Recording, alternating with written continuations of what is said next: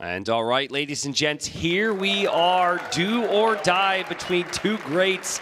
We have Tato versus the Viper, and it is Khmer against the Saracens. We speculated on this. There was a lot of conversation what civilizations would be chosen here. This is Viper's top priority pick, and then we have Tato with a top priority pick as well. Tato down here towards the south, and Viper in the north, T-West. Yeah, so you look at this matchup and think the Khmer probably have the better eco with their farmers, and it's going to be a question then, how do you apply that eco to deal with the camels from the Saracens? And maybe Scorpions, as we talked about, could be the answer there. Yeah, I think Saracens maybe have the better peak here, but it might be a little bit difficult to get there if the game gets messy, and that's going to be Viper's priority. The really efficient farms with the Khmer, and just the ability to open quickly by skipping a barracks is really helpful. So right off the bat, I'm thinking Viper needs to be aggressive. Now, you look at this map, it feels as though Viper and Tato's map slightly more open than some of the other outcrops generations I've seen. It's always tiny woodlines like this, but as you just look around, especially the front of Viper's base, just not as much crazy wall potential, in my opinion.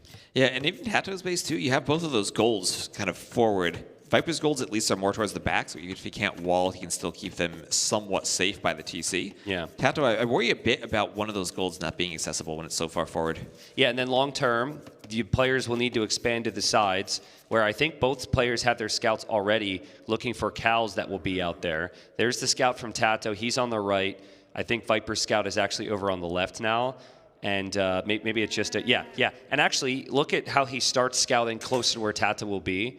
Or maybe he's just made his way over there. So we've seen games where people would just push their deer, but maps like this, they have some reasons to have your scouts looking elsewhere, which is a nice change. And right, you want to pick up as many of those cows in those valleys that you can to just buff your economy in the long run. That's why, I was kind of thinking maybe we've seen Tatars on this map. Maybe Ratons could even be a potential at some point. Yeah. And we were thinking maybe mines could be a civ too, because the longer lasting cows could be great for them. Yeah, true.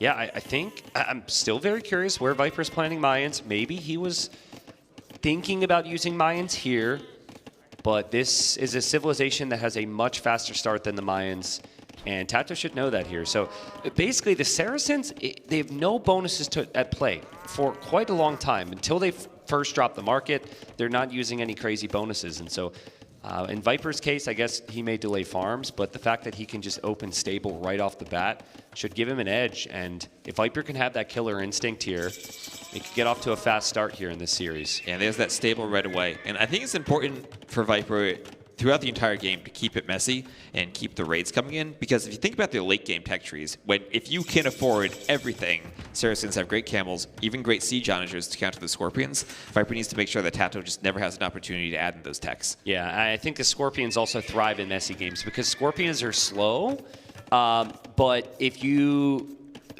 get enough of them patrolling around the different areas, Khmer Scorpions can melt armies, so you're just not going to... You don't want a situation where it's very easy for Tato to know where the fights are going to happen. And Tato against any other civ would have maybe attacked that villager, but Khmer villagers can hop inside houses, so doesn't even think about it. Yeah, that's tempting, but I mean, even against any other civ, Viper might just wall a vill. Yeah, true. It's Viper. Yep, true. A lot of respect for each other there. Wall's coming up for Tato. He also has a stable. Now, some people consider it a weakness that you can skip the barracks, because in a scout war you might need spearmen, and Viper doesn't have that option, but it's only a weakness if he's not walled, and he is working on walling. Tato had his spearman over to the left side here because he was almost going to complete the wall here, and Viper just disrupts him a little bit, but I'm liking what Viper's doing. Viper is going house walls because he's up against Saracens and he's respecting the eventual crossbow switch. If you were to just rely on palisades, the Saracen archers would break through them so much faster. Really smart from Viper. You'll notice the houses are always at the furthest part. Like the palisades that are there, that's closer because he can reinforce that. He can re-wall behind the palisades much more easily, and he has more closer villagers to those palisades if he needs to get the walls quickly.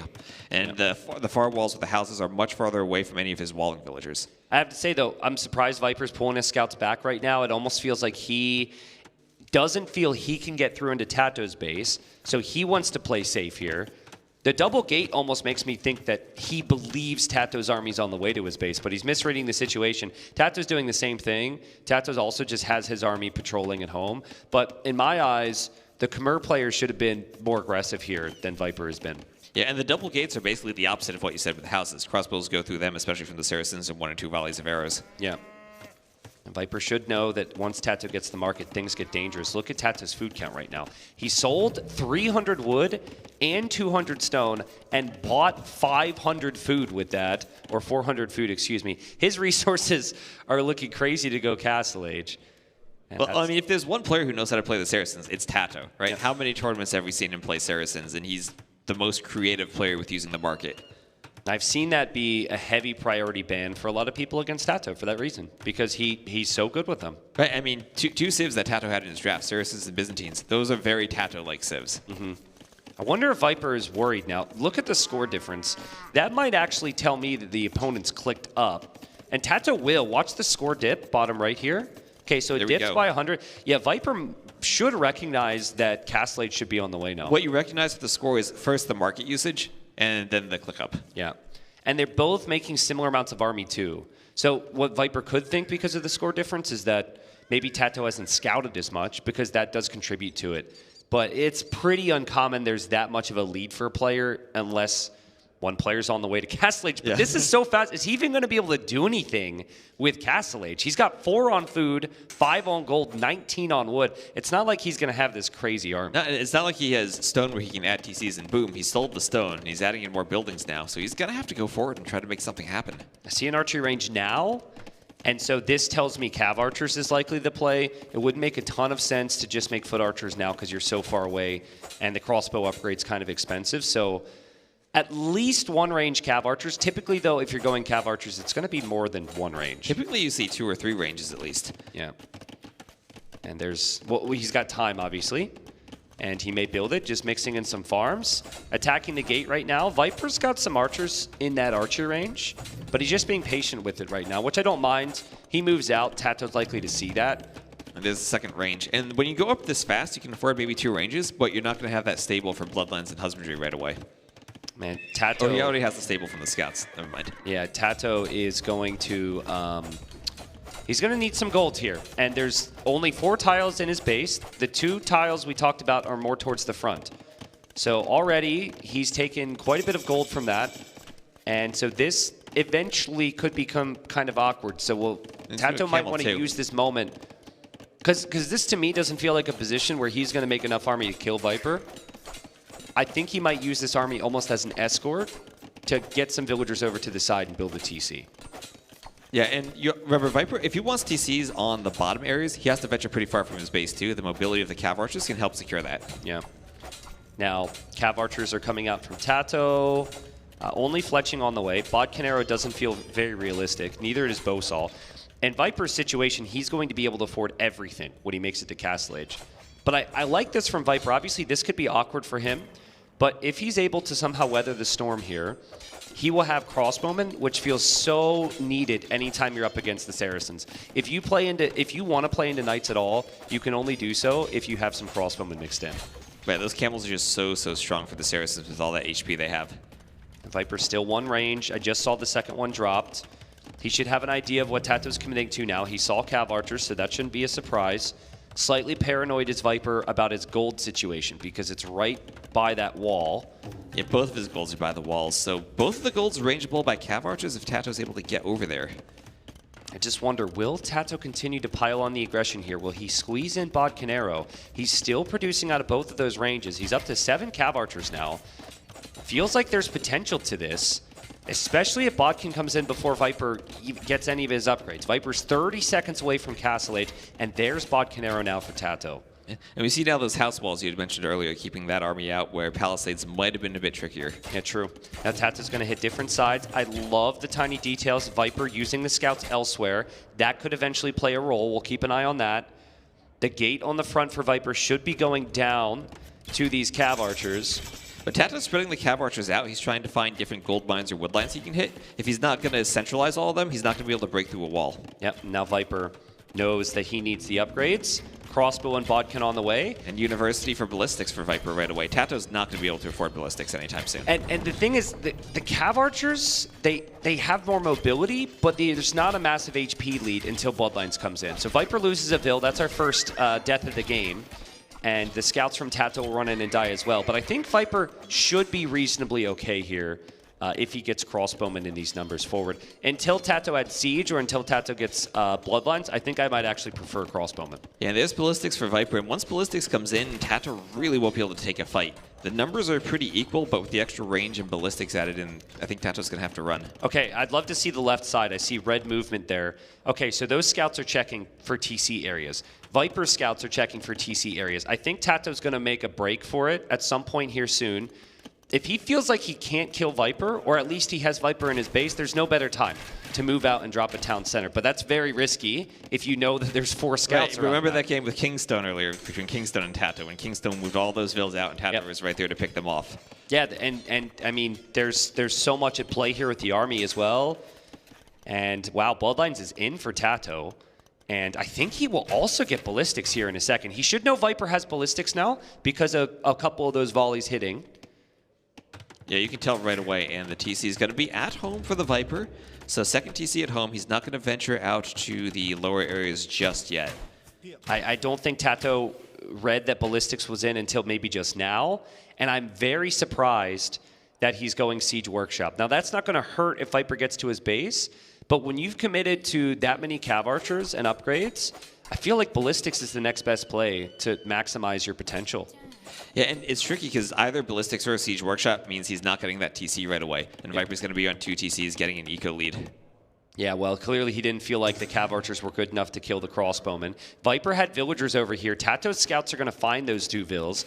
Notice how Viper's also switched his scouts over elsewhere. There's so much to look at. The crossbowmen are also coming through. Scorpion there. Defense from Tato. Yep, might be 1 dead villager there for Tato. He actually micros them, and they survive. And Viper should know he's spotted there. And he will probably lose that villager as well. Tato even saved the scout there. That's crazy. Yeah, so both players forward with their armies. Tato sees that the armies can't really fight, but since he has more mobility, Viper can't himself force the engagement. So they're both bypassing each other, going to the front and trying to pick off those low-lying TCs. Now Viper will move to the right side. Knows Tato's on the left. Has some issues on his gold potentially. And he loses a vill. Man, what a game. I mean, it is absolutely criminal that 1 player is done in this tournament after this series. These 2 are playing insane right now. And there's that house wall again you mentioned, still holding up. Oh, there we go. There we see Vills finally picked off by scouts. Viper has been looking for this. He has been waiting for this with the scouts, and now he's ready to pounce on some Vills. And he'll at least get 1 or 2. He doesn't have that many scouts, but that's what he's looking for. He knows where the TC is going to be now. Such a close game. It's such a close game. It's absolutely unreal. TC should go up there. Tato protecting. Viper adding his 3rd town center in the middle. Now, I actually love that with the Khmer because you want a super heavy food and wood eco, whereas the Saracens need the gold a bit more. So while that could be a negative for Viper if he can't make it over to gold eventually, I think that that'll in many ways make life easier for him. Tato has to protect this. Tato has to be out in the open field, and Viper is taking a really good engagement so far. Well, we'll see. The Scorpions are coming over, and Tato's getting a surround on the crossbows. And now he's gotten in where the crossbows won't be able to use their range. And with those Scorpions, he's going to clean everything. Yeah, I think this is a perfect opportunity for Viper at his own Siege Workshop. Your opponent has Scorpions. You have better Scorpions. Cav Archers seem like the better unit. So this might be a moment, or many moments here, maybe 3 to 5 minutes for Viper, where he's going to play more defensive into Scorpions and then transition. Yeah, and it will be maybe difficult for Tato to keep all 3 of those TCs running because he only has 9 villagers on food. You can see that idle TC time ticking up for him a bit in that overlay down on the right. Yeah, and Khmer are just ridiculous with their farms. Viper's got 8 vills in queue off 17 farms. That villager, this will be funny. He's got 11 vills in queue. Tato's like, don't attack it yet. That was so funny. That was so funny. So patient from Tato. The crossbowmen are here. Tato loses a vill but reacts. And Viper's Siege Workshop's actually on the front of his base. So it will be kind of annoying to get Scorpions back to this army. I think he's okay, but Tato's through. Yeah, and again, he is Chimera, so if he needs to, he can still hop in those houses. Yeah, true. That TC position's really nice, actually. It'll be tough for Tato to move past there. And Tato moves through. I think Tato will end up wanting to leave here. Still keeping an eye on Viper's villagers on the right. He built a market. Since he's already on 3 TCs, he doesn't have the stone for another. He might try and buy the stone for that and sneak a town center up on a gold or stone somewhere. And we see Elite Skirmisher coming in now for the Viper. That'll give him another unit to use against these Cav Archers. Again, I just got to restate it. This is just so high level. This is so good. This is so smooth from both of them. Both players playing to their Civ bonuses. And Viper's Scorpion just nailing these CA here. And this is, I think, actually a good fight for Viper. If you consider the cost difference and how much easier it is to mass Viper's army, I think he's completely fine with that engagement. He killed a lot of Cav Archers there. And Tato, he's taking fights that he's winning, but Viper's microing and getting the army in a position where even though he's losing them, he's not losing them as bad as he could. So Viper's 3 TCs, 30 on food right now. Some of that's cows, but most of that's farms. He's now dropping a 4th TC on the right side. That should complete here. And then also the nice thing is behind that there's some gold. So even though it's on the stone, he's got access to that gold. And Tato now wondering what can he make military-wise. The natural move when someone makes Scorpions is to go for a Mangonel, but Khmer outrange Mangonels with their Scorpions. It's a crazy bonus. I think this will be kind of tricky for Tato. Yeah, and good numbers of crossbows and Scorpions both moving forward. And somehow on this map, you need to find mobility with the Scorpions. And maybe that's just Scorpion plus crossbow combined are able to fend the Cav Archers off well enough that you can move them around without worrying about losing them. Yeah, I think that stone's going to be important here, either for a forward castle on a stone or gold, or eventually a defensive one. That's the first time we're seeing anyone go to stone, right there. Tato a little late to deny that town center. And Viper, he kind of has his Scorpions in the middle, I think. Yeah, he's got some of his Scorpions moving over this way. You can't really end the game with the Scorpions, but you can control the game at least. Yeah, so Scorpions for both players have a Scorpion battle. Scorpion micro, let's go. I mean, only Viper has ballistics. I think in the end, it's going to be 1 Scorpion for 2, and that's totally worth it for Viper. And he also has skirms in the mix. So another reason why the Cav Archers don't feel too good for Tato right now. Yeah, and here's Tato. He's thinking about engaging, but can't quite get the numbers advantage to do so. He has to rely on Mangonel hits. And he can't actively mine gold because his gold is by that TC. Viper sees the Mangonel, ducks underneath of it. And that's crazy from Viper. He's got a lead right now, and it allows him to keep the lead even longer, the fact that that army's still alive. And look at that villager count now, 95 to 76 in favor of the Viper. And he has the extra TC added in, so that Vill lead is just going to increase. Yeah, and this is the messy games that the Khmer want. This is about to get so much crazier. Light Cav's on the way, Bloodlines is on the way, so Viper will start spamming stable units. He needs to make sure it's not so crazy that he can't keep up with the Scorpions, though. Right, and there's that army on the left. Tato wants to pick that off, but he needs to somehow get the Mangonel involved, the much slower Mangonel along with the Cav Archers. So what are you thinking if you're Tato? What type of moment do you need here? What are you aiming for? Because you've just been reacting to Viper for the last few minutes. He's been reacting and just trying to jump these armies. And the question is going to be, how efficiently can Viper make this light cap switch? If there's a Civ that can do it well, it's the Khmer with their farms. I think obviously Tato needs a big siege shot here. And I think he really needs a castle to protect some of his base, in my opinion. If you protect one area of your base, then the rest of the fights become so much easier because you don't need to worry about it anymore. Oh, well, that is not an easy fight for Tato with that Scorpion, though. He's losing all of those Cav Archers, and an army he was looking to pick off now has just gotten even stronger. Yeah, Viper realizing he's out of gold at home, but he's got that gold we talked about, plus 2 armors on the way. Enough stone for a castle. I think the safe play for Viper is just castle the right side and just keep doing what you're doing. But he could go for a forward castle to end the game faster. It all depends on how good he thinks his position is right now. Well, there go those villagers forward for Viper. And we'll see if he tries to add it at the bottom of the hill or the top of the hill. I think that with the army presence he has now, you can see all those blue dots moving in Tato's base. He's going to get that forward castle. It just, is that like 4 light cav and 2 skirms? Is that enough to protect a forward castle? It feels like it has some level of risk associated with it that isn't needed. You cannot build on that stony hill. So you have to build beneath it. Like, I would absolutely love to just see a safe castle to protect your gold and then win the game by raiding. I think we know a player very well that's teammates with both of these two, who is known for suspect castles. And I'm just, okay, I was thinking his name. That looks a little bit better for Viper. That does look a bit better. But he was tempted, though. He was wandering around on the top of that hill. Maybe he just was looking for a place to place it and he couldn't find a spot and decided to go back. Well, it's at least good that Viper was able to recognize before he placed the castle. It wasn't too wise. That's going to end up being a very nice castle to still protect the map. He'll click up to Imp now. This will be a quiet moment or two for Viper. He mainly has Light Cav as his army right now.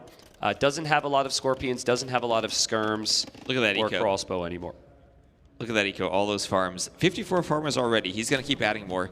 And then once he gets up, he can do that Hussar upgrade and just spam the Light Cav everywhere. This is honestly where I think you may not even need to make another gold unit for quite some time here. I think with how exposed Tato's base is, you can just go Light Cav raid. Now, camels are going to kill off those Light Cav, but whatever. The Light Cav just costs food, and then you can bank up gold for your next transition. That could be Heavy Scorpion. That could be Ballista Elephant. Those would probably be the two main things. But this is a fine position for Viper right now. Yeah, and all that Viper wants to do is keep this messy so Tato can't comfortably get into that camel army, get the heavy camel upgrade, get up to Imp. Right now, it looks like Tato's probably going to be stuck in the Castle Age for a while, adding Castle Age camels. Yeah, Viper's done such a good job controlling this game. It's so smooth. And everyone here knows Viper's got this in him. I think the question maybe is, can this be continuous throughout a very long competitive series? And we'll obviously see. We hope to get 5 games here. Tato engages. Tato should clear this, but again, all the work he's had to do to get some level of control, and I think Viper has just Ballista Elephant cut through the trees. I think that Ballista Elephant chopped the trees, and we now have Crossbowmen and Light Cav storming into the back of Tato's eco. And that is brilliant. He has that castle, he has the Ballista Elephant. You're probably not going to make many of them and take straight up fights, but just the utility to go through the trees, it opens up the map even more for your Hussar raids. It's so annoying. It's just so annoying. Like, the fact that this has happened because of one Ballista Elephant is crazy. Yeah, and I mean, everything about the Chimera is kind of annoying, right? You get your army into their base, they hop in their houses. You think you're walled, they Ballista Elephant cut through. And it synergizes so well with their Hussar play. Yeah, and Tato's probably like, are you kidding me? I feel like I played well with the Saracens. This is one of the best civs for the map. And I haven't even clicked up to Imp yet, and I've just seen Imperial Age come in for my opponent. It's been nothing but reacting to the Viper. Viper almost at 200 population. Look at these technologies now. He's getting like 7 or 8 techs at once, both for eco and for military. And he's going to use that right side next to the castle to potentially end this game, as the Arbalest production is coming right on Tato's doorstep. Yeah, everywhere on that minimap where Tato has a base, there are blue dots raiding and killing villagers. Tato has to react everywhere. Yeah, and I honestly, I'm not really sure if he has much of an answer. See, what Viper has done here is he has forced, with these Light Cav raids, a heavy camel response, which is the correct response from Tato, but I think he's overmade camels now, and he's simply going to die to the Arbalest. There's Tato the knows it. He taps out, and Viper takes game number 1. That was smooth. Wow, that was, and I think that just all comes down to that early attempt to go for that fast castle for Tato. Viper held that, didn't really take much damage, and had a much better eco. And even though they were kind of trading armies that had an equal KD for most of the game, Viper was just building up that eco lead behind it. Yeah, that was smooth. I don't know what else to say. I felt like you know, Viper at times in some other games has had a tendency to try and force the issue against walls and be too aggressive against walls. And here, he realized it's going to be tricky for me at times in the early Castle Age with Saracens, but let's just sit back and let's play a patient macro-style game. I really like the third TC in his base. I think we saw the benefit of him focusing more on farms than gold. Right. It felt like it was just enough at every single stage of that game. And like you said, it was very smooth from Viper. Yeah. And the Chimera saved that really favor that smooth play style into the messy game, where your own economy can be very well protected while you're trying to make the rest of the game messy. Yeah, for Tato, was Cav Archers the play? It felt like I mean, it is 2025. That is the meta these days, right? We see everyone making Cav Archers. We see Jordan, he's walking behind us just to go make some Cav Archers. That's what people do these days. Yeah, but like what the moment of the game where I didn't like CA there is he gets the numbers, he gets bloodlines, he's heavily committed to them, and he doesn't get ballistics. And what ends up happening was the two armies of Cav Archers and Crossbowmen are engaging similar numbers. The Cav Archers are tankier, but Tato doesn't engage because he didn't go for ballistics. And right. I think it was a little bit of hesitancy and fear because Viper is Viper maybe, and he went for a Siege Workshop and those Scorpions at home. And I felt like that was the moment where it took Tato some time to take the engagements he wanted.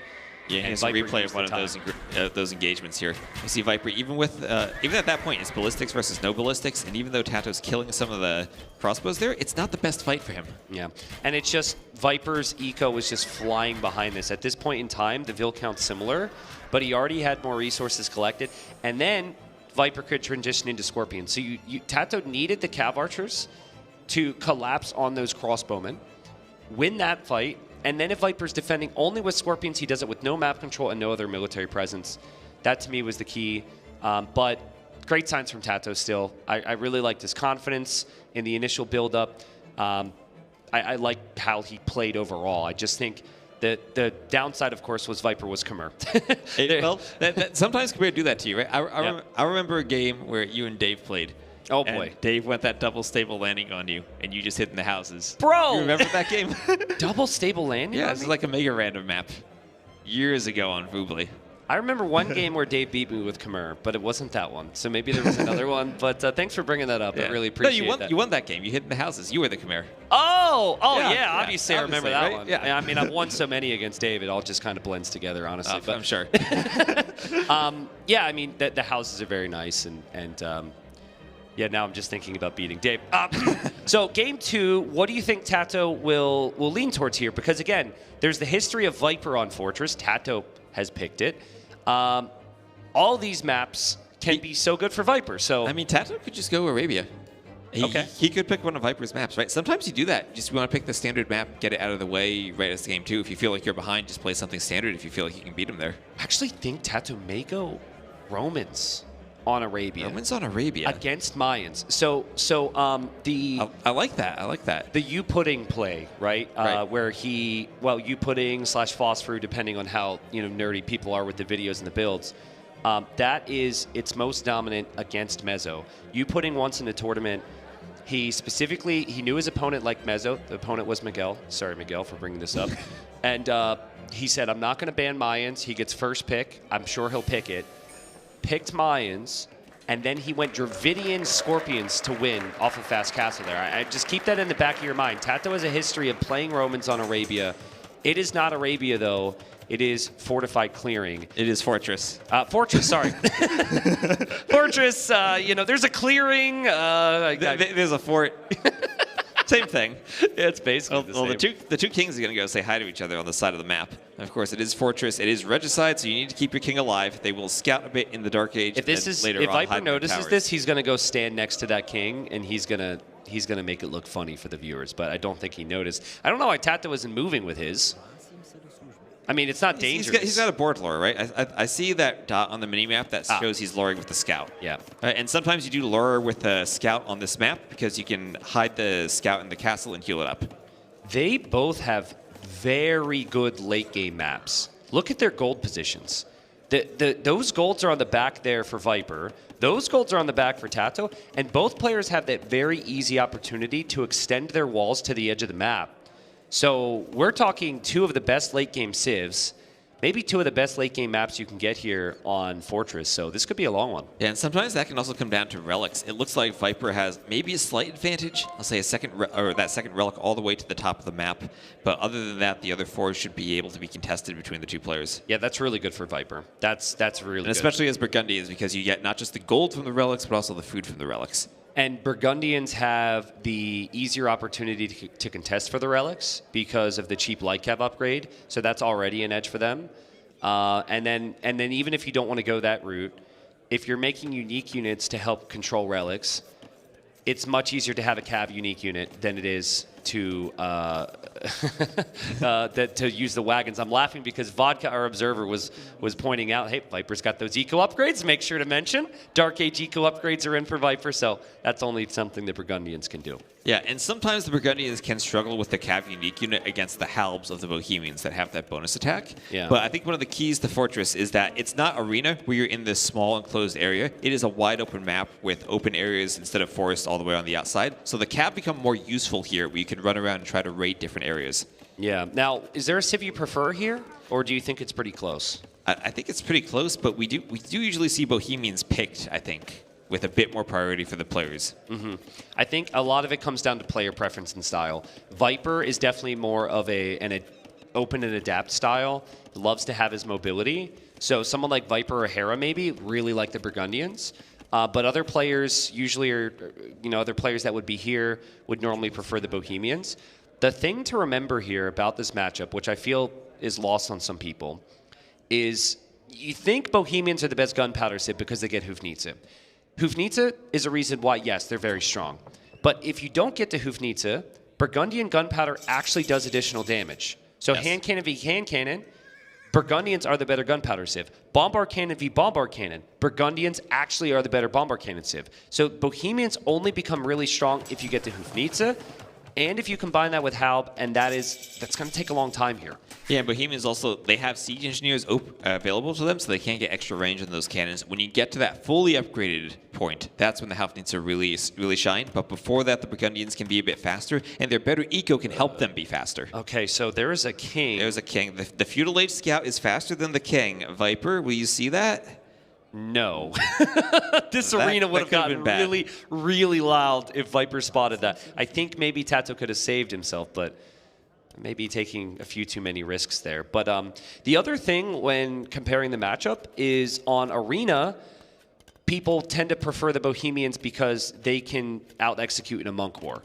But this is a tough map to really go monk siege push because of the extra fortification. So I personally have a little bit more faith in the Burgundians, but again, I think it's very close. Right, and it's a bit of a larger map than normal. Fortress is slightly larger than the other maps, so it kind of takes away the ability for Bohemians to go maybe for that 1 TC, forward castle, fast imp, early treb, bombard cannon war play. Okay, so what I wasn't expecting was to see the player with the gold mining bonus, Bohemians, to have 2 on gold, and the player without the gold mining bonus to have 4 on gold. So Viper, even researching gold mining, I mean, that tech is cheaper. Maybe he's foreseeing the fact that Tata will use the heavy gold play and buy and sell some resources. But that's not normally what you see. Normally, you don't see the market being used from the Burgundian player because they have so many farms, they don't need to buy the food. But Viper's cut some farms. Instead, he's got the Vills on gold for some extra flexibility. Well, remember, with the regicided resources, you do usually need a couple more Vills on gold because you don't start with any. So that might just be part of his normal regicide build. That's true. I think in Tato's case, I don't know if Vodka can maybe page up. And it might indicate more of a priority on the monasteries and monks, too. I think it's possible that there was wood was sold. Yeah, so for Tato, he sent 2 to gold, didn't have enough, sold a little bit of wood. That makes sense. But still, I mean, 8 on wood is not what I would fully expect. Maybe Viper doesn't have as many on gold long term if he built a TC here. And yeah, that's a good TC next to wood. And also next to the gold. And then he goes for the monastery. And I'd like to see Viper scouting now.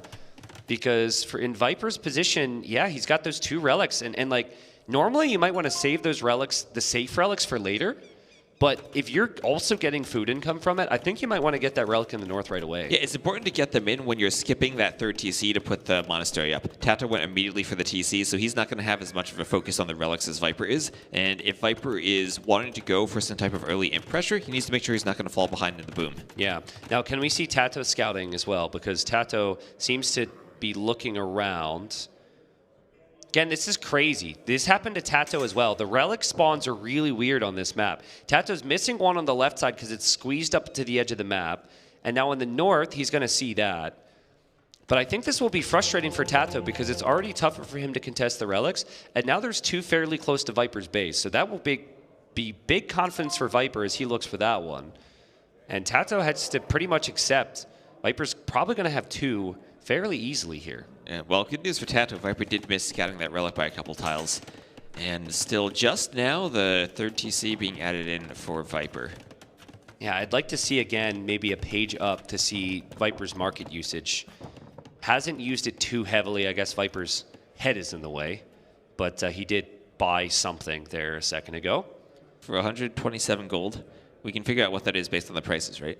Okay, we can, but I don't feel like thinking about it. So please, please tell me. If he clicks on the market, we can see the prices, and then we'll figure out what it was. Yeah.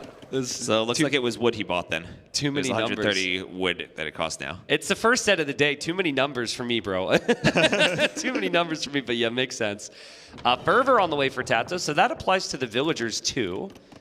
So they're a bit faster now, which is a very big upgrade to get. And it's 35 Vils versus 34. Pretty close, boomy game here. And also, a few Custilier out for Viper. He's going to be looking for Tato to make plays for the Relics. But does Tato have a Monastery yet? Is he going anywhere for Monks? He does. Yep. And Monk should be a little bit faster. Now, I want Tato, regardless of what else happens here with the Relics, I want him to extend a wall from the right side of his base to the edge of the map and the left side of his base to the edge of the map, and you just turtle in that corner until you get Hoofnitsa help. I feel like you're always going to be slightly outboomed against the Burgundians. You're probably here going to be behind in Relics. Okay, sure, but get to your death ball and push with it. Sometimes what people want to do on this map, and Tato loves this, is they like to move out, they like to move forward for forward castles, whatever. I really think your best chance is if you take advantage of your map and turtle, and you do not move out until you're ready. Yeah, and two perfect maps for this for both of those players, right? Yeah, both of them with the golds in the back, and both of them where if you get pushed early on, you're probably not too worried about it because you can just go to the back for the golds. And Tato should also know that. If we could see Tato's Fog of War, they're just looking for Monks. He also knows Viper's golds are in the back as well. So that's even more reason not to push. If Viper's golds were forward, you might want to go for an early imp style push. Right. I could be wrong on this, but I just think that's the play. And then obviously in Viper's case, you might want to push the Bohemians before they get there. Look at Viper attack and block there. Viper deletes his... Oh, sorry, Tato... Wait, Viper deleted. Tato's now chasing this down. He might end up getting Atonement to try and convert that Monk. Is Atonement in queue right now, I wonder? Behind Sanctity now. Not in queue. It's kind of expensive, so... I mean, he does have Fervor already, so he is faster. Oh, can he heal? Heal with one, convert with the other. Oh, the scout is saved, and now Viper goes for a conversion. Will Viper save this Monk or not? Oh, that was so well played from Tato. That was so well played. And now he's just going to heal the scout up, and he can pick another Monk. With two Monks, he can get a conversion here. I think this is... Oh! What? Look at Tato's face. That... I mean, based on my knowledge of how Monks operate currently, that does not make sense to me. Was the Monk charged somewhere before that? Well, so something I've realized is if a Monk started converting and they lose sight of the unit, they will still sometimes hold on to they hold on to the conversion until it stops walking. So until it stops searching for the unit, it holds the conversion. I mean, Viper's now in a pretty good position to take some engagements. I think everyone's going to lose their Monks here. And so that's maybe fairly even true. Yeah, and we saw that there as Tato was able to swap the conversion from the one unit to the other and hold the charge. But sometimes, as you say, when you leave the line of sight, you might expect it to stop, but it doesn't stop until the Monk or finishes walking towards the unit. Yeah, there's instances right now where you don't see the unit and they still keep the hold in the conversion. But there, Viper did maybe still see it because he had active army around. Right. It was just the Monk was so far away and off screen, and that felt forever ago that I think Tato and everyone in the crowd expected Viper to lose that Monk there. Yeah, and there's Imperial Age on the way for Tato. He will be the first one up. Viper shouldn't be too far behind. And there's the University in the back for Tato as he's going to look to maybe start securing that area by the golds. This timing from Tato doesn't feel like the big turtle play. Now, maybe he's respecting that Viper's going to push him pretty quickly, but this feels more like an early imp push style. Could be because he's super far behind in the relics. Like, if he doesn't see that relic on the left side, he's assuming Viper's going to have, like, 5 relics right now. Right. And that's very dangerous long term. Yeah, and if you don't go for the relics, you kind of are forcing yourself to go for that earlier push because you don't want to fall behind in eco. Yes, but, like, relics are long term. So I stand by my statement that I think Tato wins this game with help Hoofnitsa. And I would like to see him try and get there as quickly as possible. This is more of a bombard cannon trep style push than it is waiting for Hoofnitsa. And Viper is scouting around the back of Tato's base. He will indeed see those golds. And there are those villagers going forward for Tato. A few spears, a Hussite wagon, a few units to protect them. And he's going to look maybe for a forward castle. Mm-hmm. Yep. And bombard cannons could come pretty quickly. You know, I saw Viper have some issues in an arena-style game recently where he built a lot of his production on the front, and all that production just got sieged right down. He doesn't know that army's there. but maybe he'll regret not having some activity in the middle. He's trying to scout other areas, like the back corner, which is very thorough. But this is the key right now. You need to know what's coming here, Viper. Those 3 archer ranges could potentially go down. He might not have time to get the gunpowder as we see Tato dropping his first range. That will be hand cannons. And then right now, the first bomber cannon's on the way. This is crazy. Yep, chemistry finished. He did chemistry on his way up to Imp. And now also having the stone just about for another castle is Tato. And he's going to look to engage in a trap war before Viper has a chance to react. Oh, man, dude, that is a statement castle. You know, I wanted the extreme of defense. Tato says, how about if I'm this aggressive? Because if it's this fast, Viper might not have time to get to any of his bonuses. You might be wondering, like, why? Viper's collected almost 3,000 more resources. Well, it's because he went 4 TCs. He added the 4 TC in the north. He's gone for a much more expansive economy. And there is a risk in that. It delays your Imperial Age ever so slightly. The castle in the back from Viper tells me that he is fully expecting to lose the front of his base, and he's bracing himself for the future. Right, that castle, that initial castle he has is forward, and he might lose that, but it's also going to buy him time. Tato needs to push into that castle, and it might just give Viper more of an economy lead as he already has that 4th TC and more villagers. There was a game with the Bohemians in this tournament where the Bohemian player clicked chemistry right when they were about to reach Imp. So technically they researched it faster than other civs, but they didn't end up making bomber cannons until way later. Tato had this perfect. Right after he reached Imp, chemistry is already completed, or right before, sorry, and the cannons are out already. And Viper has to go for chemistry now to get to his gunpowder, and he hasn't done so. He's actually adding a staple, and that wagon will spot the stables. So Tato, he knew those golds were back there, and he just went to check with the wagon, and he's going to see the stables. He might not know exactly what the transition is from Viper, but he knows that the cav will be a part of it. See what I mean, though? Like, all these ranges now, these ranges are all going to go down, and that's a difficult thing for Viper to replace. And Tato's still not walled at the back, like you were asking for earlier. Oh, there's a hole. There's a hole in the walls through the overchop. Yeah, Tato, he's just full focus now. I mean, think about this. You're up against the Viper. You're down a game. It's hard to be critical of anyone who just thinks you've got to kill Viper quickly here, especially if Viper has, in his mind, 5 relics, in reality 4. He wants to go for the kill, and Viper, I'm a little uncertain on what his game plan is. He didn't click chemistry yet, right? Oh, he's going Paladin. He's going Burgundian Paladin. That is cheaper, but it's in a 1v1 against the Civ with Bohemian Halbs. Already 16 pikemen out for Tato. Well, Viper is doing something interesting here, though, because Viper is trying to cut off the reinforcements. He sees the ranges are forward, but there's no barracks. So if he always has an army in the middle, new pikes can't go forward. Also, if we could see Tato's Fog of War in the back, I'm not certain he knows it's a full commit. He sees one stable, that could just be for anything. And Viper has otherwise hidden all evidence that this is going to be Paladin. Viper will have Paladin in 70 seconds. Tato hasn't prioritized help. I'm not sure Tato's aware of this yet. Yeah, we're seeing more ranges from Viper on the outside as those farms get raided. But that's what Viper wants to do, kind of leak out his eco to the outside, and Tato needs to make sure he keeps the scouting up so that Viper can't farm in those locations. Yeah, it's good from Tato to use the converted unit to get over there because he doesn't have a ton of mobility. Now, Viper still won't have any siege with this pushback. So if he attacks with Paladin, he's basically just going to clear up this army, but the castle's going to remain there. There go the relics. There go the relics. There goes range number 4 or 5 to go down, and I think Tato should have been able to catch a glimpse of the Cavalier there. We'll probably see him immediately drop barracks and go for Halb. And yeah, there's the Halb upgrade now, but does he have enough right now on the front? And where are the Paladins going? I think they're going to raid. How can they raid? Tato's fully walled. Does Viper see the walls yet? Or does he think Tato's still open? Well, last he was there was no walls. There's no walls. He's trying to hope that that's still open, but Tato's done a good job to wall it off. What do you think about that castle from Tato? It feels like he's got an opportunity to place that deep in Viper's base.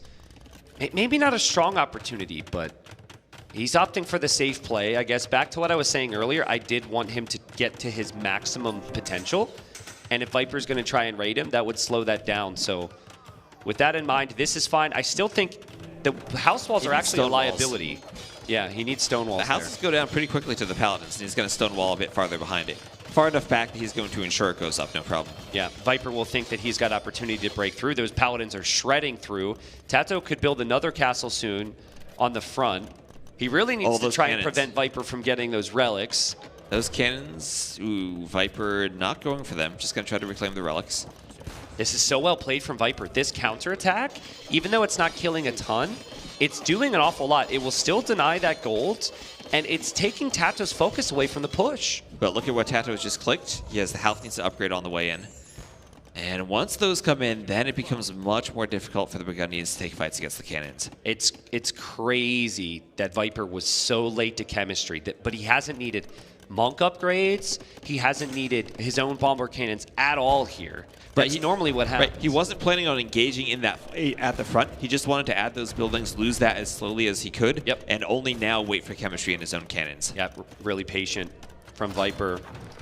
And he's got that better economy still, but there's a question of if his Civ can compete with the strength of the Bohemians. Do the Bohemians get fortified wall? That's a question for Orlando. Oh, there we go. There we go. I was just wondering, because I really don't see it that frequently. Actually, now that I think about it, I think that Kingston researched it the other day against Tato, but that's a good tech to get because Viper's knocking on the door. Viper now wants these cannons out of the picture before Hufnitsa comes in. Viper just running past with the Paladins. That's expensive, but if he kills the Hufnitsa, he'll probably be happy with this. Yeah, it's good that the upgrade came in just then, so that's a bit more HP, and it gives him a bit more time to kill the Paladins. Wow, Viper, if only would have had the attack upgrades, might have killed them a little bit faster, but Viper clears them up. He also takes out the Treb, and he has his own Trebs right now on this castle. Tato basically has nothing there. Oh, he's in at the south, too. He's in at the south. The Paladins broke through the wall. Oh, man, this is horrible. He actually, I think Viper's blocking that gate foundation. He knows exactly what's happening. Viper's just playing so good here. And look at how patient he was. He built up 3 trebuchets before firing, and Tato's going to lose the front of his bait, or sorry, the push. And Viper's got full map control. Castle and TC on the right, TC on the left. This is perfection from Viper. Oh, the Outpost is going to find the final relic. He's going to get all 5 relics as Burgundians with that extra food. And this is exactly the position Viper wants to find himself in. This is insane. I mean, this is just absolutely insane. It's something that you've maybe expected from Viper a little bit in the past, but this is just absolute patience when needed, killer instinct when needed, and just perfect macro behind. 25 Paladins, 15 Skirmishers. Now, look at his res. Like, he can go full gunpowder now. He could also go for Revolution, maybe? I don't think he wants to do that. Yeah, probably doesn't want to go for the Flemish Revolution, but if there's ever a position to try it, this would maybe be it. But Viper will feel like he can't lose this game now as long as he holds the map. And well, Tato as long as he holds up the map, right? Bohemians, I feel like the Bohemian unit composition with how good their halbs are still is better. But the Burgundian economy with 5 relics is just insane. And Bohemians are just so slow. Right? All their units are super, super slow. So to now have to creep through the middle of the map is going to be so taxing. Oh, those walls from Viper. Not only are they slow, but they're going to be walled in. Yeah, but if you get to 80 army with the Bohemians, you have a better 80 army than the Burgundians. Absolutely. So and that's the what you need. Burgundians really can't fight that. Yeah. It's hard to fight the halbs. Even if you do your own hand cannons, that's probably your best option. I'd like to see Viper get monk upgrades here. I think the opportunity for the occasional conversion on these Hufnitsa will be there. And when you have 3k gold, that's an option you should probably consider. His own cannons, also a good option. There he goes for relic number 5. We'll get to find out if they put the right settings in the lobby here. And that's true. When you swap it to Regicide, it defaults to standard victory. So we'll see if this is a relic victory.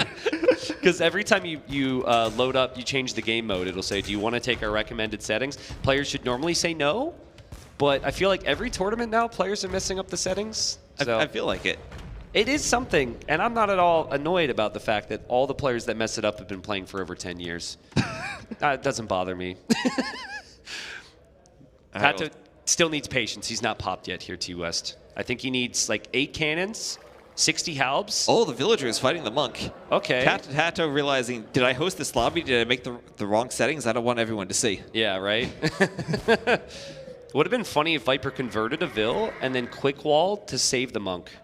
That is a very Viper play. I mean, that's what I was hoping for. I'm a little let down. I think Viper was maybe looking for a one-tile nook in the woodline where he could wall with the relic and try to keep the monk alive. It could do that, maybe. There's the upgrades for Viper. He's got so many resources. But I was not expecting a Treb cut forward Monastery. That seems to be the play on the right side. And Tato comes over. That TC is going to be gone in the blink of an eye. And Viper knows that Tato's got enough for a couple big groups here. Well, that it will be tricky to deal with. That's the thing. The Bohemians, they can push, but it's hard to push in multiple spots at the same time. Right now, Viper, he has his main base, and he has those two side castles and TCs on the extra golds. Yep. And Tato can remove one of those castles, but Viper can still take the other one. Yeah, exactly, and that's what Viper will hope for now. Viper will feel like he can always lose a couple castles here and be fine. Viper will dive with the Paladins. There's Halbs there, but I don't know if that's enough Halbs. There's too many Paladins. It's enough Paladins to dive in and take the cannons, and that's what Tato needs to rely on to win this game. It'll be an absolute slaughter here, and Tato's castle will fall. His villagers will fall. He probably needs to be careful not to try and save anything or reinforce, because the Paladins could run into his eco there. Yeah, and all the Halbs from Tato are still out on the right. He pushed one castle, but that castle's in the middle of nowhere right now. His main base is being pushed by Viper. Now, interesting decision from Tato. I actually like it. Just keep moving forward towards Viper's base, right? Because what Viper wants is for you to react, and then he pulls away with this faster army, and then it's just an endless cycle. At least he's making a move. And look at Viper thinking about this. He actually moved his king. I saw it on the mini-map. He moved his king to the castle and out of the tower. So he knows, as he even gets hoardings now, that Tato's desperation play might involve a king snipe. It might, and he has the house needs to there. I mean, that's a great unit for pulling off the tower snipe and getting the king. Yeah. Viper has a lot of eco over here. Like so much eco. I guess he had no wood in the north. So he's losing a lot of vills right now. Yeah, and as you said, if Tato had pulled back to defend, Viper could have just ran away. Tato needs to be the one with the Halbs forcing the fights and forcing the spots on the map where Viper has to move his army. Yeah, and Viper's now the one reacting. Yeah, so this is well played from Tato. Remember, he might not have the relics, but he still has enough gold to make cannons, and that's all you're spending your gold on. Oh, his Halbs are out of position. His Halbs are out of position. This could be costly. And he will lose some of his Hoofneeds. That's so worth it for the Viper. Absolutely. Absolutely. And that's going to stop this push, or at least slow it down. Now Viper doesn't have to worry about the Hoofneeds getting through any of his walls. I'd really like to see Viper, who actually has no gold income right now, apparently. That might change. I'd really like to see him make some hand cannons. Look at Viper's food. He has 8,000 food. Like, is it not bad at this point to still be making Paladins? I think they accomplished what they wanted. But now it's full Halb. I feel like you need to spend your gold on gunpowder to try and now it's just Skirm. And now Viper doesn't have a gold unit. I mean, he doesn't have any gold. Yeah. Tato's done a really nice job. I mean, that TC will get shot down, but he at least took Viper off that gold. That tower and the Halbs there kept Viper off of that gold. Kind of felt to me like Viper was going to take those golds forever. Right, so how much gold does Viper still have in the back of his base? Did he completely mine out those 2 golds he had? Yeah, he did. So how did Viper lose 50 villagers? He had so much eco here. He had like the base setup. He just had all of his lumberjacks exposed, and he sent so many villagers into those Halbs. For as amazing a start this was to Imp for Viper, I mean, this is just completely collapsed on him here. And now he's got 3 Trebs and a monk? Against villagers? What, do they walk into a bar? Like, what is this? This is a joke. I mean, he might take the castle, but this seems wasteful for Viper at the moment. And I'm just wondering if Tato's got some real chances now. Yeah, 3 Trebs, they will go down. I mean, they took a castle, so that was probably worth it. But that's not where he really needs to push right now. Yeah. He really needs to care about the extra golds on the map.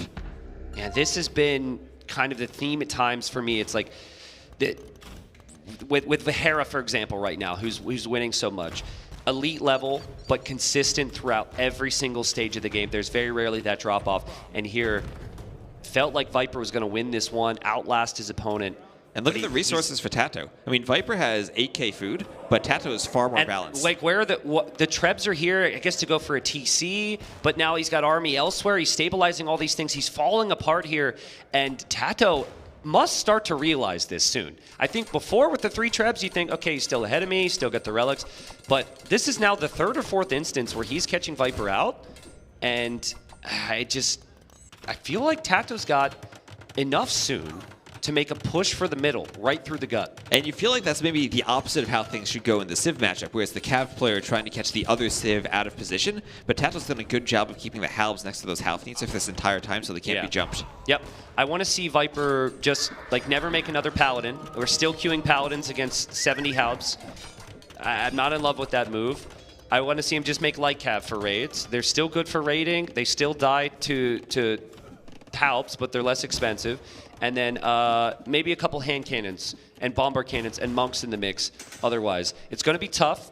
Sometimes when you're hard committed mentally into how games are going, it's hard to make those switches. But look at Tato come back. He just does not let Viper on those golds for much longer than Viper needs to be. No, he does not. And we talked about how open the map is. Right now, it's those golds that are important. So Tato can just get a few halbs onto the gold, get a few cannons there, and he doesn't need that much mobility at this point. Viper's Trebuchet out of the castle. Tato sees it with the halbs, and that could be another Trebuchet down for the Viper. He does lose that. And now he will dive with his Paladins. Paladins come in. They'll take a Hoofnitsa in response. Nice shot from the Viper there. But Tato has more gold in the bank. This is what's crazy about the Bohemians. You only spend gold on Siege. You don't spend gold on anything else. Right, your halbs are so good, and especially against the weaker Paladins that don't have bloodlines. Oh man, Viper's got bombard cannons here though. He's got bombard cannons. He needs to protect his bombard cannons. The skirms will probably be enough in the end to defend these. But the cannons go down. Those are expensive with how little gold he has. He has 0 on gold. 0 That's on second gold. Cannon down. He's got 4 relics. Tato was able to snag one, by the way. Tato knocking on the door. What a game here, T-West. I got to say this about Viper, though. It's been shaky at times. He's stabilized his eco pretty massively. Oh, we have a pause. I think Tato is fixing his earphones or something. But the crowd was ready. They were ready to hear a GG called there. Viper. they were anticipating it. I mean, I'm curious to see what you do now. They've been going back and forth over the golds. Tato can do that again. And he's going to try it again here. Wow. Oh, man, what a clear up. Bye-bye, Paladins. I think for Viper there, maybe he just lost track. Maybe the pause affected his focus. It was only like a 3 or 4 second pause, though. So usually the longer ones that can happen. Oh, nice cannon shots on the Paladins there. And how does Viper stop this now? How does he pick off the cannons? There are so many halbs there. Well, his current choice is Paladin, right? And we've talked about how costly that is.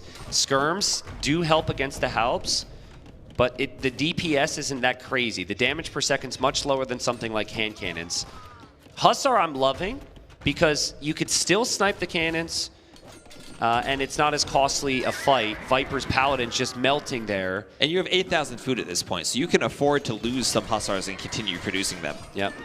Viper primarily queuing skirms. He will have his own bomber cannon somewhere, but Viper wants that gold again, and Tato's here. That's where Viper's cannons are too.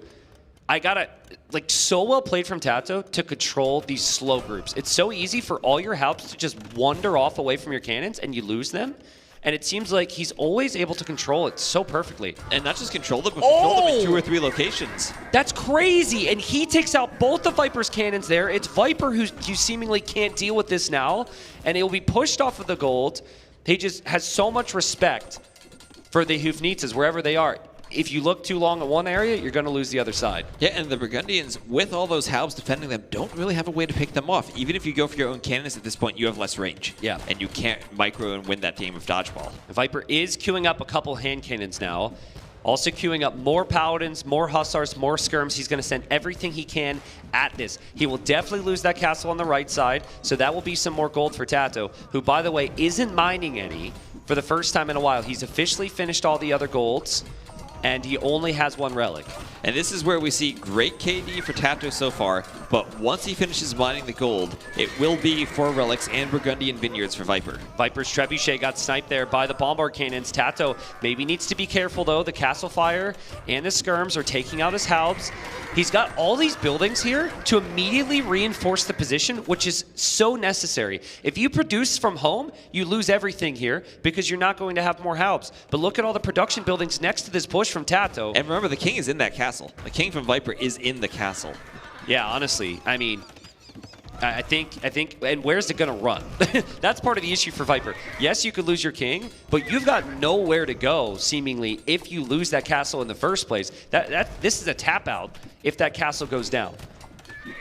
Yeah, and huge score lead for Tato, too, as he continues to float 1,500 gold, just about. Yeah. And Viper, it feels like he's the one who should have more gold at this point, but he was making all of those Paladins for so long. He was making a gold unit that was continuous's dying to the halbs. Tato's just spent gold on cannons, and that's it. Yeah, it's been so cost effective. And honestly, when it's all said and done, it might be Tato who's collected a little bit more gold because of the mineable gold. It felt like with Viper's position that he would have taken all the golds on the sides. Tato took the majority of the gold on the left. He's now taking gold on the right side too. So crazy stuff here. Viper still does not want to allow Tato to take that gold, but Tato's got enough army there. And Viper just barely holding on right now. But still, it just feels like this never-ending story against these cannons. Yeah, and there was that period early on when Viper had both of those extra golds, had the TCs and castles up, and was pushing down the middle. But this Bohemian army is just so good. You only need 2 units. It's so simple. Yeah, 1,600 gold for Tato. He'll always have more cannons. Viper, no protection here. He only has 1 castle. The Halbs are going to be into the farming eco. Halb raids isn't your typical way to kill your opponent's eco, but when they're mainly producing stable units, it's actually a great move. They can't really send over Hussars to clear it up or anything. And so, yeah, Viper will have some problems.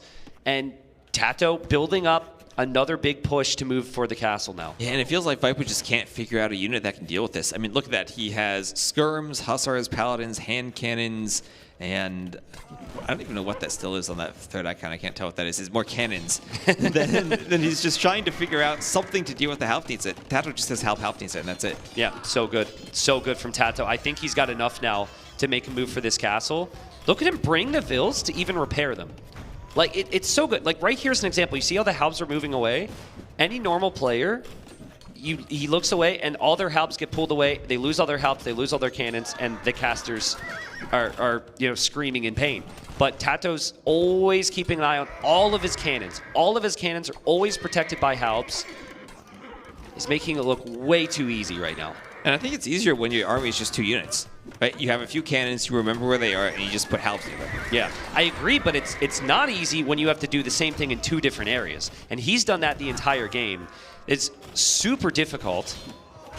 And he's just chewing up Viper's units time and time again. I mean, at a certain point here, he's going to click that castle. And if he's hitting that castle with cannons, Viper's going to lose it. Viper does not have any stone that's mineable. He does have some in the bank. Viper, I think, has to try his own bombard cannons, which are inferior, unfortunately, in combination with the skirms. It's really his only choice right now. Yeah, he needs some type of siege here, otherwise the cannons just pretty much never die. There are too many Halbs, the Cav can't pick them off. It's a frustrating position for Viper to be in. We talked about monks before. This is the first time I'm seeing a monk try and convert a bombard cannon in pretty much the whole game from Viper.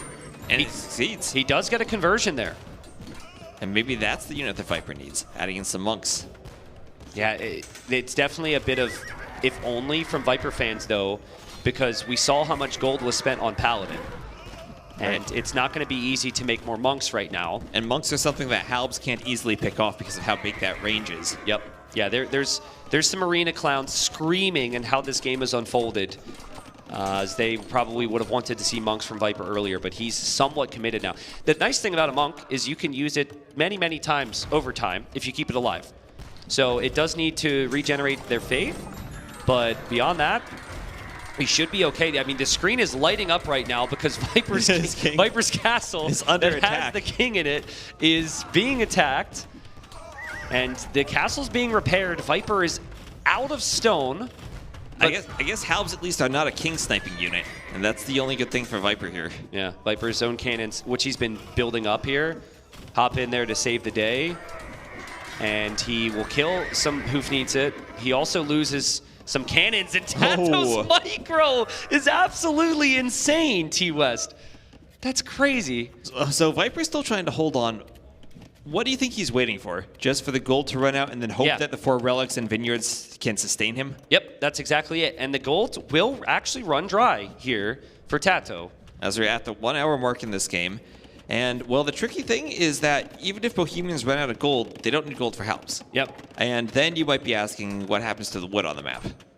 Yeah, honestly, this is becoming a wood conversation too. Viper's wood access in the north is super exposed. We've seen that raided. Tato's kind of controlling some of that wood here. I mean, Tato's backing off right now, which is kind of interesting. It makes me think that he believes that Viper's got enough to defend, and Viper's got the 4 relics. Viper's got the farms bringing in that trickle of gold, and he also has a more diverse comp. Tato's just been spamming the same 2 types of units. And we look at stables now from Tato. He's starting to add in some light cap, not something the Bohemians do particularly well. They do lack both bloodlines and that final armor upgrade. So even the skirms, as they have Bracer, do quite a bit of damage to the light cap. That always worries me. Anytime I see a Bohemian player making cav, makes me think they don't have faith in their comp to work anymore. And the thing is, the cav could be really strong with raids. I don't know if it actually contributes a ton against the light cav. Because like you said, they lack the upgrades. We'll see. But this moment where Tato's backed off has given Viper a lot of time to stabilize. And Viper has 55 farms.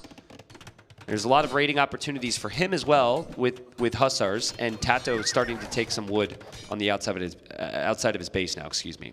So how much gold is behind that TC? Around 600, 500, 600 gold left on each of those tiles respectively. And stables going up for both players here.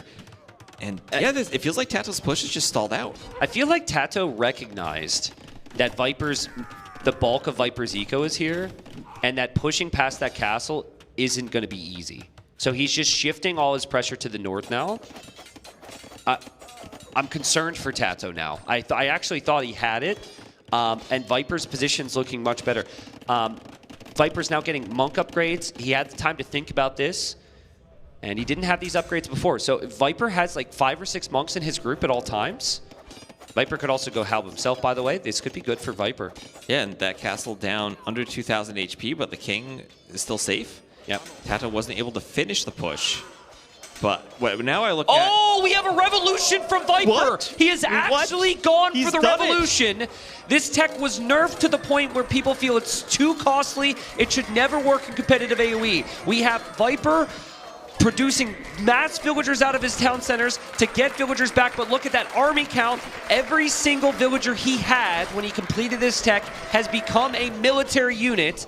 Will this work, or will Viper live to regret this? He did do the blacksmith upgrades before clicking the button. He doesn't have armor for his units. He doesn't have armor on them, but he's fighting Halb and Cannon. There's nothing from Tato right now that can kill the militia. He could add his own hand cannon but that's a long transition. Yeah, but don't Halbs kill them? Like, if you don't have armor, don't Halbs and Lightcap kill them? I don't know. We don't see it that frequently. I think Tato, if he just falls back with his expensive units right now, and braces himself, it could actually lead to him winning this game. He's got 98 more Flemish militia to deal with. They're all in different groups. This is tricky because I think both of us felt like the momentum was shifting to Viper's side anyway. Yes, I can't believe it. Like, Viper absolutely started to have the momentum here. This was getting much better for him. If he doesn't win this game, because of the Flemish militia, he might live to regret it. I can't believe it. I mean, I'm loving the fact that we're actually seeing it.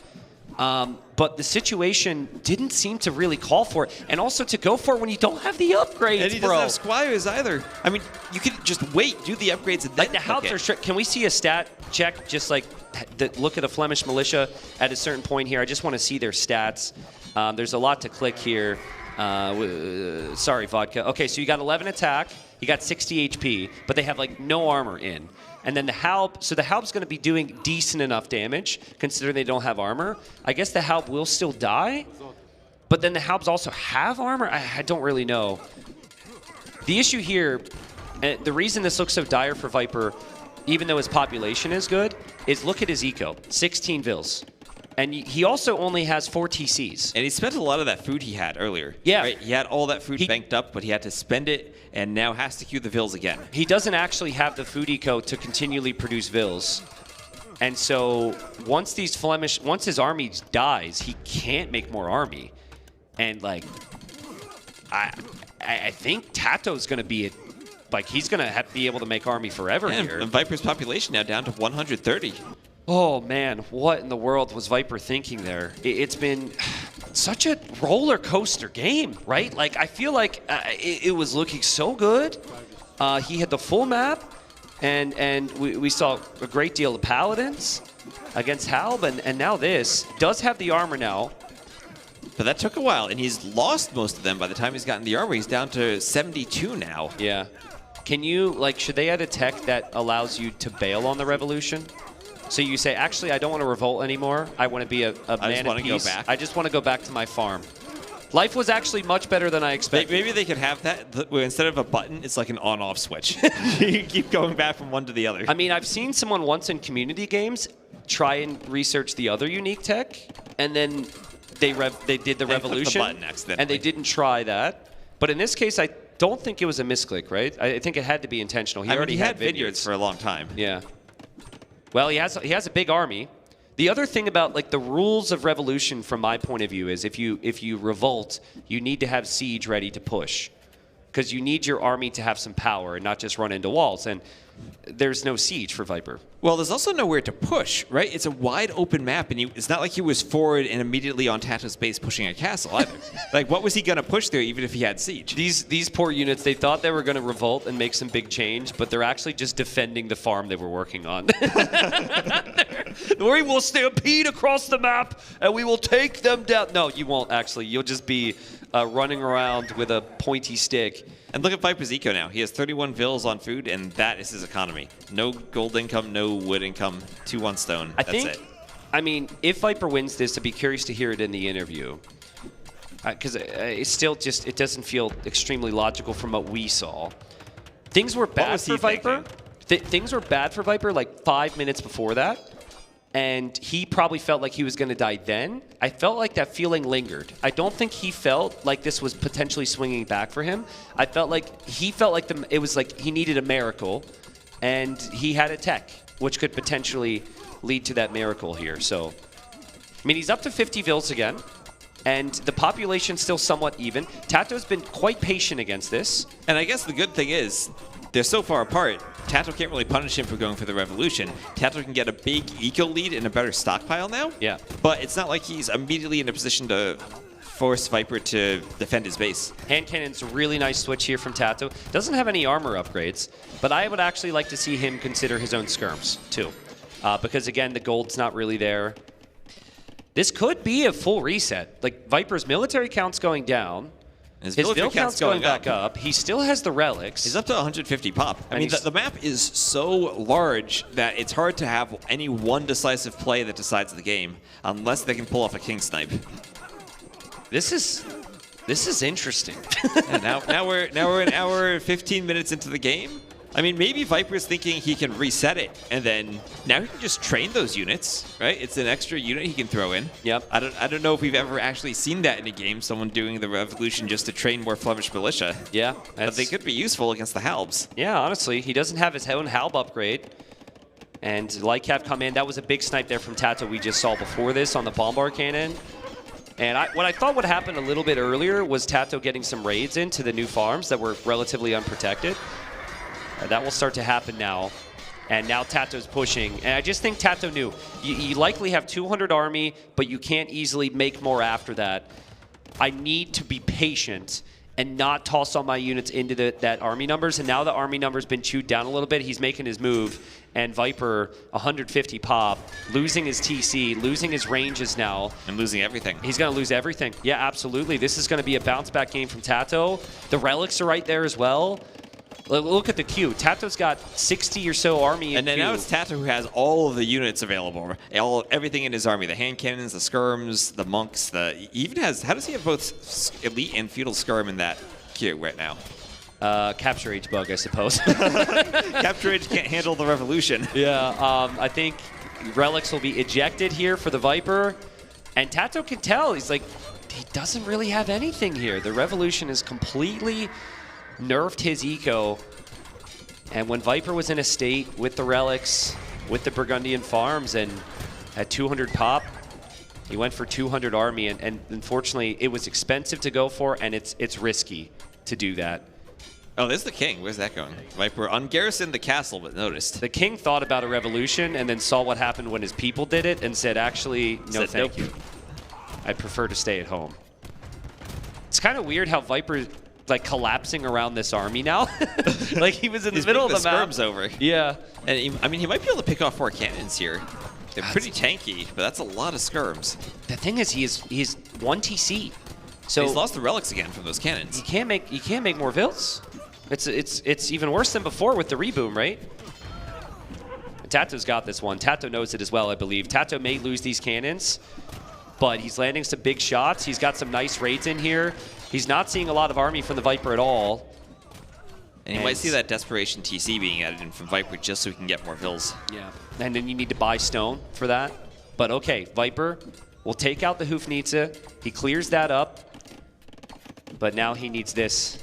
He needs an answer to this, and this is what I don't think he has an answer for if Tato has his own skirms in the mix. Tato's going towers now, too. Yeah, those are bombard towers. Bombard towers. Well.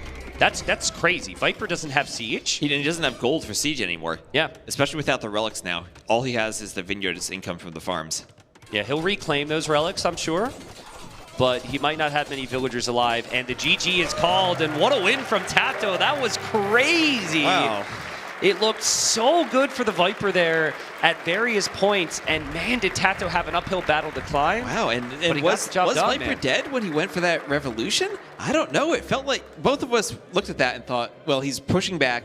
He has a good economy, and all of a sudden threw that economy away just to try to push. It's very likely that he still would have lost the game. But as we see when the revolution came in, he had 130 or so vills, and he had a very decent chance to clear this without that revolution. He went for it, and part of the problem is your vills were so far away from the fight, it takes a long time for them to come forward.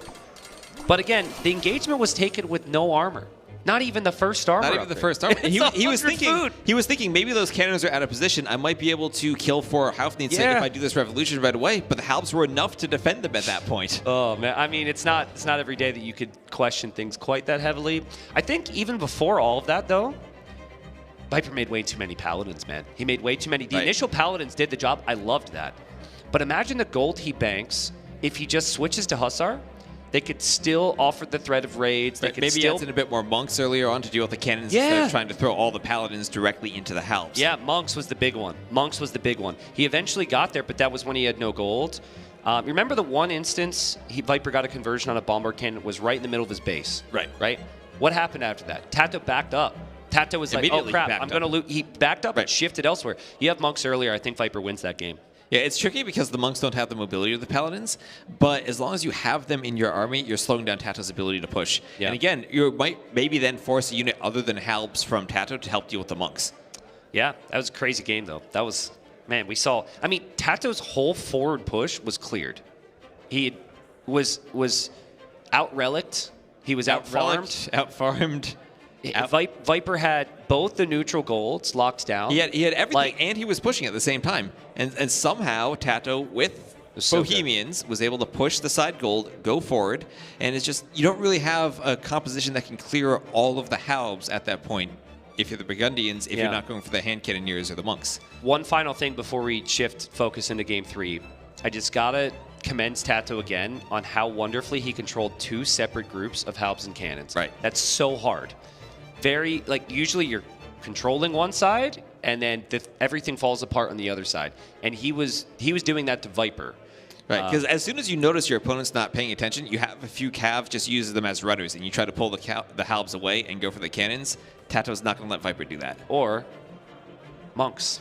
Or monks. I mean, in those instances, right? Just the monks. Because it becomes really hard to figure out where the monks are converting. Because you hear the conversion noise, and you don't necessarily know where the monk is because it's so far away from the rest of your army. Yeah. I think Viper will want that one back. Hopefully for Viper, he doesn't look back to that game as a game he should have won. If he's knocked out today. If this is a 3-2 Tato victory, he will be thinking of that revolution for a long time to come. Absolutely. Well, I'd love to see the draft again because that was a long game, and these are the maps we have upcoming. Will be Viper's choice. He's got 2 home maps. He has Enclosed. He has Arabia.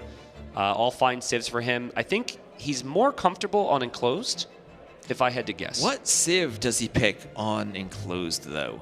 He doesn't have one of the civs we've been seeing so much on it, maybe Vietnamese. I feel like he's mostly comfortable if he, say, had the Chinese on Enclosed. Yeah, he for whatever reason, Chinese always seems to be available for Viper on Enclosed. Yeah, but today was admin banned. He's always a beast with it. I think Vietnamese.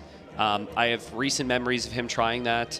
It suits his style, the opportunity to open scouts, the cheeky early eco upgrades, play cav archers, play crossbowmen. They're just very solid overall. And It's also his second pick on the draft, and enclosed is his first Civ pick, map pick. So I think that just like lines up.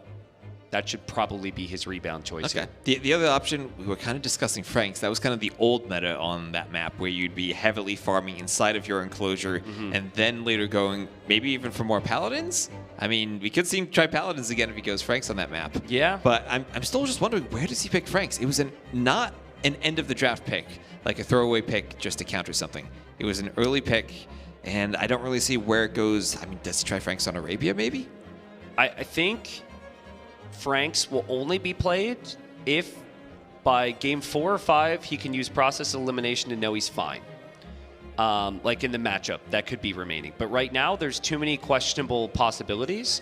So to go Franks when you could go up against like Persians, like Tato could go Persians here and Lithuanians on Coast Mountain, that could be tough. Byzantines is kind of tricky. There's 6 civs and there's 5 games. I would bet. Well, do you see that guy's costume? Oh, I did not. That was sick. Can you walk back that here? is an awesome, yeah. Yeah, I want to. Yeah. Does he have armor?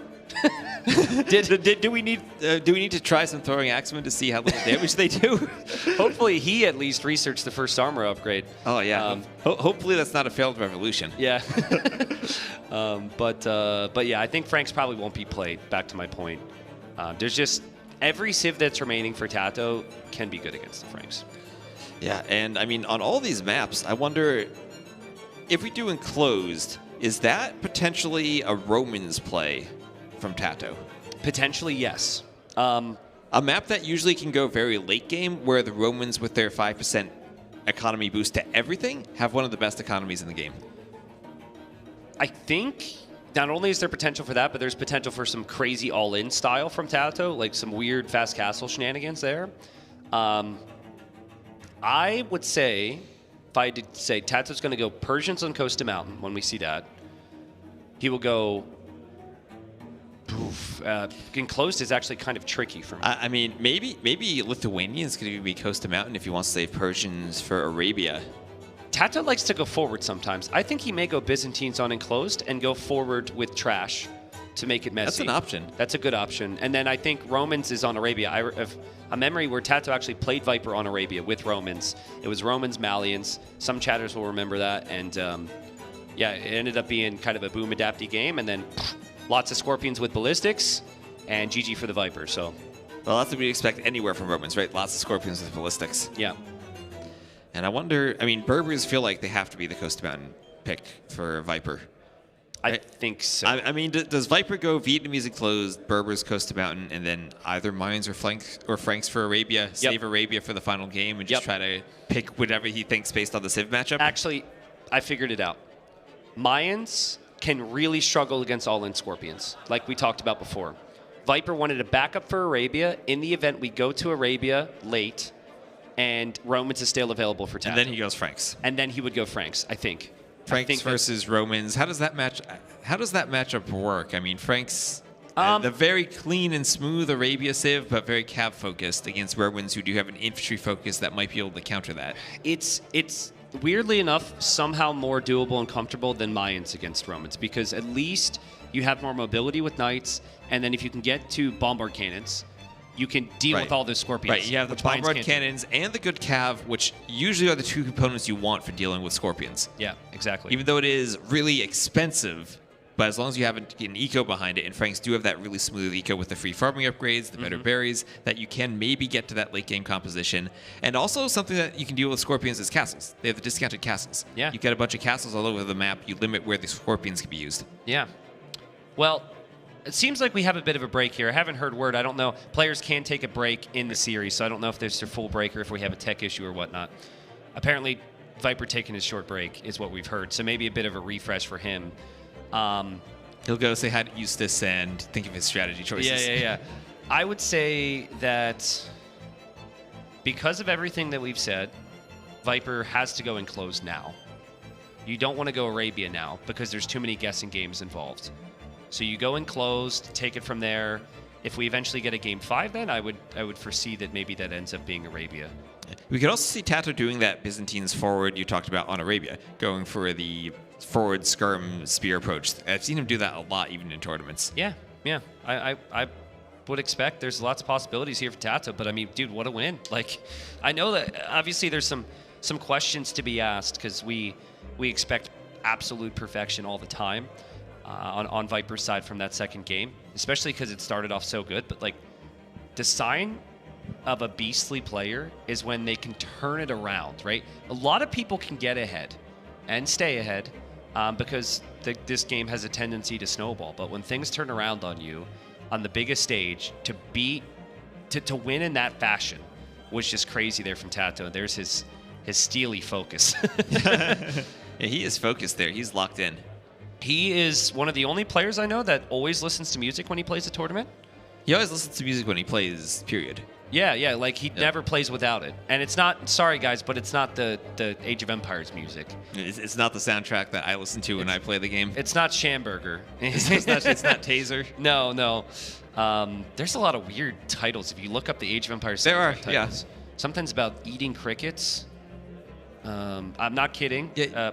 Actually, I'll look it up. Go ahead. You look it up. There's I Shall Beat on Your Behind. That's a good title. Oh my god. Let's see. Age of Empires.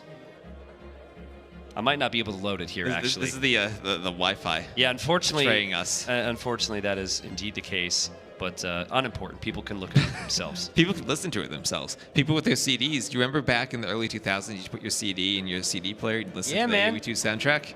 Yeah, man. Absolutely. I think everybody does. A lot of people might be watching, and they got the disc in cereal boxes back in the day. Here we go. It is Arabia, and so we talked a lot about what we could potentially see here. And Viper goes for the Franks, which we expected he might do. We were thinking maybe he'd save Arabia for Game 5 when the Civs are eliminated. He could take that Franks or Mines pick, guessing that Tato would go Romans. But I think he gets what he wanted, just Franks against Romans on Arabia anyway. Yeah, it's still weird because, like, I think Romans should in many ways be a very good Civ against Franks. But I think the way the draft played out, Franks are better than the Mayans would have maybe been. Honestly, props to Tato already for the draft. The fact that he's been able to present that situation where the Mayans aren't. Do you think maybe Viper picked the Mayans with his last pick just to try to get Tato into going Romans on Arabia so he could get the Franks? Maybe. It's hard to say. I think if anything, Viper he doesn't want to be, you never want to be in a situation where you have no counters. And there was definitely that potential option with how well Tato likes to play the Romans. So Romans, 5% greater efficiency with everything they do. So one of the best eco civs in the game. Their weakness is how inflexible they are with their tech tree. Their strengths are infantry and scorpions. How does that pan out against the Franks on paper? Well, Franks, we talked about the throwing axemen earlier. Maybe that could be an option against the infantry, because when you're doing them, you're adding in lots of castles to break the positions where scorpions can push anyway. That's true. Yeah, that's true. I mean, it is quite slow. You have to get to the castles. There's a lot of things you have to do to get there. They also do have hand cannoneers. That's a bit more late game. Yeah, hand cannons. And I think the real thing you want against Romans in late game is just the bombard cannons. You could use 2 cannons from distance to just hit all those scorpions, and the scorpions are no longer a threat. But the Franks are going to go knights. I kind of like the Romans here. You can play the pikemen, maybe mix in a couple monks, play defensive, boom up. Tato likes to do that. He likes to let his eco cook on 2 to 3 TCs. He's not very aggressive in Castle Age usually. And then he'll drop double Siege Workshop and mix in the scorpions in the middle of Castle Age. And we see Tato up to feudal already, 19 pops. So it looks like he's probably not going to be going for that Phosphor-styled straight fast castle into Scorpion. He's going to play a more standard game and try to look for the Scorpions later on. Yeah, and you might think you're at a disadvantage in going scouts, but not really, right? Because when it's a scout war, you add spearmen, and Roman spearmen have extra armor, and then also scout builds are pretty good for your economies, and you have 5% greater efficiency. So this is overlooking the Frank bonuses, by the way. They still have the forage bonus. They still have the farm bonus. So it's a good economic save as well. As Viper's going to go archers here, T-West. Ooh, interesting. And remember, the Romans do also have access to bloodlines. So even though you have less HP at the start of feudal, if you end up in a prolonged feudal engagement, by the end of feudal, you end up having more HP on your scouts. So I think the logic here is if you just open scouts v scouts, the Roman player plays heavy spear, and then your scouts don't accomplish a lot, right? what this does is this forces the Roman player into less spearmen, and then mainly into skirms, which they really aren't good at. And then it opens up the potential for the scouts. So it's kind of a setup play for the scouts, if I could explain it that way. Yeah, and now the question is how aggressive does Viper try to be with the archers? Does he do one spear and send the archers forward immediately, or does he just kind of camp at home and try to defend with the archers, maybe wait for an opportunity to sneak them around and then do damage later? It all depends on what he sees. We need to see his scouting right now. That answers your question. If he sees that it's a stable, which he does not, then he will likely be aggressive. With the spearman. Let's talk about that map for a second, though, for the Viper. Look at the right side of his base. There's no wood line there. Like, how does he ever wall that area of the map? His barriers are there. The gold, even though it's in the back, it feels like it's not that safe. He can wall the left, but the right-hand side will be wide open. Yeah, Tato's main gold very forward, though. And also, no real safe wood lines long term. So back to my point, though, if that's great scouting from Viper, because Viper should recognize that Tato saw the gold and knows it's archers. And so a lot of times you scout that, you don't go stable in the first place in Tato's position, you go skirmishers. So obviously, would it be a mistake for Viper to ever move out against immediate skirm opening? Now he knows it's scouts, he runs into the scouts, he gets some hits, and he's on the way forward. Tato can't really do anything about that right now, but he's got the range at home to make the skirms now. Yeah, although he has to be very careful about those scouts running around. He's walled for now, and he has a spear, but that still has lots of potential for damage early on, or later on, if he ever can get an archer unit added in. Oh man, I don't know what that was a happened great there. spear. Yeah, that spearman gets a kill, and then Tato runs right back through it. Makes me think it was a misclick there. And Viper in a pretty nice spot. Now, I'm really curious to see, does he keep 4 on gold? Does he keep making archers, or does he actually pull them off of gold soon and go really heavy on food and start to add scouts? He could still do the combination with the Vils on gold. It just takes a little bit more time. And here he is now, Tato bracing himself for this. But yeah, really desperate times with the micro incoming. Yeah, and now a few archers and a couple of spears, but Tato now with the skirm. So it'll be scout skirm against archer spear and whatever Viper transitions to after that. Adding in the blacksmith and town watch even for Tato. And Tato under pressure here. Forgot a house. There's a lot of things happening, a lot of armies to move around. And so he will be down a Vil compared to Viper now. But the skirms are out. And so this is where the scouts would be the right move for the Viper. Key for him is he just needs to get back home with that army to wait for the scouts. And that his own scout there gave him the opportunity, I think. And there is that stable you were looking for. Yeah, some players will actually pull some of their Vils off gold right now. Like, obviously, you want to continuously make the archers, but that's also more wood invested into the archers. And also, as Franks, you're never going to need that gold for bloodlines. Yeah, yeah. I mean, if you can produce out of that stable nonstop and the range nonstop, this is going to be absolutely sick. And it seems like Viper's in a position soon where he can do that. It's just the farm count's a little low, and that's where things get tricky here. But I think with the berries, I think if he continuously builds farms, yeah, Viper should have a pretty solid army here. Tato should know this is coming, though. There's no way this will surprise Tato. He should recognize this. Yeah, now there's still that hill out there for Viper, so even though the skirms can move forward, Viper doesn't feel like he needs to move off of that hill. Yeah, now, Scout Skirm, you have a crazy eco setup for food and wood. This is all combined with the fact that the Romans have the efficiency. So in theory, Archer Scout is superior just because the Scouts will die faster to Archers than they will the Skirms, but it takes longer and a more difficult eco setup to get to Viper's comp. Skirmishers mass a little bit faster, so... Yeah, and that also depends on the numbers of units that you have. If you don't have enough archers to kill the scouts can just get a good jump on your army. Yeah, true. Yeah, it's all going to be micro-dependent here, but look at Tato sending the scouts forward. See, Viper, he was commanding so much respect with his army over the last few minutes. I think he's expecting that Tato will, oh my goodness, I think he's expecting that Tato will have all of his army here. And that's perfect for Tato, right? We see that Viper didn't have enough scouts there to deal with the skirms, so Tato can pick off an archer or two and then just run back. Honestly, though, that was an opportunity for Viper to use those scouts against the skirms. Those skirms moved out, no spearmen around, and Viper, I think, was just kind of caught off guard there. He lost an archer, he was like, what?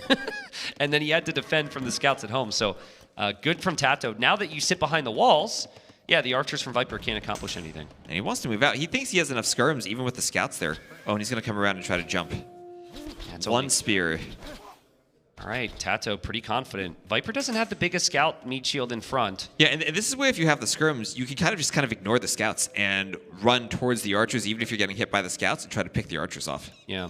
If Viper adds 2 more scouts, though, I mean, it's teetering on danger levels. Viper doesn't want to, it seems. Yeah, it all depends on the scout numbers, what type of engagement they can take. Yeah. And Tato walling up. Viper doing the same. Viper definitely saving up for Castle Age. What I like about Viper's position, it's crazy there's only been 2 kills this game, by the way, but I just love how he's going to have a really nice crossbow mess to work with. And the skirm investment from Tato, the armor, fletching, hasn't paid off. Like, Tato's still not walled, so he's expecting Viper to attack him.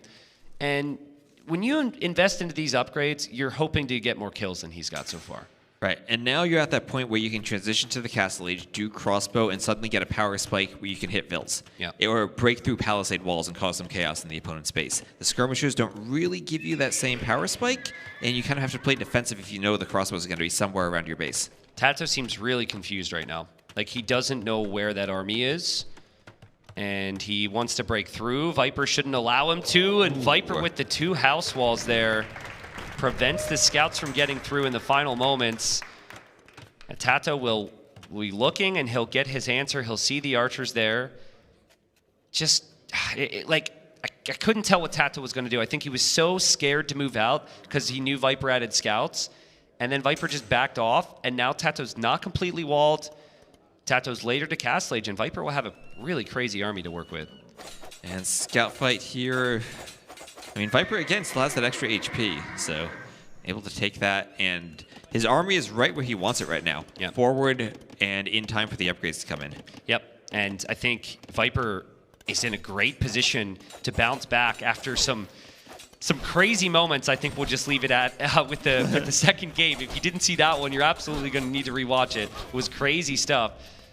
Both the golds are there. Viper's brought a villager forward, and Viper's going to go siege workshop with this army. This could end this game quickly if Tato doesn't find a response. Okay, and what do you do from that workshop? Do you do mangonels right away, anticipating scorpions, or do you go ram? Do you go scorpion? I'd like to see mangonel because the opponent has skirms. I think if the opponent doesn't have skirms, you could maybe consider a ram.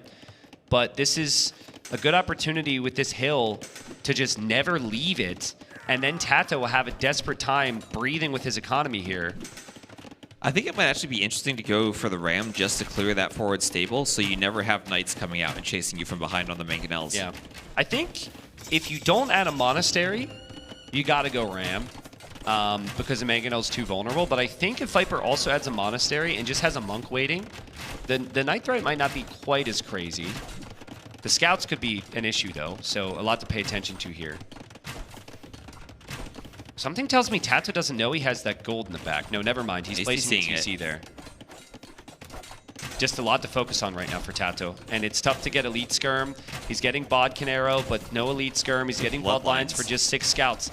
It's just being off of gold is brutal. And he doesn't have the eco to afford the upgrades he needs, and there will be that mangonel. Now, Viper needs a way to defend that mangonel. Maybe the scouts with bloodlines now could try to jump it. But that's still a good number of crossbows on a hill. And let's not discount how powerful it is to have the hill there for the crossbows. Viper's had such a good game. Like, he's found the elite level timings. He had the smooth opening, forced some heavy reactions from the opponent. And now in Castle Age, this is as deadly as it gets. Forward siege, knights and crossbows, solid upgrades. Behind it, his eco's looking good. He knows that Tato might look for reinforcements, and that he's tracking that with the 2 knights. And he's fully walled, too, on that right-hand side. That wide open area in Viper's base has a wall on it. Yeah, it's just... Tato fell into this position against Kingston yesterday, where he just kind of hopes that his opponent will make a mistake, maybe through a counterattack or maybe leaving the siege. And he's hoping that when that mistake happens, he can go back onto his gold, he can start to produce army. But right now, 3 TCs against this much army just feels like too much almost. But I don't know what else you do against this much. Yeah, like he still doesn't have a great way to deal with the mangonel. And he has to be hoping that in the long run he gets more Vils and eventually can fight it. Even a counter siege workshop at this point is tricky because of all the knights Viper has. Yeah, absolutely. Third TC now from Viper. Viper will know he doesn't actually need to add a lot more to this push. He just needs to get as much value from it as possible. Tato will go for a dive. He'll take the Mangonel. Will he take it? Okay, he does. It was costly, though, right? I think he lost some of his scouts. I guess it's still a couple scouts, so it's probably good. But it doesn't change the situation. His TC is not going to go down as fast, but it doesn't actually deal with this threat, which is only going to get worse. Yeah, and Viper still has that army running around. He's going to look to try to find more spots to hit. Tato has been on stone in the back, and not enough for a castle though. Maybe he'll try even another TC. I think the key here for Viper is you do not eject that Mangonel. You just wait for later. If that Mangonel tries to go forward, that's a problem. Yeah, it can't. He keeps it in the Siege Workshop. Tato will get a clear up. That could be a counterattack coming from Tato, but he's off that stone, and he was banking up that stone to eventually try and build a castle here. And those are still feudal age skirms. Tato still has not been able to afford elite skirms, so the crossbows can dance around them. Yeah. He clearly wanted elite skirmisher, and just couldn't afford it. but he just couldn't afford it. Yep. He needed to pump out nice to deal with the Mangonel, and elite skirm is just not an option for him yet. I love this push from Viper and the fact that he's looped around the back. In other instances, you could easily be critical of it, but look at Tato's food count. Now he's expanding his farms onto the front because he can't take the back. So, yeah, okay, Viper's Siege Workshop's going to go down, whatever. But Viper's just completely out-booming him here. And any army Tato sends to Viper's base, Viper might be able to match soon because he's making more knights from him. And look at that, 8.5 minutes of idle TC time and counting for Tato. Viper only 1:40. His 3 TCs are now going to be much more efficient. Yeah. We haven't seen heavy spearmen play from Romans. We haven't seen scorpions from Romans. And you haven't seen the stuff they want to do. Yeah, exactly. And a lot of this is because of Viper's archer opening, right? Like, he opened archers, and he dictated the flow of the game so nicely. He runs right through there. He's going to group up with these knights with the original crossbows, and Tato still has no answer. He's just spending so much time in and out of his town centers. And even though it's only 5 villager kills, all of those farms have been idled for so long, causing that idle time on the TC. Yeah. Do you think Viper goes forward castle here? Because he's on stone right now. I think he do whatever he wants here. He's adding a 4th TC. Okay. He's going to play this safe, right? It's a tournament game. He's going to play this as safe as he can. Not going to do a doubt castle. He knows he has an advantage, and he knows he's in a great spot. Well, I mean, he did go for the Flemish Revolution in a tournament game. I mean, maybe he thought he was losing there? Yeah. Yeah, I think that's fair. He also, the first game, he had an elite kind of just like this. And remember that castle he almost placed? It got a little dicey. He pulled it back later on. He thought better of it. Yeah. Well, I think the reason I wouldn't want to forward castle this very second is because most of your army is actually in the back. If you loop your army around to the front and you have control, then I'd love to see the forward castle. Although, to be fair, he's about to destroy all the farms that were in the back. He could just go to the front again. I'd love to see maybe the damage dealt stat on these crossbows right now. 7k damage and 5 kills. Like, a lot of that damage is against farms. +2 armor for Tato. Honestly, well played from Tato to get up to 14 knights, to get back on gold somehow. But now Viper's made it through. He's on both sides. And again, idled farmers for Tato. And just this is a good fight for Viper too. Also, especially the hill. Some of Tato's knights weren't engaging, but I think he knew Viper full control and Viper back in business and up 2-1. Ooh, and what a clean game from Viper. So good. We talked about that in that first game, how smooth it felt for Viper, how cleanly he played, and that felt even better. Tato is going to regret not tracking the army there from Viper. You have a lot of different decisions to make there, but when you invest into that many skirms in Feudal Age, you're delaying your castle time. But that's okay if you're able to collapse on the archers. And clear the archers before they become crossbows. Yeah, and he was hesitant, and he lost track. A lot of that was because Viper Scouts Edition. And I also think the other important aspect was Tato wasn't fully walled. You're not going to move out until you're fully walled. So he stayed at home. No one wants to move out, only for the archers to come into their walls. And because Viper had gone for that archer opening at the start, even though he wasn't fully walled too, at the beginning, Tato could run around with the scouts, not really find damage with the small walls, and at that point, the army shifts and moves forward towards where Tato isn't walled. Yeah, it was really well played. So yeah, Viper bounces back, and like, that is the elite level Viper can bring. In game number 2, We saw it as well, and then it at a certain point, it flipped. It flipped. But he didn't allow it to happen. At a certain point, he pressed the button. Yeah. So we've got 2 more maps. I'd love to see the draft again. And again, more process of elimination being utilized now. We kind of have strong ideas of what could be played. We just saw Arabia, so that's out of the way for Viper. He hasn't closed. And then Costa Mountain for Tato is Costa Mountain, yeah. Which we were thinking maybe Berbers versus Persians, Berbers versus Lithuanians on this map. Yeah, but like your Tato, you need 2 straight wins. Your best civ, and at least based on the draft, your best map is Costa Mountain. Do you go for that now in Game 4, or do you save that for Game 5 and get the quote-unquote hardest match out of the way now? Well, you have to win both. Yeah. Have to win both. It's weird with some players. What you feel. Some players prefer saving it for Game 5 and having the more confidence level there. Some players prefer just winning as many games as you can and leaving Game 5 to be whatever's left. I don't think Tato really needs... Well, everyone needs confidence. But I don't think he needs that confidence boost before Game 5 here. Like, I don't think he needs that. I also don't know if that's going to put immense levels of pressure on the Viper. So I could see him just saving his home map, honestly. And he doesn't. He doesn't. It was a 50-50. And Berbers Persians. And, yeah, Berbers Persians. And it's actually a nomad start. The players usually build their TC right away. And, oh, my goodness, there's villagers on the shoreline right now. There's a camel there. This is, what on earth is happening here? We got some quick walls. That's Tato's camel there, I believe, and trying to block Viper's villager. That is actually Tato's villager. He's playing with team colors, which is a little bit confusing. Yeah, we just swapped colors. Okay. But if this villager goes down, this is absolutely horrible for Tato. He needs to quick wall this. And Viper's he's done such a good job to know you're going to always see a dock from the opponent on the shoreline. Viper's got the faster villager with Berbers, and Viper's going to get the villager kill. That is huge.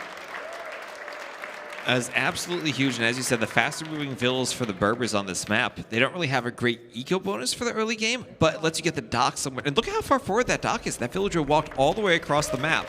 Yeah, that was intentional. He didn't even go forward that way for the dock. He went forward as part of the strategy, knowing that the Persian build is early dock, and he's going to do it himself there. And so now this Persian eco, which we get so excited about, is heavily slowed down because you lose the Vil, and your dock's delayed. So the Berber player will actually pass in eco count here in Dark Age. Right, because the Persians have that extra 50 food and 50 wood in the Dark Age. It lets them get that dock up nice and early, and now whatever advantage you had is just gone.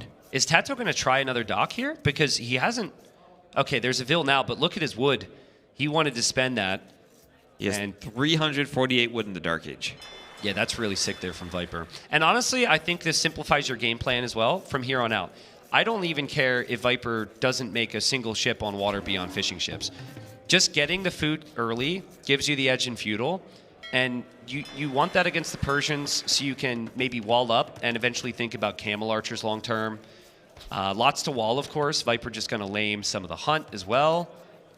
But yeah, what a great move there from Viper. We knew about the faster Berbervilles to help you yourself economically, but to use it offensively like that was crazy. And is he going to kill that elephant? Will the elephant get a diagonal hit? No, it won't. Yeah. Sometimes that happens. You forget about the villain, it kills you diagonally over those walls. And so I'm awful at trying to count elephants on the mini-map, but I think that would mean that Tato should get 3 elephants. Usually the map is 4 elephants per player. Okay. So if he lames that, it's 3 for Tato, and there's the one other more one remaining. There's a good chance Tato doesn't actually know about the other one, though, because there's been a lot of camel activity. And it might wander into his vision there. Yeah, but he's up. He did end up getting a dock. I'd like to see Viper scouting again. Crazy how much scouting's involved, but Viper doesn't know there's a dock now because that's not their typical dock position. The Viper's camel's going to be there. I think Tato is actually slightly tempted to wall in the camel. if that camel just went down that little passageway, it would have been walled in. Viper's up 2-1. He's had an amazing start. I feel like that villager's going to do something else here. Oh, look at that fill in the back. I mean, Tato should know it's there because of the laming. I think, like, this is Viper we're talking about. This is going to... We need to give this villager a name, and this villager is going to set up the whole rest of the game here. Like, maybe a barracks, maybe an archer range. I mean, more laming on those deer. I mean, Tato, he can see the deer or the zebra is dying to the villager. Yeah. He should know there's something there. But the thing is, he might not pay attention to it. the Vill's faster, so you can't really justify it, right? If that's me with that Vill, Tato goes after it. But it's Viper. And he's going to get the elephant. He's heading straight for the elephant. Tato didn't see the elephant, did he? He's going to get the goat. I don't think Tato... Well, maybe he does know. The Viper kills the goat. The goat But Viper killing just the needs goat. to wall the Vill and then get the elephant. I don't Tato think Tato doesn't see even it. knows the elephant's there. Yeah. And he gets the wall. And now the elephant. Tato Okay, needs to Tato shoot will the elephant. de-aggro it with the house or something? Viper's going to de-aggro with a house over the corner somewhere or a gate. Tato will try. De-aggro. Steal. Nope, The still going timing after on that Viper. is so hard. And Viper quick walls again. Tato tries to de-aggro again. How much HP does this elephant have? De-aggro again? I don't think this elephant's getting home to Tato's base. It's got to be very weak right now. And it's not. Down it goes. So 2 elephants, 2 groups of zebras, a goat, and a denied dock from 1 Berber villager so far. And Tato is adding fire galleys to go kill Viper's fish. We can't forget Persian Eco. Remember that game from Hera where things were so brutal for him at times and he just kept recovering? Persians are still probably the #1 civ on this map, maybe right behind Chinese, if not that. But walls are coming up there from Tato. Viper's been super focused on land, and now his first fishing ship will go down. I still think this is fine, though. Like I said before, I think you can give Persians 2 fishing ships as long as you don't fall behind in other areas, and that's not the case right now for Viper. And what's Tato going to do? Mill those killed zebras. They've already lost a lot of food. They start with 140, already down under 100. I hope we're not making Vodka work too hard for the first series, but I would love to see scouting again from Tato just to see, does he know it's even scouts on the way? Because there's a lot that needs to be looked for right now. He saw the barracks. And he did see the scout and the camel. Yep, and now he sees the stable. So he'll need a lot of spears at home. This will be tough work here for both, but especially for Tato because it's a big map to wall, and you need to transition your economies onto all the different areas of hunt, and also eventually farms. That's cheeky as well there from Tato. He's actually using his spear to kill the zebra. So that it doesn't have any And Viper food left. will shoot the zebra before the spear gets to it. Yeah, and if you don't know, guys, if a spear kills the zebra, you can't eat it. Don't ask me why. I don't know if it infects it or something. It's like a rusty spear, but that's just how the game works. And, oh, man. He was not going to kill an elephant with 1 spear, unfortunately. As much as he would have liked to. That was definitely a misclick. And I'm liking Viper's start. I think if these scouts get through, this will be the perfect position for him. And those scouts probably going to make it through right now. There is a spearman there, but Viper could still just linger back there. And you could just feel that Tato has no control over this game right now. And Viper's just going to run around the scouts, and it's just so hard to clear them when all you have are spears and you have such a large area in the back of your base. It's so good for Viper to go fast archer follow-up. I mean, this whole game has been an absolute masterpiece from him. You're obviously hoping that he can keep it up, but this is so good. He's even made Tato work really hard with his focus on killing those fishing ships. He's lost every one, but he made Tato chase him in multiple directions. And so Tato's hoping for spear defense and chill, but once archers arrive on that wood line, on the walls, spear defense might not end up working at all. And I love how Viper just ignored those walls and ran right through the TC. Yep. That's the tricky thing against scouts. If you don't have that full wall off, the TC is just kind of ignored. Very possible here that if Tato's not paying attention, that camel is used to block walls and also to just distract the spearmen. Because depending on the stance of the spearmen, they will follow They'll chase the camel at the closest military unit for the enemy. Or camel's not necessarily military, but still, it can distract. Okay, nice couple of pokes on the scouts there. But here, the camel needs to be blocking wall potential, right? Like that's at least what I'm thinking. And Tato trying some walls here. And the archers are sitting there with fletching. The spears can't come over. Tato needs to wall behind that somehow. Oh, he's going to drop a tower. Can you do the tower with all those scouts there? 1 spear goes down. Oh, this is horrible for Tato. If he loses Both spears go down. If he loses this, he is out of the tournament. He can't re-wall with the scouts blocking it. Oh, this is so good from the Viper. This is so good. This whole game has been so good. Villagers going down, more villagers going down. And I think even if the army doesn't get through, Viper's already so happy with this. He kills 3 villagers. The tower might go up, make it 4 villagers now. This is after the villager at the start of the game. That's going to be another snipe, and Viper says, go ahead, have your tower. I'm happy with this. I've done enough damage. Yeah, those scouts got so much value, so much idle time too, trying to get that wall up and get the tower up. And now, what's that, a market for Chato. He did clean the water at least. So Viper, it's a 6-4 eco KD because Viper did lose whatever fish he had. Okay, so there is a tendency, which Viper fans will find disappointing at times, after a great start like this, where Viper does not do something. Do you know what I'm implying here? Is anything coming to mind? What are you implying here? He gets a lead, and he just doesn't wall, right? He just doesn't doesn't wall. Okay. Like, it's such a good build-up. And we see he's not walled yet, like Tato is all the way up the mountain. Exactly. That's how you lose this game now, is if you don't keep your position steady here. And I'd like to see Viper just wall up that mountain, protect the gold, protect the wood. Both are on the way to Castle H, but the difference is Tato's a little bit more protected, right? Right. And right now, res collecting difference about 400 more for Viper, so it's not a huge difference going up so far. Yeah. And against the Persians, it's nice to be ahead, but they can always make up the difference with their faster working TCs, and also the fact that Tato has the water control. Oh man, that Viper was not paying attention, and Tato wasn't paying attention. That could have been the spears down there. So nice job here from Tato. Moving out here to take care of these archers, but Viper's not really worried about archers now. Like, he's going to play through the stable and probably make some cheap knights and camels, and Tato's going to do the exact same. But isn't it crazy how the res collected is so close, considering all the damage that Viper's done? Absolutely. And Tato has recovered from this pretty well, getting the dock up, getting the fish out, winning the water. And yeah, he took some Vil losses, but he did stay walled. It's not like Viper got in with the archers. I don't think Tato knows that Viper's coming back on water, though. Sneaky dock, and if Viper just waits a little bit, can probably swoop out there and take those fish. Do you do War Galley if you're Viper and try to get fire ships instead of just fire galleys? That's expensive. It's tough. I think you have to go for the eco choices here. If you can go for Bowsaw, you can make a camel and make a couple villagers, of course. I think do War Galley as well if it's still there. But I don't think I would want to see Viper miss out on those techs and he's doing it. War Galley. Yeah, there you go. And the thing is that fire ships destroy fishing ships really quickly, whereas fire galleys don't. That's the big difference if you're trying to get back on the water and stop someone from fishing. Viper's base wide open here, and the opponent's going to be sending some units forward eventually.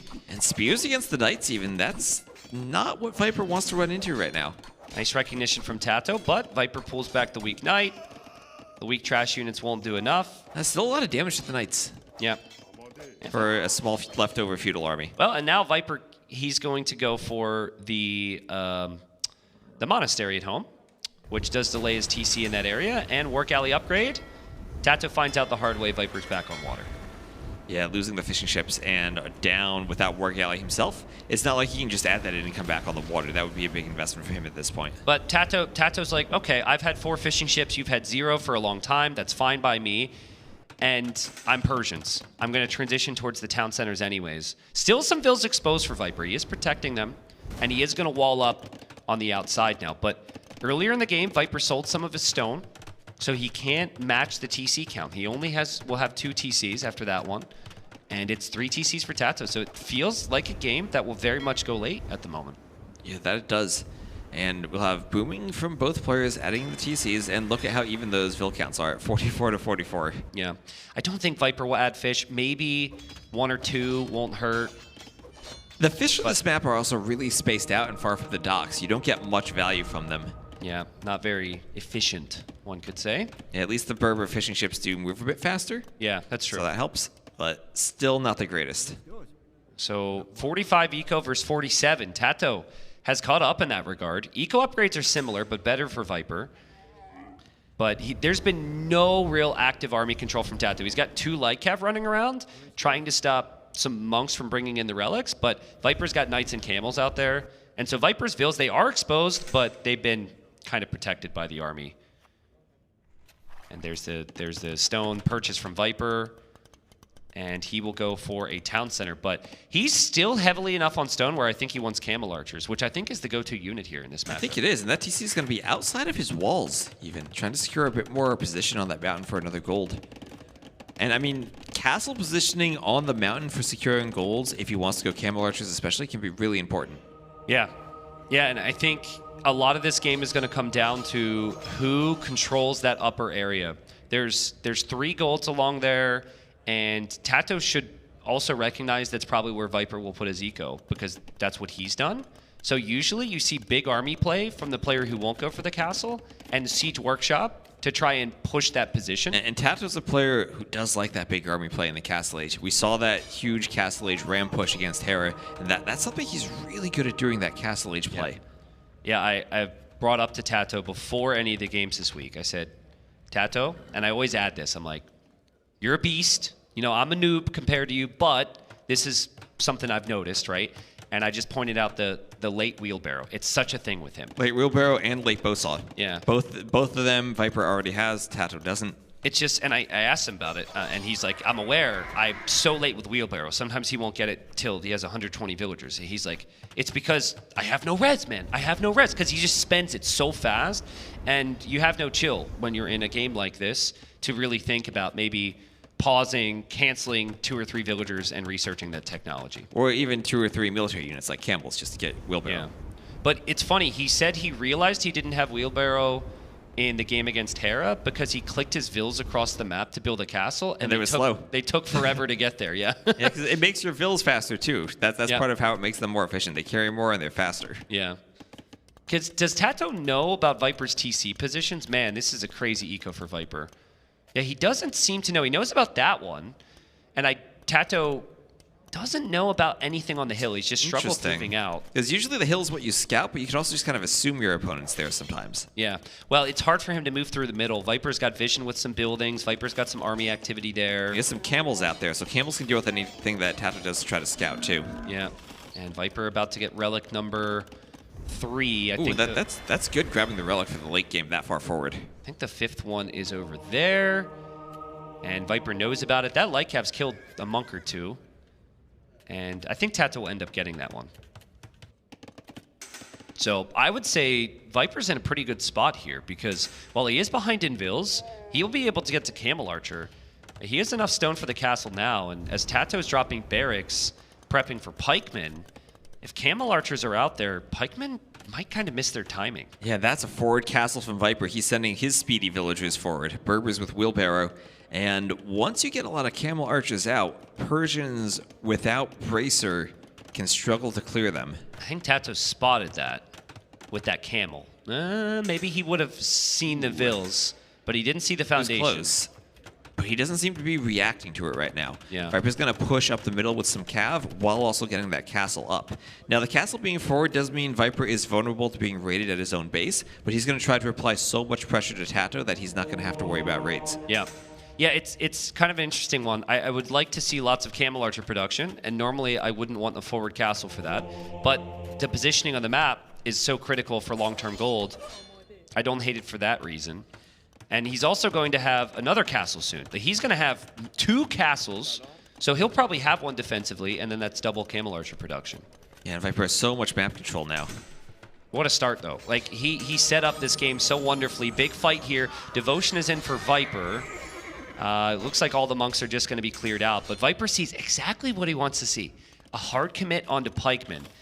And Tato sees exactly what he doesn't want to see. Castle. A second castle right on the hill. I was wondering where he was going to place it, but there's no army from Tato to stop that. Viper with, what's that, 6 villagers, 5 villagers, can just add it in. That's so brutal for Tato. Even feels like a position. Maybe Tato could have even tried to tower to deny it because there were so few vills. Well, but it's going up, and there's nothing Tato can do about it at this point. You know what? You can do about it. You'd say, okay, Viper, 2 castles on my face. I'm going to bring 1 to yours because Viper has no defense now, and it will take a long time for the Camel Archers to get here. If Tato had the stone, I could pretty much guarantee you the Vills would be walking across the map right now. And he does have wheelbarrow now. Yeah. So he should. We're seeing the army activity flood. That was way back into the game. Maybe a siege workshop on the front and killing Viper's main eco before Viper kills his. Well, now what do you do against camel archers if you're Persians? What unit can you make that fights them? Well, you can. They have to hit and run, so you can still take decent enough fights with camels and knights. And then obviously siege can be really helpful. And there's the siege workshop from There's Tato. the forward workshop. I don't know if this will work, but this is a great way of countering Viper's current play. I think Viper needs to sense this, though, and he just needs to drop a defensive castle. Yeah, look at his stone. He almost has another castle already. He 100% knows that Tato needs to come kill him, and this is going to get worse. That outpost is evidence of that. But will he wait for the stone? Will he drop it? Looks like he's using the market. And remember, that TC already does have Bodkin from the Camel Archers. Oh, the Camel Archers are getting poked to death. Viper's under a lot of pressure right now. Reminder that if Viper wins this game... There are Camels in his eco, too. Tato is out. Yes, that's a great raid. It's so annoying if you raid with pikemen, funnily enough, when someone's going knights or camels or something. Especially camels. The pikemen just don't die. Viper doesn't know there's siege on the way. Is it a mangonel or is it a ram out of that siege workshop? It's a ram! Rams. It's a ram! If that's a mangonel, I think the castle could be denied. But Tato doesn't know. Tato was going for the TC. He wanted to go in for the kill there with all the knights he has. Oh, ram. That's crazy. He could win the game with a mangonel. Now, I mean, you can try and ram down the castle. Why not? Why not? I mean, he has a lot of knights there to protect to protect the rams against villagers. But I think you need to get 3 or 4 rams before you start going for the castle. You can't just go with 1 or 2. Look at Viper's camel archers right now. This is so funny. The way they're being sent over here is just hilarious to me. They're produced from so far away. And they're coming back. And like, honestly, if Viper would have gone for the forward castle and then a castle at his base, he's still more than fine. But you know what's better than that? The Rams? It's better to have 3 castles.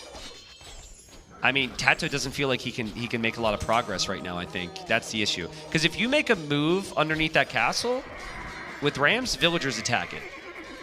And then you need all your army there, and that's such a big ball of camel archers. This is looking so good for Viper. I feel like if Tato has a chance, he needs to force a fight somewhere with the Rams, because now Viper can just move the camel archers away. Yeah. He never has to engage directly with them. It's all about what Tato can do with his army despite the camel archers. Look how fast these knights are going down. That's absolutely insane. This unit is so strong. Viper might not have the Vil count, but he definitely has the army now, and that's the key to victory. And the Rams go in for the TC. They will accomplish nothing. And Tato realizes Castle Age ain't it and clicks up to Age. Okay, so Tato adding in more TCs. And it's a good thing he has those Persian TCs. That castle's taking a long time to destroy them. Is he going to have gold? Like, where can Tato actively take gold? There is gold by the coast, so that TC is on a gold. And there is still another gold he's mining and one more in the corner of the map for him. So he still has a few options. Well, I think Tato is going to go for probably the best unit for Persians behind the War Elephant, which is way too expensive, in Savar. And they do have attack bonuses against archers, and could be a unit to use against camel archers, but still can be tricky to force the engagement against how mobile the camel archers are, being able to shoot and fall back. Now, I've seen this before, and I've seen Savar win, but only if the camel archer player gets a little too cocky and they don't switch into camels as well. Now, I think Viper might be a player who fits that description. Well, the thing is, camel archers are so good, you never want to stop making them. It's not a bad play, but I'm just saying I think maybe if there's any risk here, it's if Viper doesn't also just make regular camels again. It's right, such a good position, though. Because you want the camels to be able to fight the Savar and do bonus damage to them. Yep, and just a meat shield for the camel and help you take fights where you're not constantly falling back and giving ground to potential rams or other siege. But with this eco, with this amount of another castles, castle, I think Viper will realize he's got so much time. Like, Savard is going to take so many minutes to get to, and that's some of the gold that Tato needs. The castle will definitely go up. It'll secure Viper more stone and more gold to get all the upgrades and castles he wants. And then Tato's going to have to break like 5 or 6 castles with only Savard. It's going to be so tough. I guess he will have a so many camel archers. That's already 36 camel archers for Viper. I like this move from Viper. 36 camel archers is great, but regular camels in front of them ensures that you win this game. Cavalier's on the way. He sees the stable, so he knows. It's no mystery that Tato's going to try this. Tato still has gold access, taking those 2 golds to the side and into the corner that we looked at. But another castle from Viper. How much stone does this guy have? Crazy. So well played, man. I mean, this opening was amazing. The follow-up was perfect. He's had some really sharp games today.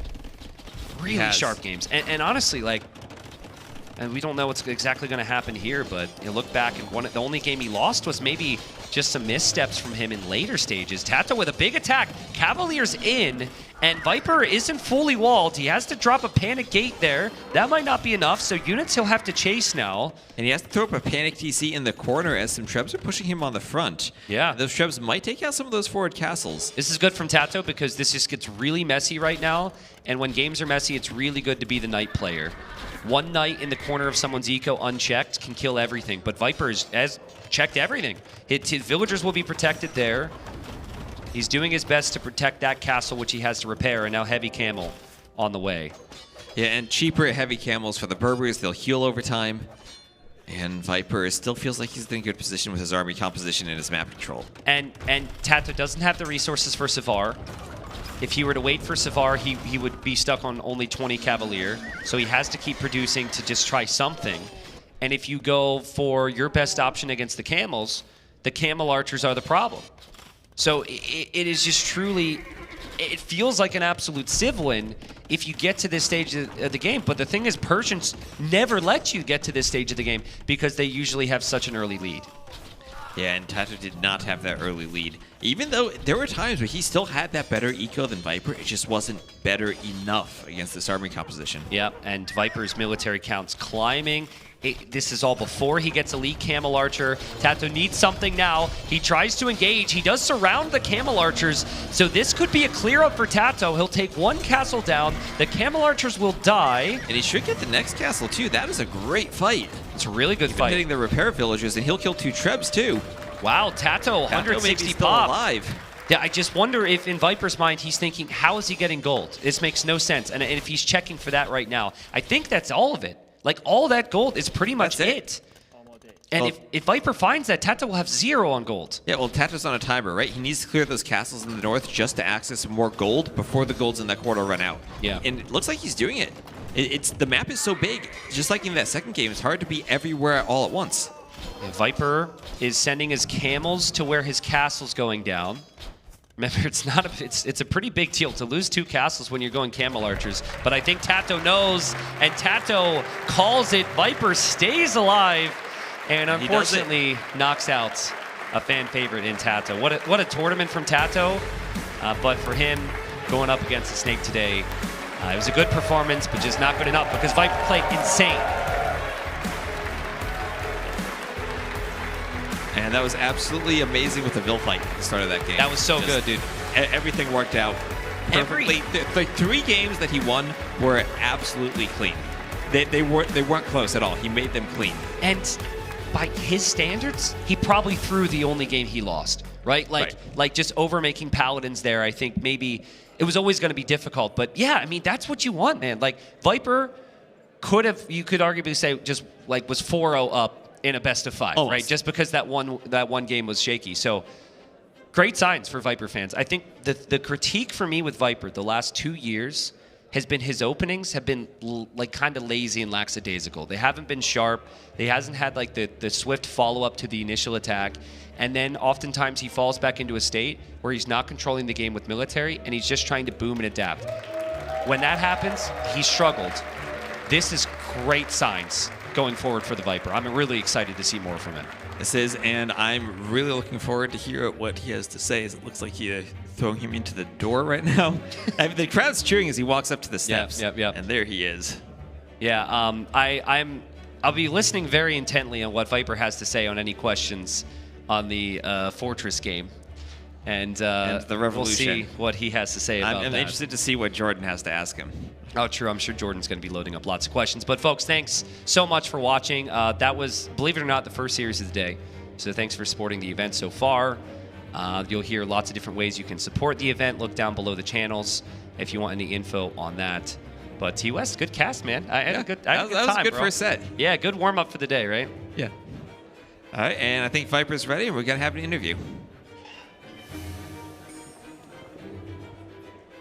Thank you, boys. Fantastic cast. You were just a little bit delayed because you needed to judge Jordan's handwriting. We'll get to that later. But Viper, once again, congratulations. Fantastic series. An interesting matchup, I feel like, because Tato, correct me if I'm wrong, he's your most frequent scrim partner?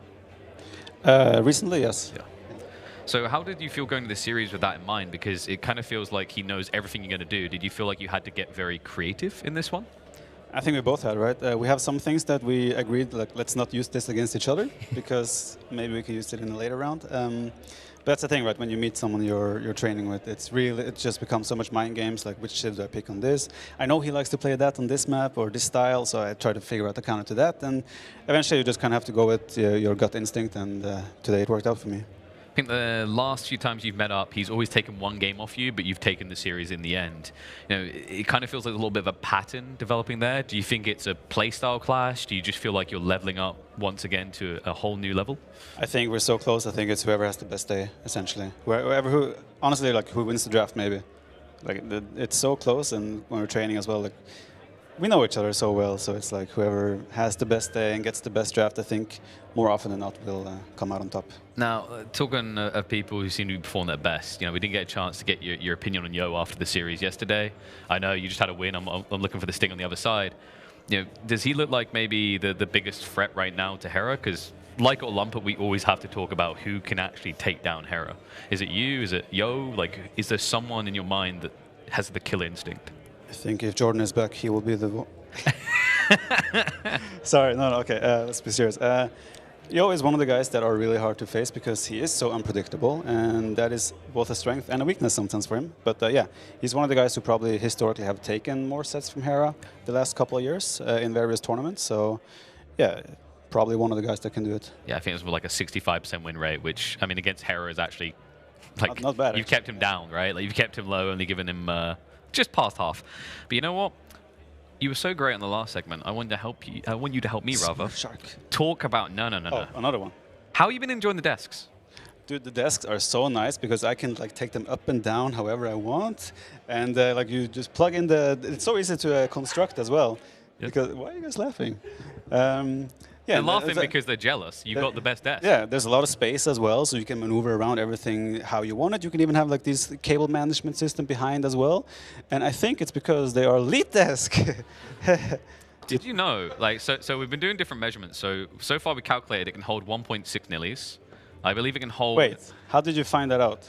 I'm occasionally good at math. No, but like, did the table break? No, because like they can hold about 120, 128 kilograms. So like we just weighed up nearly. He even double checked it because when I said it, he was like, "Yes, that sounds about right." Yeah, of course. So I think I don't know. I reckon that can take about 1.8 Jordans.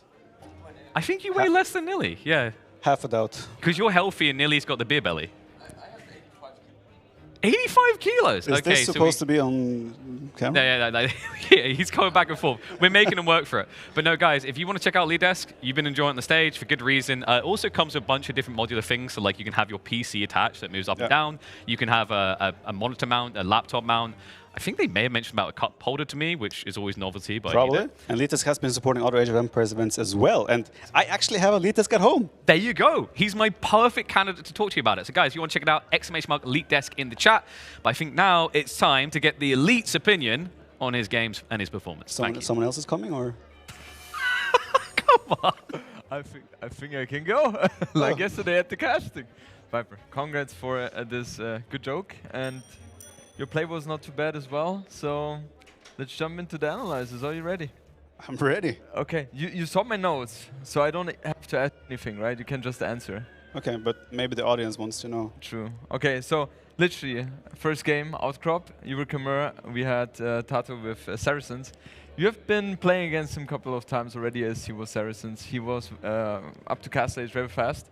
Were you scared of some scary shenanigans? Like a siege workshop, a forward, or something like that? Yeah, I was using my scouts very actively. By the way, guys, Jordan's note says Tato very fast castle. That's to Jordan's notes on this game. I know, but it worked. Anyway, no, yeah, I was using my scouts actively on the map as he hit Castle Age to see if there was a forward seed workshop. Yep. As long as there was no forward seed workshop, I felt like I was going to be fine because I mean I can always hide in houses with Camervilles, and I was making a crossbow mask myself to like not lose initiative and map control. So yeah, it was a very fast castle. Yes, thank you. But you were still confident and were not scared at all. Also, what I noticed is that you went for very fast ballistics upon reaching Castle Age. Yeah. I felt like that damages your economy a lot. Do you still think it's good to go for it because you have more safety in terms of army, or would you do it differently in hindsight? I won the game, Jordan. Of course I would. Do that. What else can I ask, right? No, like cowards have mobility, right? So Yeah. I want to be able to pick him apart from distance whenever I can. Otherwise, he's just going to run away from me the whole game, and I'm chasing and not getting any damage. So no, I think ballistics was important for me to feel safe and comfortable, and also be able to like move out on the map a little bit. Okay, I think that's the reason why you're the player and I'm here. Is the elite You know still better. coming or? What? Delete? Oh, okay. We also have a very interesting game here. So initially we had the scout conversion. What was that? Like, that was so quick. Were Well, you it was still a charging? yeah, it was changing. Like I was converting it for a couple of seconds beforehand. Ah, So it was like I was still okay. following and doing the conversion from afar. Okay, because we were all a little bit, surprised by the fact that it was so quick. So, in that regard, Tato was pushing very fast with the Imperial Age. Yeah. You made a very interesting decision. You went for counterattack instead of pushing back with siege. What went through your mind? Why didn't you want to go with the direct counter on his push, but you went for the counterattack onto his base? Well, his weakness with Bohemians is mobility, right? And he made a forward base with not too many buildings. I felt like, okay, if he invests army there, then for sure he will not have too big of an army at home. So to target at home. So I was like, okay, let's do a counterattack. And his push was fairly slow, so I thought I could still defend with reinforcements. Regardless, it just felt like a natural decision. Okay. Can you? Yeah. Okay. Also, a question I had, I felt like you built way too many paladins. The initial ones felt very good because you were able to get map control, snipe a lot of siege. Yeah. But after that, it felt way too much. I think adding hand cannon would have been better. What do you think? I agree with that. Yes! I think I should have gone monk Finally. as well, mechanized, and made more bomb mechanics myself. At one point, Paladin was just diving in, and Bohemian with the bonus damage, and Burgundian is also lacking bloodlines. They're good in the opening, but yeah, I probably made too many of them. But yeah, at the mid game, somewhere there, I just fell completely apart. Yeah. I don't really know what happened suddenly. Like I couldn't kill a single Hoofnitze, and the Halbs were like Tato is so good at that defending Hoofnitze, and he also does a very smart thing of bringing Vils along with the army to always repair. Yeah. And those Hoofnitze. After we nerf Scorpions, we can nerf Hoofnitze a little bit as well. They're scary. Once you have halberdiers and a couple of mass of them, it's kind of impossible to fight against. Last question regarding this game, I obviously have to ask. There was a back and forth all the time. It felt like you were dead, then you were pushing back. You had a couple good 2-3 minutes, and then all of a sudden you decide to go for Flemish Revolution. What went through your mind there? I felt like I was dying slowly, so I was like, okay, maybe I can do Flemish Revolution and all his siege. Like reset the completely, and then kind of like I still have 4 relics. I have gold from farming, so maybe I could then make a switch like something like hand cannons and so forth. But I still didn't get enough value, and also I forgot to do upgrades for the infantry before I did the tech. So we noticed. Yeah. That was painful. Yeah, and also I what's the word? I completely forgot what was about to say. Spires, or oh, those as well, yeah. Or having siege yourself in order to push Yeah, back. no, I didn't need siege because I know I took out all his castles except in his base. So like for me it was like I'm just gonna take out buildings and everything with the Flemish militia. Oh yeah, I think I sold too much food in the market before this happened. Yeah, because it was hard for you to reboom, right? Yeah, I should have also added. There. I should have added maybe 2 or 3 more TCs as well before I did it. Yeah. Tato was super annoying going around just sniping town centers. Yeah, that was actually a weakness of mine, so that was fun. Yeah, it was such a great game to watch. Like both of you have really shown everything you had, and it was a close one for sure. Game number 3, that was one of the better games I saw you play because you played aggressive. Really aggressive, no greed, aggressive. Guys, Jordan all the time tells me he loves when I play aggressive, and he doesn't understand why I always play greedy. I do, because I feel like every time you play aggressive, more aggressive than standard, you most of the time always are in a better position than playing the greedy stuff. And especially when you were adding the Siege Workshop here in Castle Age, that was like, okay, he's definitely having control of the game. Yeah. What made you add the Siege Workshop instead of adding the town centers? What went through your mind there? I mean, I did a TC as well at the same time. I did both, Jordan. You can do both, right? Why don't you do it more often then? That's the question. No, it's a little bit the same matchup as well, right? I'm against Romans here. I think long-term probably Romans scale better. Although I'm not 100% sure, because I still have Bomber Cannons, Hand Cannoneers, Siege Engineers. I'm not sure, but Roma's Halb Scorpion, it feels scary no matter what civ you are. So I wanted to try and be a bit aggressive, and I felt like I had good initiative in the game. And I mean, Franks is one of the best civs to play like that. I know you love to play. Franks What like about that. Franks, Viper? That's always a good civ to pick. Finally, we go into game number 4. We had Coastal Mountain, Berbers against Persians, and what have you done to Tato at the start? Like, do you feel bad, or are you feeling a little bit of a satisfaction there? Very much satisfaction. But I also told Tato, we have played this match, obviously. I told him this is a really good thing to do. Yeah. So yeah, it was obviously very fortunate that I ran right into the village. My idea was that, okay, he starts building the dock, and I'll like quickly jump on top of him and wall myself in with his villager. But yeah, this was even better. So yeah, it just worked out. That was just perfect. And Yeah. it felt like mid-fuel age, you won the game because you killed so many villagers of him. Also, you forced him to build a tower. Yeah. And then all of a sudden, he manages to equalize the game. So that was very well done by him. Last question I have regarding this game. So with Berbers, usually with Camel Archers, you should be in a great position. If you have that unique unit, which is stronger, you have the tendency to build the castles defensively to not risk losing the castles, right? Yeah. You went for aggressive castles. Why is that? To make it tough for him to play, and I knew he had a TC there, and his army and monks were in the middle of the map on the bottom, so I knew I could drop the castles here safely. And I mean, like, who wants a castle in their face like that? So you were not scared of him being up to Imperial Age faster and trap them? even if he was, I wouldn't matter in my opinion, because I would have such a healthy mass. I mean, he went bigger cast-ish, right? So it played out a bit different. That's what caught me a little bit off guard, like when suddenly all the pikes came through the middle and the knights and everything. So that's where he made it a little bit messy for me, but yeah, I felt like I was in still such a comfortable spot throughout. Awesome. Yeah, very good. Last question, Viper. Do you feel like today was the best day in terms of performance for the last 3 days? Yeah, for sure. My setup is way better today. Like in the last 2 days, I've had the monitors, with the feet where they into, and that's been messing with my keyboard position. But now they gave me a good monitor, because Hart got eliminated, so I got his monitor. That's awesome. Sorry, Hart. I saw the offer from him yesterday. You can take mine now. And they also gave me a different pair of headphones for noise cancelling. Oh my god, it's so much better. After the second game, dude, my head was exploding. Okay, perfect.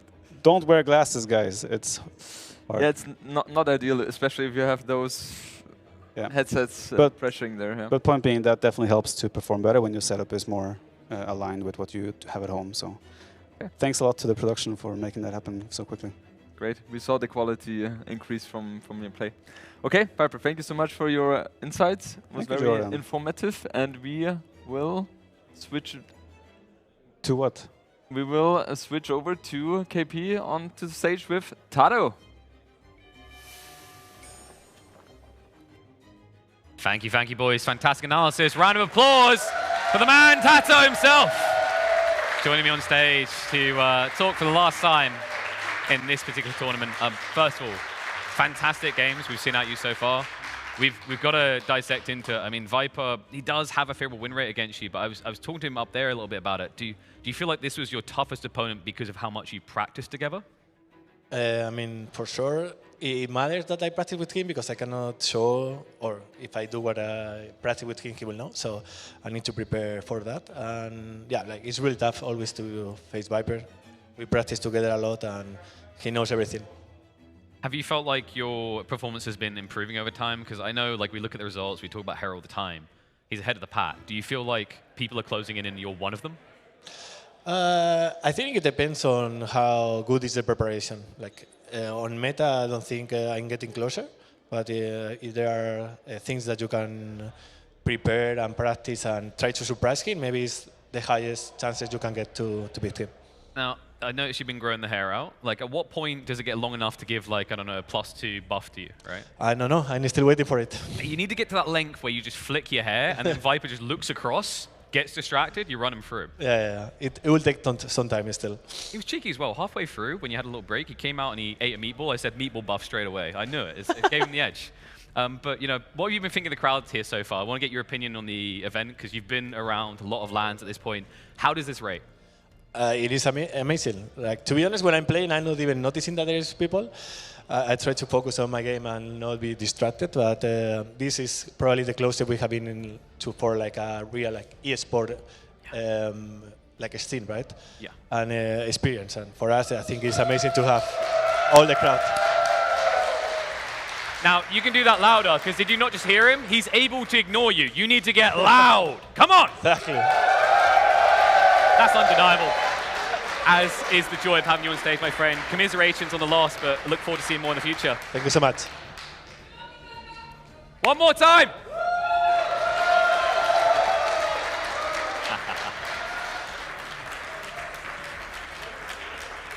Always a pleasure to have the Spanish stallion on the stage, getting his thoughts. A tough series, folks. I mean, Viper, when you go up against your scrim partner, it has to have that kind of rough feeling. He knows everything you do. You have to get creative. You have to get different, as are the remaining players. We've culled another. That is now 3 out of 8 eliminated here in the Garrison. It's crazy to think we're going to be seeing 2 more go home today.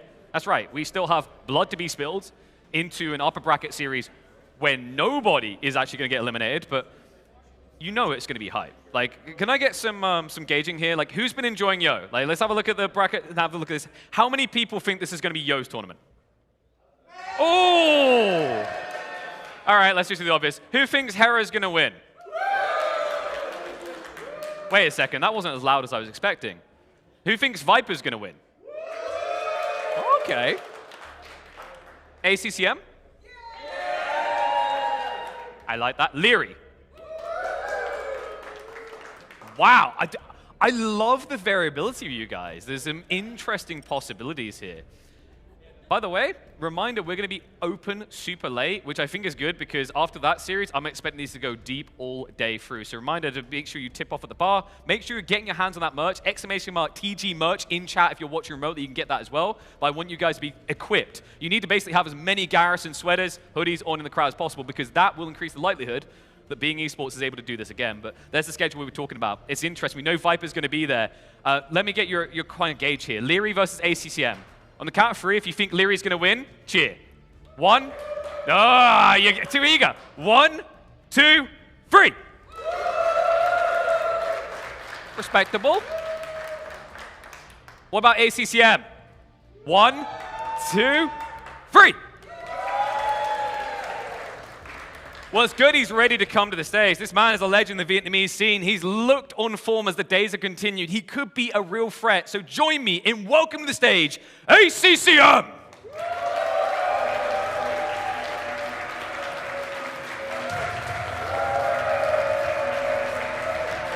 A close series against an undeniably tough opponent, but he took it, and he has a smile on his face, confident going into today.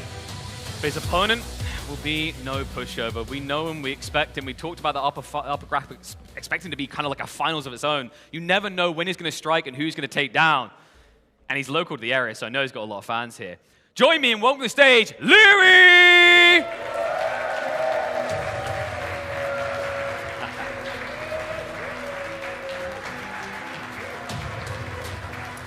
Interesting matchup here, folks. I checked the stats, I double-checked the numbers. This man is actually favored when you look at it on sheets, but don't let that instill a fear that we're getting a 3-0 here. Last time these 2 players met up, it was that man there, ACCM, that took the victory. A tight series, but a dominant one in the end.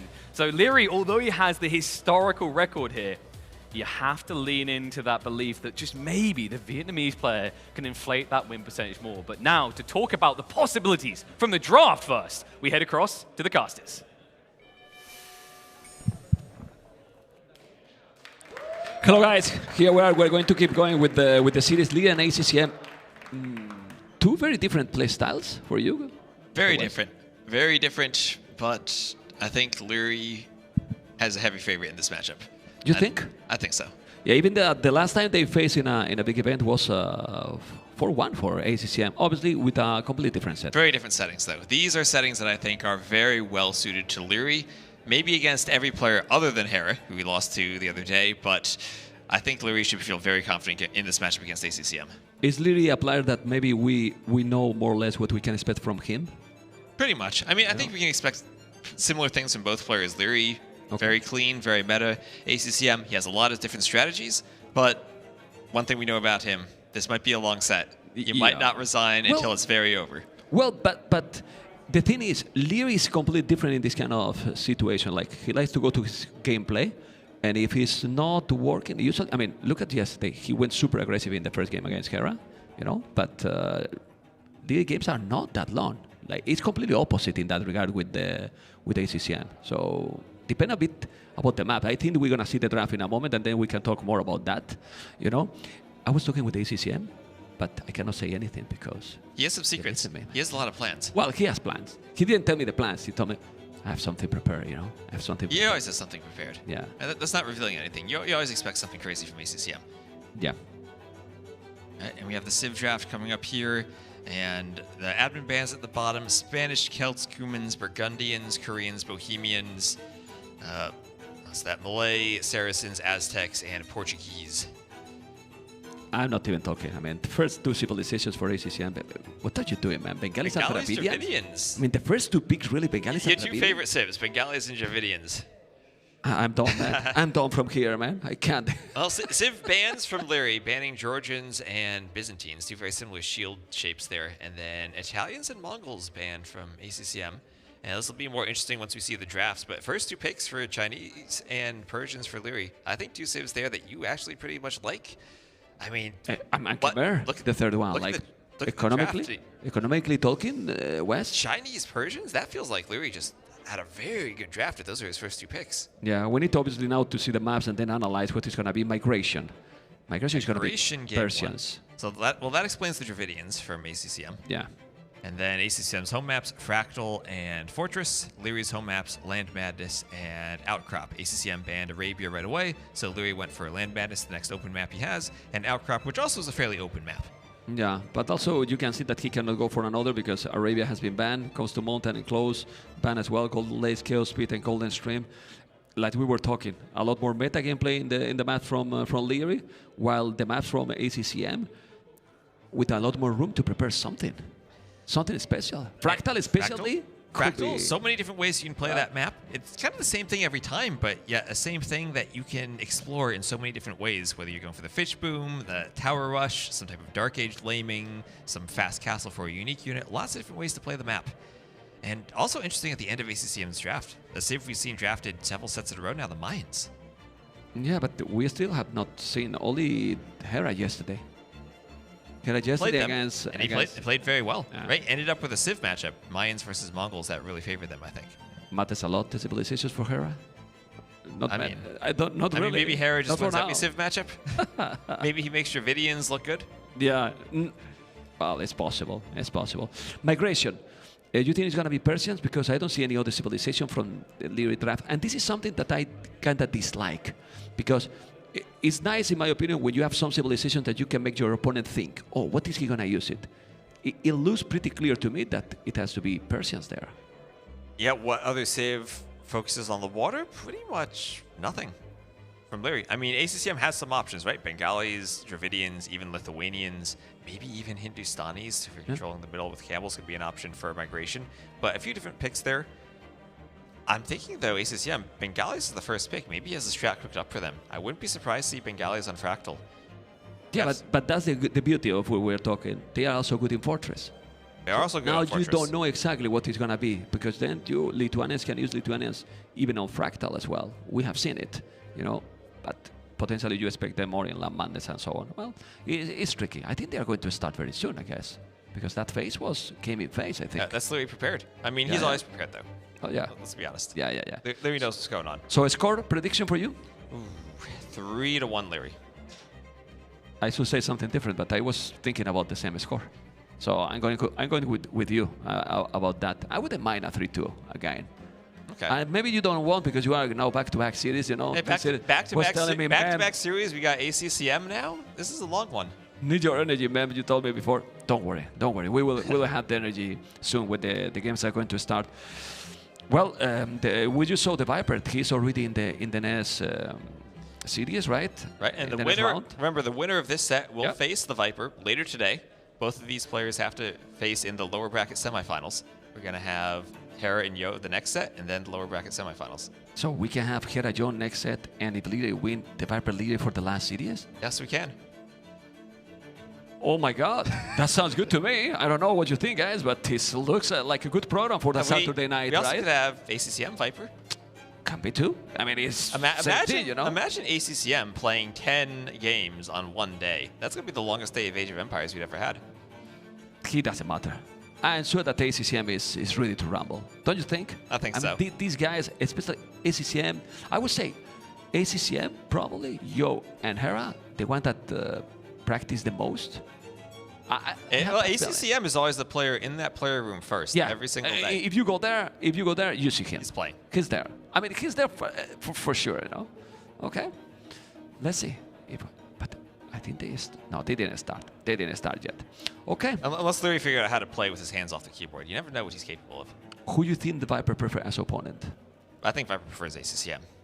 Right? Lear bringing a lot of problems to the Viper. I feel like Viper is at a mechanical disadvantage against Leary. And that's something you can say maybe only against Leary and Hera these days, with how Okay. good his micro is. And against other players, maybe they can come up with different strategies, but I think Viper can always fall back, even these days, on his micro against someone like ACCM, still try to pull out some victories.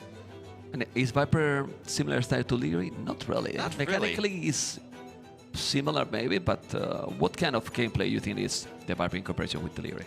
Viper, he's more creative, right? I mean, maybe predictably creative with some of his civ picks like Portuguese, but he's not that same clean meta player like Leary and Hera are, where he's just going to go crossbow. I mean, we saw he can do that in that set against Tato, but that's not always what he goes for. Sometimes Yep. he tries to be a bit more creative with the unique units or different civ strategies.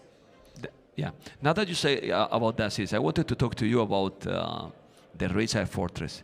Don't you think that he should have done the Flemish Revolution when he was pushing and had 8,000 food in the bank and also 4K gold and got a lot of siege? Then he could Could have push done from it. there. You think do it very early on in that game when he had the advantage? Yeah, I mean, earlier, maybe. because then you can reboom easily if he's failed. I feel that, and it was needed when he did it because the game was even. Like, Yeah. I don't know. Yeah, and like when he did it, it felt like it was just like a sudden thing that he wasn't prepared for. Right? One He bomber didn't have, cannon. didn't have the armor, didn't have squires, didn't have the upgrades for them. I mean, if you do it and you have the upgrades and your initial fight is better, then maybe you can get some momentum. Yeah, But- for sure. Well, remember, guys, that we're waiting for a start for this best of 5. It's going to be Migration, the first game. We think that it's going to be versus Bengalis or Dravidians, probably. And in the first map, in that map, who is favorite here? Because ACCM played yesterday in Migration some weird games. I remember he played the game against Yo and he went for that forward dock strategy. But that was a very different civ matchup with Japanese versus Italians. I think even if you go, say, Persians, Dravidians, two civs that aren't quite as good at taking the middle or going for like that fast imp treb approach as some of the other civs we've seen on Migration, I think that could actually be a really interesting civ matchup if we do indeed get the Dravidians against the Persians. Okay, let's see what we're going to have. I think I prefer probably Persians, honestly. You know, I mean, it's difficult. It's a lot about the timings in that map, right? And Right. depending how is the shape of the main island and so on. Okay, they are waiting. I don't know why they are not starting right now. If there is an update, I will let you know. But I think they are just going to be ready in a moment, and we're gonna see what's gonna happen. Do you have any favorite? Like, you want someone to advance? No, they don't listen. Nobody's Sure? nobody's watching. They have the headphones on, right? We're sure? I think I'd really like to see Lyrian Viper again. You will like That's- well, I'm gonna tell you that historically that series has been Now, so that's one many of your good favorites. games, so many good games, so many good series, and it's usually really close series. One Usually way is. or another. And as much as Leary might be considered the number 2 player behind Hera now, Viper is one of the players who still maybe has a chance against him. And we saw that even in the most recent Red Bull, Viper advancing to the grand finals against Hera. And I think it's a set that can go either way, even though maybe Leary is the favorite these days. Well, Lee can win and has been winning, but I don't think he has been winning 4-0, 4-1, and so on. Has been always close series in almost any setting. So I think the Viper Lee will be a very hype series.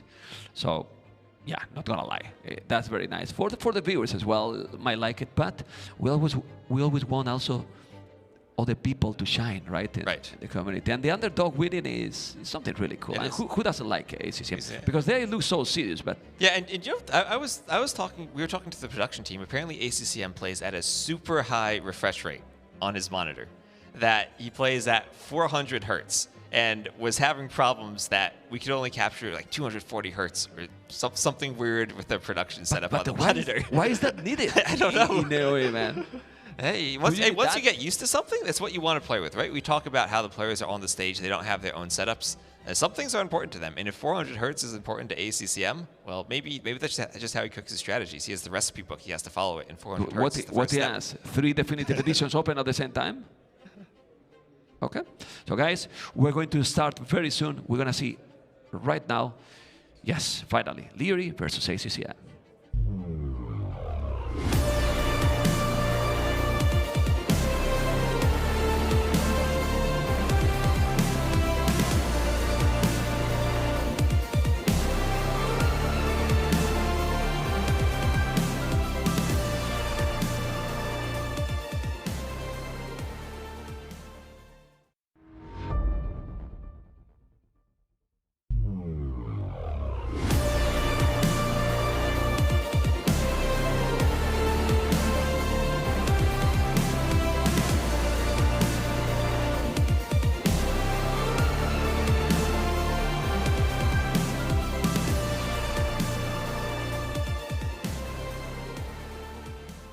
Here we are, ladies and gentlemen, game number 1 with Leary and ACCM for a spot in the net round against the Viper. That is going to be absolutely amazing. Will be the semifinal for the loser brackets, you know, but as we were talking, no surprise. No surprise. Persians versus Dravidians, and one of those maps that has that capital I shape in the middle for the island. And if you go for the Feudal Age galley opening, you have to sail really far around. If you go for the Feudal Age forward dock opening, transport and forward dock, you're usually in a really good position with the forward docks. Yeah, but this is the craziness of this map. You don't know how is the shape going to be, right? So the players, it's kind of like flipping a coin to pick the right strategy here. I like this map shape, you know, because sometimes the map, it kind of can be unfair, and it depends a lot on the lag. And here, whenever you land, it's more or less fine. Similar for the players. Yeah, and the relics are fairly evenly distributed. We had seen a couple maps where maybe 4 relics are on one side. So when you're going to land and go for that monk war, we have 3 to the top and then 2 more to the bottom. It should be fairly even. And sometimes we see if you go for that forward dock, you already have control in the middle, and you can't force your opponent to go for one side or the other when they land. Okay. You think we're going to see anyone going for the forward dock? Like, potentially, could be done even with both civilizations. Yeah, both civilizations could do it. Dravidians probably the one who think about it the most. With all that extra wood they get, they can actually afford the docks more easily and afford to produce out of the docks. But Persians, with their fast uptime, could try to do it too. Yeah, and then faster production as well with the galleys forward will be very dangerous. What is true is that the uptime for Leary is really sick. It is. And he has a transport ship. Oh, well, now we know. Now we know. He's going for the forward dock. Yeah. And this can be brutal here, you know. Especially with this civilization producer, it can work really, really well. Wow. Leary is thinking, if I qualify, I need to play another series. I want to win quick this. That's true. And he wants to go for the forward dock, sending the Vils across. And as I said, I think this is exactly the shape of the map you want if you're going to go for the forward dock. So he's going to send the scouts and the Vils forward and do the best he can to find that opposite coastline. He's going to be so happy. If we put his fog of war now, he's going to see the coast already in a moment. There you go. He might be thinking, oh, wow, this is so nice. It Look at now. The dock is there. And so close. But, well, with the shape, it's normal to be so close. He's having a little bit of bad luck because the other dock from ACCM is completely on the right side. So now you think he should do a second dock forward? I mean, you need the second dock forward. I think you need the second dock if you're going to match the production, because ACCM already will have 2 docks in defense. And that's what makes it so tricky about this build. You need the wood essentially for 3 docks, while your opponent only needs 2. Yeah, and one of your docks is in your main base, so production is going to be difficult. Yeah, but he's doing a galley already. That this is super quick.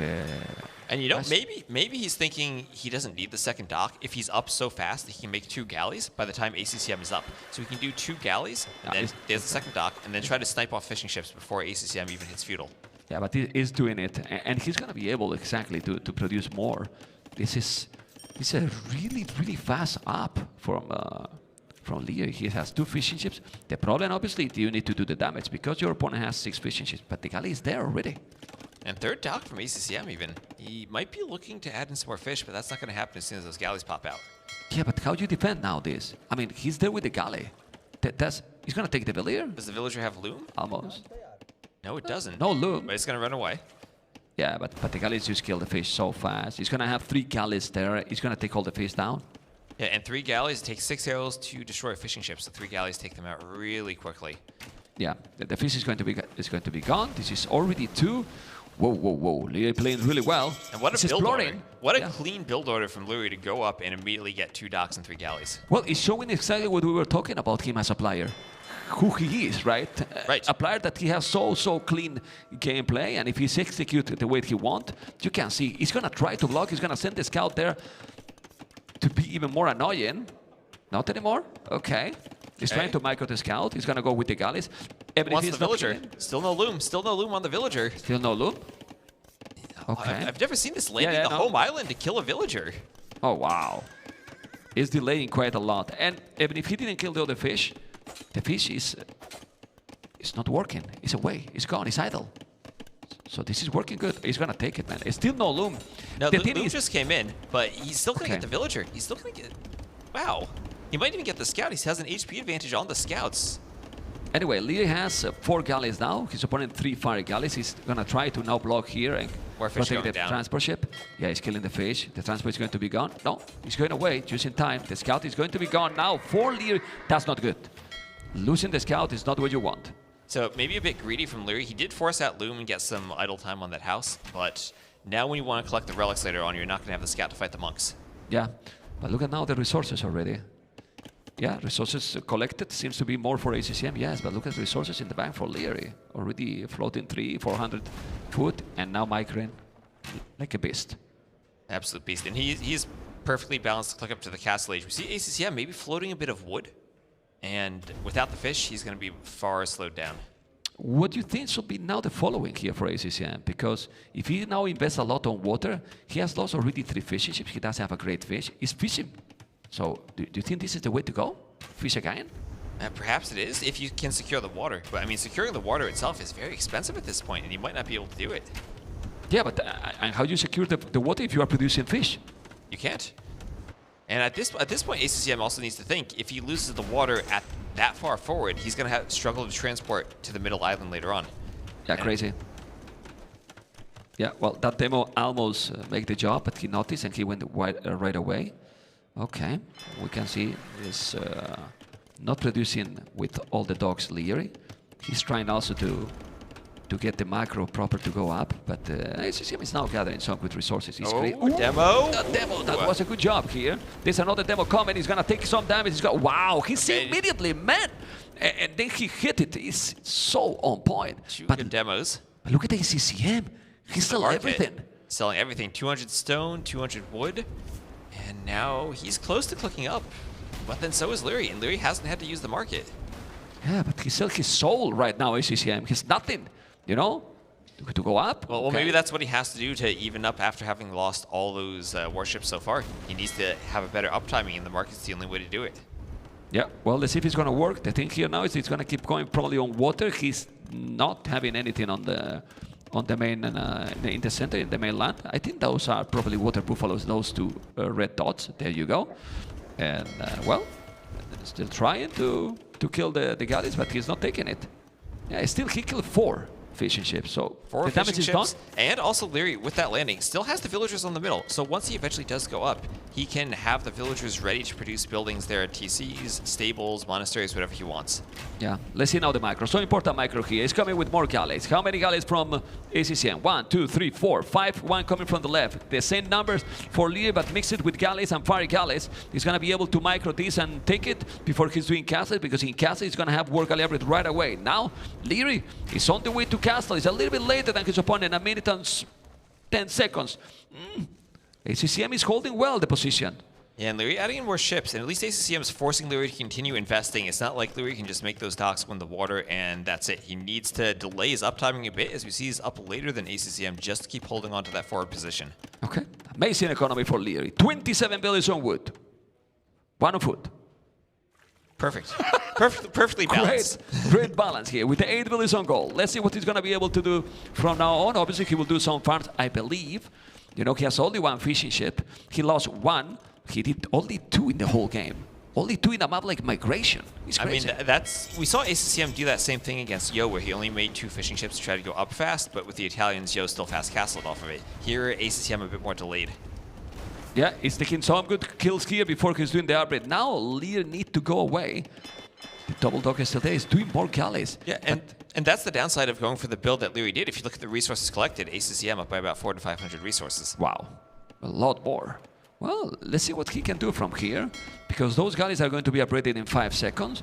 And then, even if he got more numbers, Leary, that's going to go down probably very soon. Oh, man, look at this. That is galleys. beautiful from the fire ships. Everything going to go down for Leary. He has to run away. And now ACCM with some water control, with some initiative. The only question now is, how does ACCM get to the middle? He has 1 transport ship, and what does he do with it? Demo. Oh! Well, that demo take all the galleys, as you can see. 40 is 38. He took everything. It's to the right side. Smart. Very smart, because he knows that his opponent is going to be in the middle, close to the double dock. It's been a tone center. It's exactly what he needs to do. Can we see Vodka Leary main TC to see if he's also now...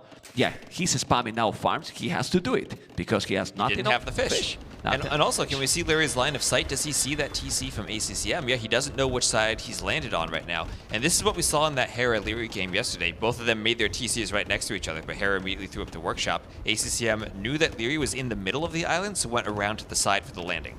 So Leary now focus completely on water, because I see that he's still producing a lot of galleys, or keep going with the boom. Well, the second TC is going to be there, so probably he's not doing army yet on the land, but keep going water.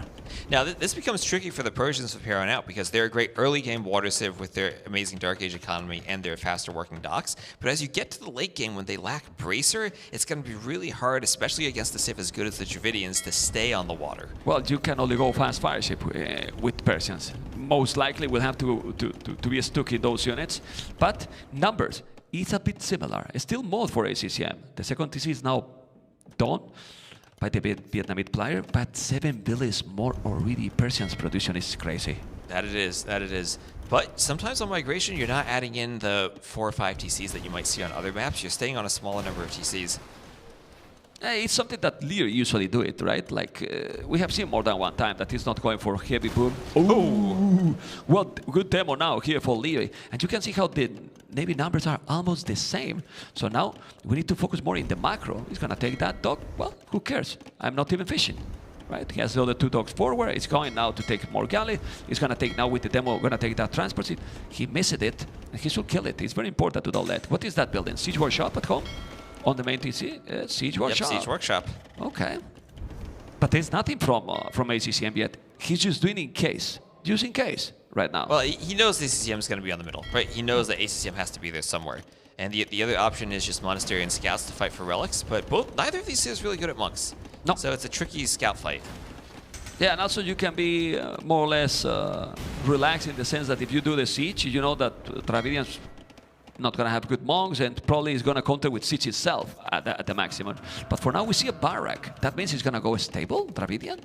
I think it makes sense. I mean, they don't have the best stable, but they still have Lightcav, and they still use Lightcav to snipe monks and fight for relics. You don't need to have all the upgrades on your units at this point in the game. It's really fine. Louis is doing now Bozo. By the way, those upgrades I didn't notice. ACCM, Bozo, Horse Collar, and Wheelbarrow already for some time ago, while Leary only now doing the upgrade for the wood. That's important in the long run. Yeah, and Leary hasn't had any upgrades on farms without Horse Collar. No, nothing. Really nothing. I know the demo. Distribution is similar for both players with the village, but Leary has more thanks to the Persian production. 11 village more. Now has the stable, gonna go for the scout. While Leary is gonna mine his stone. I like it, but I don't like it that he doesn't even have a barrack, right? Right, and it can be tricky to fight the scouts if you don't have the spears out. No, he's going to go for the stone. I mean, if we see War Elephants this game, I'm going to be happy if Leary makes a Persian castle. I don't think he's the player to do it. Yeah, but we can always hope. Well, let's see if it's going to happen or not. He's doing another tone center now, ACCM. Okay. That's going to be the third one. Will Baron now for Leary. Still no Horse Collar, which is really hard in the long run. It's going to hard really in the... Is he attacking with both galleys? Yeah. Yeah, he is. It's just pointing to the side. Yeah, it's like, okay. Okay, he's going to now take it those. It's no Navy at all for ACCM. So now, Leary, stop the water. You need outposts. Okay, fog of war here from Leary. Let's see that outpost. Horse Collar finally. He see everything. Okay, man. wonderful outpost Whoa. there. You see everything. Both TCs, stable, Barak, and now what is the reaction for Leary? He's building something. Barak right away. Barracks has the two mangonels, brings them back, make sure he doesn't run into the scouts. Well done, Larry. I love that moment because we see how important is exploration. How important that outpost is. It's so crucial, man. It's really, really crucial. And the fish is gone now, if you see it. And he does. And he does. And those fire ships, so good at destroying the fishing ships. He doesn't even need to use the demo. Let's maybe snipe the other demo. He's gonna do it. He does. And then he's taking out the others. All the fish is gone. This is absolutely beautiful for Lee. Look at the population, how keep growing. He's gonna make now spears. He's not even doing the stable. But there's the third town center. He's going for Imperial, man. And in Imperial, what? I mean, are we going to defend Dravidians? do we? Dravidians, don't they do have, that's good in this matchup, as weird as it is to say, the skirmisher. They have great skirmishers against the Persians, and sometimes on this like migration, you go imp, you try to fight down the middle of the island, you go skirmishers, it's the unit that both saves me. Don't look at me like this. Okay, Dravidians is fine here, you know? It's really, really fine. Actually, it's dangerous matchup here for Persians, honestly. It is. I mean, lots of mangonels now from Leary, and ACCM needs to be careful. He's doing a workshop, but going to be in a siege fight where Leary already has the mangonel advantage. Yeah, the three mangonels are coming. The siege workshop is in a bit of a hill here. The lefties are behind, and he knows that he's coming. He's gonna have an old spears probably to deal. He's with one alone here. The hand card already for Lee. He definitely catch up on the Arbris, and now he surpassed him. This is gonna be very important to take it. He's blocking those. Now those light guys is gonna be in a position that he should go and make a bada boom. Didn't take it, but now he can go behind the trees. He's not doing it. He's gonna now try to kill the mangonel, but oh my god! Well, what a shot! What a great shot! Yeah, it was very good because you can kill yourself in that situation, and he did a great job. But now, there's another mangonel in that situation, but he knows. Leary knows, and he has to be careful, Mr. West. And he's splitting up his mangonel so he doesn't take one shot that hits multiple, and he can just sit there and take out the workshop. Oh, wow. Even gets the mangonel for free. Great micro there by Leary. Well, this is now starting to become more about the mechanics because the strategies are kind of clear. The water is not going to have, for now, a big impact. For now, they are booming on the land. Now you have to be careful. Another mangonel for free. For free. He's forcing him to do another at the back, but this is not the problem with Dravidians. You don't have good monks. You don't have good monks. You don't have monks. Shot. You don't have monks at all. Now he's going to take another village. He's denying that siege workshop. That village is 1 HP. Okay, he took that one. But look at the resources now for Leary. That was an amazing few fights for Leary. He lost one mangonel, destroyed a workshop, several mangonels, denied another workshop. And what does ACCM do here? He has to do a defensive castle and he panicked. Just hold. He panicked because now the castle from Lee is going to be more or less where he killed that siege workshop. And if you do the castle there, he's, by the way, need the buildings to go up. He's about to go up to Imperial. And then he'll win a Shrub War against that castle, and ACCM now is stuck on the very bottom of that island, nowhere for him to run. Well, and trying to get back on the water, but maybe that's the key for ACCM at this point. It still is Dravidians. That's where they have the advantage of the water. And with this shape of the island, if you can get cannon galleons out, you can destroy pretty much everything on the main island. Yeah. But he is pushed right now, and there is Imperial Age from Leary. Are we sure that there's going to be a trebuchet war? Because he needs to clear the castle, right? He could just go cannon galleons to clear the castle. Yeah, but what I mean is, look at the ACCM resources. At least that he can buy some food. He has 1,300 gold. It might be a very one-sided trebuchet war. Yeah. Okay. The castle should be there. It's gonna come. Lee has 800 stone. He's gonna send villagers there and gonna try to get the map control. The score is still very, very close, but in my opinion, the advantage is a little bit bigger than what the scores say. I don't know what you think. Yeah, I think this is a very good game for Leary at this point. Yeah, the castle will be there. There's still many mangoes, and you can see how Leo has been, let's say, a little bit greedy because he's playing with a barrack and with a siege workshop. That's it. And that's all he's needed. I mean, his micro on the mangonels has been so good that that's all he's needed. One barracks, one workshop, and he still has the army advantage. Yeah, now he's doing archery ranges. He's going to go skirmishers, you know. He might be afraid of the skirmisher from Dravidians, but Dravidians is not yet there.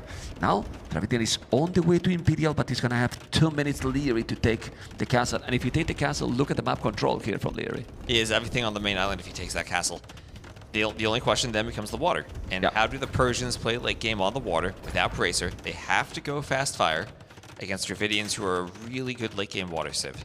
Okay, let's see what he's gonna make it. This is the university. He has 1, 2 archery ranges.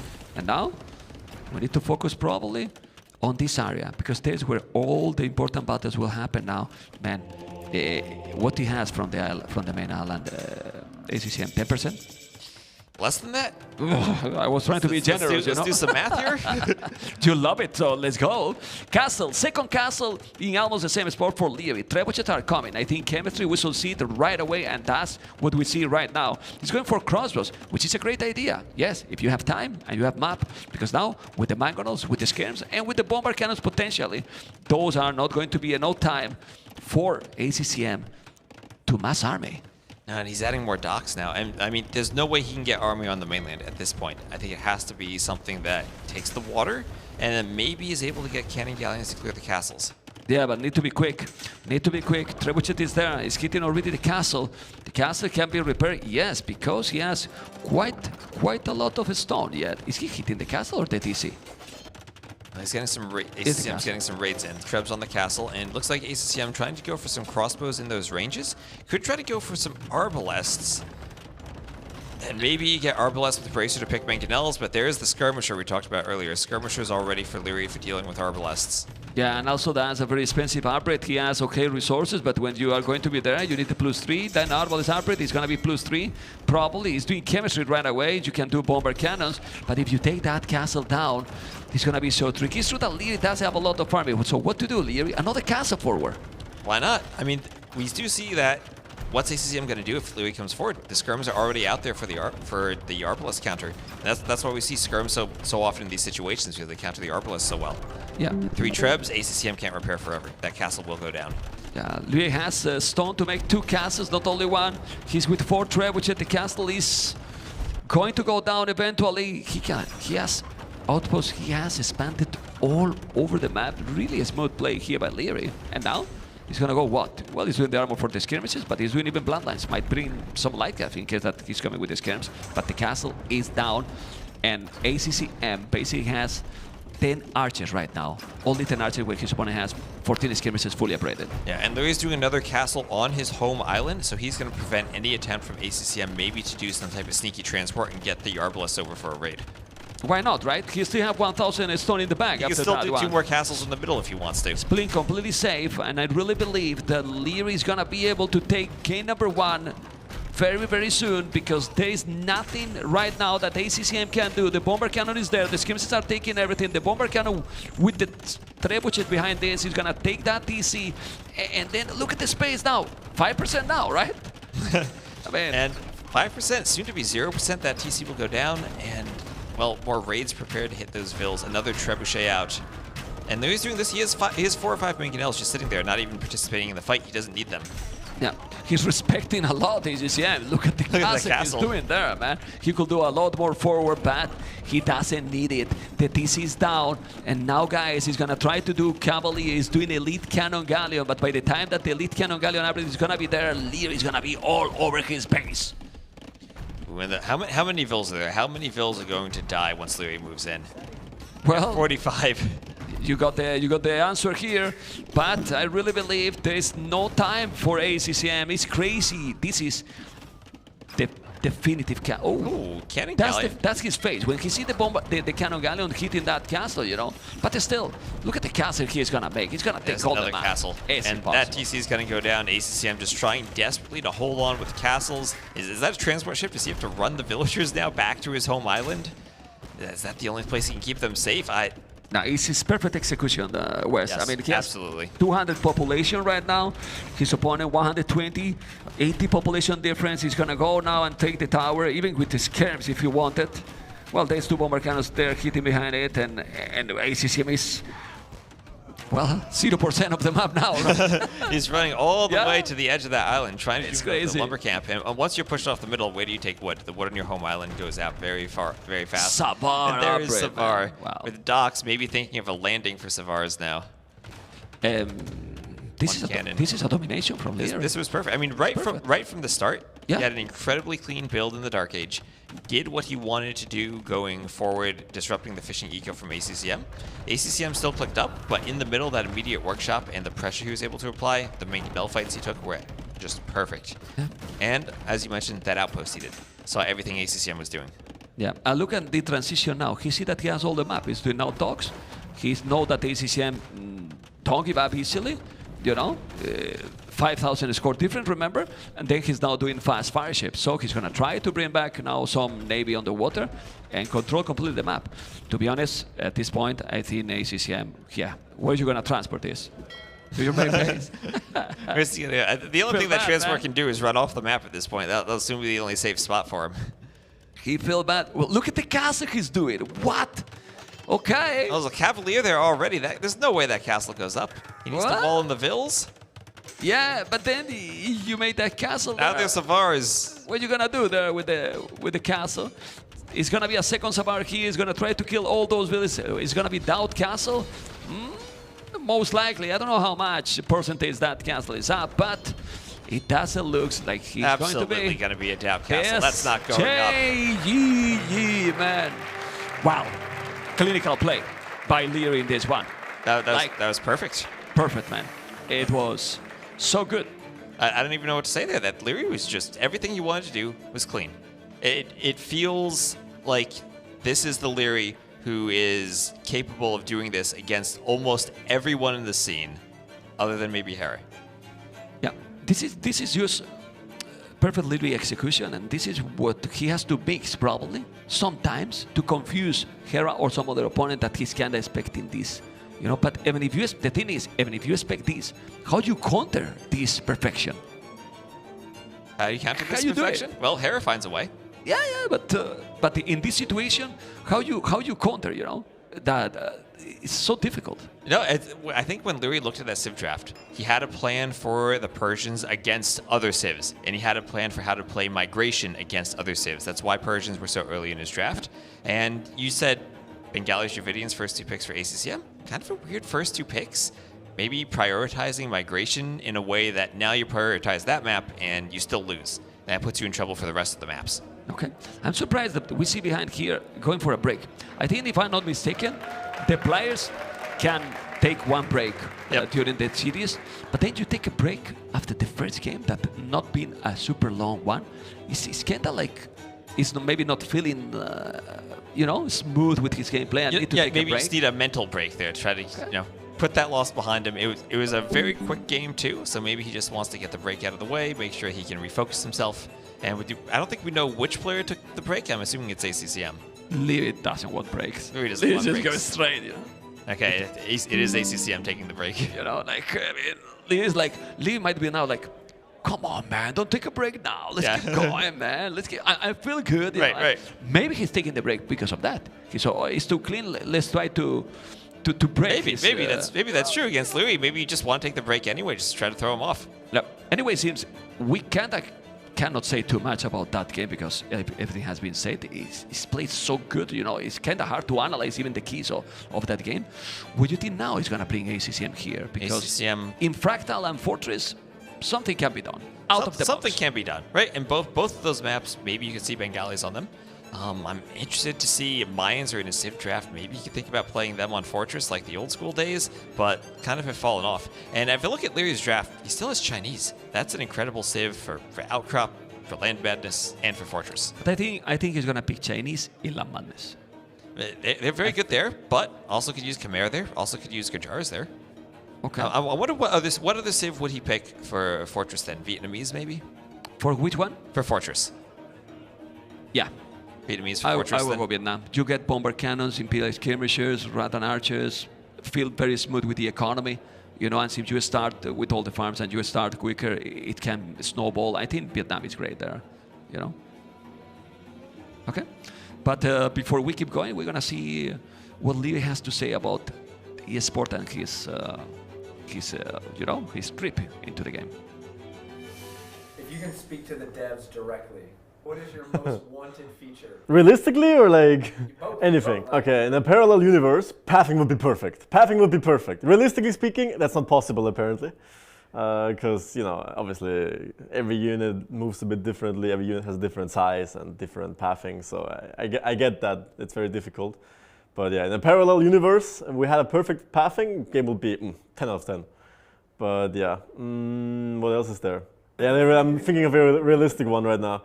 Realistically speaking, I would love to see certain civs which don't get much attention, like recycled. So for example, they get taken off the pool from the ladder, for example, for a few weeks, few months, whatever, rework them a little bit, add in some new civs, and then recycle those civs.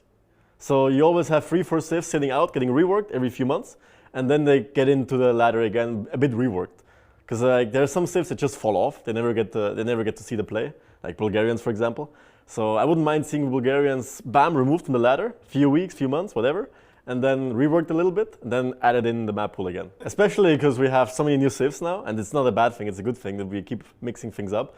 But at some point, the game is already very complex for new players, and then you add 3 more new civs every few months, it becomes a bit too much, I would say, for new players. For us, it's great, but for the overall generality, can be complicated sometimes. And how can the devs or tournament organizers of the community maybe attract more players and actually keep them?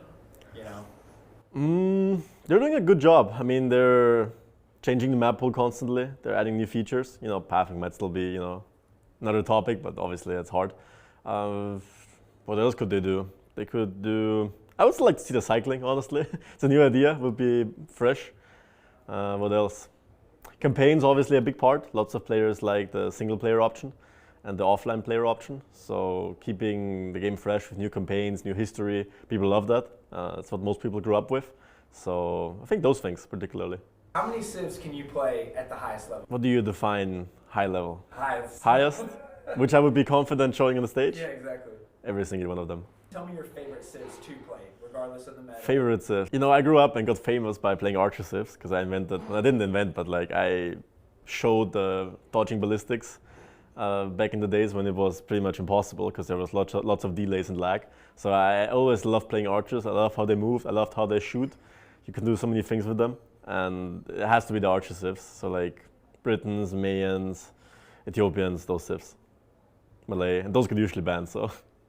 Following up on that one as well, do you have a favorite unit? It's either a plume archer or a longbow. I grew up with those 2 units. I love those 2 units. They're both ranged. They're both super fun. They look cool, so it has to be one of those. Good. Who's your ultimate 2v2 partner? There's a term. My ultimate 2v2 partner.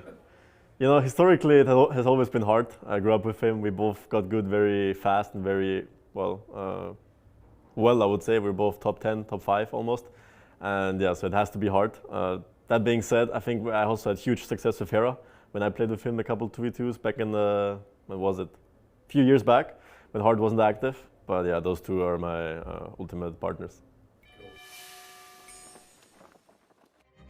Has to be really hard for Lee to don't be able to play those archer civs anymore, right? Must be. Not this. I mean, they can play, but since there's also a lot of different maps, And we have a bit of a meta change, a bit right? changed a lot. Right, we see not just not so much archer saves, but a lot more skirmisher dominant these days, and also a lot more cav archer dominant. Yeah, have to be done something with the skirmishes. Are too powerful. Well, these we games. did make the crossbow upgrade more expensive, right? That has a large effect. When you're doing that transition and trying to add in the units, I think it's part of why we see cav archers so much these days. You're kind of going for that quicker feudal age where maybe you have a smaller army. You're not getting that crossbow power spike that you used to. I wouldn't mind to bring the original crossbow price, And also I feel that the +3 is combined with the arbalest is so expensive.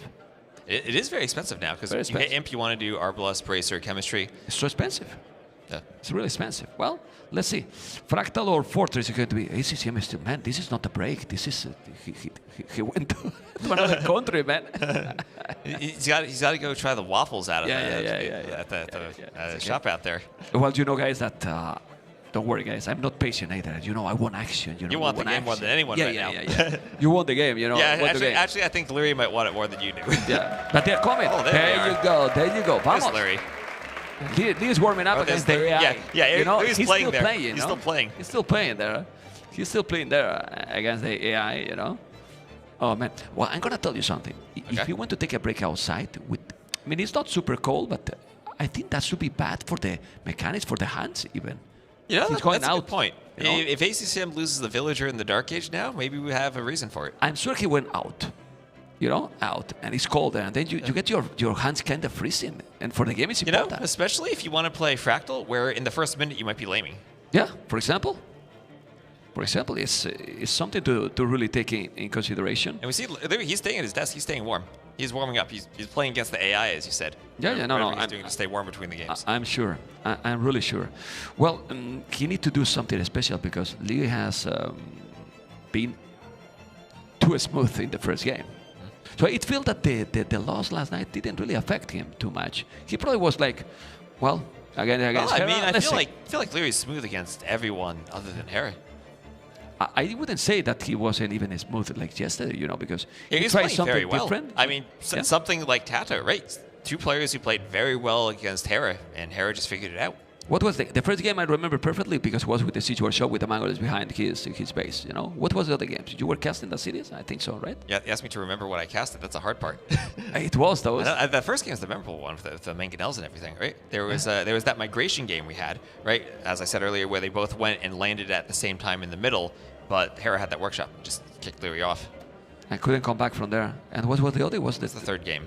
You don't remember the end? That was... I'm not trying to put you in a comfortable position. On the spot. I don't remember. I was casting also. I know you were casting. You're casting that back on your channel. In the background, yeah.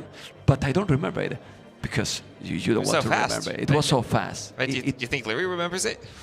Nah, he forgot already. He preferred to forget, you know. Right. But that's the thing here. You think these kind of situations because with the double elimination, some of the matchups can be repeat. At some point. And I mean, that probably will be our final, right? We have a good chance of that, of a Hera-Leary final again. Can happen. Can affect that, or after all these times that they have faced it, you just have to... Well, after all the times they faced each other, I don't think facing each other ever gives them something new. All right, there's the bracket. So again, we have Leary winning the first game here against ACCM. Winner will go on to face the Viper, who will then face the loser of Hera-Yo, and then winner of that set then goes on to the grand finals. And it's really crazy the two series left for today. Like Hera Mr. Yo is going to be the next series, and then the Viper versus the winner of this series. It's pretty sick, man. It's pretty sick.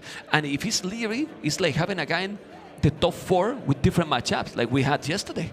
Exactly. We could see every combination of the top 4. Yeah. It's like a small round robin between them. Kinda, you know, it's not round robin completely, but almost there. I mean, we've seen Hera-Leary, Yo Viper. We're going to see Hera-Yo and potentially Viper-Leary today.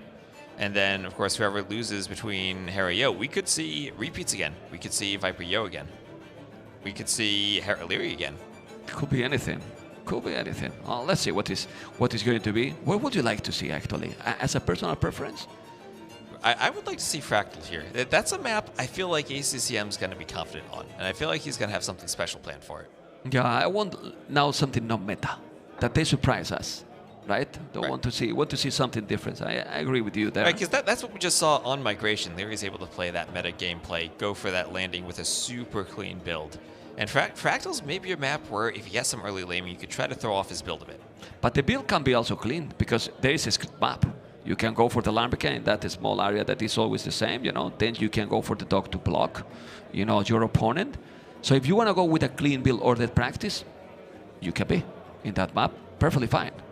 You can be. You can also have a lot of laming. You can also get the Vil forward, try to steal the elephant, try to lame the zebras, try to put them at a position where they don't have all the food they want to execute their build. Okay, let's see, because they seems to be very, very focused. Nice. The game is starting, guys, in 1 minute, so we're getting there. Do we know the map? And as they get in, we're going to see if we can figure out what the map is, but they're getting ready. And ACCM, after that break, now needs to refocus himself and prepare for getting some Age of Empires gameplay and warm his hands up and get ready to start. Okay, let's see. So, well, he's winning 1-0. I think... Oh, it's Fortress. The map will be Fortress. Okay. So maybe a map where he doesn't need the cleanest Dark Age after his hands got cold. Definitely not. It's going to be slower. I'm surprised about this one. Can we bring again the draft, please? The civilization? Maybe the map where ACCM, though, might feel that his playstyle might be the best against Leary. Right? We saw Hera picking this as his home map in that other set yesterday, too. And he's going to add in... What do you think here? Could this be Bengalis? Bengalis, Vietnam. And if it's Bengalis, Vietnam, Vietnam with Imperial skirmishes and so on. Yeah, that's what I think. ACCM might need to pick a different civ other than Bengalis here if he sees that Leary has Vietnamese. Now, would you go? Would you surprise them with the Mayans here? I mean, that still is kind of a weak matchup against the Vietnamese. Very. I mean, you need to go 100 Eagles. Maybe you go Lithuanians here? I mean, still a very good unique unit. Still a civ that has a decent economy, getting the extra food as you're booming. And against the Vietnamese, they have a good economy, but they're not the same type of eco you'd expect from maybe the top fortress civs. Okay, we're gonna see, guys. Game number 2, and we're starting with Lear POV, the Mayans versus Khmer. Mayans, okay. Mayans versus Khmer. We were completely wrong about this civ matchup. Mayans, Khmer. Okay, well, Khmer is a civ that can be great on this map because of just the eco and the mobility that they have. Again, it's a larger map than normal, and there's a lot of wide open spaces where you can get raids in with your Hussars at the late game. And usually this map does indeed go to the late game. But I really don't dislike the Mayans here.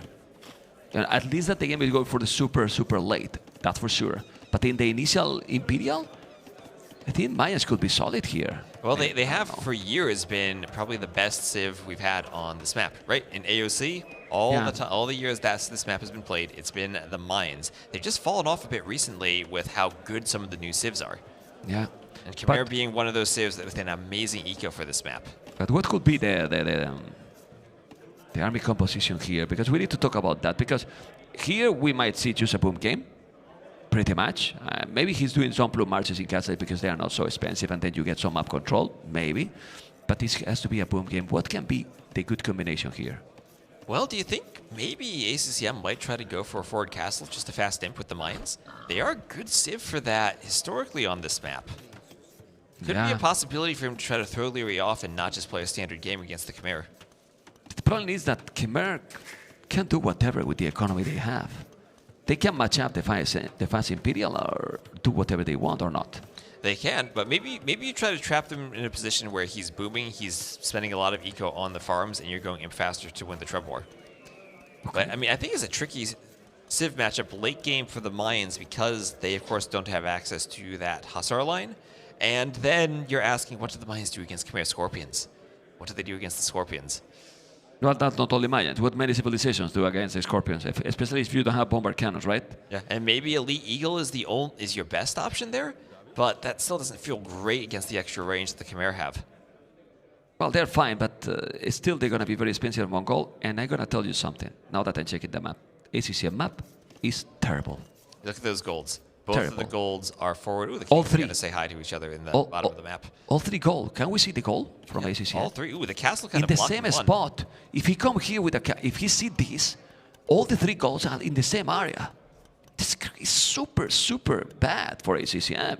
And Leary's golds are more split up. He has one on either side of his base, and the main gold, at least not towards the front, kind of towards the back. Yeah. More protected by the castle and the walls.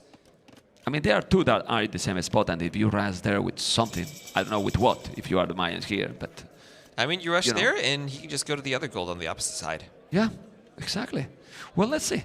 Because for that, Lee will have to explore. He's definitely not going to explore yet. And now we're going to see what are they going to do. Obviously, Market and Blasted, and then he's up to Castle Age. Well, Lee doesn't need any building to go up. He does not, and the Khmer go up really fast, and ACCM will be a bit slower.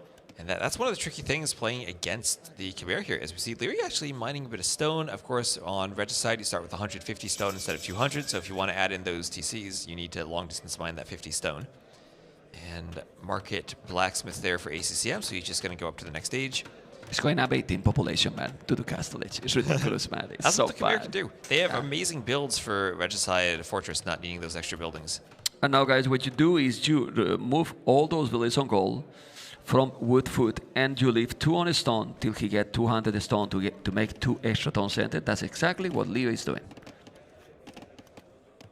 Yeah, and ACCM, any indication what he's going to do to counter this? He hasn't taken any stone yet. So if he was thinking of maybe going for a quick castle drop, not taking the stone. No, it has to boom. Like, I mean, they're far also. So if you're gonna make some kind of wild strategy, it's gonna be very tricky here. Like, I don't know. Let's see, because this is a interesting position. What I like it is that it's a new matchup. You have the Fortress, but we have not seen Chimera Mayans versus Mayans, well, in a very long time, if not ever, in a very, very important tournament. Certainly not since the Scorpions have gotten ballistics on them, and that changes the matchup quite a bit. Yeah. Yeah, remember that also Chimera got the one extra range. That's very important. The Siege Engineer is going to make them 9 range for Scorpions that can have ballistic. It's pretty sick. There's a TC immediately for Leary. We'll see how quickly he adds in another TC and also potentially goes for the Monastery to start collecting relics.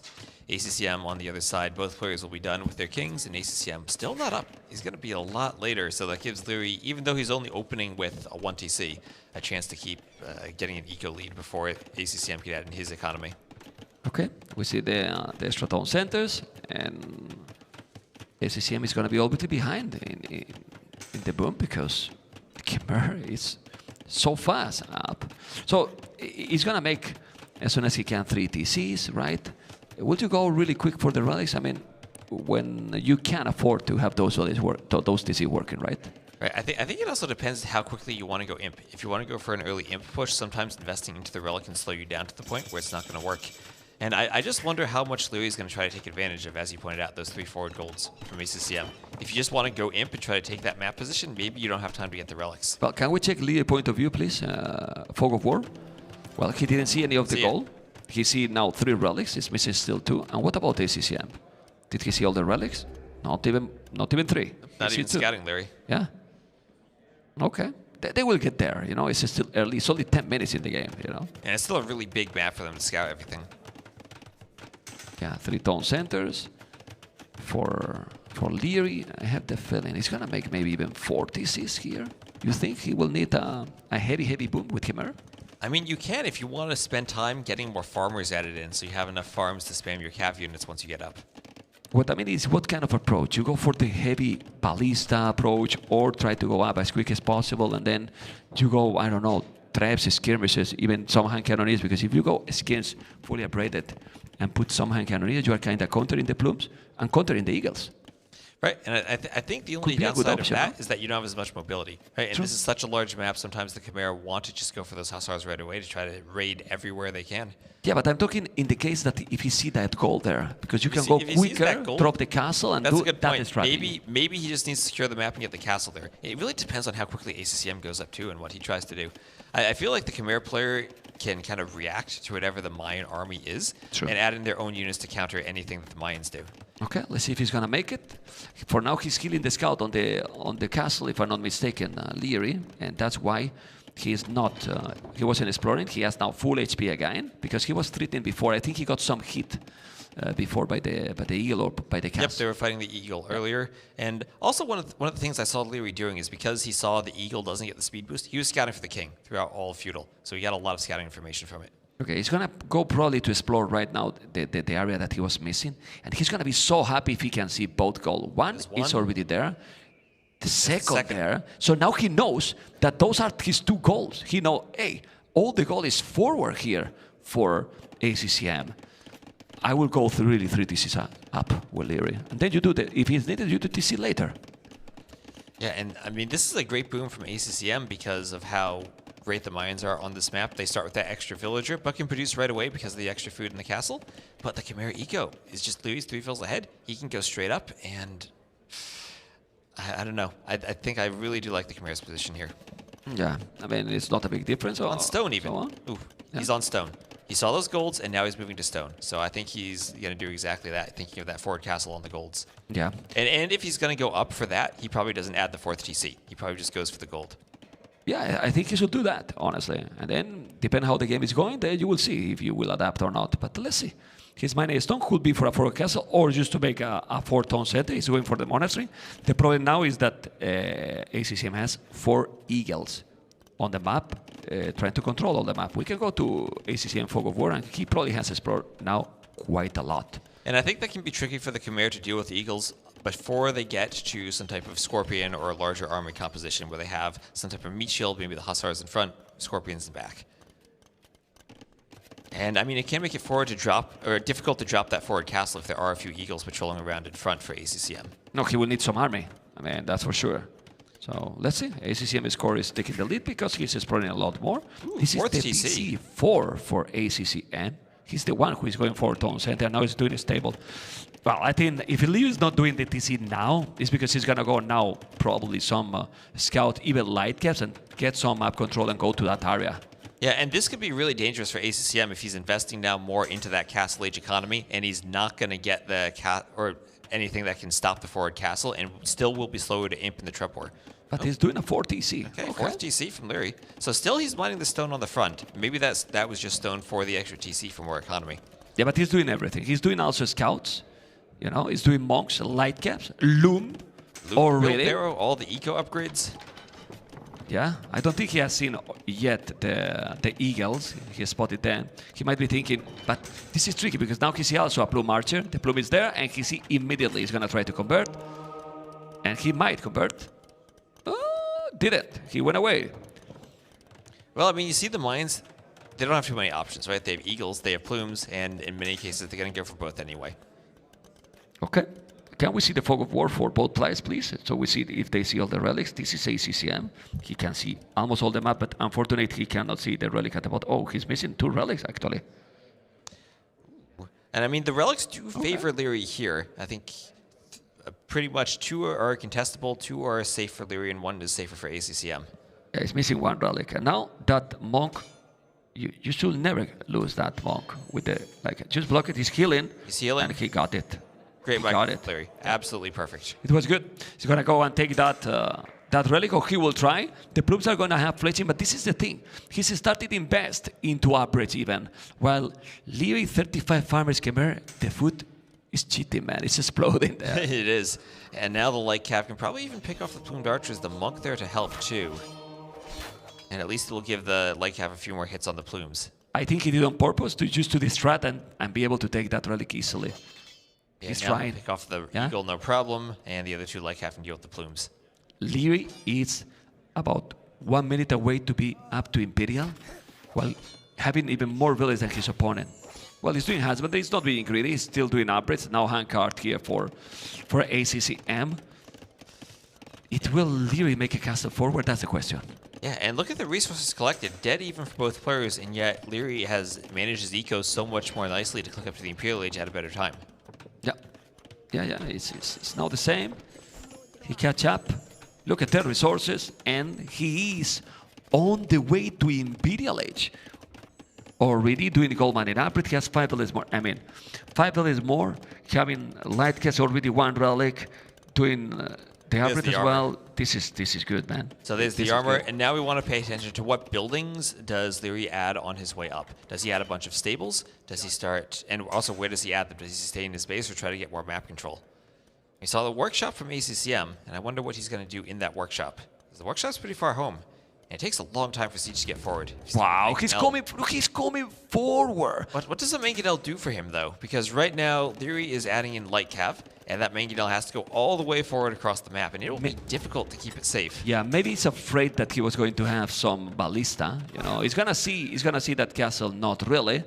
Chambered in armor, bloodlines. The castle is definitely good. He's on the hill, but he's not close to go up. And those light caps will be soon with a +4. And +4 is something that the plume archers are not going to be able to deal with. Not at all. And maybe the Onager, as you said, could just, or that Mangonel could be a plan for Onagers for dealing with eventual scorpions. But that's still a long ways away. And right now, Leary is going to spot the castle, so he knows it's there. And he's going to be imp first. ACCM's not imp. He could just get Treb down. Yeah, he's going to be imp much faster. I mean, it's not that ACCM is super far. He's with 900 foot. He still will need to get the goal. Relics is still only 1 taken by Leary. He didn't see 1 of 2 of them, if I'm not mistaken. But he's there. And now, going to try to take another relic soon. 14 already. And he has the stone to drop the castle. Maybe the good thing here for ACCM is that Leary is not going to push as fast as he probably wanted, and then his goal is safe. But still, that castle will have a hard time to survive. And there's imp for ACCM. He'll be 2.5 minutes later. We see the Scorpion now coming out for Leary. And looks like he's just going to try to go Hussar or Scorpion, maybe a few Knights added in. Yeah, for now we don't see spears or anything. We see eagles and some plume archers. This is +4. He has He's going Cavaliers, man. And Scorpions. Whoa, whoa, whoa, whoa. Okay. I think, I mean, he has 7 knights. We can do maybe use 7 knights plus 4 and then go for Hazard, because Cavaliers might be very hard to sustain in the time, and Hazard is something that you want to have all the time, right? Right, and the question is, how do you spend your gold? Do you want to spend a bunch of gold on Cavaliers? And we saw Viper in that game earlier spending all that gold on Paladin. Maybe didn't quite pay off the way he wanted it to. Wait, you could just go for the Hussars and accomplish largely the same stuff. Yeah, he has his Scorpions already. One trap is going to be happening. That TC is a needed town center for sure. 42 farmers. He'll need more. The castle is going to be up or not? No, no, no, or yes. Well, the +4 is going to be there. The Scorpions are coming. They don't have ballistic, but those are going to be +4 light caps and knights, and those are really, really strong. Even if he's trying to micro, the +4 make that they are so tanky, and he's able to take so much damage with those units. The knights are now going to raid, but he noticed immediately. Nice reaction. Petars! He's going to try to go for the snipe. He's doing petars. He's going to try to go for the snipe. The petars are going to happen. God, the tower's in the back. He's not going to reach that tower with a snipe. Well, well, well. You got to be careful, you know. You always got to be careful, because the tower is not going to be so strong, and he's thinking on that. He has already 1 petar and 2 more in the queue. He really need to pay attention to those things, you know. I mean, how's he going to get all the way past the castle to the back of the base to snipe the king? Let me dream. I don't know, but let me dream. You can dream. Okay, light caps and knights, you can see it's Cavaliers. I was talking about that, and it's at the end it's Cavaliers. The score is almost the same. More population, elite Eagle Warrior. Then the Cavaliers make sense, because the Cavaliers will deal with them. But the petars are coming. He doesn't need the petars, man, because he deleted the walls himself. For the trip. Come on. More petars just for the tower. More petars for the tower in the back. Okay. You see the 2 traps? The castle is still on the hill. Relic, only 1 taken. That's super weird. And he's Sam aware of the rest of them, guarding them with the eagles, but not taking them himself. But we're gonna have Cavaliers, heavy Scorpions. Heavy Scorpions, Eget with El Dorado, but he already killed 7 villages. That castle eventually is going to go down. He should send the Cavaliers and kill those villages. I don't know what you think. There go the petards. They're running away. So he's going to try to keep them hidden. And ACCM really wants to make sure the castle goes up so he can continue getting the technologies. Okay. Doesn't look like he's going for a treb or a counter treb, just adding the barracks and trying to take control of that area of the map. Maybe just go Eagles now? I mean, he will have El Dorado Eagles. They can get all of their armor upgrades. No, and maybe with the Pierce armor can be okay against the Scorpions. Yeah, but that's the best option. But the problem is that he has also Cavaliers, and Cavaliers +4 is very strong. I mean, the Cavaliers should be strong. Obviously, depend on the numbers. If you get now 50 Eagles, you know, it's going to be so hard to take it. But the problem is that 23 Eagles seems a lot, but then it's 17 Cavaliers. The petars are coming. We need to focus on the petars, Mr. Vodka. He's going to the left. I think the petals are going to be there. He's going to break it. He's going to break it. He's going to break it. He's open here. And he's going to try to go with the Eagles. He's trying to go for the snipe. You have to be careful. Oh, we have to be careful. He's not even going in, though. Yeah, it's he. Uh-oh. He's going to wall. He's walling. He's walling. He's walling. He's paying attention. And he's going to wall again. He's going to make another house. Again. He's walling and trap the Eagles. And now the Eagles will die to the Cavaliers. They are trapped in with the gate. That was perfect from Blurry. Perfect execution by the kid. Not that kid anymore, right? But still. He's still young. Yeah. The youngest. One of the youngest for sure. Now the Scorpion, what is good here is that he creates this chaos that you want to have probably, because those Eagles are being cheaper so that the Scorpions and the Cavaliers, right? Yeah, but look at that KD now for Leary, 46 to 18. Those Eagles are not accomplishing anything. Yeah, well, because he was fast. He was fast here, you know. He wanted to create chaos, but he's killing a lot, man. 143 villages, 32 army, 34 army for his opponent. But look at those Scorpions. Where are the Eagles now? Bam! And he's 100 HP. 100 HP Eagles, and it doesn't they are matter. It in doesn't the matter. damn hell, man. The Scorpions are going to shred everything. Yeah. That he has Siege Engineer? I don't think he has Siege Engineer. No, not so yet. there could be one extra. They could be even better. Even better. They're going to have chemistry that is going to affect that one too. And I don't think he has double crossbow either. More upgrades even for the Scorpions, Yeah. You're right. He's not done yet. He's not done yet. Fletching now. Okay, still being annoying and raiding. Population is still high. Really, really high. It's going to be difficult to take the Mayans because Mayans is kind of cheap, you know, and can spam a lot. And while you have 50 villages on gold, well, you can produce, right? Oh, this is open at the back of his base. He should wall. Ballistic for the Scorpion. There we go. All this without ballistics. Ballistics. And, well, where does he go from here? He has a lot of Scorpions, but nothing really that can push the barracks back. Please, I need that he's relocating these lumberjacks. It's triggering me a lot when he's taking the wood. Especially because where is the king? Where is the king? The king is in that tower. Man. He has just chopped a path right to that king. Yeah, it's crazy, man. It's really crazy. Okay, and look at the amount of wood he has on the side, but now the Eagles are raiding. Leary has lost now more villages than ACCM, but he's still coming with the Cavaliers. The Scorpions are yet not fully upgraded. They are missing Siege Engineer and Double Croppers, right? Right. Okay. But all those buildings, 2, 4, 6, 7 barracks. The Trebs out. Going down. Trebs will take out all of those barracks, and that'll be all the forward production that ACCM had. Oh, he's inside. How he's inside with some Eagles? Wow, he's raiding all the time. He's raiding all the time. This is so crazy. 30 villages lost now by Leary. He's still raiding. It's true that he's still focused on going forward, but you need to be careful at home. In these kind of situations, Leary need to wall. Yep, and this is where the mines can be deadly just because of the Eagles ending up everywhere. And they can avoid the Scorpions. The map is big enough. You're not forced to take that head-on fight Eagle versus Scorpions. You can run around and try to raid, find places where the Scorpions are not present. Yeah, you don't want to leave those trebuchets alone. 10 Eagles come fast, and then everything is gone. The king is in... The king... There is some red unit close to the king. There are a couple of Eagles back there. There's an Eagle there. You gotta be careful here. You definitely gonna be careful here. The Eagle is there. He's open. He's coming with more Eagles on the way. He didn't wall. The entire back is open. The entire back is open. The Eagle is there. Oh, does he see the flag? Does he see the flag? Of course he does. He's going for it. He's going for the king snipe. He's going for the king snipe. He has to be careful. The Cavaliers are coming. You got to be careful. Upgrade that tower. He's going away with the Cavalier. Leary's not paying attention. Leary's not paying attention. Now he's going to have to pay attention.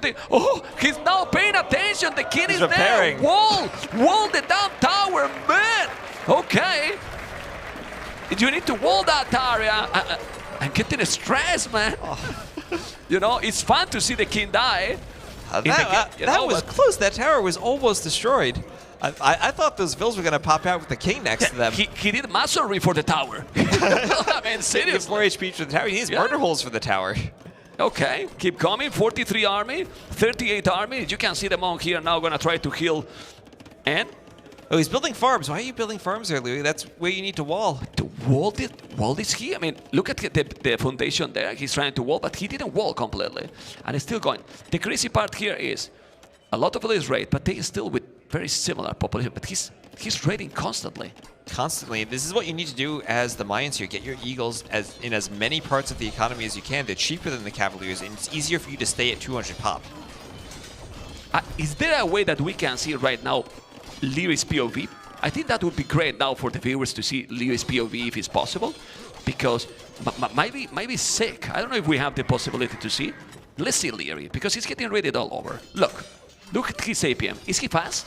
He is fast, but he's still getting raided all over. He needs to add farms, get the vills working, deal with the Eagles, and look at everywhere on the map. He's looking at 3 places all at once. Yeah, he's gonna be, man. Bring back Capture Ace, please. I'm getting dizzy. But then he's forward on the hill. He sees that gold in the south. He's looking at 4 places. He needs to defend.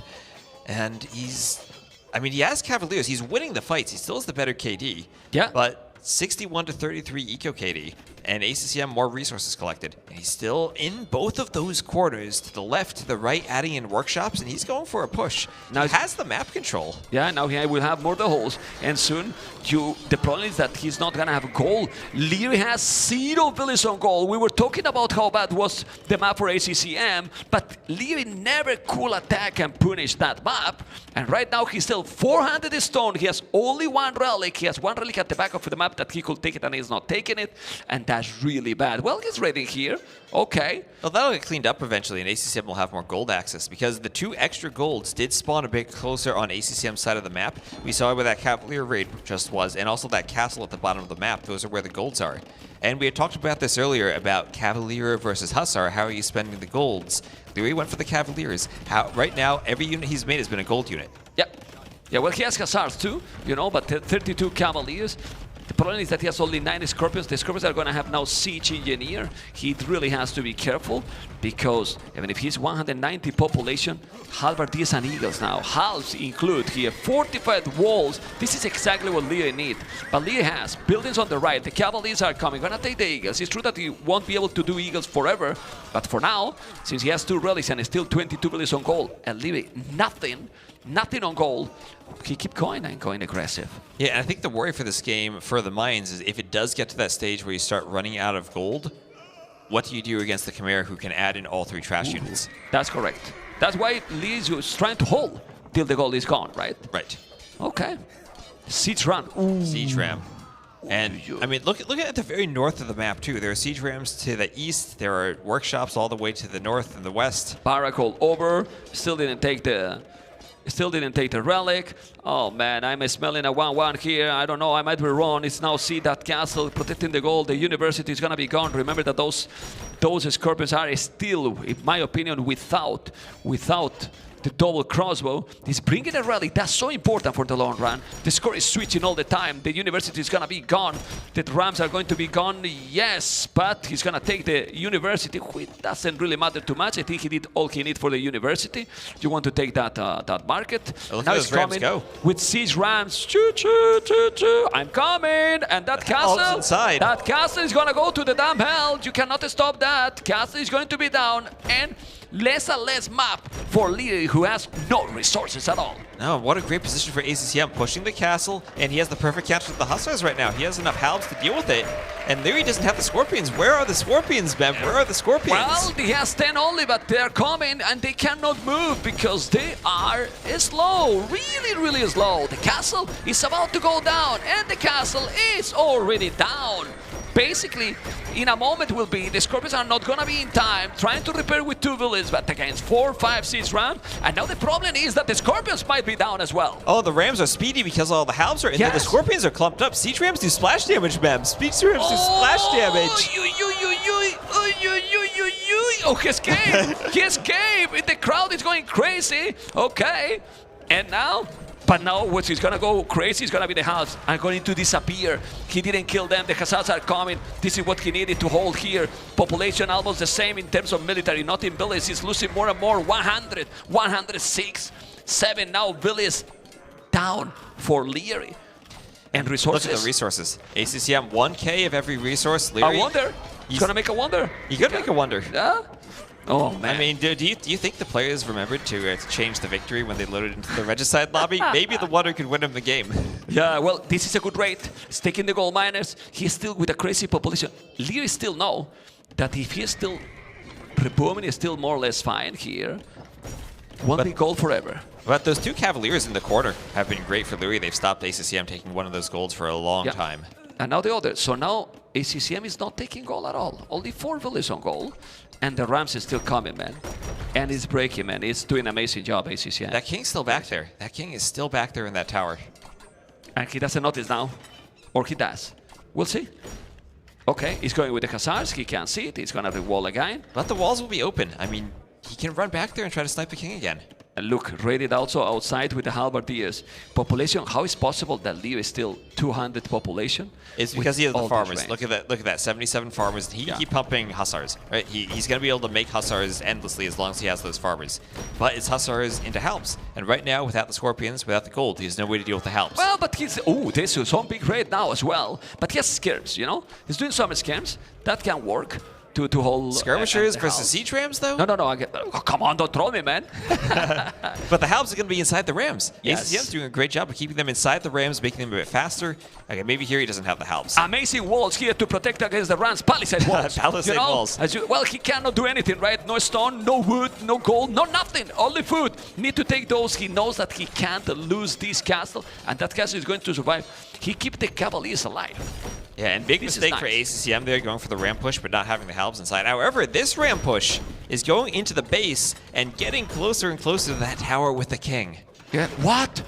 Look at the castle he's doing in the corner. What is that castle from ACCM? I mean, he's taking all the map. Look at the thread, look at the Halbs. 82 army, 78 army. I think this is getting closer to ACCM gain. Lear is still trying, you know. Why Hera came here, you know? I don't know. He's everywhere. Cavaliers, Khazars, he's going to take the house. He's going to take the Rams. And I don't know. He's going to be able to hold. But there's also Raid at home. Look at the ACCM Billy's number. Yeah, but you're the Mayans. You don't need that many vills, do you? Well, I mean, you need some. I mean, he's going to 0. Oh, wait, where's the king going? The king for ACCM is moving into the castle. He was worried about those hustler raids for a moment, and he's putting the king in the castle. Okay, still holding somehow. This is Scorpions. Look at those Lumberjacks also exposed. And how is his base? Do you know for who I'm feeling very bad right now? For our beautiful observer. For Vodka. He has to look everywhere. I feel bad for him. 67 army, 65, still 20 villas more for Leary. With how many villas is building that castle in the corner, Vodka? Because I see the foundation. Okay. With two, one of them stuck. One of them's just supervising. He's building it with 2. 2 and 1 is looking. That builder might be Spanish. Let's see what it is. Look at those Cavaliers. Gonna be Scorpions and Skirmish. He's gonna go and do the job or not. Ooh, careful. Careful, he's gonna take it. Yeah, 165. Look at the population for ACCM. And look at the map now for Leary. That's his last castle. It's being rammed down. It's being rammed down. There are 3 rams, and the Vills aren't fighting. That castle will go down. He did some hand cannoneers, but you need to kill it. You need to kill it. He didn't notice. He tried to repair. There's no stone. He can't repair. There's no stone. You need to kill it with those. You probably need shoppers. I don't even know if you have that arbit on Khmer. But the castle is down, and it's huge for his economy.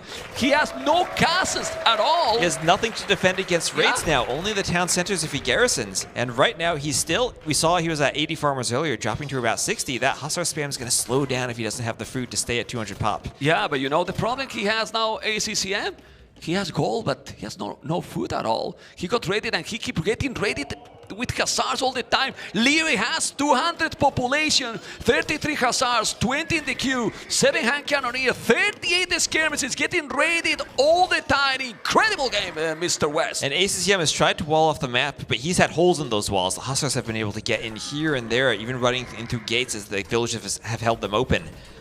Yeah, but he's using the Scorpions just to defend at home. I like it. It's a good one. And now cap Rams for Leary. Is Leary feeling that he can still do the job? Architecture for the tower. Architecture to protect that king. As Leary retakes the score lead, and now he has more map control than he has in a long time in the middle of the map. ACCM still along the sides of those little bases, but that could be something Leary can clean up if he tries to. And he's doing. He has so many units now. Look at the amount of farming he has. Yeah, look at ACCM's pop. ACCM's pop is dropping. He only has stone. Remember, he had everything earlier. Now he only has stone left. Because look at the village number now. I mean, in the last minutes, he has killed like, what? 100 villages to ACCM? Yeah, and look at the overall KD too. 620 to 450. Wow, the Hussars have been really good for the Khmer, and Leary's just trying to hold on until he gets to that point, as you said earlier, where the gold runs out. And the Eagles are going down. West, they no eagles anymore, 10 eagles only. If you have only halberdiers, you are not going to be able to do the job. Lear is still coming. He's safe at home. He's still pushing. If he's coming out with the Rams, Lear might be able to come back in this game. What do you think? I thought this is looking more and more like Leary's game now, unless the Rams can find that tower. Only 3 halbs, but Leary needs to pay attention. He needs to pay attention here. Yeah, you don't have anything. You don't have anything. He's coming. You need to go here. We need to go to the tower, to the Rams. He's coming. He's not going for the tower. It will be eventually. It will go eventually. There's nothing else where to take this. Well, he can go to the TC. The Khazars is still coming, but at home. But it's hard for ACCM to pay attention to this. He needs to defend at home too. He's dropping a bit in population, but he needs some eagles over here. He just needs some eagles. That king is still in the tower. There go the Rams. Yeah, he has no Khazars and Scorpions. He should be more or less fine. Well, the Scorpions are not yet there. Huh? And he's still pushing here. This 200 population is crazy how ACCM was going for it. ACCM was under 100 villages, and look at now, man. He has reboom like crazy. The kid is going away, man. He's going where he's going. Wait, he didn't notice. He didn't notice. Is he going for the TC? No, to the other tower. To the other tower. The tower. Okay. I believe he's going to the other tower. Okay. Okay, there he goes. Did you see that? Did you see that passing? He didn't go in a straight line to that tower, but he got there. Okay. That's why I was confused where he's going, right? Anyway, he needs to rewall this area. It's still 186 population ACCM, 181. It's 140 villages for ACCM now. Too much. Ooh, maybe, but the one thing ACCM does have now is on that left corner of the map, he has gold. The Cavaliers were denying him from that gold earlier. He has some gold in the bottom and some gold on the left. How much gold left? On gold. How much gold left there? I don't know. Oh, this has no the gold here. What 600 in the bottom. Yeah, it's 1,000 2K. in the top, Like, and he's mine, so that gold will last a bit longer. So about 2K gold left for him to create. What does he do here? Halb, and then maybe a few Eagles, maybe a few Rams here to raid. Yeah, these 2 relics per play. Why he's not taking this relic? Well, the skirm's there, stopping him from taking it. Yeah, I mean Leary. Oh, Leary. He definitely should. Relic. He has to. He's the one who has no goal at all. Okay, still 78 army for Leary. The good thing is that he still have 60 Khmer farmers and he's constantly sending military. He's doing finally crowd rotation. This is so good upgrade for this civilization, for sure. But Leary needs siege to finish. He's doing 1 cav archer. I believe it's a misclick, or maybe not. But and that's what makes it difficult for ACCM actually to push and finish the game because of all those hussars that can pick off siege. Unless he has very forward workshops, which he kind of does in the corners, but Leary's aware of them now. Yeah. I mean, he need siege rams. Well, it can work too. Siege rams. I mean, you need siege skirmishes. I don't think skirmishes is working here for well, they help deal with the house, Mayans. right? You need. I mean, for the Mayans. For the Mayans? Yeah, for the Mayans. He's doing skirms. For what? For against the hussars, that's tricky. I mean, skirmishers can be good against the Khmer skirmishers, but still, you're stuck on just Halb skirm against hussar skirm, hussar Halb skirm, whatever that Leary wants to add in. Oh my God, there's still coming a guy inside. Well, the Khazars are there. He's still reading with the halves. Thumbrin now. He rewalled it already, but he's still going inside the being annoying. Doesn't have any map control. Now ACCM again 200 population. And Lee keep trying the score. Is still now ACCM lead. Who took the relic? That relic disappeared. That probably was Leary. The skins were there, so I guess he got the relic. But I see 2-2 still. This is probably a monk that's carrying it. Yeah, he's probably the only player with a monk, so it has to be Leary. Yeah, okay.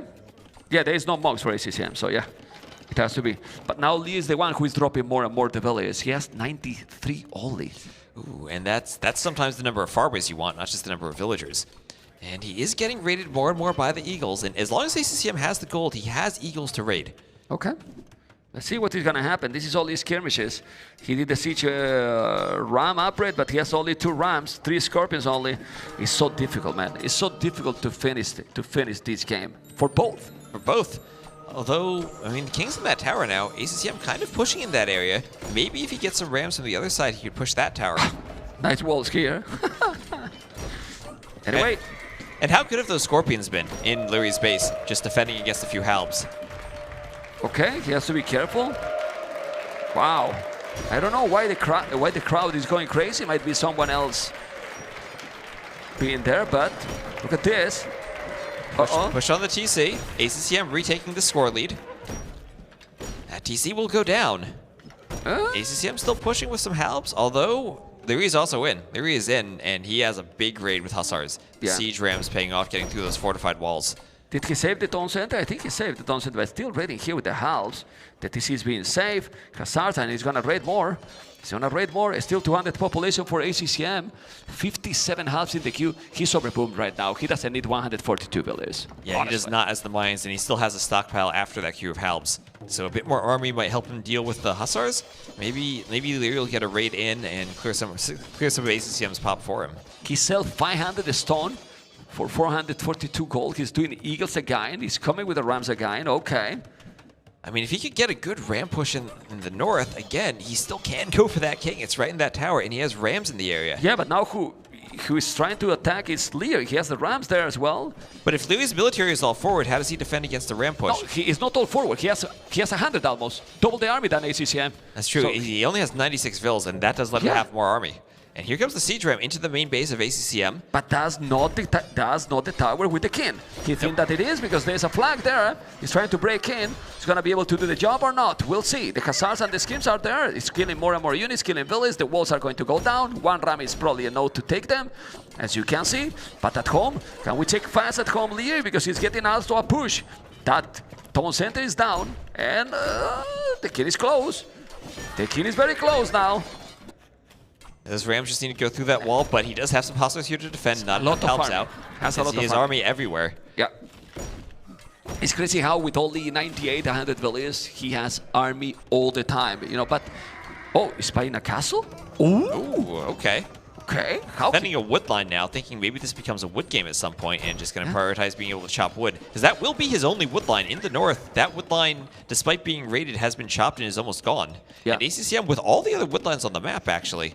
So that's actually an incredibly important castle for Louis, just so we can keep getting wood. It's a great castle, but now he's dropping the population. 152 population, 53 farmers, 30 on wood. He has to be careful there. He got the castle up, not yet. He needs to move those villages. This is crazy. 242 villages lost by Leary. 242 villages lost by Leary, 140 for ACCM, and he still have almost 1k unit kills Leary and unable to take the game against ACCM. ACCM, wanna keep playing? And now look at ACCM's side of the map. There's no blue there. That raid was huge, but got cleared up. And now Leary, he's going to struggle. With such a low villager population, he is going to struggle to get his military count back up. Yeah. Well, he's coming here with some hand cannoneers, skirmisher, and the Hussars trying to kill the Rams. But finally, this is the time where now ACCM has no goal. I wonder where the relic is. Because they took the relic, still 2-2. but it's still 2-2. Oh, okay. Thank you. The relic is there. Okay. Hussars, he need to wall, but more skirmishes. The problem for ACCM is that he has not enough army to kill. And now Leary Fortress is fully open, man. Where's the walls, man? It's open completely. They've been opened all game. Yeah, it's crazy. And I wonder if ACCM ever can get a push on that castle, because that castle still is crucial for the wood. I mean, Leary has 17 vills on wood and only 100 wood left. Okay, he's still trying to go. Let's see if he's going to be able to defend this push. The king is still safe. He's not going for it. These are under the town center. It's going to be a lot of units that he's going to lose. He has hand cannoneers. He has his skirms. He has army, man. He still have army all the time. Lee is still also spamming villages. The Rams are coming, but he would still have army to take the Rams down. And you cannot waste those Rams anymore. There's no more goal. You cannot waste the Rams, and he's wasted them. It's being wasted there against the Hussars. A couple of Rams on the front. And as much as ACCM has had a lot of Rams this game, he's never had like 7 or 8 Rams all in one spot. He's been going for a few Ram pushes, like 5 or so spread out. And he's taken out a lot of walls, but never really had one big push with the Rams to go through the buildings. Yeah, still the Hussars are going to take more Rams down. Exactly what we were talking. Army numbers is almost the same. It's still holding the position. That castle is on the hill. Hussars and hand cannoneers might be able to defend. We'll see. There's so many eagles. You gotta be careful. Many eagles here. The hand cannoneers are going down. The Hussars are also in some troubles. Now it's dropping more and more the population. I really believe that maybe, just maybe, ACCM is taking game number 2. Oh, there goes the Ram again by that tower with the king. How many places does Louis have left to hide that king? He has the 2 town centers, and the Ram could go for that tower. He has a castle. Oh, he has a castle now, but can you get the king to that castle? That's far away. Well, he still have army, but 84, 83. He's running. He's running now. Okay. He's still going, but the population finally drop it a lot for Leary. Drop it a lot for Leary, and see that he called the GG. What the game! ACCM does it. Look at the beast, man. Look at that. That was a long game, but that's the type of game ACCM wants to play. Mayans against Khmer. And tough Civ matchup for the Mayans in the late game. Now you know why he took the break.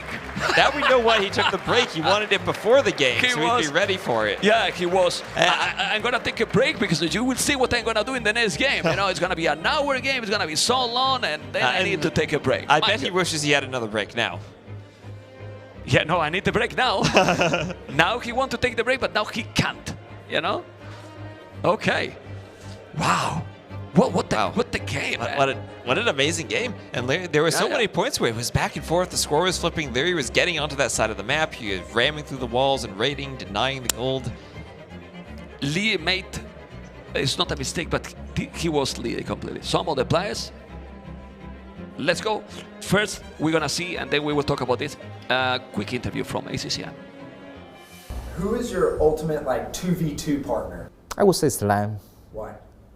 Yeah, because we play a lot in a long time, and I got a good chemistry with him, and he also in the same team with me, so I would like to play with him. What do you think about this venue? The venue is, for me, I would say it's incredible. I love the atmosphere here, and I love everything. The tournament organizer is so cool. Everyone is cool, friendly. I love it. What's the difference, the biggest difference for you as a player to play in a LAN event versus online? I think the biggest difference for me is when you play at your home, you feel really comfortable. But in the LAN event, it's not your home, and everyone is the same, right? So it's fair. I think that's okay. That's good. Why?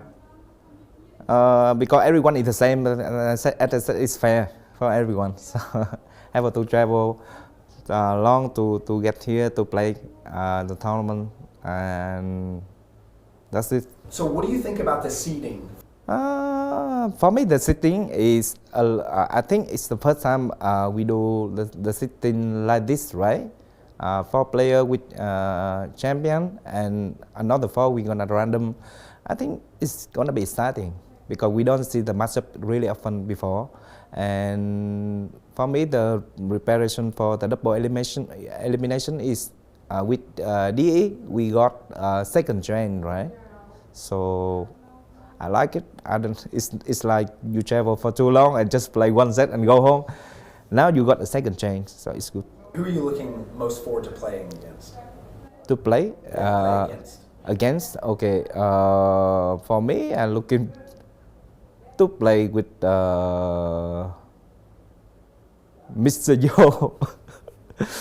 And tomorrow I'm gonna fight Mr. Yo. Okay, that's good. How does the win against Leary in the Wandering Warriors Cup make you feel against going into this tournament? I feel like if I play my best and on my best day I can beat everyone. So I just need to focus and play my game.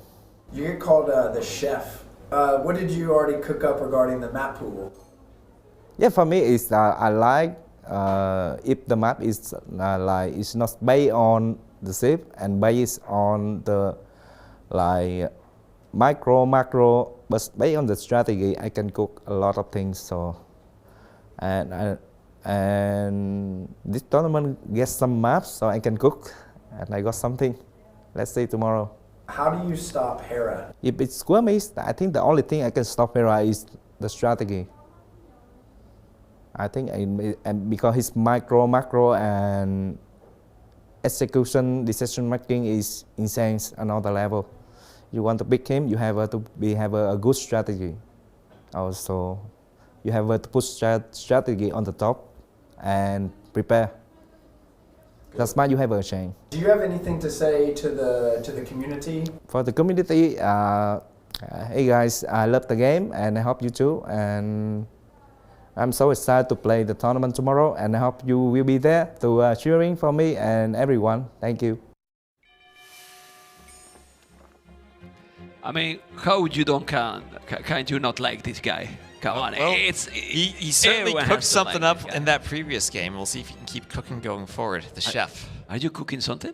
Are you cooking something also too? Because he's great, man. This is really amazing, and he's confident. He said, "If I play my best, I can win anyone." I mean, anyone, including Leary.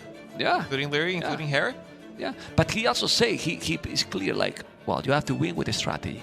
That's what he cooks up. Hera, you know. Okay. That was a very nice one. We were skeptical because before the break, I was about to tell you that what Leary missed, in my opinion, is to wall, but really wall, fortify the walls. At the end, it was open completely, and he got built on both areas on his side. Right, but that's part of ACCM's strategy. That game, you saw as SARS, as soon as he hit Imp, he was looking for those forward barracks. He was trying to get to every corner that he could find outside of Leary's main walls and trap him in and make sure that the raids would come from every angle. Didn't give Leary a chance to wall. Okay, and you can see, guys, also here, where is here? The Garrison cost coverage is gonna end in 2 days, and then if they support, guys, it's gonna go for helping this tournament to be success, because to have this kind of venue, Mr. West, it's not easy, right?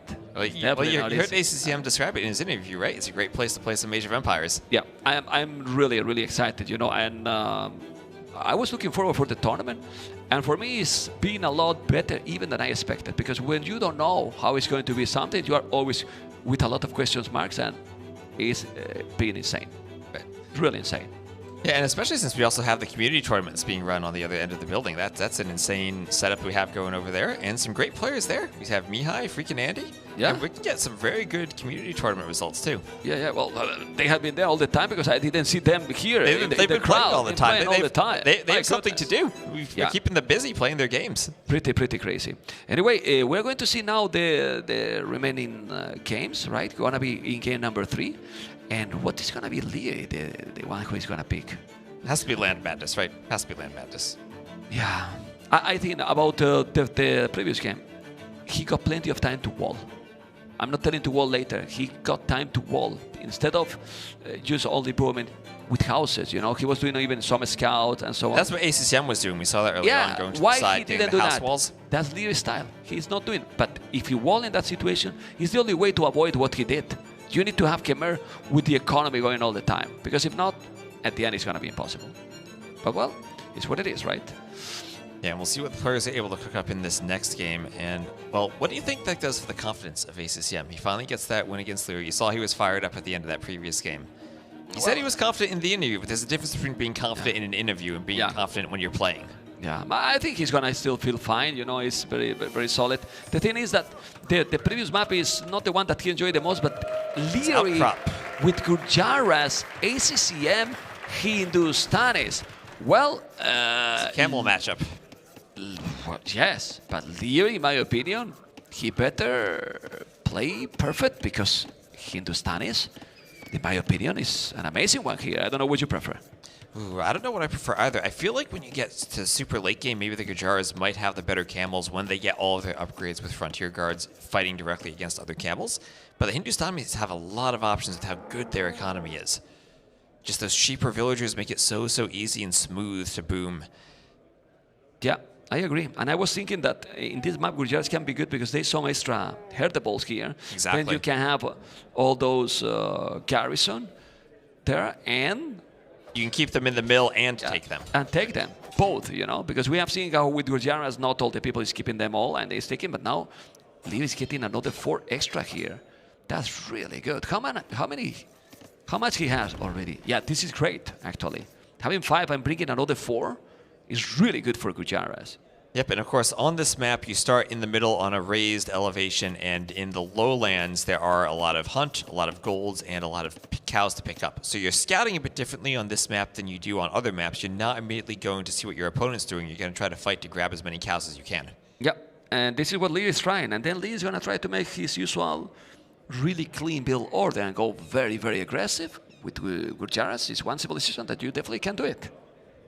Yeah, absolutely. And if you have those cows in your mill, it's a lot easier to defend your base because you don't need to worry about moving out and defending the berries as much.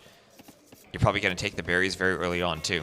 Yeah, ACCM definitely is going to go up very soon. I believe Lee, after the loom, he will drop the food and he will go up. I don't know if ACCM will do the loom or will go without even. Whoa, he's going without the loom. Pretty sick.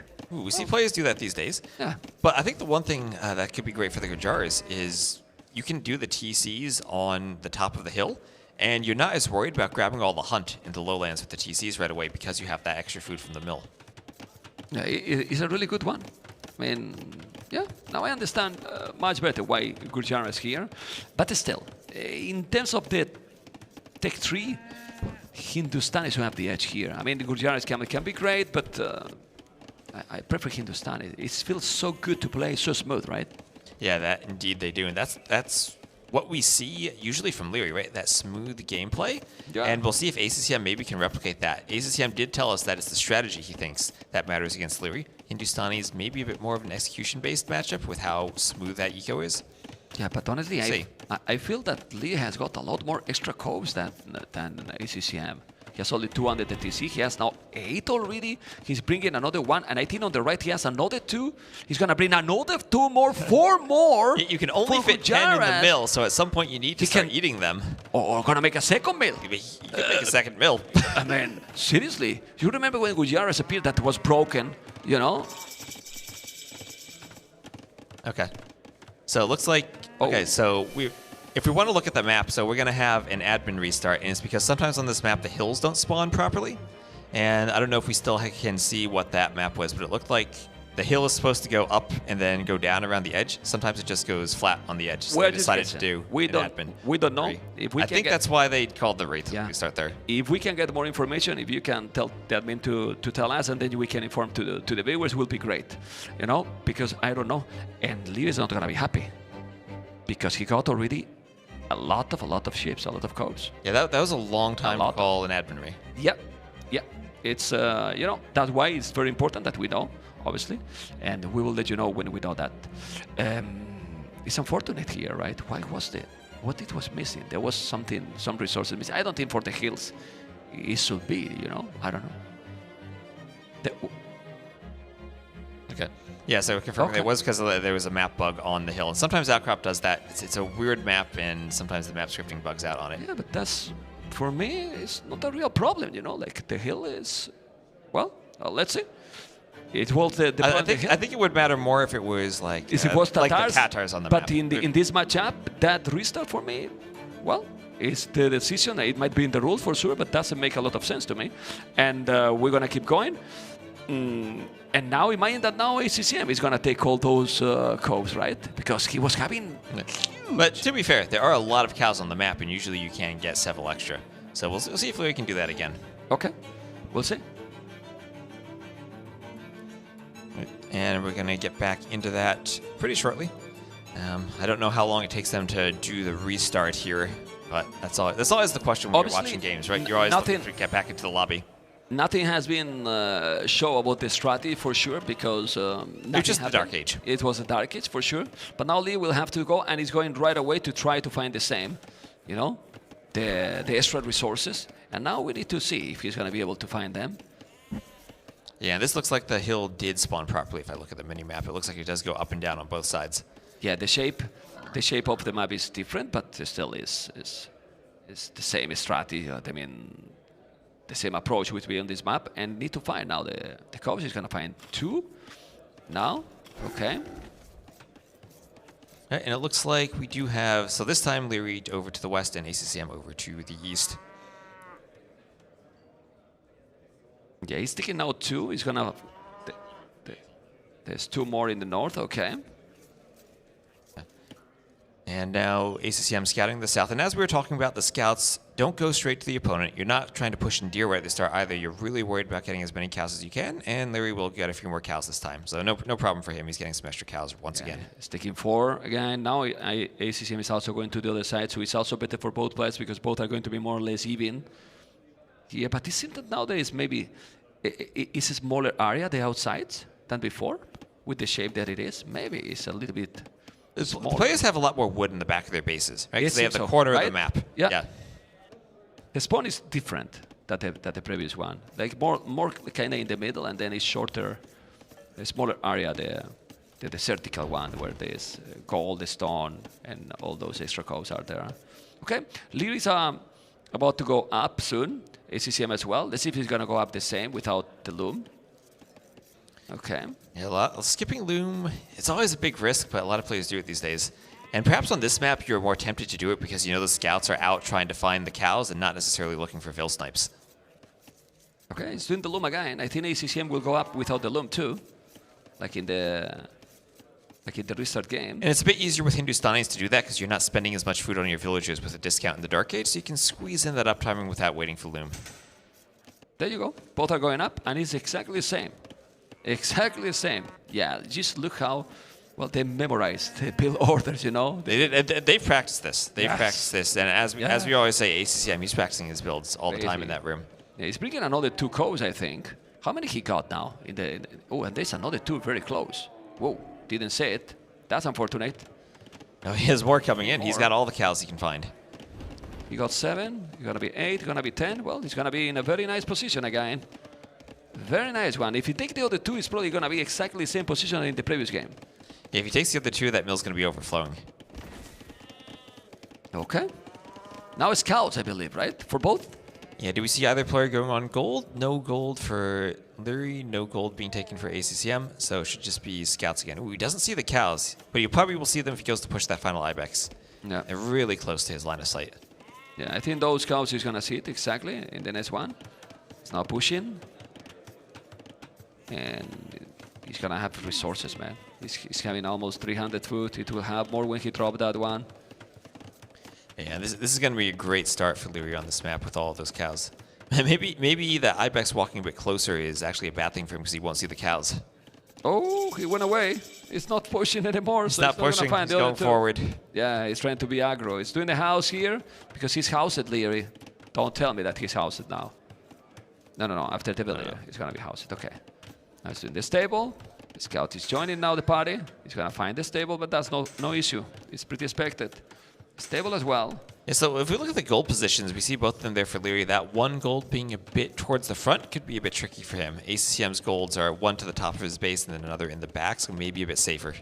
Yeah, well, the one a bit in the north, he still need to protect it, but yeah, eventually he will do. We'll do some walls. And Leary is trying to find information. Didn't see that gold yet, I believe. He's trying to pick a villager, but a spear comes over, so no worries there for the Vill. Okay, and now Leary and ACCM. Remember, guys, that the Viper is waiting the winner of the series. For those people that is joining now, right, the Viper is waiting for the winner of the series, so... Let's see, 22 villages for both now. Okay. There are some walls for ACCM, looking to wall up his entire base to the back. And is that a palisade wall he's using in the back, or is he walling? Looks like a palisade wall. It's walling the whole thing, man. It's crazy, man. It's gonna go full arena mode activated. And Camel Scout still from Leary, meaning that ACCM can't quite take the engagement in the Scouts fight that he might want to. And those are all full HP Scouts for Leary, so he could still look to do some damage with them. But so far, a pretty passive game, just Scouts and Spears. We'll see if either player wants to go for a range transition, but when they're so far apart, they might be tempted just to go straight up to the Castle Age. It's what I was going to say. I mean, being that far is so complicated, right? Like, he tried to find more information. Maybe you can, sneak ability here or not, snipe ability here or not, but not much more, at least not with 3 Scouts only, right? Right, and that's a lot of Spears that have been forced out for ACCM for only 2 or 3 Scouts. Yeah, I mean, they are not so expensive, but it's sad, and it's going to put you behind at some point. When that spear goes down, but he got quite a few pokes on the Scouts. So ACCM going to try to dive and gets a villager. He got it. Nicely done. Yeah, well, that is sloppy by Leary here, because he could have walled those villagers on the wood easily. He could have, right? Yeah. He was relying on the spear, and now we'll see if ACCM can... There we go, there are the walls. And that's what you expect, but not much HP. Ooh, he goes for another wall. Not walling? Yeah, it's another villager down, probably. Yeah? Yes. Another villager. It's 2 villagers down. This is a sloppy. This is a sloppy play by Leary. All right, he has to wall again. Like, he's so easy to wall. And this is exactly what happened in the previous game. I'm sorry to say, but he didn't wall in the... Obviously, it's a different map that you could wall. You couldn't avoid the raiding. And here, just look. ACCM has walled the whole map. Completely. Right. Leary's open. And that's where you can get a bit greedy. You're relying on your small wall skills. If you don't get them up in time, you lose vills. And that's what happened right now. 3-1. 2 villas lost by Leary. And let's see now what he's going to be able to do here. For a Scout and 1 Camel Scout, resources still fine, because we always know that Leary is usually great with macro. It's true that if you are not walling a lot, well, you have a bit better macro than your opponent, but if you lose 2 villas, that compensates everything. Right, and we see he's now looking to wall, but a bit later after he's already lost a couple of vills. Yeah, that's the thing. And I am seeing an Archer now for Leary and a couple of Skirmishers being queued for ACCM. So going to be Scout and Archer against Scout and Skirmisher. Okay, let's see what it's going to be. Scout, 3 Scout and the Camel Scout. You have to be careful. He's going to go back. And ACCM, that's a good number of Scouts that he has. Even with the Camel Scout there, if you could ever get some Spearmen to poke the Camel Scout, he's going to feel really happy about his fight. And we'll see if he can pick a walling villager. No, he couldn't do it. He's there with the Scout, but it's not the note. He has to be careful. This is going to be so... He's dancing. They're dancing, man. They're dancing. They're on the field. He's going to take the fight. There's a Camel Scout mixed in there, though. I don't know if he can take that. He got the Spears in from the front. They just walked in through the front door. I think it's a mistake that he went inside with the Scouts. Well, now he's going to escape. Lee could have walled here this area. And now he's going to take a good battle. That was okay then for ACCM. And both players are going to go up to castles. But ACCM is just being faster because at the end, Lee has never attacked his economy. No, Leary lost a couple of villas, had some idle time as he was trying to chase those scouts around, and is just a bit disrupted. And it's pretty close to resources collected, only a 1 vil difference. They're both going to go up pretty soon. And Leary just a bit delayed. But he also has the mill with all of the sheep in it, so he should have a good food eco still going forward. How many sheep have left? Because I think he took already some. Yeah, still 9. Phew. Yeah, 4 sheep, 9 cows. Oh, wow. Okay. Archers are there. He's going to be with fletching. Well, he's only going to scout. You got to be careful. He lost the camel scout. That's a mistake because you will have a camel rider. You want the camel, yeah. right? Yeah, and Leary, we also see him taking his forward gold first, so he's going to leave that side gold for later on in the game after maybe, in case he gets pushed off at the front, he can go to the side. Okay. Transition now for ACCM. He's going to go skirms. Seems camels, maybe? Skirm camel? I mean, looks like archer scout versus skirm scout, so that would lead to a camel war, I think. But in the camel situation, I think you really do want the archers. They pick off the camels so much better than the skirmishers do. Yeah. Well, for now, he's still doing his skirmishes. He's doing the armor now. And then you see how Lee is going archers, but he's also doing a camel scout. So maybe the one who is going to go camels and archers is going to be Leary, right? And he's going forward. He's trying to attack. Population is almost the same. 2 population difference. Might be the 2 villages killed by Leary, because the KD, sorry, by ACCM. By Leary, yeah, Leary KD is the same with ACCM. 5-5, just that he lost the 2 villages. Yeah, now Elite Skirm going to come in, and he's moving the skirmishers forward, actually. Let's see if he tries to get behind the archers and try to trap them. This could be a good fight if ACCM is able to get there just as Elite Skirm comes in. Okay, he has to be careful. Skirmishes are getting closer. This is crossbow upgrade. Bodkin arrow, but he has 8 archers, not all together. This is not a good battle for Leary. This is not a good battle for Leary. ACCM is gonna clean everything here right now. Yes, the scout, the camel, the skirmishes, he's gonna clean everything. Look at the army numbers.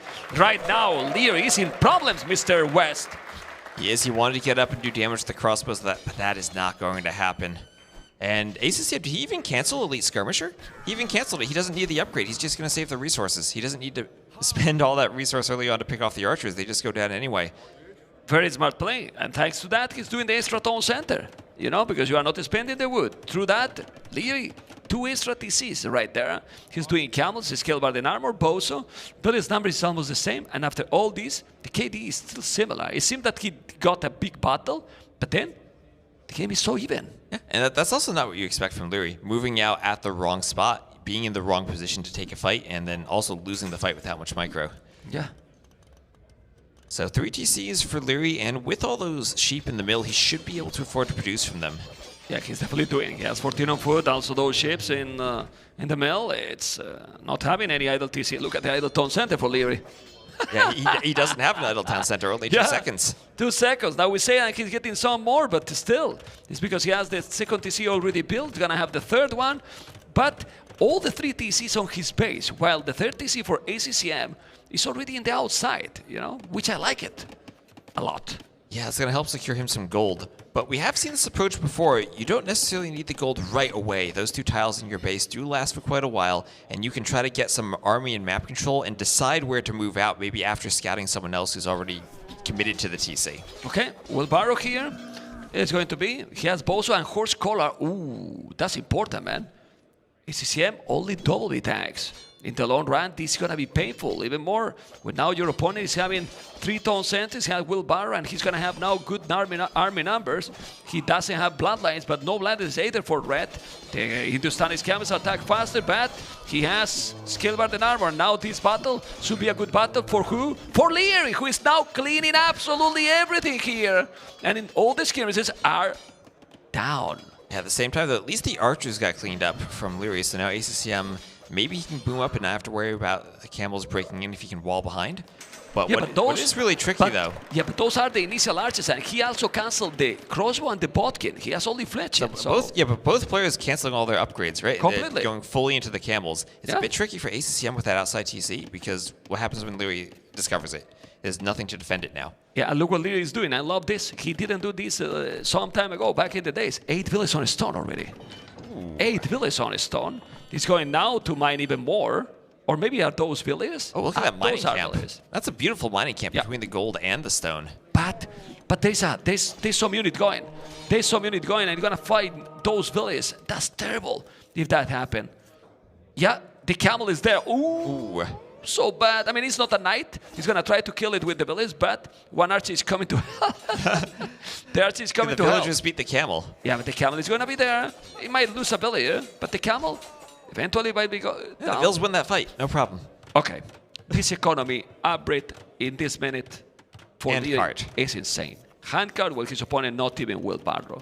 If the game keep going like this with 3 TCs and just spamming army, Leary is gonna have a huge economy lead. Don't know what you think. He has already. Yeah, he does already, and well, the Vilcat's still pretty close, but that's because of Wheelbarrow and Handcart coming in for Leary. And I wonder if either player decides to go for a 4th TC, or if they just try to go imp faster, maybe try to commit to raiding or a castle drop on the outside, because Leary on that stone could have an opportunity to build a castle right on ACCM's outside TC. Yeah, I honestly think that in this map that is requires some mobility can be for the late game.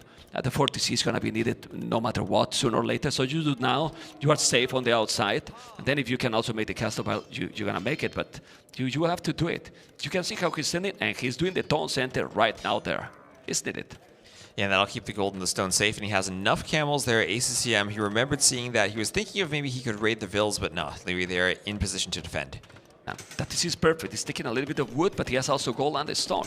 At home, he's still not wall, but he has the TC, so he's going to be protected. ACCM has double this more, but as you can see, guys, almost 1,000 resources collected more, because Leary has handcard for a long time ago, bows as well, and even horse collar. Well, no horse collar at all for ACCM. Siege War Shop already here, but why Siege War Shop when you see that your opponent is also doing camels? Wouldn't it be better to just go even another monastery? I think he wants something to pressure the TC. He has the monks to heal his camels and get some conversions now, and he just wants to apply pressure to ACCM.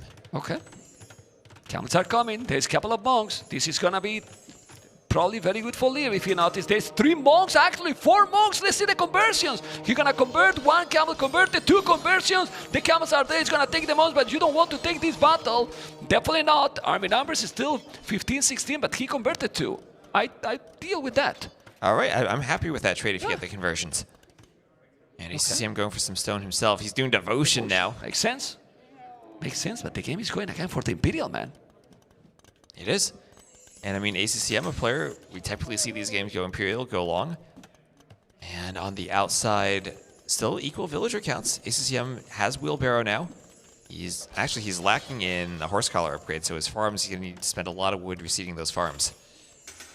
Okay, gotta be careful. He's going back. Oh, 3 relics already for Leary. Wow. Well, he's playing, he's playing, let's say in quotes, Viper style. He likes to go with all those TCs, with the macro, getting all the relics, doing the army, not greedy, not going. Oh, elephants. Oh my God! No, I was going to say no, not greedy, not aggressive. He's going aggressive. Elephant. Elephants against the camels. Camels extra good at picking off those elephants. Where are the camels from Leary? He needs to accompany the elephants. And those elephants that has also the armor, he's gonna try to take it. Those elephants ETCs. He's gonna have also monks behind this. There's the camels. The upgrades are going to be the better upgrades for ACCM. And ACCM Hindustani's camels are stronger. They attack faster, but Leary has more army. He's taking a good battle here. Who is taking this battle, Mr. West? Ooh, it looks like ACCM, it's close. They're both gonna clear a lot of camels here. This is close. This is really close. Hindustani's the elephants camels have to go back. Are crazy. Hindustani's camels are really good. You're gonna try. He converted. He killed the monk, but the armored elephants are down, and Leary has some big problems here to finish this push because those Hindustani's camels are great. And that is exactly what ACCM needed in this game. He needed Leary to invest into a push and then stop the push and clear the elephants. Yeah, it's true that Philly's numbers almost the same, and army almost the same, but well. Resources collected for Leary. They're great. Oh! What happened here? He's not converting with the monks. Converting with the monks. And now those monks.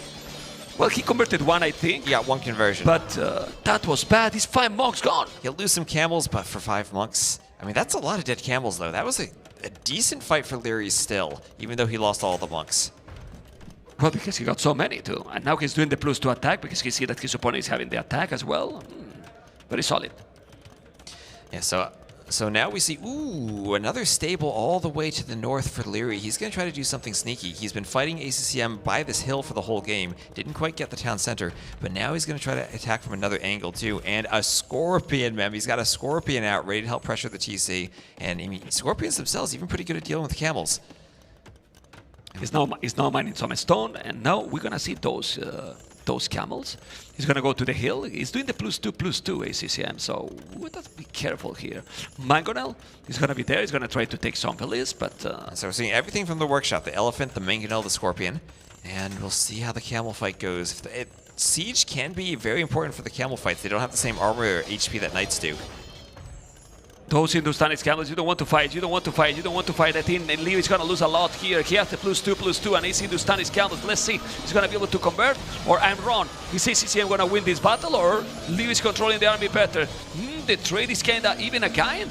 Well, that's surprisingly okay for Leo, even better with one upgrade less. And Leary winning How that fight. he controlled that battle, man. Wow. That was a great fight for Leary, and now a monk for ACCM. Leary still doesn't want to push forward, but a castle being dropped in the middle for ACCM. He's walling in the vills, so that castle will go up. That'll defend his TC. And now Leary's going to have to counter with a castle of his own, and it might be a race to imp for trebuchets, or it might just be a full-on castle age push. ACCM does not look like he has the resources to go imp anytime soon. Now Leary has a lot better economy, like a lot better economy. That's what Observers was pointing out. Those economy, 42 farmers and 700 food in the bank. Doing the castle there, and if you get up to Imperial quicker, he's got a huge advantage. And he's moving out for a 5th TC at the same time, so he's going to get up and have a smooth economy behind it. Already at 121 vills, and now he's going to have eco on both sides. Why do you think he took that victory in that battle with the camels? I think he was microing one by one, basically the camels, right? Yeah, and the other was leaving on patrolling probably. But and as good as the Hindustani camels are, so are the Gujarat camels. They do have that attack bonus, so it's not like you're just fighting something like Byzantine camels against the Gujarats, where you don't have even bloodlines. Or against the Hindustanis. Here, the Gujarats have really good camels themselves, too. He takes 2 villas, yes. But Leo, guys, he's on the way to Imperial. Well, now his opponent is going handcart, and he still have no wood upgrade, no horse collar. That's why this economy lead is so huge. You can see the difference here, guys. 4K resources.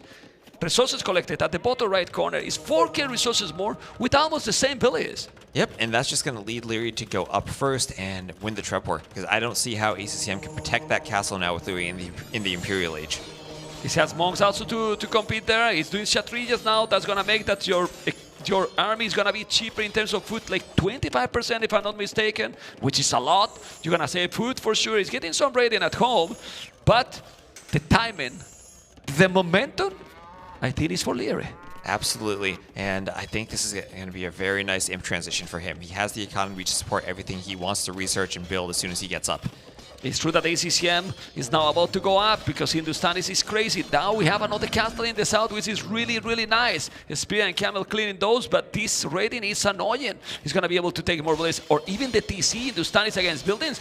Oh, baby, he's going to take the tons. It's 6 camels. At the same time, though, now ACCM is getting raided. He never fully finished off the wall at the front of his base, and Leary's just going to walk right on through the front door and get the camels into the economy. Yeah, but that TC is going to be gone.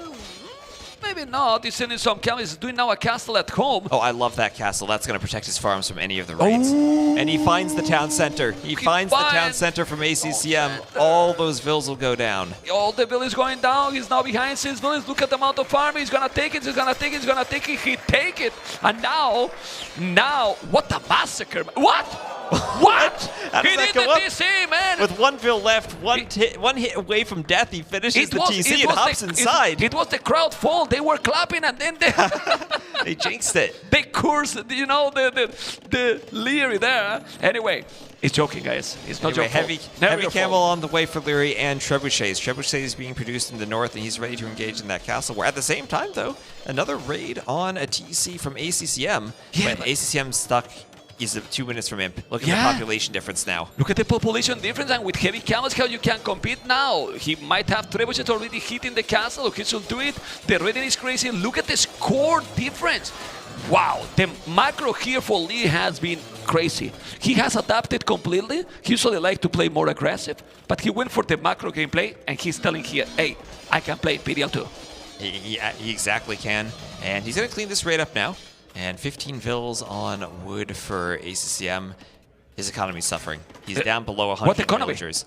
The economy that just got killed. Yeah, exactly. What economy? Look at the wood. 5 bullets on wood. 36 on food, yes, but 0 food. 0 wood. 1,000 gold, okay, but that castle is going to be down.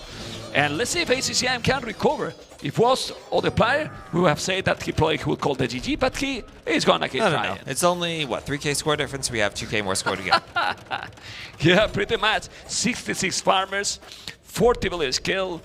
And the eco difference just keep growing. And now you can also make Sivansa riders that are crazy and they take everything there so fast. Castle at the bottom from Leary. And how he can come back now, ACCM? I mean, well, he's trying to do heavy camel, and he's going to need camels to be able to counter the camels from Leary, that's for sure. But he's lost so much economy. And look at the resources collected difference now. That's about 8,000 difference. And Leary taking a huge lead at this point. It's really exploding. It's definitely really, really exploding. The castle at the bottom is going to give more map control, but he needs to go forward with the traps. Is he going forward? Can we check the north? Okay, we are. Here we are, but the traps are not going. Now they're going. Okay. One villager castle. Okay. That'll go up eventually. Very powerful. He's going to take that one. Well, he doesn't see that castle probably, and he's coming with more camels. And then ACCM, look at the minimap, won't have anything to defend. He has no army, man. What? Where you go all back? Those blue dots going. Oh, he's finding some villagers. He's fine. He's taking more, yes. He's getting some raids. He's everywhere with the camels. Frontier War now. That arbit is also amazing. Plus 4 extra melee armor. He's going to take more and more units. Population is still 125. The score is still with a big advantage for Leary. And, well, ACCM can keep trying forever if he wants, but I don't see how he can now come back. He has no resources. He's trying for Gulam to hit the Treb, but it's just such a big eco difference for how much res the players have collected. One more big fight with the camels, but now with Frontier Guards in, those Gujar camels are going to be really, really strong. Yeah, really good. They are really cheap now. Really good, really cheap. 60 bellies on gold for Leary, 60 on gold. 60 on gold. 60 on gold, man, with 3 relics. And then he's spending everything. He has no resources. He's spending everything. He's 60 on gold and he has 0 gold. He's spending it that quickly. Yeah, it's crazy. It is really crazy. Okay. Gonna take the castle in the north. He just need to defend the traps. He will do it. He can see how those camels are fully upgraded. And this really is really painful. Check the cooperates for ACCM. Is what is also killing his game. Not even horse collar. Not even have horse collar. You know, it's really too much. This is the difference because the game was more or less similar strategy for both. They were both going for the boom, for the camels. So what is the difference here? If they were having both the same bellies, they cooperate. Right, that's a big difference, and I think also just a slight difference in how Leary was taking those fights. He was winning fights when it felt like the camel. The mechanics, right? The mechanics there from Leary, right? Okay, plus 4 here. We have all the arbors in those camels still ready more and more, and well, a second castle at the bottom.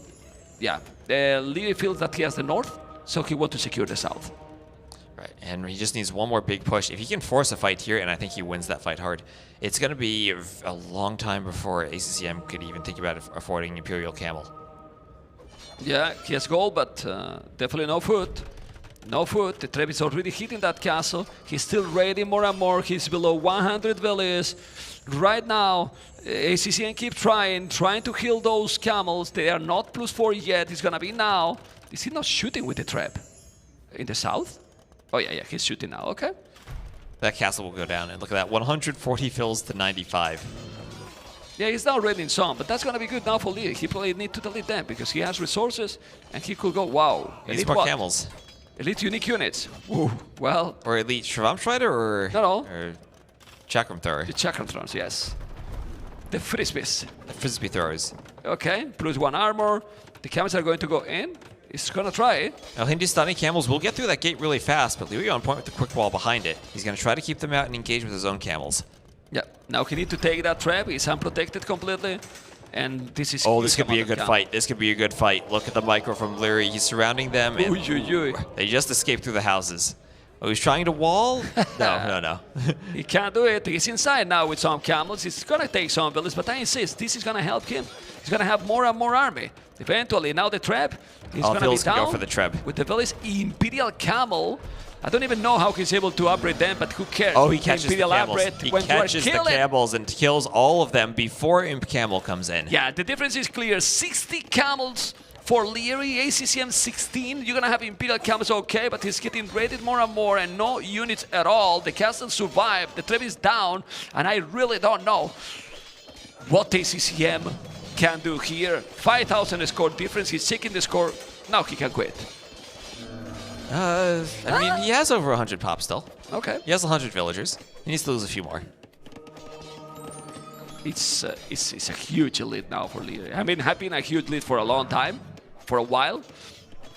But ACCM is a fighter. He's doing another TC. He's doing another TC. Man. He's going to try to Not hold even on. He's not even thinking about the possibility to quit because he's really feeling, no, my Civ is better. My Civ is better in Imperial. In a normal situation, maybe. In Maybe this one, he has gotten to Imp Camel, but even Imp Camel against camels with Frontier Guards, it's not just a clear win. no, it's not that big difference. And here we are with the camels raiding a lot, taking more and more villages. We'll take the TC. This is a third castle, and he moved on the there. I thought that he was calling it, but no, man, it's like jumping keep over going. the chair. He keep going. Now Monks could go down here. More and more camels just keep pouring in for Leary. He has so much gold he can afford to keep producing them, especially with Kshatriyas, so they cost less. Yeah, but still, look at the amount of army, man. It's crazy. 74 to 18. It's crazy. He's also doing unique units. Just check at the mini map. It's like an AI approach. Just look. It's doing units all over the map. Yeah, there's blue everywhere on the map. Yeah.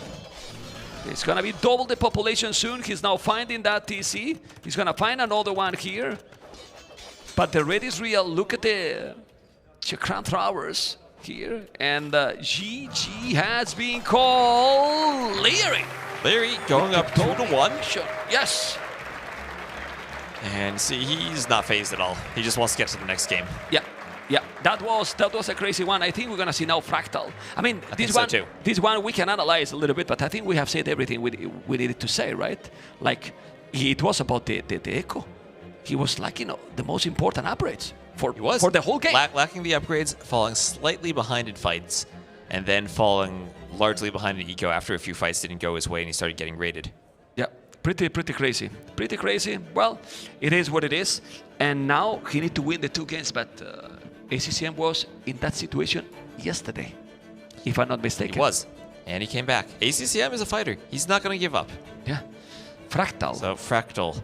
Well, I mean, or maybe he play. Now he need to win both games. Maybe he play whatever. He might say he might play Arabia or Land Madness. It was Land Madness. He might play Land Madness, and looks like the player's taking another break. Looks like he might be taking another break. I see an empty chair on the stage. But that's the ACCM chair, so maybe. Okay. All right.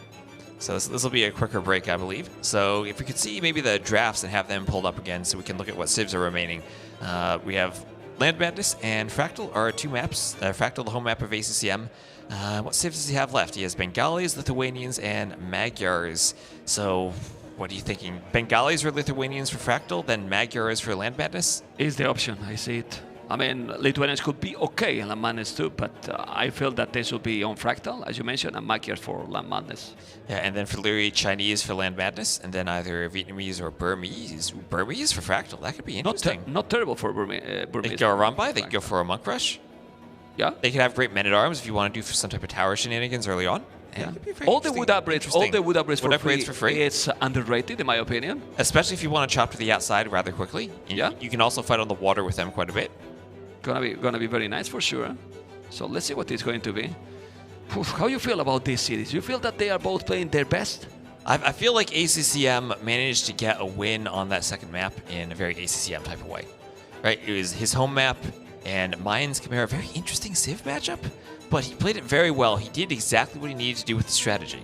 Right? Okay. It's the strategy, getting in all the areas of the map where he could get the raids. And for ACCM, it always does come down to the strategy. He's not going to out-execute Leary at all. It has to come down to the strategy. Okay, let's see if we're gonna see something else from Leary, and he's gonna give you and me and the viewers more details about his gameplay. If you can speak to the devs directly, what is your most wanted feature Realistically or like anything? Okay, in a parallel universe, pathing would be perfect. Pathing would be perfect. Realistically speaking, that's not possible apparently. Because, you know, obviously every unit moves a bit differently, every unit has different size and different pathing, so I get that it's very difficult. But yeah, in a parallel universe, if we had a perfect pathing, game would be 10 out of 10. But yeah, what else is there? Yeah, I'm thinking of a realistic one right now.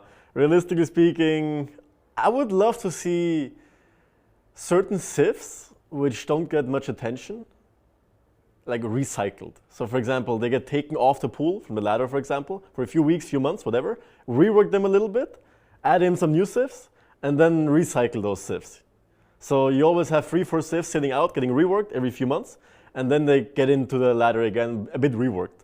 Because there are some civs that just fall off, they never get to see the play, like Bulgarians, for example. So I wouldn't mind seeing Bulgarians, bam, removed from the ladder, few weeks, few months, whatever, and then reworked a little bit, and then added in the map pool again. Especially because we have so many new civs now, and it's not a bad thing, it's a good thing that we keep mixing things up.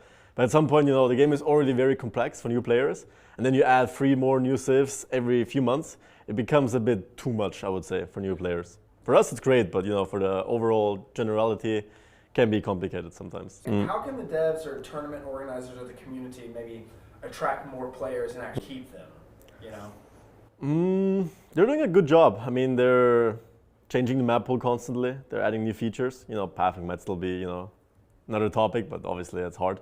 What else could they do? They could do... I would still like to see the cycling, honestly. It's a new idea, would be fresh. What else? Campaigns, obviously a big part. Lots of players like the single player option and the offline player option. So keeping the game fresh with new campaigns, new history, people love that. That's what most people grew up with. So I think those things particularly. How many civs can you play at the highest level? What do you define high level? Highest. Highest? Which I would be confident showing on the stage? Yeah, exactly. Every single one of them. Tell me your favorite civs to play, regardless of the meta. Favorite civ? You know, I grew up and got famous by playing archer civs because I invented, well, I didn't invent, but like I showed dodging ballistics back in the days when it was pretty much impossible because there was lots of delays and lag. So I always loved playing archers. I love how they move. I loved how they shoot.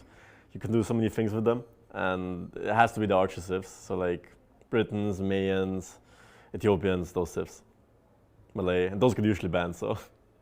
Following up on that one as well, like, do you have a favorite unit? It's either a plume archer or a longbow. I grew up with those 2 units. I love those 2 units. They're both ranged. They're both super fun. They look cool, so has to be one of those. Good. Who's your ultimate 2v2 partner? There's a term. My ultimate 2v2 partner. You know, historically it has always been hard. I grew up with him. We both got good very fast and very well, I would say. We're both top 10, top 5 almost. And yeah, so it has to be hard. That being said, I think I also had huge success with Hera when I played with him a couple 2v2s back in the, when was it? A few years back when Hard wasn't active. But yeah, those 2 are my ultimate partners.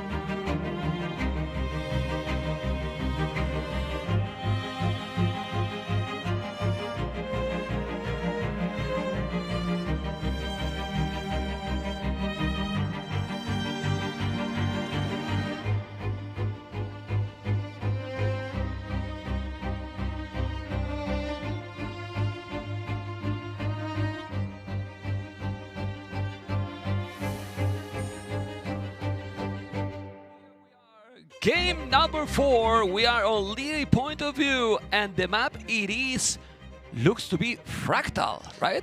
Oh boy, Fractal. And right away we see him pushing the zebras with the Vils, so he's not going forward to... well, he did scout forward by the looks of it, but he wants to make sure he gets that elephant and the zebras in as fast as possible and not get lamed. And he's Burmese, man. Burmese, Burmese. Bengalis, man. Yes, okay, we see another new civilization here. He has the Lambrica, of course, there. Okay. And we also have Vodka, who is AFK for a moment, so we're going to sit here and watch Lyria's point of view. But it's always interesting to see that he has the identical pine trees mod, so he doesn't see all the read graphics. It's easier for him to click on them. Yeah, because Observer, if you don't know, guys, he's human as well. He is. We have got super long games, you know, so he might need a small break. But now we keep going with the POV, and watching Leary, we can see how fast he is as well with all he's doing, right? And probably when you are watching like this, you think like, oh, it's not that fast. Well, try to do that at this speed, right? Yeah, and I mean, look, just think about the Dark Age, how many clicks you have to do and how easy it is for him. Right? He's looking at everywhere on the map, and a very complicated map to play. You have to push the zebras, chop through the outside, take the berries, and eventually think about where you're going to dock. Yeah, I think, guys, it used to be completely clear with you guys, we cannot have the POV Pro CCM because he take 400 Hz yes. monitor, you know? So it is only the point of view of Lurie because ACCM's monitor crashes our recording setup. It crashes ACCM monitor because he's going crazy, but here we are with the whole thing now, and we're gonna see and speed up a little bit so you see if we miss something. Look how beautiful it looks with Capture H, it's amazing. And resources usually are kind of forward in this map, and it's happening again. Both players with the stone, with the goal forward. It's true that there is one goal and a stone for both at the back, but still, you need the middle. You do need the middle, and that's why we often see those 1TC fast and castle plays on this map, because the middle is so important, and you can push into the front of your opponent's base. Yeah. Remember that if they check the coast and we see close to the edge of the map, it can be locked. You know, when they hitch up in that area, you make a dock, your opponent cannot send galleys and take it. But what is going to be the approach here? Are we going to see a I hope so. I hope so. That's my favorite type of game, a full Let's monk go. war. Yeah, such a clone co-cast that I have here. Now, Burmese Bengalis, now this is your testing our tech tree knowledge. Do these civs have heresy? There's no heresy. No, they has heresy. Burmese, right? Burmese? They do, and or not. No, they do not. No, they don't. No, And not because Bengalis they don't have either. elephants. They don't both have elephants. There's only one civilization in the game with heresy being elephant. That is Malay. It's Malay. Yeah. So we can have a very good monk war here with no heresy. They can convert forever. Yeah, but there's still faith. For example, Burmese is super cheap. You know. Oh. Dear Layman. Layman Okay. from right under the TC, and he'll get away with a buffalo. Well, there's no village, and we're gonna catch up, guys. The late game in a moment. You know. And you gotta be careful. It's palisading now the whole map, as you can see. Okay, what is gonna be the approach here for both? It's not doing army. So we see two fishing ships from Leary, double dock from ACCM. He's gonna look to fish. So he's not going for the top of the map where you can block off that passage. He's just going for the efficient fish docks. Yeah, has to be careful with that valley. You need to go back quicker, Leary. And both players looking to wall. ACCM just throwing down the palisades at the top of his base too.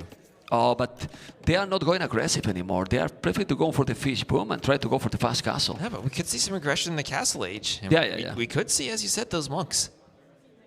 If they're both just going to wall up, that could open things up for monks, maybe for a castle drop. Rathas and Arambai. That is an interesting, unique unit matchup. I'm not personally patient, you know. Like I like the action right there, right away, you know. But we need to wait a little bit. That's game number 4. Remember that ACCM need to win or he is out of the tournament. This is a decider, elimination match already.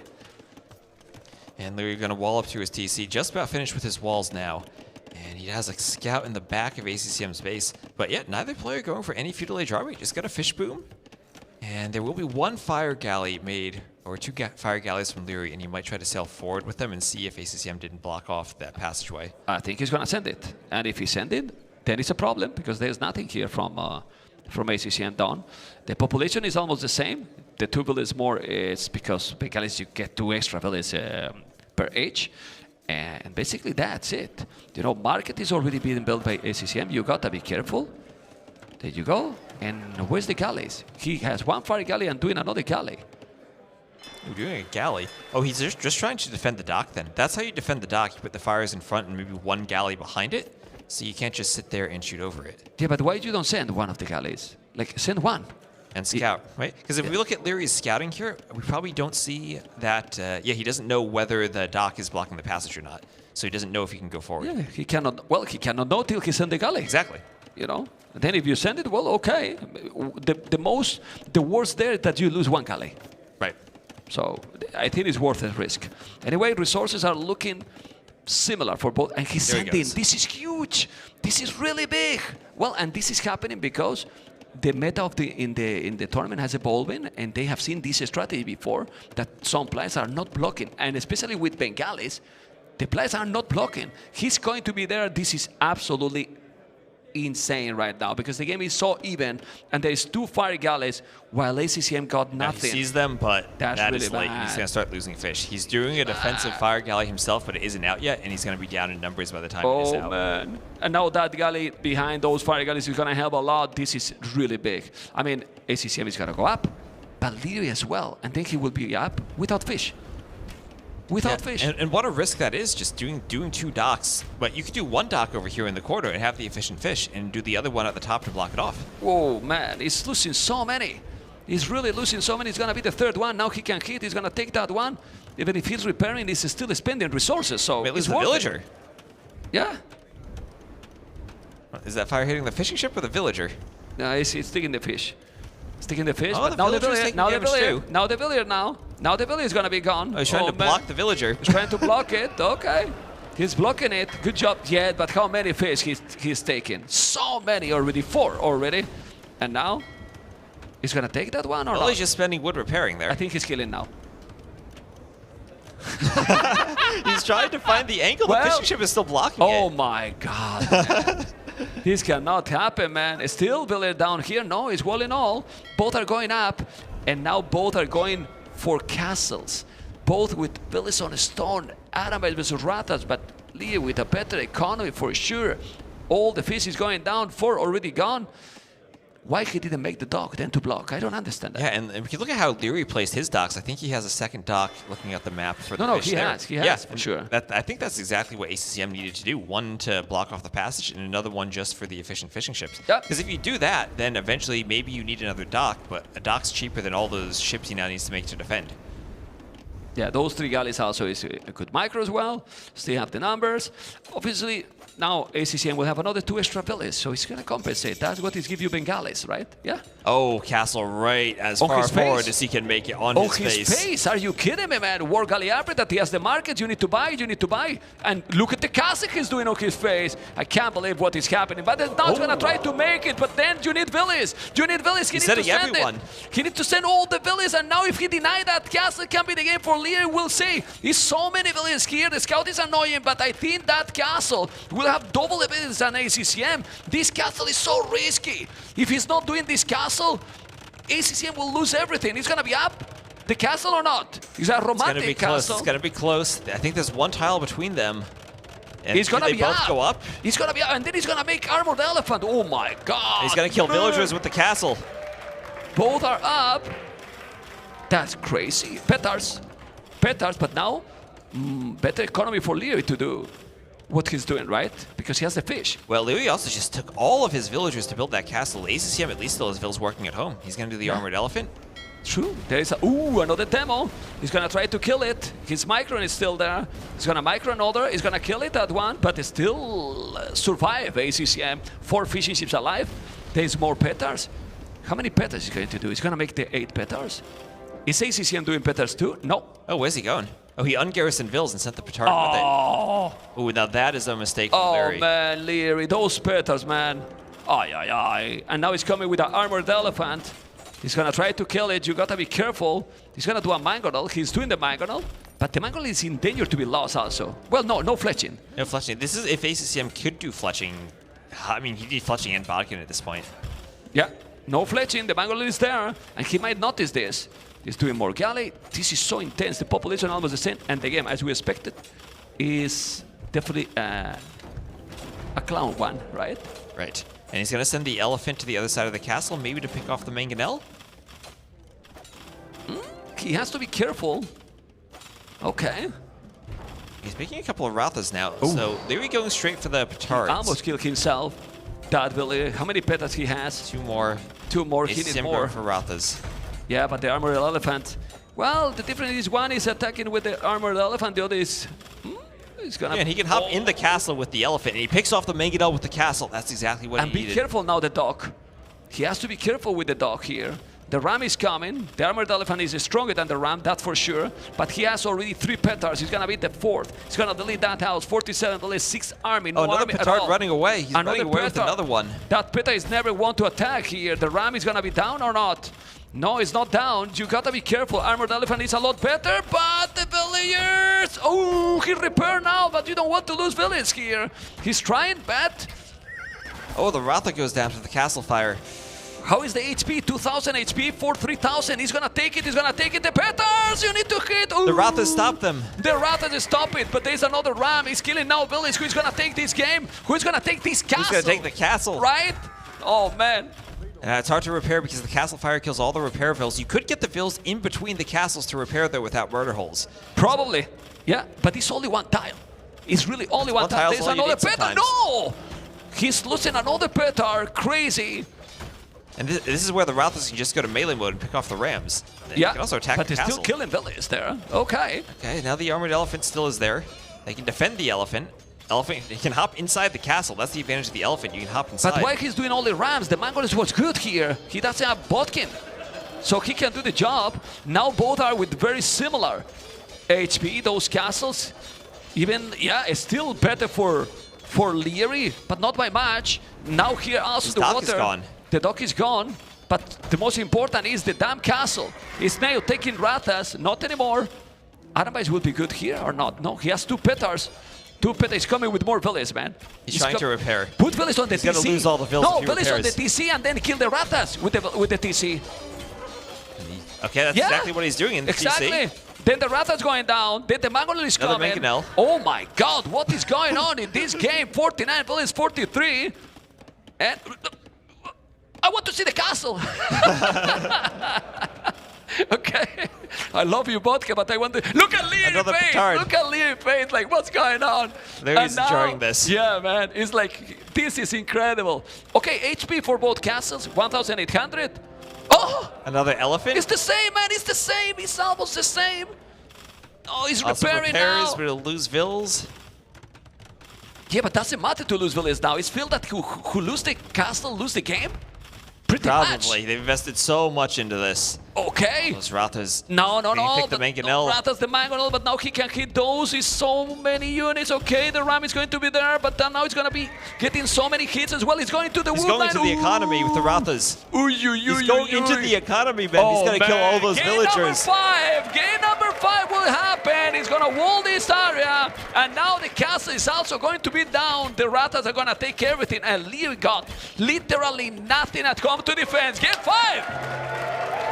There we are, game 5. What did he say? The My strategy goodness. determined it. The castle drop won it for him. All he needed to do was run the Rathas into the eco. There was nothing to defend.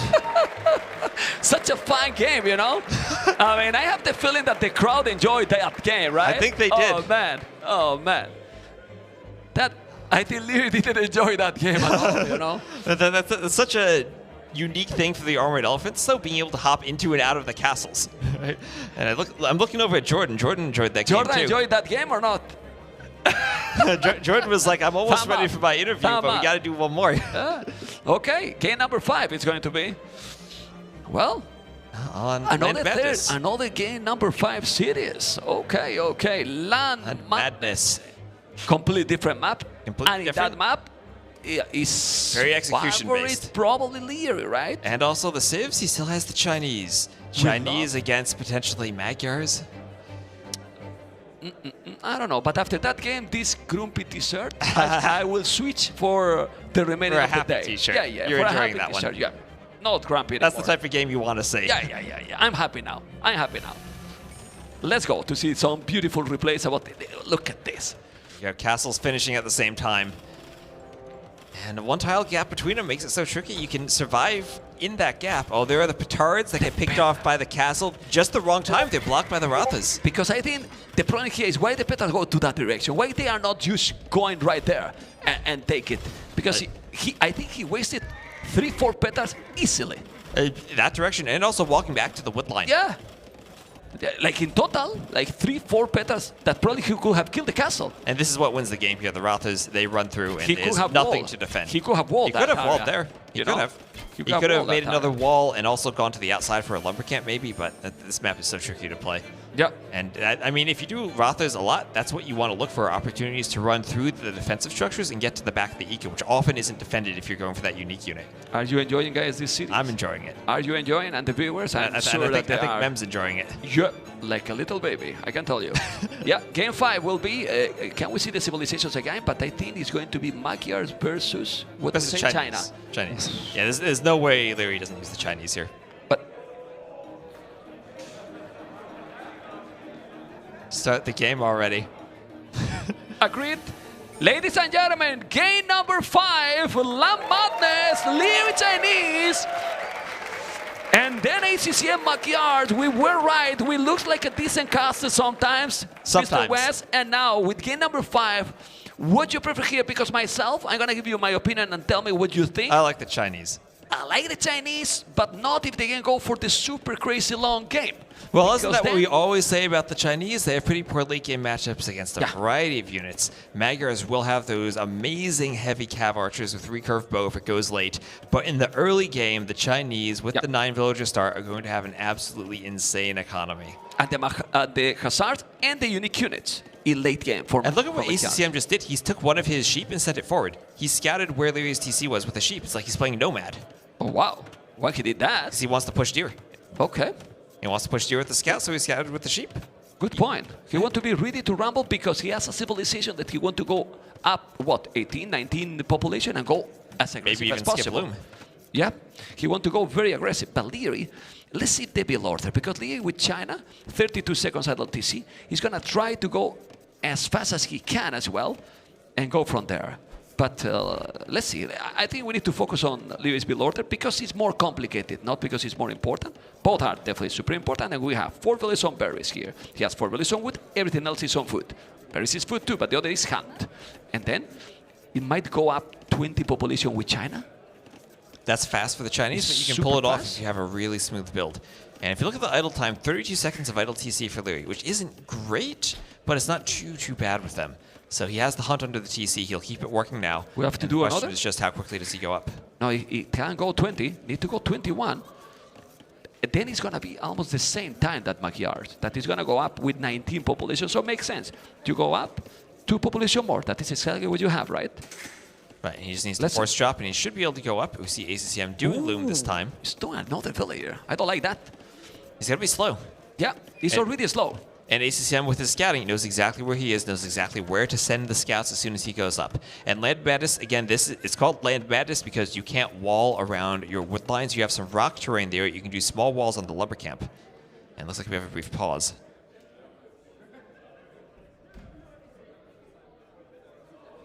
Lee don't like the pause. Lily doesn't like any pause. Okay. Sorry, Sorry, my my chair. chair. Did he break something on his chair? Wasn't comfy probably for a moment, but now it's up. It's 30 seconds, but 30 seconds you might have the stable up and doing a scout already, while your opponent is going to be building the stable. Exactly. More or less. And also it gives you opportunity to get the scouts forward with forging before spearmen come out. Yeah, and that's very tricky. So Lee will have to probably hold in the start. This is exactly the position he doesn't like to be. He likes to be the aggressor, to be aggressive, right? So let's see how he's going to react to the situation. Well, sometimes this does have to happen if you're playing the Chinese, right? You're not going to have that same uptiming, even though you might have overall the better eco. So you need to react to those early scouts, maybe get a few spears out, make sure that you're walled. And look at where he's walling. What is he trying to do? Is he trying to wall the entire corner of the map? Till there, to the barrack. Yep, and there are some versions of Land Madness that have rock terrain on the very outside, so you can't do this, but this one you can. Yeah, but that's not the original. This is the original Land Madness, you know, and here we're going to see what he's going to do. As you see, the barrack is coming, the scout is coming, the barrack is going to be up, and it's that decided. We were talking, oh, Lee is not walling. Now he is. Now he's Because walling. It's the last game. And it's the last game. Whoever game. loses this game is out.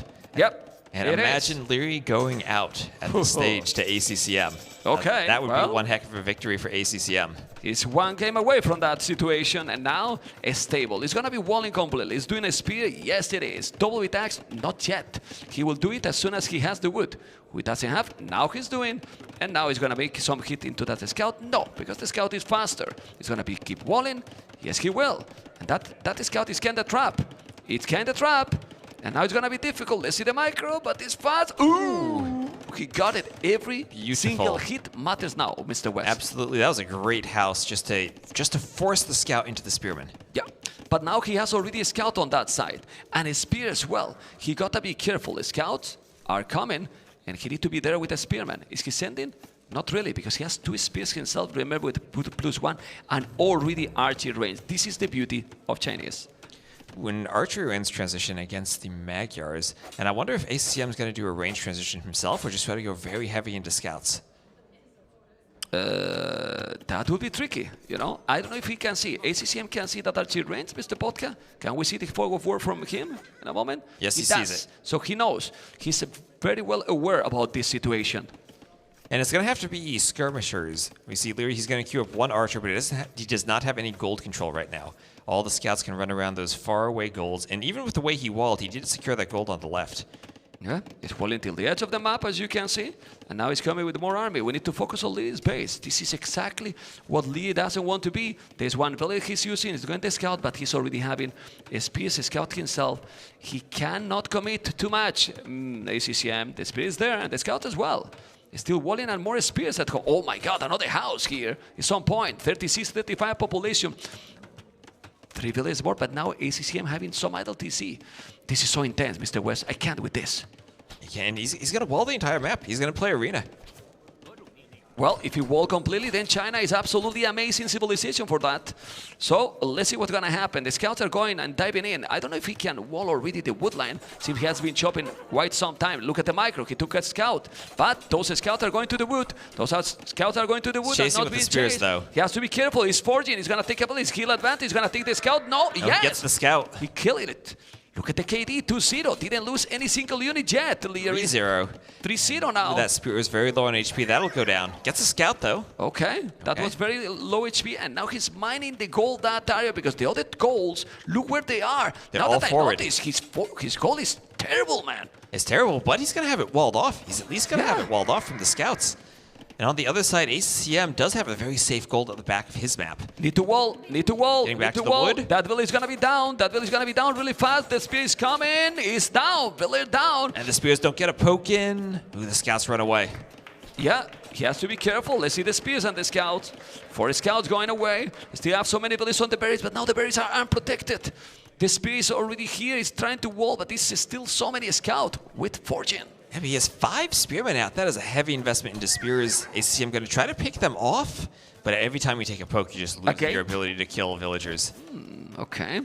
He's going to be walled completely, and ACCM is going to take another villager. No, he's not. The spears are there, and it's only going to scouts. Oh, he takes another poke from that spearman. That is huge. Having 4 scouts with forging could have picked off a couple more vills. What is the building that ACCM is doing at the back? Is the blacksmith? Okay, so he keep going scouts only. And remember, scouts are cheaper from Magyars. They have the +1 attack. And if you are attacking all the time, maybe you're going to be able to go up quicker than the Chinese. And then it's a problem for Leary. Yeah, you can always pick how many scouts you make. And if you're this far forward, keeping Leary in his base, you don't need as many scouts. You can do fewer and try to go up faster. Ooh, but now he's wall. Now he's wall, and those scouts are kinda not gonna do anything anymore. It's crazy. He might run in. He might run in through the TC. But look how good China is. He's been under all this pressure all the time, and well, took a villager down. It's still the same resources than Magyars. It's not like he's behind 400, 500. Yeah, it's still up by 2 villagers. Yeah. But now, ooh! Quick walls. Quick walls. Nice job here by the kid. The spears and archers coming. The scouts are going away. What is happening at the bottom? He's going to take good battle there. he killed everything. He killed everything with the Villiers, man, because he was microing both spots at the same time. And now with the Scout and the Spear here, he's blocking here, but resources for ACCM are amazing, and it's about to go up. Yeah, but this is where you have to be careful. If you lose your scouts and you're no longer running around in that base occupying the army, Leary can go forward and catch you when you're going up to the castle age, when you're spending all those resources on the age up and not investing into those scouts. Because this is the rest of ACCM's army right now. He has 1 spear and 2 scouts. Yeah, but Leary need to attack because his opponent, and he see the score drop it, it's on the way to castle. It's not like Leary is too far, to be honest. Yeah, he cannot do too much with those scout double archery range. He's gonna go cav archers, and now Leary is gonna do what? He has archers, he has the spears. He's gonna take those. Oh, Villiers down. It's the second Villiers snipe. Now Leary need to click up, and how are you gonna defend that goal? If I'm Leary, I think he need a tower in that goal. And if you're the Chinese, what do you do against cav archers? You could maybe go for your own cav archers. You could go for skirmishers. You could maybe think about scorpions. But Land Madness is such an open map where you need mobility. And if you're going to go for the scorpions, you're lacking mobility. Yep. For now, he's trying to attack. I don't know if he's going to be able to attack and make some damage. He's 2 spears and 2 archers. Not very scary for ACCM. Leary is up to castle it. He has gold mine and upgrade. And running now, into the TC. Yep. Because he's fully walled too. I mean, it's difficult to wall completely, but you can always wall if you are really focused on that. Yeah, I mean, both these players going all the way to the edge of the map to wall. So, again, playing this arena version of Land Madness. Okay, he has the spear on the goal. He has to be careful that the scouts are finally down.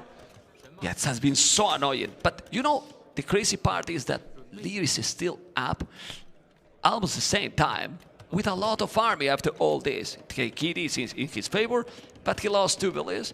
And now he needs to hold against the cav archers. The problem with the cav archers is that you need to mass.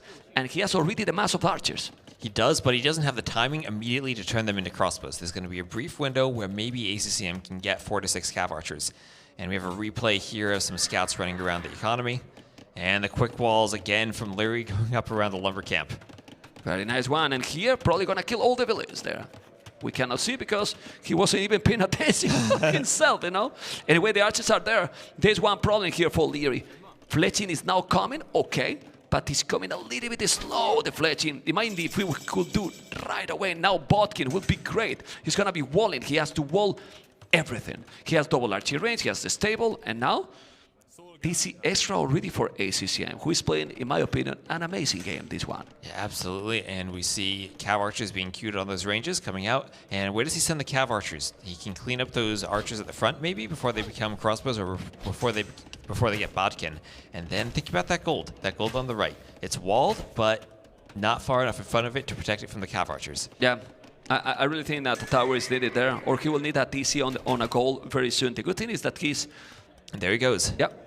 He's delaying a lot of farms, but now you need to send the crossbows. I mean, he's only 2 cav archers, you know. I think he should have waited a little bit to send more and kill, you know. Now he's going to put the house, but he's going to send the crossbows there, and he will be fine. Yeah, and also look at all those hills by the gold. That's going to be impossible to get a TC on it cleanly. Yeah, on that one for sure. I don't know if the other gold piles will be able, but the archers are there. Now kill that scout. It will kill it. Oh, it's full HP. That village is going to be down. Very smart play here by ACCM, playing Bloodlines so much attention, man. DC is a good tone center, but still being very aggressive. Look at the army. Look at the army by Leary, and Leary is still with 2 villages more. How is possible? Because of Chinese. That is absolutely amazing civilization, Mr. West. Yeah, now we need a defensive workshop from ACCM, but at least he has 2 TCs. It's not like he's stuck on 1 TC and then adding in the workshop and not getting the economy added in. He will at least be matching Leary on the TC numbers. He's going to go in. Now it's going to be a Scorpion, but we need to see how it's going to be Leary's micro here. Leary's holding the archers at home till he's doing the tone center. He's going to kill that one. Not really. And now he's going to the woodline. Let's see. So many cav archers. The cav archers with bloodlines +2/+1, and the Scorpion is there. He need to go away. He need to go away. What else now? He's doing few Calmets, Horse Collar. But ACCM has Wheelbarrow. Very interesting. Who has the lead here now? Huh. I mean, it's very, very close so far. Scorpion for ACCM. Camels. The Camels are good. Pick off the Scorpions. Camels are good here. It's really good play here by Leary. He has the 2 Camels here. And the problem for ACCM is that Leary has a lot of army, and we know how the kid control the units. And 3rd TC now for Leary. He did not have to do that Siege Workshop in Scorpions at home for himself, so that's wood he's saving to add onto the TC. Yeah, we can see how the efficiency for ACCM has not been the best because he's been attacking now for a long time with those archers. He's coming with a lot of camels. He's now trying to split those. Okay, camels are there, and the camels don't have upgrades, but at least he's attracting the arrows from the cav archers a little bit. The spears are going, and well, I mean, this is a good trade. He has so little units here, Leary, and keep him away from his base, while now he has 3 DCs. Yeah, but he's trying to keep the cav archer mass down, and behind all of this pressure, what the army did, the damage did was earlier, forcing that siege workshop up. Yeah. And there's the university. He's thinking of ballistics now. Poof, ballistic here is going to be so important. The crossbows is still coming. We need to go forward and see what's going to do. And he's attacking again. He's attacking now constantly. All the time. What he did ACCM in the start of the game, now Luli is doing. But population, it is the same. 56 village, 54, and 19, 16 all army. The farms Almost the idled. same. All the farms are idled, Yeah. and only 5 villagers working on food right now for ACCM. Yeah, that's crazy. Now he's going to have the +2 armor. He has 25 armored Leary, and now that DC is huge. It's really good, Mr. West. Yep, and this is how you deal with crossbows, or how you deal with cav archers. As you said, they need to be amassed, and Leary, with the crossbow timing, is able to get forward with the army numbers he needs before ACCM can get the mass to engage. Yeah, and when he's gonna try now to go and make the damage at home, Lee's is starting to make skirmishes. Those skills are +2/+2. They are not elite skirmishes, but eventually they might be. There's still a lot of cav archers, yes, but they are missing ballistic, they are missing the second armor. He's gonna be able to do some damage. Let's see if there is some walls on that palisades. I believe he's doing the houses, but he's there ready to rumble with some archers. He's gonna take a village, maybe, but no, because he noticed right away, and now he's going back in time. The score is still ahead for ACCM. The population ahead for Leary. That hill is so important, and ACCM is mining stone already. So Leary should think about mining stone himself. And perhaps, and the stone's so important for the Magyars because they need their castles eventually if they want to go for Magyar hussars. If they want a way to pick off siege in the late game, they need a lot of castles for their unique unit. And right now, Leary just defending at home. He's lost that forward map presence he had with all the crossbows earlier, and he just wants to keep all the crossbows at home to keep them safe and keep his economy rolling until ballistics comes in. And I believe when ballistic is there, he's gonna feel a lot more comfortable with the situation. But there's a Mangrel, this cav archer, still no stone yet to make a forward castle potential for ACCM. Wheelbarrow already for Lee, and what we said, Lee skirmishes. At some point, he might need also a couple of knights probably, because the Mangrel is coming. At least that is gonna have a huge micro. But guys, the moment that is gonna happen in a minute, it's gonna be really important. Is he gonna notice this? Who is gonna patrol here better? There you go. Leary is there with those archers, with the skirmishes, but the Mangrel and the Scorpion is coming as well. Let's see the micro here by Leary. Leary is gonna micro. I think he's good doing this, Mr. West. I think he is good. He's just gonna pick off all those ibexes on the hill. Those poor ibexes. Just so he's doing that for a reason, and the reason is he does not want to misclick on one of them later when he's microing. That's perfect analysis on that one. And here, Siege Workshop. Resources are starting to look so good for the kid, but a scary amount of villages on stone. Is he gonna come forward, ACCM? We will see. He's walling now complete with the houses. He needs to wall with probably more villages because the cav archers are coming through that area, and the Mangrel as well. And the tricky thing for Leary is now that he's walled, he's not gonna have golds inside of those walls. He's gonna finish that first gold where he built the TC, and then he's move out onto the map.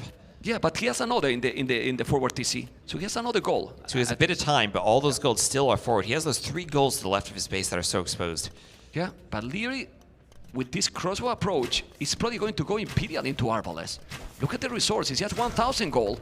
And right now, if he stops doing buildings for a minute with this amount of farmers, oh boy. Then he goes up. Yeah. Okay, cav archers here. Skirmishes are coming. He should do a couple of knights, I believe. No, or maybe not. Maybe the skirmish is a node. You have to be careful there. The cav archer is going to be in the range? I don't think so. And there's a Mangrel.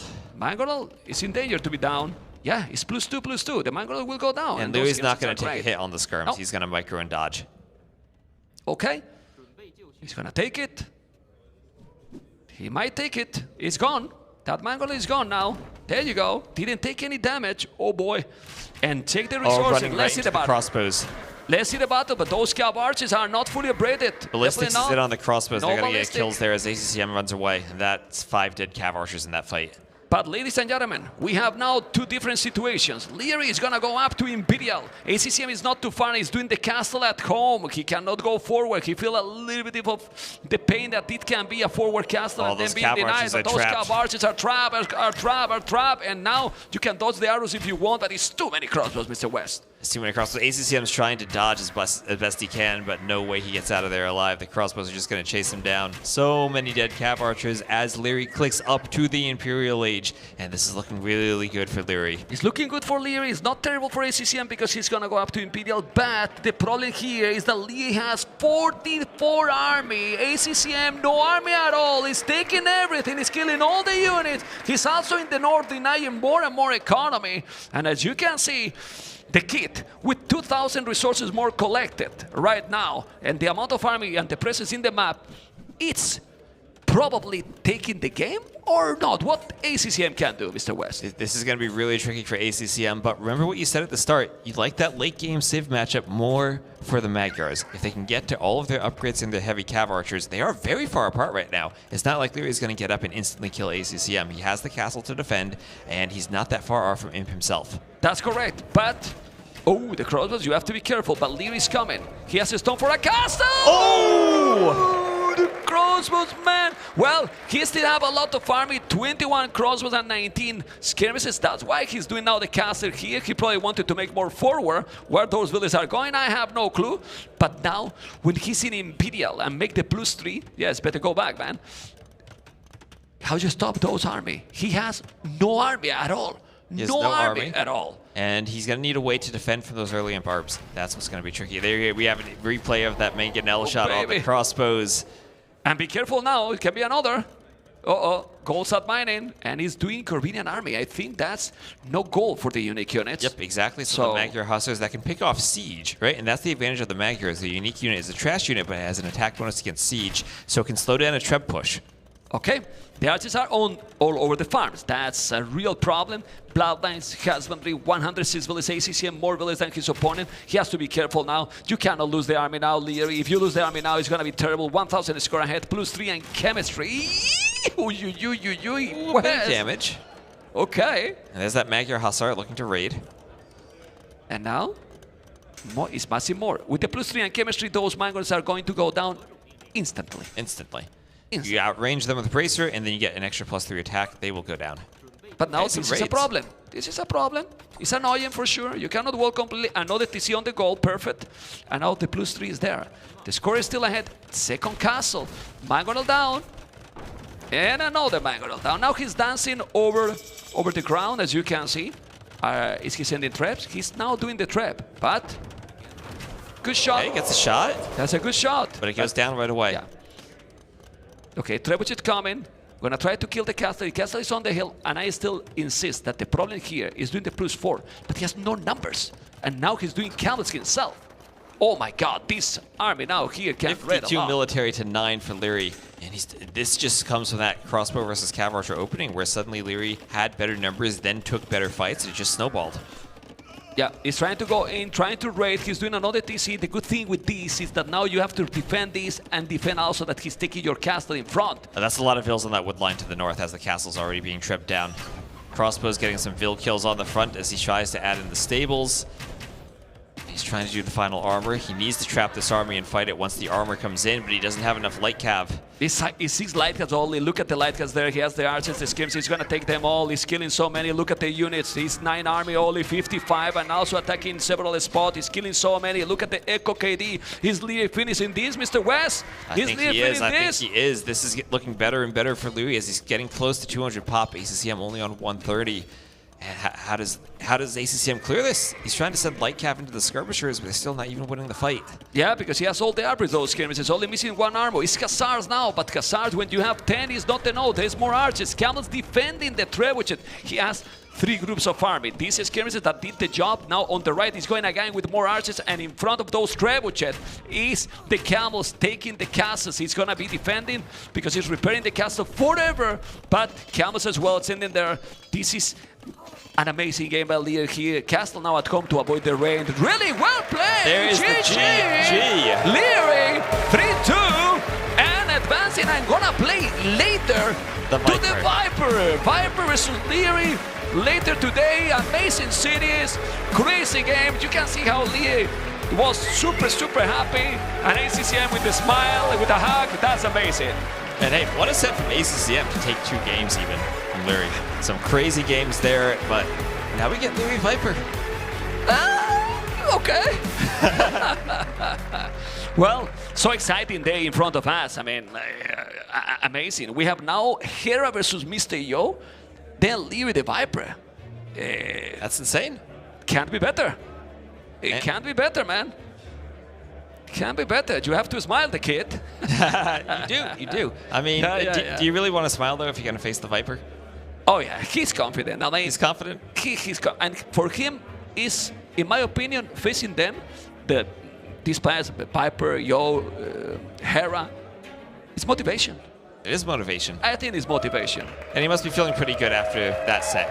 I mean, that Fortress game was a really close game. And the other game he lost, kind of a silly one with that castle drop. But Fractal. We have to give the credit that he deserved in the game with number 5, even if he got Chinese. Absolutely. Because I think ACCM went aggressive the way he needed to do, you know, the way he needed to do. But Lee played after that absolutely amazing. He played insane. He did. Really good, honestly. He played really, really good. Okay, and now we're going to see, congratulations, Leary. Teammate, man, teammate, remember, you know? And we're going to see what Leary has to say because he's ready with KP. Phenomenal series and phenomenal commentary for the boys. Thank you very much for taking the casting booth. I'm joined by the illustrious Leary. First of all, mate, congratulations, but good lord, is the day going to be long? Yeah, I have no words right now. It's going to be a long one for sure, very long. Let's try to find some words because I think it would be fair to say ACCM proved to be incredibly tricky in this series. Jordan's going to dissect it further a little bit later, but I just want to get your thought process on a high level about Game 2 and Game 4, those key moments where he maybe got in your head a little bit. You like to talk about my losses, huh? I can see. Wait, well, Game 2 was, I believe, Fortress, right? That was the one where he almost backdoored the king, right? Yeah. I feel like I should have won that matchup. I'm pretty sure other players would have won it, but he played it really well. He attacked me on all sides, Eagles, and I made a couple mistakes as well, but credits to him. He played really well, and yeah, he deserved that win. And then, of course, in Game 4, it felt like he got under your skin a little bit. How did you recover so well for the 5th game? You know what tilted me the most? It was the petards. I don't know if you guys realized. I sent like 4 petards out. They all died to the castle. Otherwise, I'm 100% sure I would win that game. And I tried like multiple angles with my gyro point. It didn't work. Nothing worked. Petards kept dying to the castle. I was so tilted. So yeah, back to the question. I tried to get back to my composure. Was this not like a let the hate flow through you moment? A little bit of everything. Like the last game as well, then he has Magier, so I'm on the back foot, so that comes as well. So you have scouts running all the time. So yeah, it wasn't an easy set for sure. Hold this up here so the wireless doesn't cut out. Oh, I see. Yeah. Okay, like that. Up here. Oh, here? Yeah, there you go. Sure. Thank you. So one thing I got to highlight is what's coming next, right? A small break, a little bit of time to breathe. But Viper up next. Are you concerned, like, you know, I'm thinking about his previous series. I called it the meatball buff halfway through against Tower when he just turned up, ate a meatball, went back and was on form. I hear he might have just had a nap buff. Is there a concern that the fatigue might be added in? Maybe I'll join it as well. Maybe I'll take a nap to counter his. But I think I'll be fine, you know. Still have lots of energy. We'll watch the set and eat some and get back to it. Well, hopefully you can unleash some of that energy on the section with Jordan. We're going to dive deep into the games as we get ready for the next set. Congrats again. Thank you. Larry, congrats for this very interesting set. Very interesting. Larry, I think I've never seen you in my life shaking your head so many times. How not to? I didn't find a solution. I was not watching the game anymore, but your facial expression, like I was fuming. I was literally fuming. I couldn't believe it. Yeah. So game number 1, we had migration. Larry, when do you decide to go forward dog and when at back? Because I feel like against Dravidians, it could be kind of risky to go for forward dog there. Yeah. Extra resources. I feel like it's a bit of a gamble as well, because if he goes fast feudal, my strat is just toast. Yeah. It's just pretty much over. Yeah. If he goes FC, his game is over. Yeah. So it's like a gamble a little bit. So forward dog is a bit safer, and I just decided to go for it since Persians are a good safe to do it with, and it worked out. I also feel like you're kind of known to be the archer player, but after seeing you the recent times, I feel like your new favorite unit is the Mangonel. Is that possible? It's a better archer. It has more arrows, more stones, more damage, and you know, archers did get nerfed the last couple of patches, so yeah, probably. It is always amazing, especially yesterday against Sarah. We saw, I think, Yeah, 22 Mangonels from you, so yeah, that's something you're obviously very versatile with. I mean, this migration game was pretty straightforward, so I don't think we have to jump into it too much in terms of the analysis. But game number 2, that is obviously more interesting. Khmer against Mayans. I personally thought Khmer should win that one. Yeah, me too. You also said you did some mistakes. Which mistakes do you think you did? Well, I lost all my Scorpions at one point. But then again, maybe Scorpions is just the wrong choice after all. I can never move out with them, otherwise he just catches them. Maybe a Hand Cannoneer was the play. I kind of forgot about them. I was just mainly focused on Scorpions. Yeah, you don't think about Hand Cannoneer as Khmer. Right? Yeah, you have other options. And I felt like I held pretty well the first couple of minutes. But then when I lost my Scorpions, it was like, oh, here we go again. And yeah. He did an amazing job putting pressure on all the sides. Do you think it would have been a little bit better to invest more into Castle Age, get Lightcav out and get the map control so he doesn't push forward? Hard to say, because he will push out. If I go Lightcav and he goes more or less Imp, then he can push out when he's Imperial Age, which might buy me a little bit more time. I'm not sure if it would have changed much. I felt like Imp was the better play. I thought Cavalier could match up. It somewhat did as well, but I made a couple mistakes, like the Scorpions. Not sure if Scorpions at all was the mistake or the way I played with Scorpions. Probably both. And yeah. Okay. And when you saw 6 Eagles hitting the tower where the king was? Yeah, I was chilling. You were chilling? Yeah, it looked like it. I had it back in my mind. I was just like, well, should I repair the tower? Should I move it out? Should I let him focus on it? You know, I had some options. So. Yeah. But, I mean, he played it just incredibly well. And also Cavalry instead of Hussar. That's also something which was questionable for me. I think going for Hussars and then, I don't know, Scorpions should be a little bit better. Yeah, I thought I would die to Eagles, because the Cavalier barely did enough against the Eagles, and if I just straight up open Hussar, I think I might just die to Fast Imp as the early Imp. So. Okay, yeah, makes sense. Game number 3, Outcrop. We had Gujaras against Hindustanis, and I have to smile because, literally, that matchup we played in NAC 4, if I'm not mistaken. I thought you would forget. That's something I will never forget. I was Hindustanis and you shred me with Chakram throwers. Didn't I lose that game? No. Wait, what? Yeah, you won. I won but it was 2-hour game. I lost a set, I believe. I lost a set. No, that was the NAC before. Oh, I see. Yeah, I see. Okay, we had Outcrop and you. Yeah, there are a couple of bangers on Outcrop. Yep. So, do you think Gujaras is better than Hindustanis here? Hard to say. You know, before this game we had another game which got restarted. Yeah. And I had like the perfect start. I had the best woodline ever. I had like 12 sheep. And this game I was like, okay, both forward goals, no good woodline, and then down sheep. So I was like, this is the start where it all started. Game 3 was the start. Where the tilting started. And then we was a restart because the map was bugged apparently. And then I lost 2 vills to his scouts and then was recovery all over again. But yeah, I think I even lost some monks. Not my best set, but yeah, the four monks. Yeah, I remember that one. Walk us through the moments psychologically, how you deal with those situations where you're just a little bit frustrated, right? Especially having a good map, a good start, and then you have to restart. Was it tough for you to get through that? There's no choice. Here we can see it. Yeah, you're just shaking your head, right? It's like yeah, that's not even a good play, you know. But credits to him. He attacked me on both sides, so I couldn't keep track of everything. But if I just convert there and I block with my camel, it's down for camel, and then I snowball. Yeah. So, but yeah, back to your question. It's hard to refocus, but you just have to do it. There's no other choice. What's the other option? Resign. Yeah. So exactly. yeah, just gotta do it. What was your long-term plan? Were you planning to stay fully on camels, or were you thinking about the chakram throws? Because I saw you clicking elite as well, right? Yeah, like first off camels, and when the game stabilized a bit, when I felt more in control, I would just go chakrams. Just so I can have like 20-30 dealing out damage, and then the camel war, there's no way he stops that. So. Yeah. Okay, now my favorite game of this series. Larry, can you read out what I wrote here as a note? Fractal petards. Petards. That's all you need to know about the game. That's all That's you all you need have to to know know. about the game. You don't need to know more about that. Oh my god, that was crazy. What happened with the petards there? I don't know. I tried like 3 different gyro points, and nothing worked. They always came out at the bottom for no reason at all. Neely is sitting right there, the pathing issue. I hope he saw that as well. I was like fuming. I was like, there's no way. There's no way I'm losing this game. After I killed some fish as well.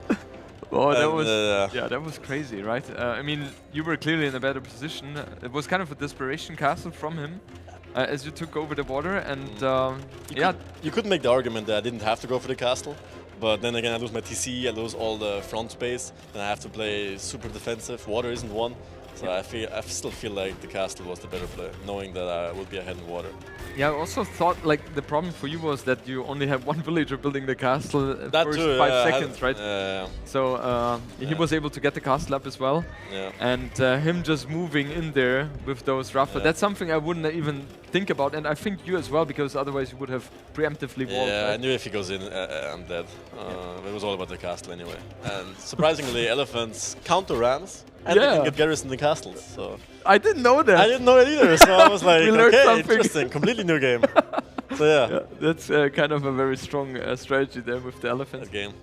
And yeah, game number 5, Lamb Madness. From what I heard, you feel like Meggers is the better Sif here.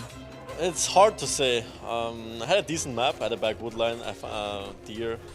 The gold was in no man's land. I had 2 golds forward, so I had to go for the back one. It can go either way, honestly. I think Magyars is easier to play. Yeah. But Chinese definitely have options. Especially in Castle Age, right? If you're Castle Age, then you should shine with Chinese. Yeah. And Trill Age will be tougher again. How important do you think it was for you to be able to wall your base?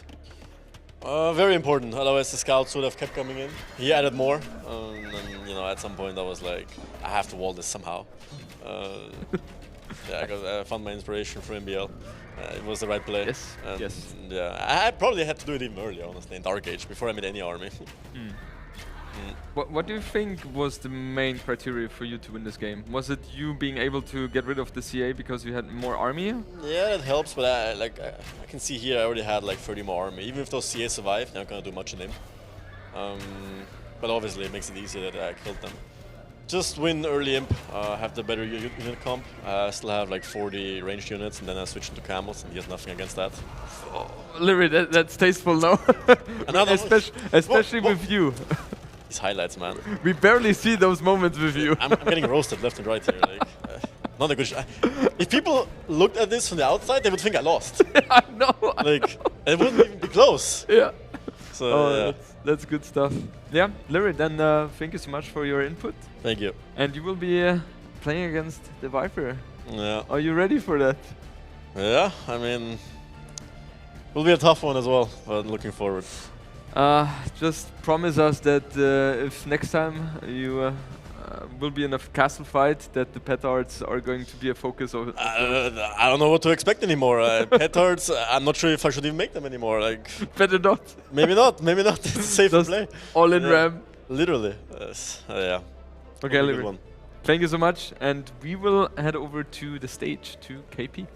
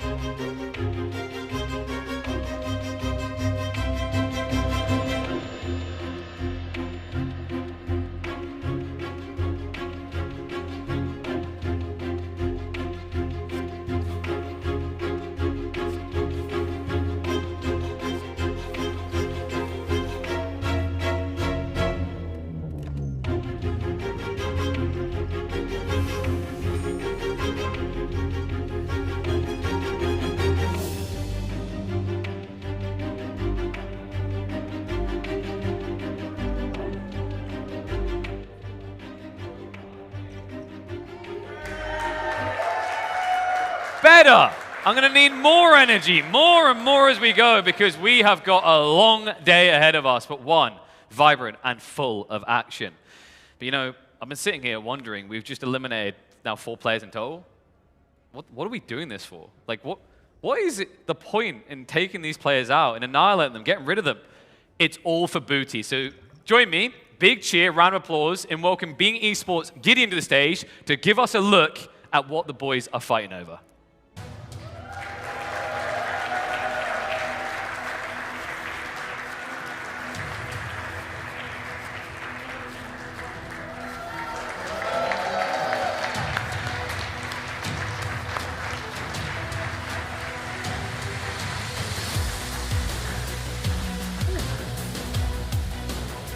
All right, that is sleek. Let's come over here. One side there. Yeah, you can look like you're going to lift it because it's not going to be yours for much longer, I'm afraid. So, Gideon. It might take a while. Yeah. First thing I'm thinking here, how easy is that to drink beers out of? It depends on the side, actually, because one has holes and the other doesn't. So if you do it like this, it could work. You have to refill quite often, I think. Good thing we're in Germany. They've got plenty of that. But, you know, it's kind of crazy. I know you were really excited about how yesterday went. Today, even smoother. You know, give us your feelings on how the event is now going. Today, I'm feeling really good, actually. It has been a very, very awesome day. I'm still stressed. Beyond belief all the time, and something happens all the time, and I still forget 50% of what I want to do at all times, pretty much, because I walk around the corner and see another thing that we would like to fix, but it has been so much nicer than the last 2. I mean, I don't think anyone noticed the panic. I think it's been a pretty good show, right?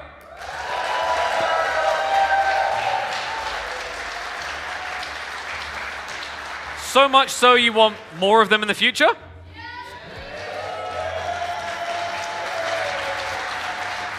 Well, that's good news, because I think Gideon wants to talk about a way that people here and at home can help maybe make that a possibility. I'm going to keep that part very short. I think you've seen it somewhere, I think down here in the stream. We have started the yesterday announced crowdfunding for the cost of this event. I think I would love to very quickly clarify how that will work, because I think our design of that, oh, there it is, perfect. Thank you so much for everyone who has already contributed to that. That is so nice. Thank you so much.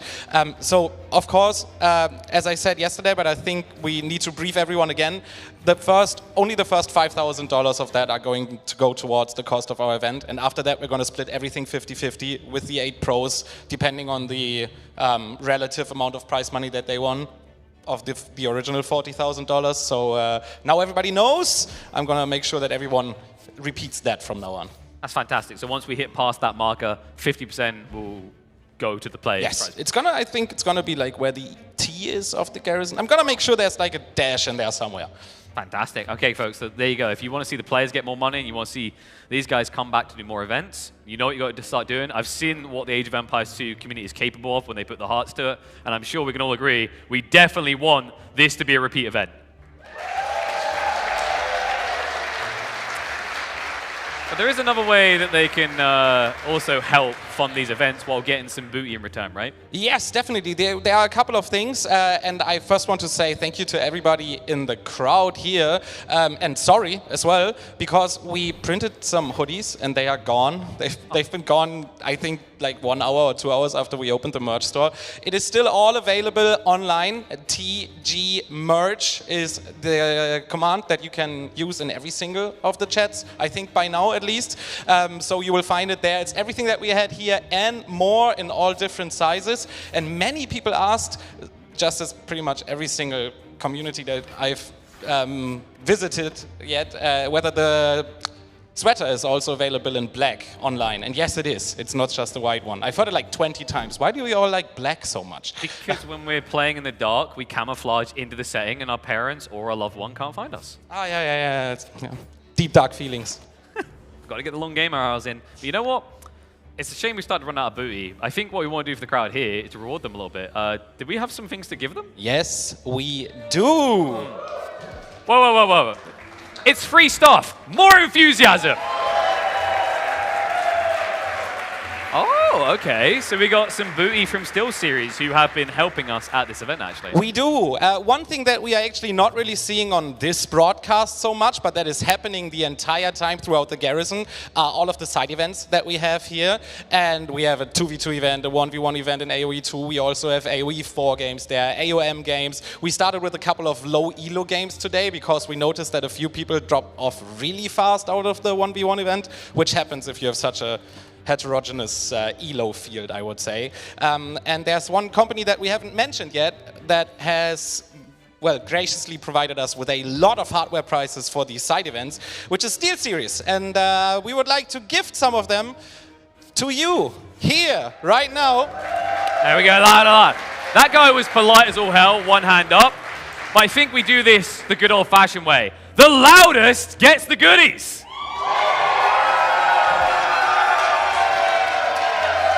I think it was one over there, right? Do we just kind of punt it? Maybe get sued later for assault? Okay, please brace for impact. I don't want to hurt anyone. I'm going to throw this somewhere there. And then I'm going to do one on top. All right, get ready, get ready, get ready. You three were really good. Get ready. Oh, that worked out. I'm glad you're doing this because I would have full midfielder punted it out back. Do you really think so? You want me to prove it? Yeah, please, you do it. I will feel so much better. All right, who wants to be hit in the head?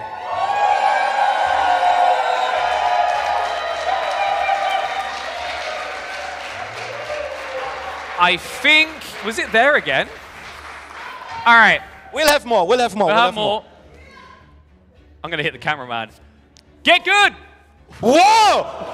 Oh! I like how I hit the guy that had no view. Yeah. Camera and cameraman in front. Don't worry, buddy. We got beer for that too. Just very quickly, because we don't only want to gift you here on site, we would also love to gift something to our online community, which is why we are currently opening a chat giveaway for an all-new Steel Series mousepad. I think not even for sale yet, because this just came out like 3 days ago, with signatures of every single pro and hopefully all of the talents as well on site that we will send to you if you put just the brand name Steel Series into the chat of the official broadcast on Being Esports, because we don't have multi-bots or anything. So you have to head to the official broadcast, twitch.tv/Being Esports. Just quickly put Steel Series in, and then you get a chance to win this mousepad with all of the signatures of the pros and talents on it. And then you can get back to all of the other channels that you love to watch. Okay, so Steel Series or exclamation mark Steel? No, just Steel Series. Okay, just the Steel word. Series. Get smashing it in there. Get your phones out. You can probably still win it.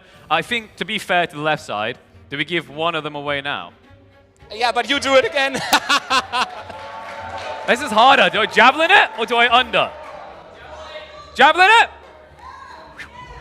Oh! I am not nice. All right. Well, I think we've had a bit of entertainment, and it's almost time to get on with the show again. Gideon, an absolute pleasure to have you on the stage. A round of applause for the Being Esports. Gideon!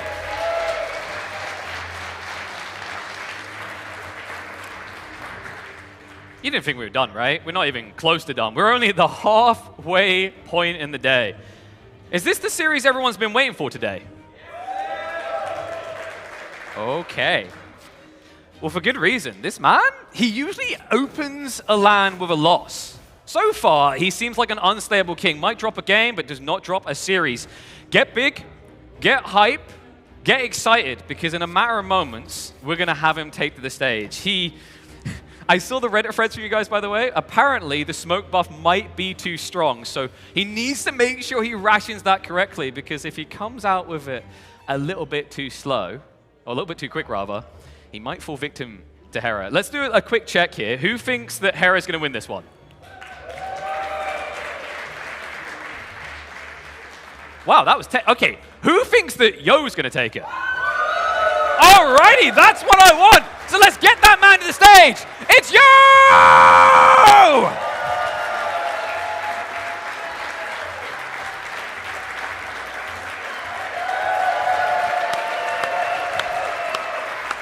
That is the type of welcome we like to see from around the world. The finest come. And now he needs to figure out where that glorious keyboard is. He actually has the most beautiful keyboard I've seen actually at an esports event in a long time. But you know what? It's the beauty of the game, the way he plays, the unpredictability. You never know what's going to happen, but he needs that unpredictability. He needs that potency. He needs that firepower, because this man is unkillable. It's her!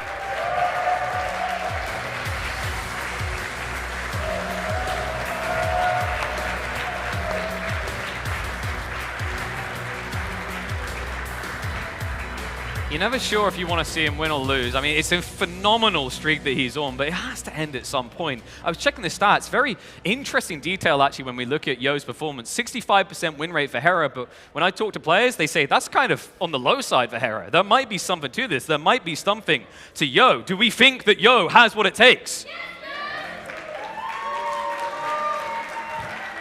All right, well, to see if he can sink his teeth into the champ and maybe spill some blood, we head across to T-Knight and Nili to take us through the action. Good to be back and ready for an amazing series here, Nili. Yo and Hera, so unstoppable in their own ways. They're the two only undefeated players in sets so far, so very fitting they meet here. Yeah, and even more brutal, Hera 3-0, 3-0. Yeah, true. He didn't lose a map yet. Yep, that's very true. Yo, yeah, he won his first set against HCM 3-0, but then Viper took 2 maps of him. It was really close for him.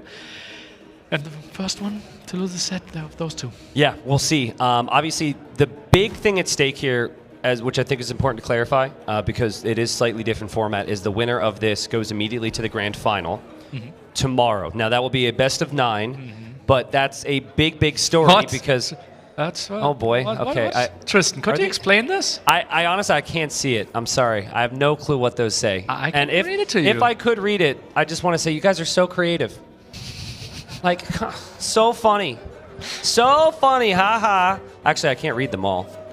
Well, okay, I'm Mr. not, Yo. Like, you can try to read those. I'm not sure why I can't read that one. is. We got some Yo fans in the building and some T90 haters in the building. But anyways. How happy are you that we don't have islands in the map pool? I'm pretty happy, but apparently we still find reasons to bring it up. Man, I was trying to be all serious here too, but it's all good. This crowd. I was talking about something. Winner's bracket. Yes, winner's bracket. So winner here moves immediately to the final. And just gets to wait around, rest up the entirety of tomorrow. The loser would fall down into the loser's bracket, have to play a series, and fight their way up over 2 sets, right? So like if 2 sets tomorrow, exactly. Yep. We now have Leary advancing. He will play against the Viper after the set, so that's roughly in 2.5 hours. Yep. And the winner of that will play against the loser of the Yo Hera set now, tomorrow. And as you said, winner, only 1 set tomorrow. The loser has to play best of 7, 2-hour break, best of 9. Brutal so day. full day for that. And so that makes this hugely important. You could look at this and say, Look at that hippo lover. oh, that's nice. They're so notice how kind that is. Nice. It's so kind and wholesome. You see how your community is like confrontational, trying to diss you, and like they're just sharing the love. That's really actually we're very curious if that was hand drawn. Yeah, that's like if it's hand drawn, that's good, incredible. Right? Yeah, that's sick. Oh, draft! I like civilization. Yes, let's move on to that. Georgians already banned, automatically Khmer banned, so we didn't have to go there. Look at that Spanish ban. I think also Burgundians were another global ban, which is worth pointing out here, considering I believe Fortress is one of the maps, which we'll see here in a second. Bohemians, Portuguese, Goth being squeezed in there as well. Ethiopians, I think the first time that we're seeing First time, yeah. Goth's first time, Ethiopians first time. I've got some ideas on how those could be utilized, and I think it's going to be a fun set strategically. Excuse me. For those that have been around a long time, they probably remember the days where Arabia was game number 1.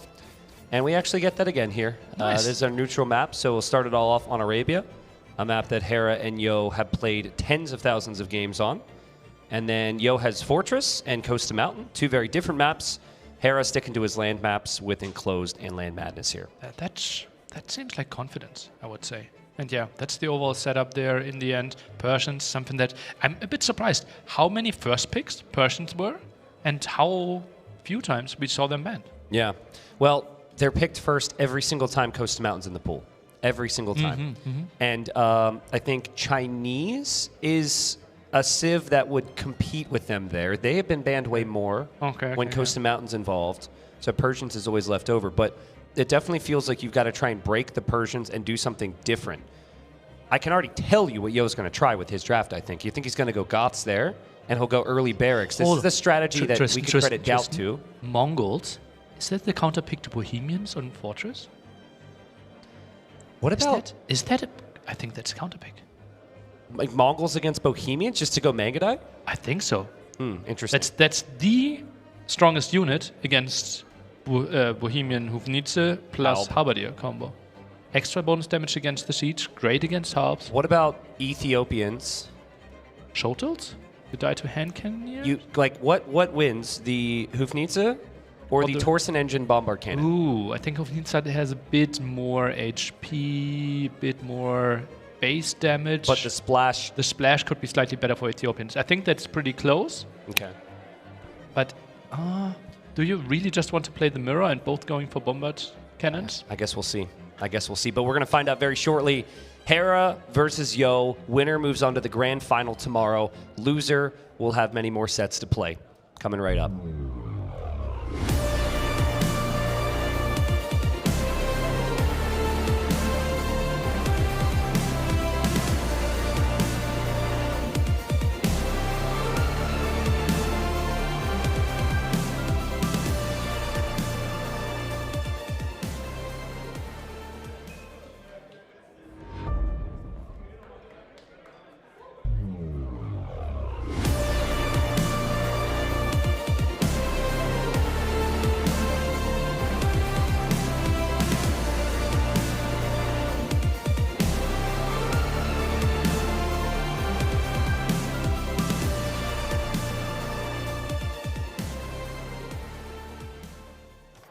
And here we are again. Winner of this moves directly to the grand final.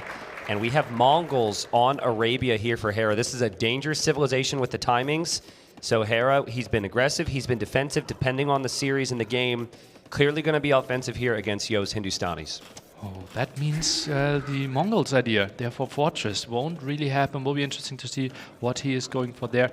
Hera, he obviously loves to be the aggressor, loves to be the one attacking first. Mongols, faster hunt, you get more resources early on. This could be a really early uptime to fuel Age, maybe even pop 18 without Loom? Yeah. Could he be that crazy? I think so, right? Because there's, on Arabia, players these days, they can probably assume what exactly is going to happen, right? So he skips Loom, a little risky if the opponent's scout would be coming forward. I believe we're just slightly catching up here. Correct. To where they're at as well, which is why it's going slightly faster here. But, I mean, Yo has been there, done that a million times against Mongols. He fully understands the job. And I think if Yo can weather the storm, Hindustanis are insanely strong against the Mongols long term. That's so true. If we get to all those camels, especially Imperial Camel, it's just wrecking through everything that the Mongol player could offer. Interesting approaches here, right? Hera, no Loom. As we said, pop 18 on the other side, 19 with Loom. So 50 seconds difference there. So Mongols seen as the better scout civ here, seen as one of the best scout civs because of all that hunt. And they both probably know it's going to be scouts. So what do you think about in Yo's position here? A lot of times you don't want to match your opponent at something they're better at, but scouts is also pretty good opening for the Hindustanis. Thing is, you're not really worse, you're just a bit later, right? So you have to accept, okay, he will have the aggression, I will need to defend, maybe some small walls around my woodline, around my berries, and then my scouts will be as strong as your scouts, right? They have the same price, so theoretically, okay, I'm pushed back a bit, but we can still take reasonable fights. Can you imagine if you're in a race and someone says, you're not worse, you're just later. But Scout is here. Scout is here. And it is a race to feudal age. Yeah. And an amazing find for Hera. I mean, he doesn't leave his base at all. Opponent comes to scout him, and now Yo gets punished for it. The faster scout, the more attack, immediately leads to the kill. And Yo won't know. He won't at least be able to confirm Hera's opening here. 29 HP still on that scout. That's a really nice opening for Hera. Only builds that stable with one villager though, so Hera will be losing 15 seconds in the scout production there towards this one. Yep, so obviously Hera will kind of have the whole map to play now. He can see what Yo's up to. Yo feeling a little bit of freedom to wall a little bit because that initial scout is weak and he'll know about the timings here. But it's just so hard to catch up to Hera and it's so hard to catch up to the Mongols, right? I really like the pick, by the way. At times, Hera goes overly greedy, and I feel as though that could potentially, he say this, he hasn't lost a game, but potentially be a problem. And I see it. It's like the second he's actually the one on the offensive, he can do whatever he wants behind it. So it's a really good choice, showing the confidence he has against Yo, maybe stylistically. Look at him run back and forth. He's like, go ahead, go ahead. Yo doesn't even budge. And Yo finally clicks a villager here, but that's Hera saying, hey, this is what you're going to have to deal with in the series. And Hera goes full aggression, right? Typically, with the extra resources for Mongols, lots of people think, okay, maybe I'm not finding the villager kill. I'm trying to squeeze in the farm upgrade, not Hera. I love how Yo doesn't even click. Like, Yo doesn't even click. Like, that's so funny. So many people would have reacted with the Vills. Yo just stands there, and that's what you need to do sometimes when someone's microing in front of your face. We've got the archer range now from Hera. He'll know that it will be scouts from Yo, but spears. So I think the plan would probably be archers here. Both scouts for Yo pretty soon. Wants to take the engagement, still has more HP here. But Hera, that will be lots of aggression. And Yo, yeah, he walled the right-hand side, but this is still open. He's clicking them back and forth. I think he's trying to get his units to stack on top of each other with the clicks. Could be something. Like, I think that's what that is. I don't think it's necessarily clicking. I could be wrong, but with stand ground, you can kind of maneuver. I mean, it's first game. It kind of feels like he's like trying to send a message too.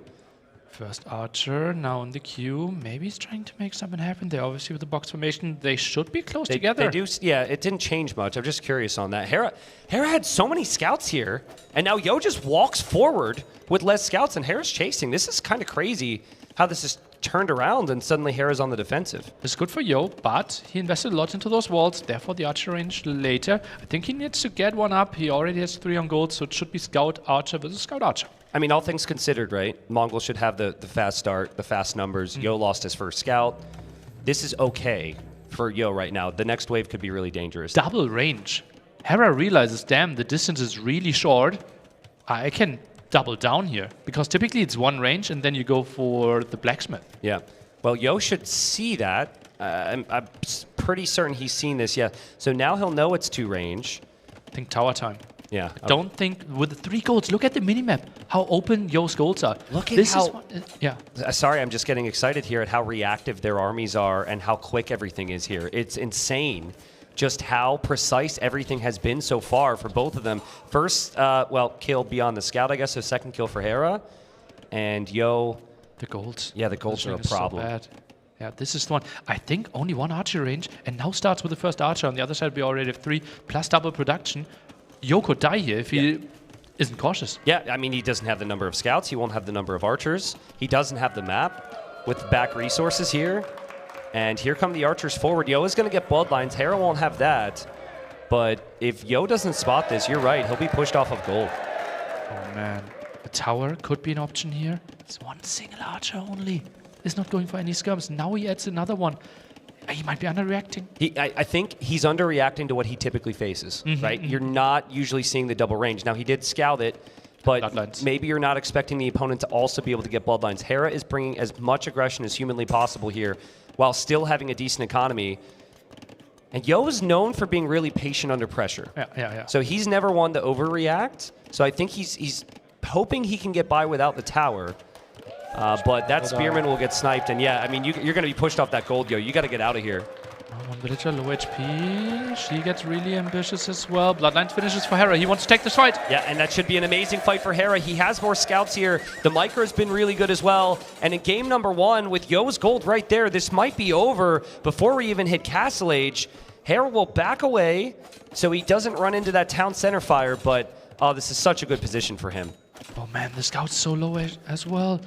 17 versus 7 military, pushed away from the gold, and we said he can't get other golds. Yeah, and now you don't need to do anything special. You just need to hold this position. Now, you can also recognize that if Yo doesn't retake this position, he's dead. Yeah. So what's he going to do? He's going to make a lot more army, and so Hera just continues to produce the army from his buildings right now. Just makes a lot of sense. Is walled behind this, but obviously the Hindustani scouts with the extra bonus can maybe get through those walls a bit faster, but he's already doing so much damage, taking out the archer range first and also the farms. Yeah, now Hera should sense something's up here, and he should be double checking to know if he's fully walled. Yeah. It looks okay. You're right, his buildings can go down quickly, but he's not that far away with his scouts either. So, okay, there's an archer. Yo misses that. Yo's got a lot to worry about at home. Might he be open? The scouts are moving in. Maybe next to the woodline? No, he attacks now. Oh, this is really good. Yeah, and a lot of the scouts are weak as well. Hera can just eject archers behind. And so the player who has not lost a game so far opens up with maybe the most aggressive Arabia Civ, goes for one of the most aggressive openings we've seen from him so far. And Yo will go for a tower, but he still has no gold. Yeah, that's not the tower that he needed. Now it's, I think, the second stable, right? Mr. Yo will simply realize, okay, well, I'm not going archers. I just need to overwhelm you with scouts. The thing is, like, what's the HP on the scouts right now? It's not good for Yo. And Hera, it's pretty much similar here. And he has the archers. So I don't think this is going to be easy for Yo to take a fight. Armor now both getting the attack upgrade here. Yeah, I also think that Hera would be winning this one.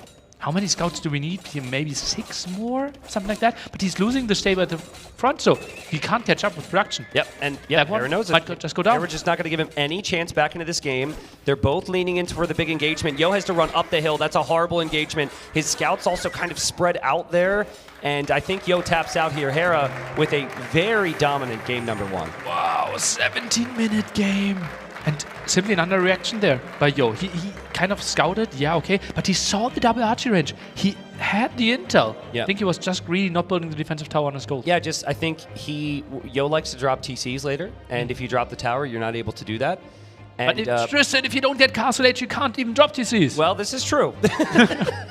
This is true, and I mean, credit to Hera there for opening up with crazy attack. I think like that, so there's the Hera factor now. There's the fear factor when you're up against him, right?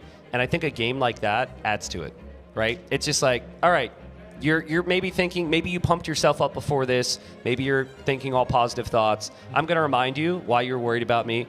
And there you go, 1-0. That was brutal. That was brutal. It was brutal. And I got to bring it up. We're always in the back room having discussions, and I did feel as though Yo was very confident and happy with his performance. He was very transparent, always is in the interview, and he was just like, I'm playing my best Age of Empires I've ever played at a LAN. Especially on day 1 and 2, right? Yes, especially that. Yeah, because he's normally much hotter later stages. He walked into the room when we were watching the Hera Leary series in the back, and Yo looked at the screen and he just goes, "Am I even going to win a game tomorrow?" And he said it like in a joking manner, and then of course I naturally reacted by pumping him up, like, "Dude, you've been playing insane," all that. But you wonder, even if that was a joke, how much of that, how much belief of that statement was in his mind there, just because of how good Hera's been playing, and the last couple of times they faced each other, it hasn't looked good. Yeah. Hera has been looking so sharp, and it feels like Yo, if he wins against Hera, if he tries to find a way to victory, it has to be through strategies. Weird matchup, has to put Hera into situations where he's not comfortable. But if Hera is playing pop 18 no loom scouts into double archery range, that's where he shines. Yep, and that's why it was a good pick on the draft. Really good pick on the draft. Also kind of a good pick on the draft because that's a very Yo pick. So Yo is in love with the Mongols as well. But let's look at these maps. Fortress, very different from what we just saw. More strategic, more slow build. Coast to Mountain, very different from what we just saw. Arabia, even though it's a map that everyone's obsessed with, it's not quite as strategic. That's just the reality of it. So it comes down to strategy now and a combination of all the other factors, of course. And we have Regicide Fortress, where I have to point out, they have spawned incredibly close to one another. Yeah, and incredibly close means we don't need mobility, and we are really good with the timings. And what are Malay shining at? Yep. Everything you just said, that was my thought exactly. Like, if Hera could get a map generation for this Civ matchup, this would be it right here. They're next door neighbors. I mean, if we could just look from Hera's castle, the distance between Hera's castle and Yo's castle. It's just like you can trap from home. Yeah, So you close. can trap like right in the middle there. There's also a greater chance that one of them runs into the other person's castle with their king. I think it's far enough, right? The castle feels like 3-4 tiles away, but yeah. It's a bit closer. The castle, by the way, on this map generation always spawn to the front, so you kind of know where your opponent is going to be, and you can be a bit safer with your king movement. Yeah. Obviously, I've seen that Yo lost his castle. But yeah, Malay, advancing faster to the next age. Gives you indirectly more villagers because your TC can produce more. But if you want to go for the trap war, if you want to go for the timing attacks early Imperial Age, that's just the dream for them. So here's a question. I mean, Malay can play standard, the more boom approach, very well. But if Harris scouts that, does he adapt his whole strategy to a fast imp? He can play fast imp. That would be a bit weird because what is he building? Like 2 bombard cannons? Yeah. Can't really push with that. What I could see is him just playing a bit bigger castle age. Kind of the Yo special, right? Reach Imperial Age with 120 villagers and build like 10 Hussite wagons before that. Okay. Well, relics are very evenly distributed here. There's one in the north, there's one in the east, there's one in the west, there's one in the south. And so the Kings they haven't found walls yet. They're just scouting out there. That's safe for now. Not so safe once Feudal Age comes in. Bohemians have just been insane on this map this tournament. I think we've seen them win every time. There may have been one that I'm forgetting. I remember 2 games. And I think they were both Bohemian victories. Against Burgundians of the Viper, Tero today. And against Khmer. Hera against Tero, yes, on our first day. Yeah, I think there was also a Kingston game where he played Bohemians against Tato. But that was Bohemian. Yeah, Bohemians lost to Turks there, I believe. We covered that one together. So I guess 66%. They haven't won every game. Okay, here we go. Is the map going to nerf Hera? No. Just no way! If the scout's around, that King's still going down. The scout is chasing. The scout is chasing. The scout is on the way. The scout is on the way. But wait, Yo is to be careful here. You don't want to lose your scout. Hera will block, and everything's fine. Hera's taunting him. He's like, you can't get me. And don't lose your scout, Yo. Don't lose your scout, Yo. Don't get baited. No! I can't believe Yo let him do that. Yo is laughing. He knows he just got. Well played from Hera there, I have to say. That was a beautiful way to finish what could have been a disastrous situation. Incredible. We're playing with the game mode regicide. Losing the king means losing the game. No matter the state of it. He was down to 10 HP. I mean, this is gonna come off as harsh here, okay? Because it is regicide, and you're supposed to go for the king. But Hera is never stopping like that unless he's baiting you in the castle fire. You always have to run back. But it was 2 hits away. I know, but they're like 2 hits. Two hits from winning. The player who destroyed him in game number 1 is never going to not click his king in there. That was beautiful from Hera, though. I really like that. That was a sick block. Oh, can you? I mean, Hera's probably. He went from terrified to elated there. This is a good spot, since this is relatively slow, to maybe get some replays from the face cams. That's my request from production, because that was a really emotional moment for us, and it had to be even more emotional for them. I looked at both faces. I saw Yo visibly like laughing, almost had a look of respect. I didn't see Hera's face change at all. Okay. Hera's face did not change one bit. Now, I obviously might have missed something there, but maybe a slight smirk. That was sick. He had to be proud of himself, right? Yeah, it's a sick move, dude. I mean, if that happens, the second the series ends, I'm going back to the hotel and I'm rewatching everyone's reactions in Twitch. So healed a bit in the castle and just trying to scout the right-hand side. By the way, no gold collected here for Hera. Played a really fast uptime and will play 2 town centers for now. Yeah, so Malay should have the villager lead because they advance so much faster to the next stage, and that should lead to a better eco in that way. I do think, though, what Yo could do, he's got the better unique unit for map control. Well, maybe in some ways. At least if the unique units fight, the Hussite wagon shreds the Karambit. But I think Karambits are actually pretty good to camp on relics as well, to stop monks from bringing them in. Yeah, absolutely. Could be nice to get some map control. The question is, with this super short distance, we are rarely getting into the scenario where an advantage 4-1 or 3-2 relics is actually important. Agreed. Getting to imp faster with a strong economy might be more important than the super late setup. Here's a question for you. So with the king scenario, which was crazy, and I'm talking about how maybe Yo shouldn't have taken the bait there. Yeah. If that's Yo against, I don't know, like Lix or someone he's favored against, do you think he sticks around with the scout, or do you think he runs back? The thing is, does he think Lux is debating him? I guess that's fair. Like, Lux wouldn't set up the bait that much. I think you just... Here's the replay. We could watch the player faces. Hera seemed to smile there for a second as he got hit. And now let's see. Yo has actually had a smile on his face already. in all honesty. And, well, he's chasing. This is where I think right about here, you see the walls, you've got to know. Yo can't help himself. And Hera, not much of a reaction there, but you know there's a much bigger smile going on inside. Oh, that was beautiful. That was still a pretty crazy moment, dude. So I'm kind of proud of myself because I thought that was maybe a possibility. So keep that in mind, everybody. These generations could probably get you. Imagine if it's a final. It's 2TC Hera, by the way.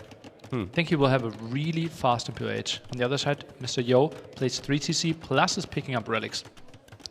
Okay, I'm going to say something. It sounds a little unorthodox for what we've seen so far, but hear me out. Fast chemistry, stay in Castle H with double archery range, hand cannon production to hold map control, if you're Yo. I think we have seen that like Nikov being played by Nikov on Arena, right? On Arena, and there would be a siege tower incorporated, which would be extra cool. Ooh. ACCM and Nikov love that. But kind of the logic here is this game is decided by Treb position or bomber cannon position, and we established the Treb needs to be around where Hera's scout is right now. Yeah. So you need an army there. You could just make Hussite wagons. That might be easier because it's a form of gunpowder. You don't have to get chemistry. But yeah, I want heavy army production from Yo in the middle because otherwise you're just going to get Treb down in early in. I think if we're not starting with the castle, the hand cannon approach makes a lot of sense, right? Because you get the map control, and Hera doesn't really want to take into Arbalest to find a counter there, or maybe even wild 40C elephants. But with the castle, Hussite wagons just feels like such a natural choice. Yeah, I think that makes a lot of sense. So Hera, maybe a little surprised he hasn't seen a Hussite wagon yet. I think he just caught a glimpse of that. He's going to get the relics, which is so easy for him now because the opponent's scout isn't out there. So that scout was a massive loss. It wasn't just one unit going down. It wasn't just the mental win of killing the enemy unit. It can affect the relic count hugely. Can we quickly check if Yo scouted all the 3 remaining relics? Because especially with the scout going down, this could be an easy hiccup. And he has no scout. It doesn't see a single one of those 3. Yeah. Well, kind of makes sense, right? He did get one in the north already. Let's see if he gets baited again. He's got a much tankier unit here. Dodged. Okay, extra projectiles did the damage. Yeah. Extra projectiles help. That'll feel good for Yo, as will the one relic in his monastery. But Yo... 4th TC with a short distance. Going for a big boom, and Hera soon going to click up to him. This is where you need tons of wagons. I'm okay with it if you've got like 5 to 6 wagons in the middle. I'm getting so scared. We hyped it up as a crazy set. And now this is like the dream scenario for Hera. Mr. Yo, greedy again. Hera, timing attack again. Short distance. This is basically a repeat of game 1, just with walls. Yeah, but it's like... And maybe, again, a little questionable in some ways because he saw the double range in game number 1. Yeah. And there was no tower, right? Who knows how that game goes otherwise. But right now, I mean, I will begin to question it if there's no additional army in the middle. It's fine as long as he slows down the Trebs. Hera he will need protection for the Trebs. He's going for a second monastery now. That's going to be monks. I mean, if he just goes redemption, he can convert the wagons, right? Yeah, block printing. That could be an option. Hera is sending 6 villagers on stone though, so might want to build the forward castle. This will be the 2 TCs. So, Mr. Yo, if he can hold this, if this game goes to minute 30, I see him being ahead. Yeah, that's the timing here, and Hera will understand that as well. That's all part of the game plan. That's how it pans out. He's going for redemption. So actually, Hussite wagon might be a poor addition. Yeah. Hera is playing against us, and Mr. Yo just skips the Hussite wagons for now. I mean, if it's going to be bomber cannon war, you can still maybe be somewhat close to matching. I don't know if you can be somewhat close to matching the bomber cannon timing here, but in theory, the Bohemians are the civ to do that because they can research chemistry early, but you got to click up to Imp, and you got to click up to Imp against the best fast Imp civ in the game on a very short distance here. I mean, Hera probably wouldn't have played this way if he didn't see the generation. He is going to kill that monk, and he could convert that wagon in a second as well. So that should be another relic for Hera. Trebuchet on the way out of that castle. At least Yo gets the confirmation, okay, you apparently have redemption and might be thinking about block printing after finishing Sanctity. And he knows, okay, I'm not doing more hazard wagons. It's unfortunate. I think if you wanted to go chemistry, you would have had to do it already. You've now waited too long. Your resources are too close to imp. That was a crazy conversion. I mean, all the players will say that Yo deserved that because they all joke that Yo gets the best conversions in the game. But yeah, Hera knows there's nothing you can do to stop me. And he just walks forward for a castle right there. This is where his king almost died. I'm pretty sure the king ordered this position. It would make sense. Reclaim this land. Oh man, look for my blood. That's where you will build the castle. I'm really struggling to know what Yo can do here without like losing his castle, losing his base. The thing is, against monks, it's not that bad to lose the castle, right? You kind of want hazard reforms, or not hazard reforms, Wagenbau techniques, so that your bombard cannons will be a bit faster. But then, against what Hera's building, you kind of want to play bombard cannon elite skirmishes. And he's surprised that Hera didn't go for chemistry here. Is that part of the plan? Because I was expecting his own cannons, but maybe if he thinks his opponent will make monks, Trebs is the best way. Not even sure if he has a university, honestly. Yeah. Oh yeah, he does. I mean, maybe he did click it. I can't see the castle firing on anything.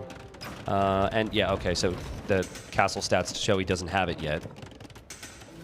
It will be monks as a counter? No chemistry now? I think skirms. Skirm hand cannon. You make skirms with a mix of hand cannons. Yeah, hand cannon for sure. Well, like they do a lot of damage, right? They 3-shot a monk. Yep. Hera goes 1 trap. There's a second on the way, third and a fourth on the way. Just take some time to roll these thick boys forward. And I want to know what the next step is for Hera. Maybe another TC, or is he continuing to play 2? Also, there's a hole there in the wall, which Hera might have forgotten about, but he can actually roll right in there. Yeah, true. I think Yo deleted Castle? that when he used his scout earlier.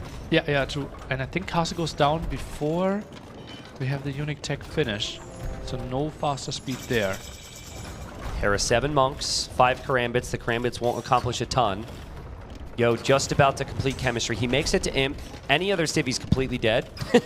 The fact that he could get chemistry ahead of time was really helpful here. Absolutely. And now Hera gets to get his karambits in there and see what Yo is planning on. And clearly, it's going to be hand cannons. But Yo is a 20 villager lead right now. Yeah, could be nice. So far, 0 military really, though. We'll get 10 hand cannoneers. And moving in with those. Yeah, he waits a bit. I think he should be able to clear this up. But he doesn't really have any units to kill the traps. Yeah. Well, what is that castle foundation from Yo on the right side of his base? Maybe wants to protect the 2 golds, the stone, and it's a bit of indirect pressure to the right. I don't think... Yeah, I mean, it's a good position if Hera doesn't look there. I wonder if Hera's able to recognize that that's where all that gold is. He goes for conversions here, and he'll get a conversion or 2, and he's going for the relic heist to get that relic back to his base. That's sick. And it will be 5 relics. It will be 5 relics for Hera. The spot where we said the relics were distributed evenly. Bit surprising that Hera hasn't gone for fletching, in my opinion. I thought after seeing hand cannons, we'd start to see those upgrades. Shift out of monks, potentially go into some range units here. Yeah, and he realizes that. He's adding a town center. He knows, okay, this push is not finishing you off. Nice defense, Mr. Yo. It was really, like, Yo has such a tendency to play relaxed in high-pressure situations. And unfortunately for us, and for him, it was too relaxed in the previous game. But here, I mean... That's a trebuchet that he's going to take down with villagers somehow. Really needs that TC. I think the TC will go down. Unfortunate.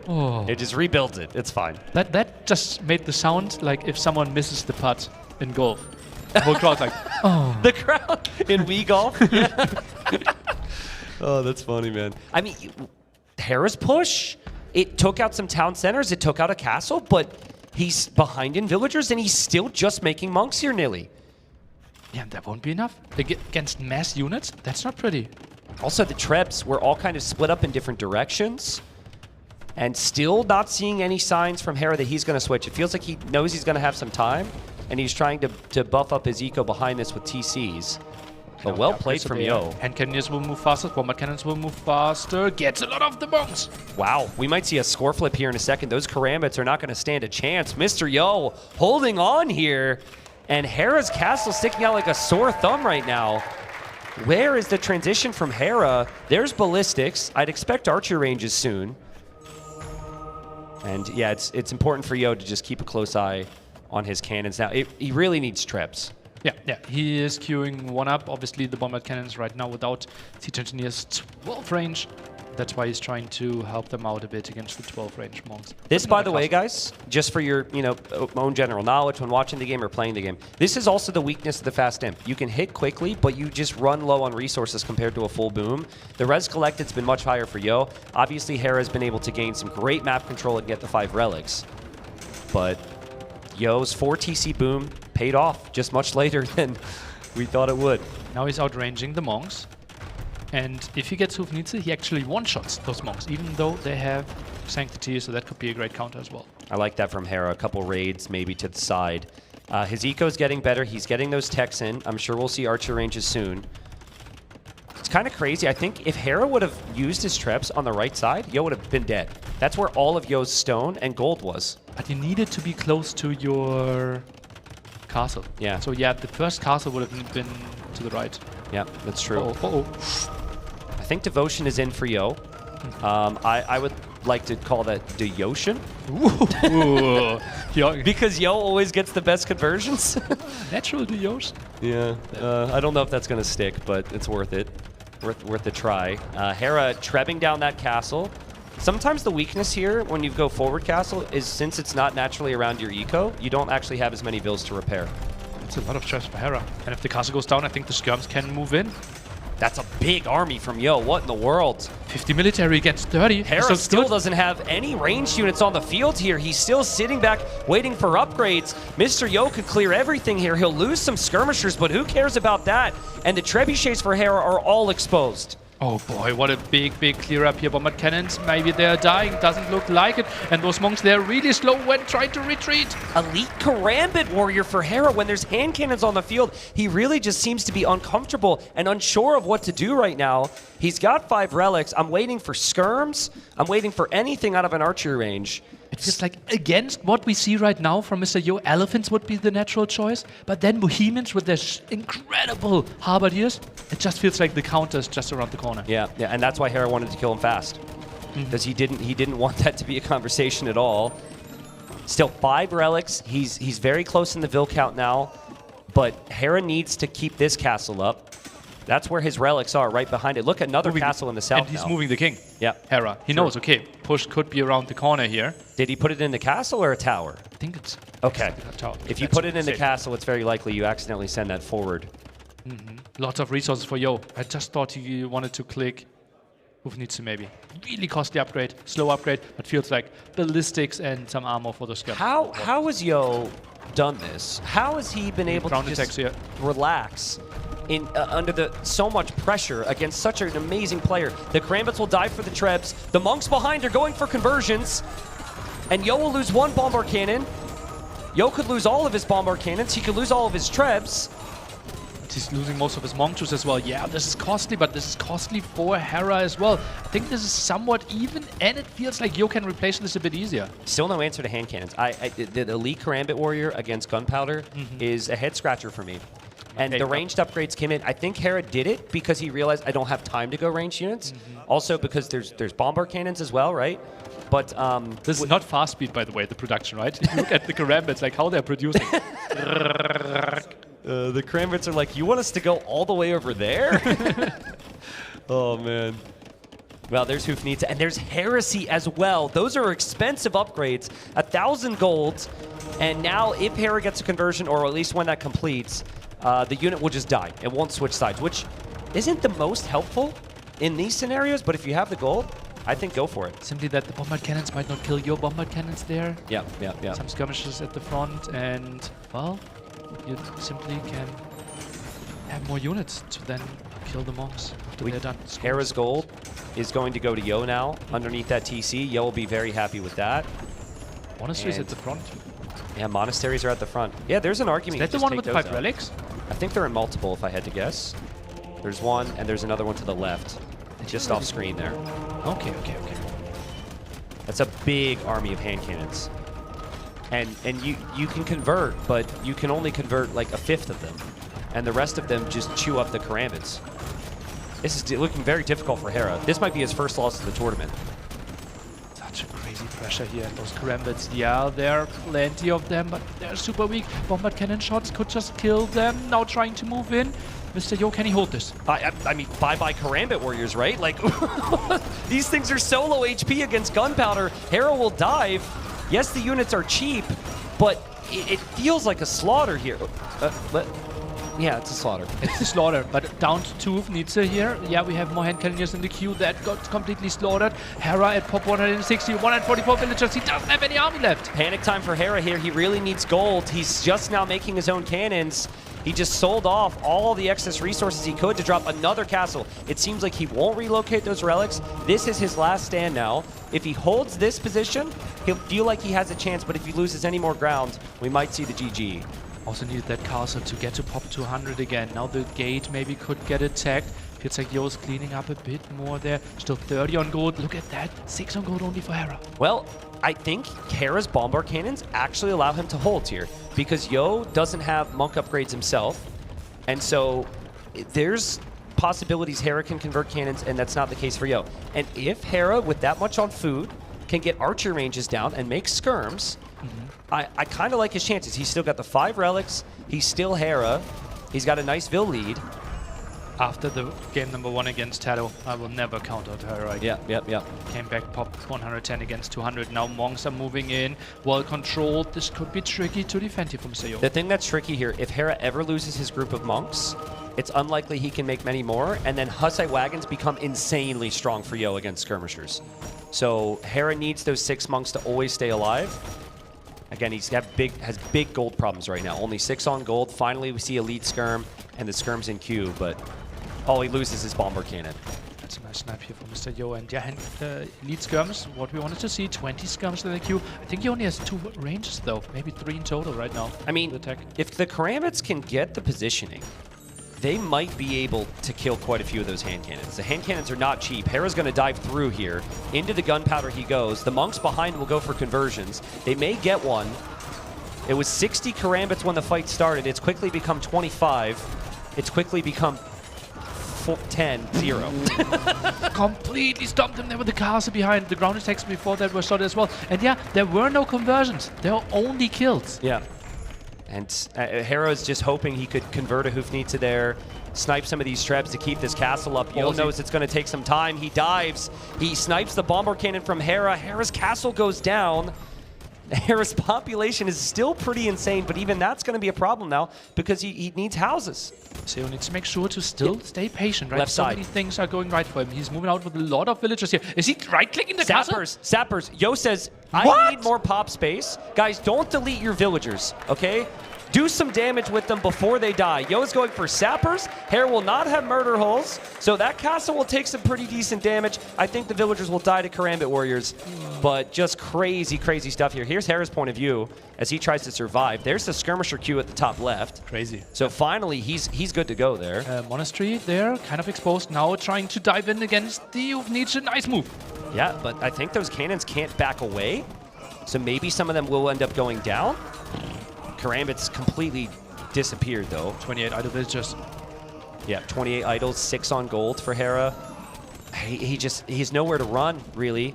But he keeps trading off, like, food units now against all the gold units. I really think Yo, like, hand cannons in the back, always here, always. Yeah. The hand cannons are only helpful when Karambits come in. Skirms on the front, hand cannons on the back. He never loses these fights, but you cannot have your gunpowder on the front right now.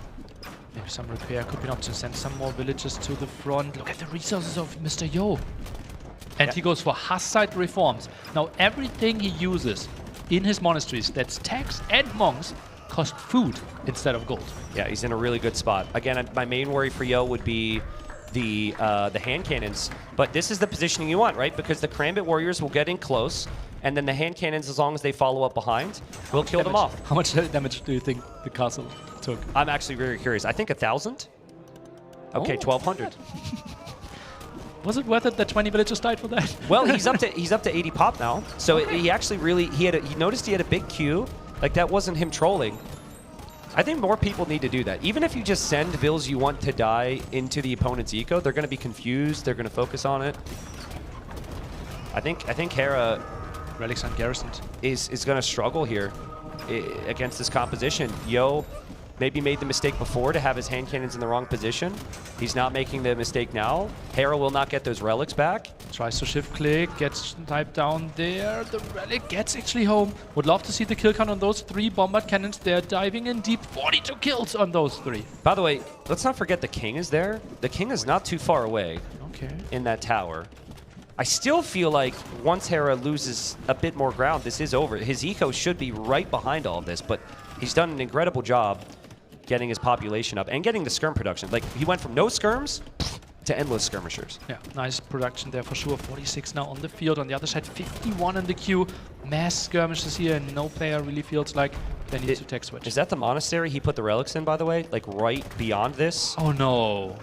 Yes, it is. So not the safest spot for those relics. Yo tries to heist one. Castle about to fall here for Hera. Will we see him finally lose a game? The castle's definitely going down. There's nothing Hera can do about that. And Yo patiently camping those relics, patiently creeping in. Skirmishers on the front and hand cannons to the backside here. It's the big kill there. Maybe more shots there. Dufnitz a bit too far to the front, trying to save themselves. Get more big shots in the back. Yeah, and Hera can't make as many monks, right? He can't make as many monks. I think he sold some resources to make monks just to claim the relics. He won't have the golden come for that. Hand cannons do need to do their jobs there against the Karambit warriors, and they will. And Hera's pop still 170. Don't ask me how, but Yo slowly, patiently pushing him back. Impressive. Still 50 more skirms in the queue. It's going for some more Karambits. Now has a bombard cannon on the field again, but that's again the exposed monastery here at the front, and the king is getting close to the army. I think Hera should send the king into the army instead of GGing. I think that's the honorable thing to do. Right? If you don't resign, he's done this much. He clickety-clicked the whole start to save the king, and now you think he should just sacrifice him? I mean, go down fighting like a man, king. Come on, don't tap out. I mean, I would definitely not do that in Hera's position, because then people would make jokes, and I imagine Hera doesn't want that. Oh, I think he knows. He's going down. That's the tower. You could also use the king as bait again. He's going for it. He's going for it. Hey, the king gonna let him get it? There goes the king. It's running. It's a coward. It's running. Skirms are coming, trying to chase this one-on-one. Karambit, a converted Karambit on the chase. That would be sick. Skirmishes. Hera's trying to build a castle. Hera still thinks he's got a chance here. This is absolutely crazy. Hera's still fighting. Yo has 3 of the relics. Hera's leading in population. Yeah, he is. Yo is a little distracted by that king. And Hera will be in the back corner of the map. He's still on 50 on food, even though he's lost the majority of his farming eco. He's just simply relocated it. But I think Yo will feel like everything's fine as long as he focuses on those relics. I like how Yo isn't trying to do something too extreme most of the time, you know? Yeah. Hera's not going to be easy to kill, so take your time here. Do need to be very careful, though. Hand cannons are getting picked off. Karambits will become very strong now. Then the Hoofnitsa could be in jeopardy. And Yo backs away.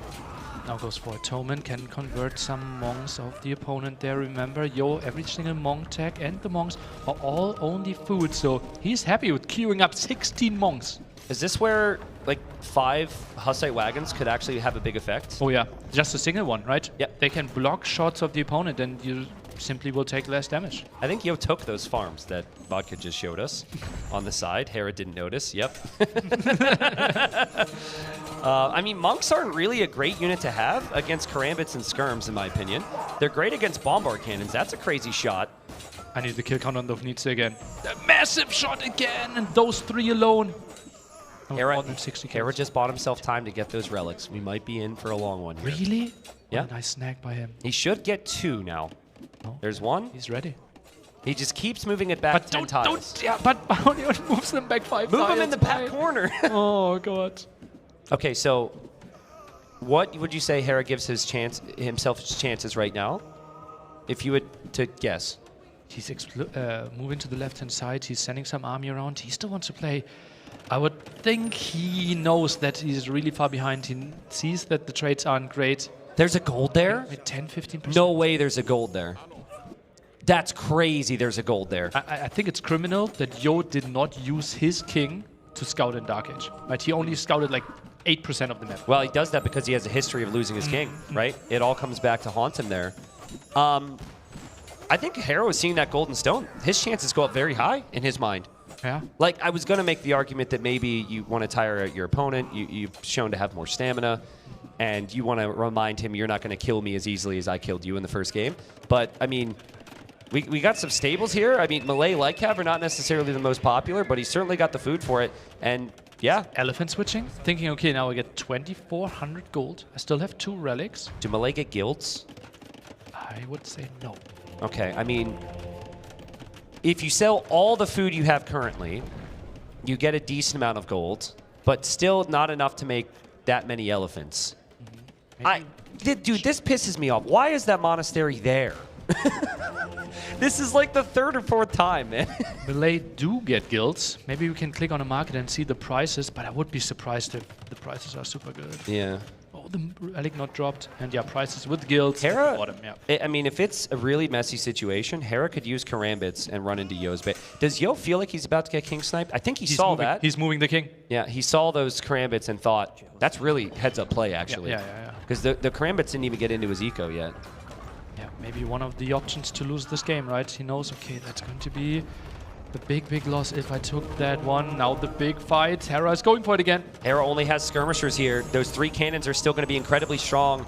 Hera has to do his best to out-micro those cannons, but he doesn't have an answer to the castle that is holding his king. And right beyond it, the only relic that he has, Hera will probably be able to get another castle at some point because of that stone he's found. He's also going to find gold, so maybe we could see some elephants. But he has no answer, not a single answer to those trebuchets firing. Absolutely crazy. Now more villagers there for the repair as well. Those monks, all the skirms are full HP at all times. Look at that. The monks are even idle during the battle. Hera is looking for that king right now in that eco. He is definitely looking for that king. He's hoping that Yo will not look off of screen, but Yo has already saved his king inside of that castle. We have Lightcav on the front. Yo put his skirms on stand ground. So he doesn't even have them on attack stance at the moment. They'll only hit what they range. Hera's king! Hera's king is in the north. At the top! Tristan, hold my hand! Can I stop holding your hand now? No. A bit more squeeze, please.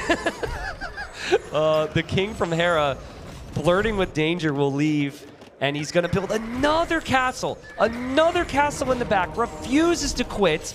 And Yo's got to be thinking, like, what more can I do to win this game right now? But on stand ground, those skirms could die. Yeah, it's really bad to have them on stand ground. And Hera's holding. Some more conversions against this. Now Lightcap deck from Bohemian. What are we witnessing? So Bohemian Hera's Lightcap... pop limit Yo at 170. Yeah, I mean, Bohemian Lightcap are superior. So there is that. Let's phrase it like less bad. Like superior sounds something good. Yeah, I guess that's true. I mean, it's less bad. The upgrades are coming in. I think that Yo can't believe he didn't win this game already. Yeah. I think that he was expecting a tap out. This is an amazing fight from Hera. He's the big favorite in this set. He could have tapped, but he just continues to fight here. And this would affect my mentality, win or lose long term here if I'm Mr. Yo. Crazy shots with the cannons. 134 on those 3 hero cannons. Do they survive? One of those friends die. Wow. Hera, I wonder if he sees that many monasteries and knows that Yo can just make them forever. But that's like 2,000 gold right there. Yeah. Hera should genuinely go elephants with 2,000 gold. I think that could have been an option to make the push happen there, but maybe he felt, okay, I can't afford all the siege that I would need for the kill, so maybe we played the long run, and I just tried to swarm you with karambits. Okay, let's forget that this is Regicide Fortress for a moment, and just think about late game scenario things you want. You want castles and corners, and you want TC count, and you want eco count. I'm not seeing castles in great positions for Yo long term. That northern area is actually very vulnerable to raids. He is building up some buildings there. Hera has a castle in the north. He doesn't have a castle in the south, but he's defending the south right now. I thought I was a hype caster saying like, oh yeah, Hera's sitting at 10 to 15% win rate, and I thought like, yeah, the game is already over. But look at this. He's pushing this back. Yeah, he is. This is criminal. He has out-skirmed Yo, essentially. But I think Yo has to stop making monks. The monks haven't done anything for him, really. You're converting skirmishers. How much? It's 100 food? Yeah. 100 food? No, just like Lightcav is going to be the better play. I think Yo will stop making them, and I think Yo's situation is going to be looking a little bit better here, especially with Blast Furnace coming in now. That will maybe we'll start to see a bit of a difference between the Lightcav because the Bohemian Lightcav do have more armor. Skirmisher numbers are pretty high on both sides. With 50 versus 40. I think with the other skims. I think if the light cav are this weak, and here comes Yo for this castle. If the light cav are this weak, is there even an argument to never make pikemen and just go for 80 skirms? I think well, the thing is, yeah, but your pikemen are so good with Bohemians, okay, right? okay, So you okay. kind of just want to use your bonus. Okay. Well, here's another thing we haven't talked about bonus-wise. Hera needs a castle to get his unique tech to make food-only two-handed swordsman. Wow. Does True. he? That's 1,000 food, 600 gold to tech, I believe. I think he's saving it. Does he have another castle? He does. Okay, he does. That would be crazy tech. And then all of a sudden, two-handed swordman. Yeah, if we get to the stage of the game where you don't have gold and Yo doesn't have gold, or a lot of it, Hera can win with that. He has crop rotation. Like, I think I'm starting to like Hera's position right now with that in mind. Surely Hera's going to get the tech. Uh-huh. He should. He should. That would be so crazy. Yeah, the pikemen just are complete liability, wandering around after those light cav, and Hera just seems to be so confident right now. They push at the bottom, right? Quick question. Where's the next wood line for Mr. Yo?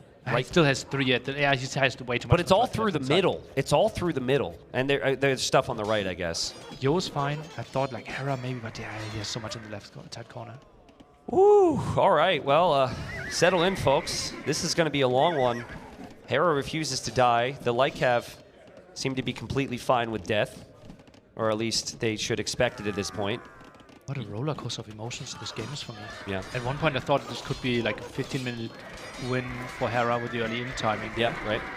Well, it's funny. We said if Hera doesn't win an early in, it's probably GG. But then we forgot about the super late post-in. Yeah. Which we normally don't really mention. We don't really factor in games where gold is completely gone. Oh, man, Yo found that. He's going to be really happy that he found that. Annoyed with himself, possibly. And he's been fighting back. He's been stabilizing with Pop. He's getting Halb now. He's got 52 on food himself. And I think just the difference in the light cap is going to make such a big difference. Where's the tech from Hera? Where's two-handed swordsman? Maybe he feels like he can't afford it. Maybe he feels like, okay, you can't so easily go for hand cannoneers, but that would be a big gold investment. I think two-handed swordman is the better tech. Yeah, it's so. I mean, it's stronger than anything Yo's making at the moment. Now, if Yo gets gold and mixes in hand cannons, it gets a little bit trickier, but you do have skirmishers for that. I think something like when I cast Hera, I'm oftentimes waiting for a tech switch, and he doesn't like to tech switch as early as most people do. Yeah. He likes to ensure that his Q with his current build-up is like super, super, super strong before he ever considers a tech switch. Because sometimes when you tech switch, you drop 8 barracks, you get the tech, your resources just run dry on you. And actually, fun fact that most people wouldn't believe, the weakest time for Hera in the game is actually the late game. Yeah. If you split it up in like sub 20 minute, 20 to 40, 40 to 60, and plus 60 minutes, his weakest win rate is in the hyper long game. I bet you if you look at Yo's, the longer the game goes, the better it is as well. Potentially. Honestly, I think that's probably, I'm pretty certain that would be the case if you check his matches. Now, Malay, probably better than Bohemians in the late stages if you were to check the SIF stats. So that's another check in the category here for Hera. Oh, that 160 pop. They're struggling. Yeah, and then like the TCs. Hera has 2 TCs? Is that it? I think just 2 town centers to make more vills. Those 2 at the side. Oh, Yo is super exposed at the bottom then, no? Yo is 4 TCs, but Yo's TCs are super far from anywhere he's going to send the vills. Yeah, he's 120 villagers, right? So TC's not really needed right now. Yeah, he's actually not producing at all. Hera always has more on the way. Well, Yo has that gold right now. They're just having minor scuffles over this gold. And I feel like Hera's going to go for one big play to push this back. If he can get a snowball fight, he's going to unleash the Treps that are sitting in his castle. But there's so much exposed eco. Yo has had some time here. Hera hasn't been able to push, and Hera's Vil count plummeting. It was at 120 before, maybe 130. It's down to 107. It's soon going to be at 105, and villagers there. Yo seeing that. So many exposed areas, yeah. Yeah, Yo seeing that means we'll see a new army there soon, I'm sure. Also, he found the monastery, right? I think he's going for it with another Hufnitze here, and that could be 0 against 3 relics pretty soon. And I don't think Hera's going to easily be able to reclaim the relics. How? He's super far away, and that's so many idle farmers now. But Hera, how is Hera still having 60 on food? So where are they? I think a lot of them are right here, right there. And they're not protected really by anything. Just some town centers there, but that's mainly for more villager production. Hera will never be able to get the unique tech unless he gets those relics again. I just don't think his resources are there now. It's like 1,000 food, 600 gold or something? I looked it up, 850 food, 500 gold. Yeah, same difference. But too costly. Too costly. Yeah. And then, of course, you still have the tech all the way up to two-handed swordsman. But he built 6 traps. He had the gold at one point. Yeah, he did. What is the plan with 6 traps? It has to... Ooh. King Snipe. Is the plan King Snipe? How much is treason? 400 gold? 400 gold, exactly. I guess you don't want to do that here because he sees the trap. He instantly sees the traps. This is so good for Mr. Yo. This is the all-in attack that Hera was saving for. Yeah. Instantly stopped. I would love to see Yo's point of view right now because if I were him and I think I'm about to close out this game, I'm going to be triple checking my king position throughout the game. I think his point of view would actually be incredible. Outposts. Send some friends. Build 4 towers around it. Put a flag on there. Apparently, we can't get Yo's POV at the moment, but Hera's going to come through here. We got raids coming in, and I guarantee you Yo is going to pay very close attention to that. This is crazy. Hera doesn't have the relics. Hera still refuses to die. Toughest player to kill in the game. He's still got a decent unit queue. Okay, let us take a look at Yo's main base. After a big shot here behind this one. Halberdiers, they are really good at clearing this up. Hera's looking for the king. I want to see his Fog of War. He doesn't know the castle's there. He's looking for the king. He does not know about that, or maybe he does. Maybe he's hoping that it's in a tower. I think the crowd just laughed at me. But Hera's pop is dropping. He's trying to find something, moves around. He's okay, more skirmishers dying. He's moving in with the trap. That's his one mission. Maybe that was a distraction. That was the distraction right there. But he gets to move him back again. He can't make the move. He can't get there. And his population is so bad right now. 86 villagers. Nothing in the queue. No builds in the queue. Yeah, this might not be enough here. Yo's got a crazy queue. I think Yo maybe he's held this. It's scary though. More blue units at the right-hand side as well. That's only Halberdiers against skirmishers. That won't be enough. And Hera, he's sending in again. That's how he came back against Tado. Yeah. Like Cav, they're going to find positions here. Against the farm. I would like to see Yo be building TCs on these wood lines. TCs on the wood lines, it's easier to get new builds on wood, and then it's a good space to hide your villagers. Is this the move? The traps to the left-hand side? Yeah, they're a bit more safe there. But it just feels like Hera... No, he wants to play the late game. If Yo makes 10 Hussite wagons, Hera has big difficulties. Yeah, well, yeah. And he's got 1,000 gold. Like, I honestly think Hussite wagons may be more valuable than bomber cannons at this point. Because if you don't have the army to protect the bomber cannons still die to all this. So you really just need a better core army. He could also consider champion, but the 5 on gold is about to disappear, so... I think this could even be the spot where Hera does not want to build too many villagers because he needs a strong fighting army, like 120 military, and make one crazy push with the 6 traps. How about you bring your vills from the left corner to Vill Rush Yo in the north. And you just you like just do something ridiculous to distract Yo so you can somehow push forward. Okay. Start doing jumping jacks on stage. Hope he looks over and boom, King Snipe. Okay. Is that allowed? Pushes those around here, but Yo, I think he should be spamming outposts, honestly, and not to disrespect, but just to always, and he does. Something similar. No one gets town patrol. So clever, so clever.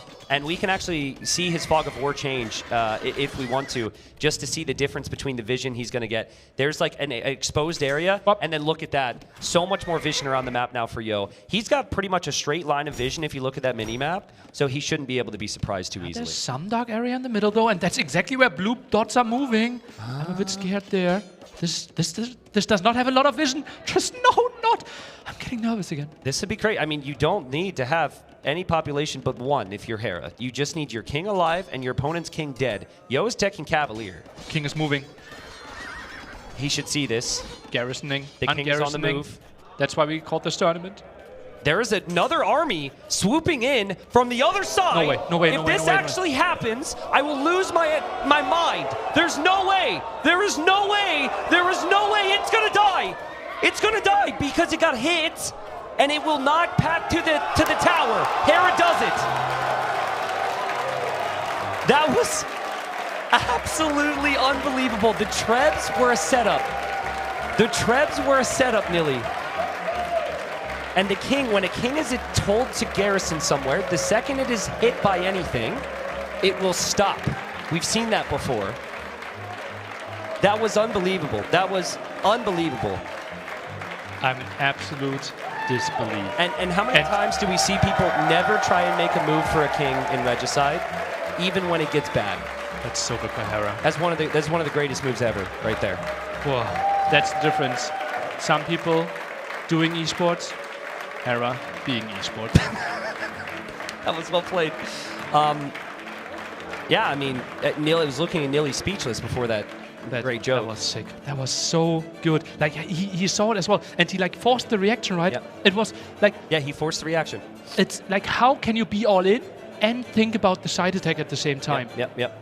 Just thinking ahead and block. And there was a great deal of patience involved in that, because there were many instances where he would try and move forward. It just kept waiting. I gotta say, from Yo's perspective, man, that hurts, dude. that's so painful. Like, how are you supposed to believe that was a game he should have won? Yeah, you know, yeah, and he knows it. Honestly, I don't even think I get the fear, and I get playing it safe to click back. Mm-hmm. I don't think his castle goes down there. I think he's got enough army rallied. Maybe it's close. 6 traps are a lot. But can we maybe go to a TC? It doesn't have to go down. It has only to go to 25%. Yeah, true. And the king already I think it goes was out. also pretty weak, or at least had lost some HP. Mm-hmm. Maybe before that. It's crazy, because the right play is to pay attention to move the king. And he told it to go to the tower, thought it would continue to go. The one hit, that's the big difference. Yeah. Like, body blocking wouldn't work. Yeah. Because at one point the king with the faster movement speed just jumps in anyways. I mean, and people are just clapping. Dude, I mean, I've seen some incredible things. That's up there for me. And look at Hera's reaction. Yeah. He knows what's up. That was sick. I would even love to see the POV, honestly, just to see the back and forth there and the thinking on it. Yeah. Like, cause the slow-mo as well. I mean, that's and you see crazy. the main screen in the background, right? If he turned around, he could see, like, I'm attacking the king right now. Yeah, It's true. So sweet. So, and also, I love to see how much this means to him. Yeah, absolutely. That was sick. And the fight was unbelievable. I mean, I thought he was so dead. So dead. Yeah. So dead. I think he was down to pop 120 against 200 in this spot, plus on the verge of like losing way more army at this time. Yeah. So, anyways, I believe, knowing Yo, this may be Yo smoke break time. We have a short break allowed to players if they want it. In the meantime, we will send it over to a quick interview with Yo we did before this tournament started. So you have best of 5 versus best of 7. Like, how do you think about that? Well, I would always prefer more games, because I'm kind of slow, like get into the condition that I need to play tournament. So more games means there's a higher chance for me to win. Who are you looking most forward to playing against in this tournament? I want to play Viper, because I haven't played him for a long time, and I miss the feeling when I play against him. He's a smart player, and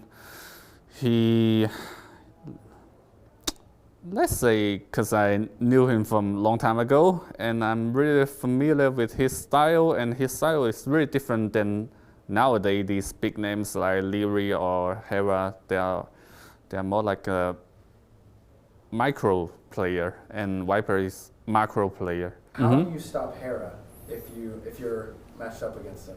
Try something stupid. I don't know, send some wheels to attack his wheels at the very beginning or something. But you have to think out of the box, I think. What is his play style like compared? Like, how do you go against that? Just explain. I wouldn't say he's a meta player now. He used to be. Now he has more strategy, but I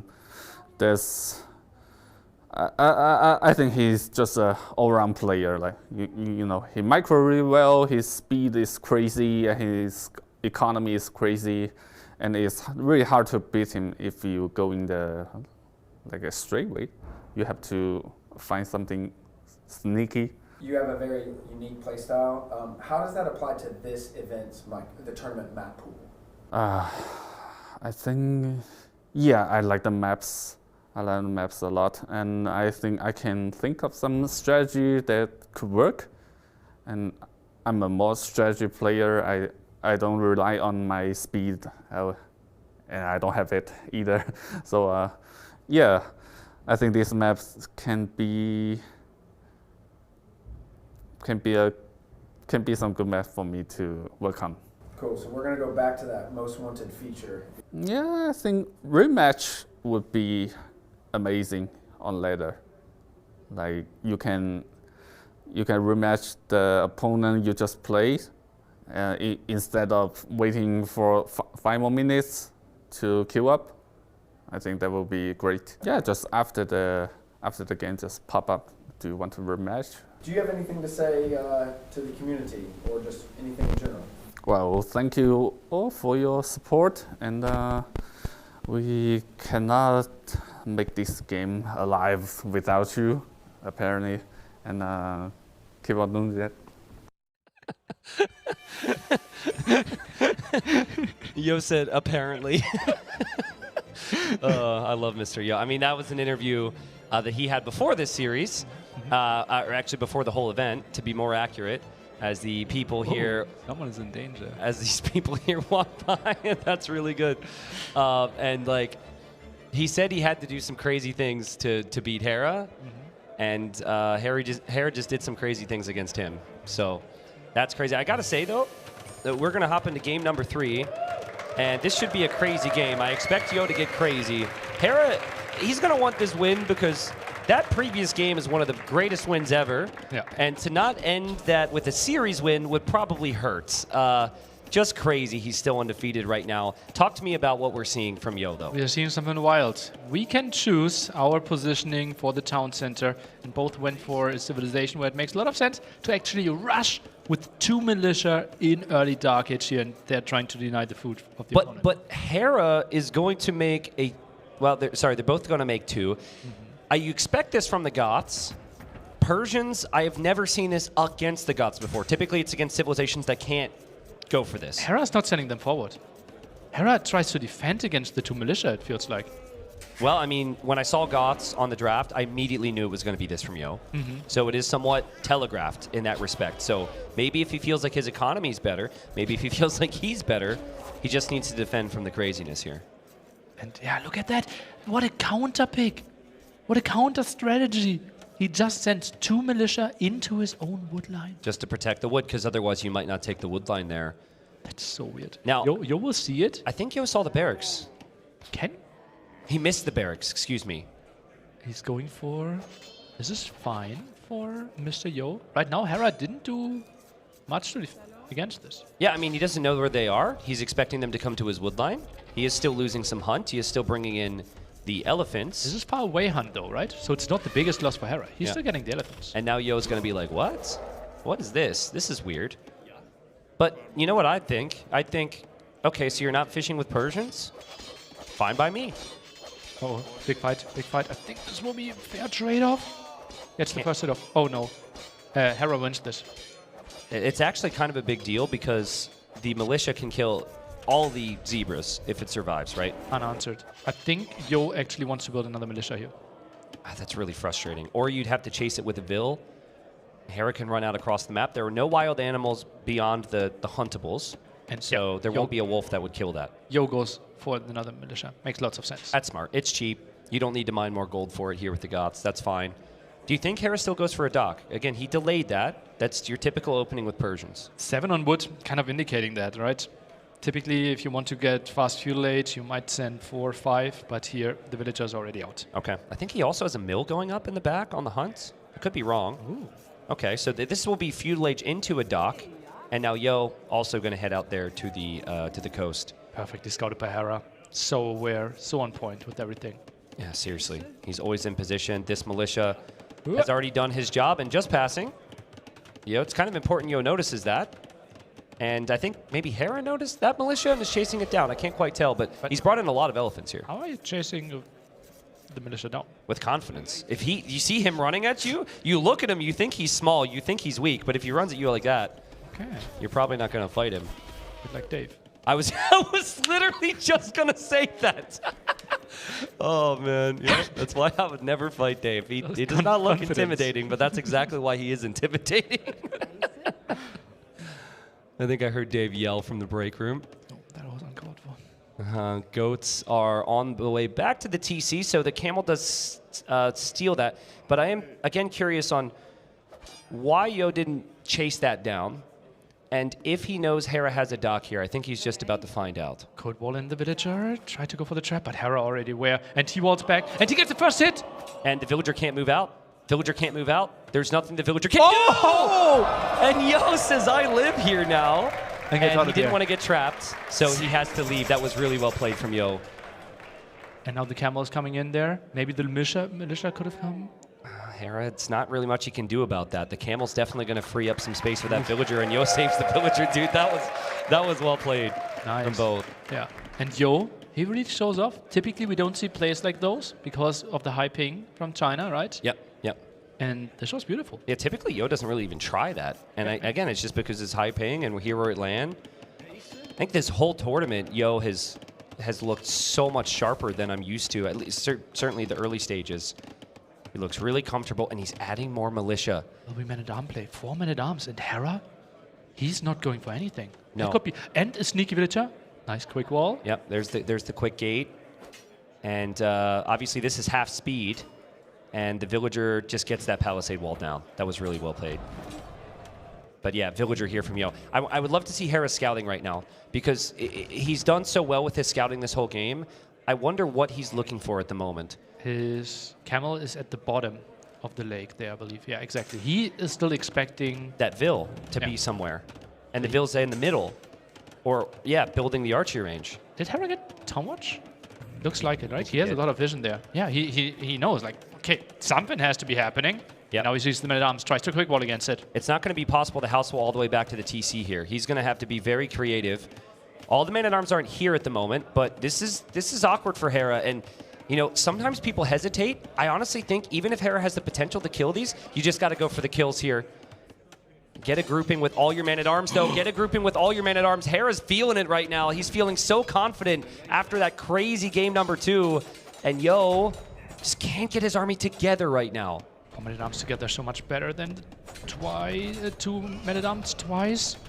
Hera sees the others coming in. Hera will go for a tower. The block there from Yo kills 1 villager. There's more exposed. This could be another villager kill. There's a skirmisher follow-up. Hera shouldn't be able to save that one. Another villager down. Still 2 man-at-arms here, but they're pretty weak. And in the end, it will settle a little bit with Hera's tower. He also has some nice walls going up on the left side. But Mr. Yo of old just drops a tower behind the wood line now. I think so as well. And look at that, exactly his plan. And those men-at-arms could maybe quickly attack those palisades there. Oh, that's so smart. The only thing that I don't like about that tower is I don't see the army next to the Vil. So that's my concern. And he actually moves the tower up there. And that denies the stone as well. That's really nice. And kind of denies the next woodline higher a bit, right? Yep. So gives him more control. Skirmishers a bit off position. Archers trying to be annoying from the top, doing some damage against the camp. Look at Yo's resources right now. Wow! How? I mean, Goth Hunt lasts longer. There's a lot of hunt on the map. And he's had a masterclass balance behind this. It's kind of unbelievable. Persians is seen as the best civ on the map. And after that start... Uh-oh, villagers are coming in. This is smart from Hera. There's not enough from Yo to fight that. Skirmishers don't do enough damage. The man-at-arms are weak. That villager could die, though. And villager does die. 3rd villager down. And behind this, you think, okay, well, Hera is still fine because he has the water. He only has 2 fishing ships, and those are long distance. Like, fully idle. Yeah. Yeah, it's not much. There's not much Hera can do to really pay attention to all that at the moment. Oh, and now the sneaky dog. Mr. Yo's playing everything. And knowing Mr. Yo, what is he doing now? Is it double stable knights? It's definitely a stable. It feels like Mr. Yo is going wild. It's definitely stable, right? I mean, okay, it could be an archer range maybe. People like their cav archers, but you would need so much time. The concern I have for Yo, and this could be highly unfortunate, after having to delete that tower, he only has 118 stone. He cannot build the defensive tower, and he's very exposed. Hera is walling. There's other reasons why Hera was late to the castle age here. And like, Yo gets hit once with those archers. He fails to track them, and this could be horrible. He's tracking them in the middle, though, skirmishers, but the scout is around as well. Needs to try to take out those archers. This is really good for Hera. Yeah, and this is a scout edition from a stable. This is not the starting scout. They started with the camel, right? And I don't think Yo even noticed that. It didn't see much micro there at all from Yo to try and snipe some archers. Tricky. Let's see. Is he adding the second stable? Could be he's building a second one. That's the blacksmith, maybe? No, he already has Hera the needs second stable. The second Hera sees Yo's in Castle Age, he needs to full wall fast.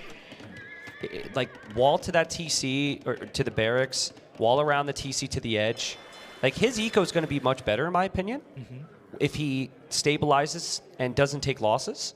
But like, yeah, he needs to stop those knights going forward, and he just doesn't have the knowledge. He probably has no clue. Yo doesn't have any clue the archers are there, though. The scout was more tasked to clear up the skirmishers earlier. So Yo now gets the notice, okay, army's coming this way, doesn't really want to take this fight. Knights are coming in. Should be maybe able to clear up all the archers after losing one will. No armor. No armor is a big deal. That knight can definitely go down if it does not have armor. Hera will recognize that. We know Hera's going to micro that.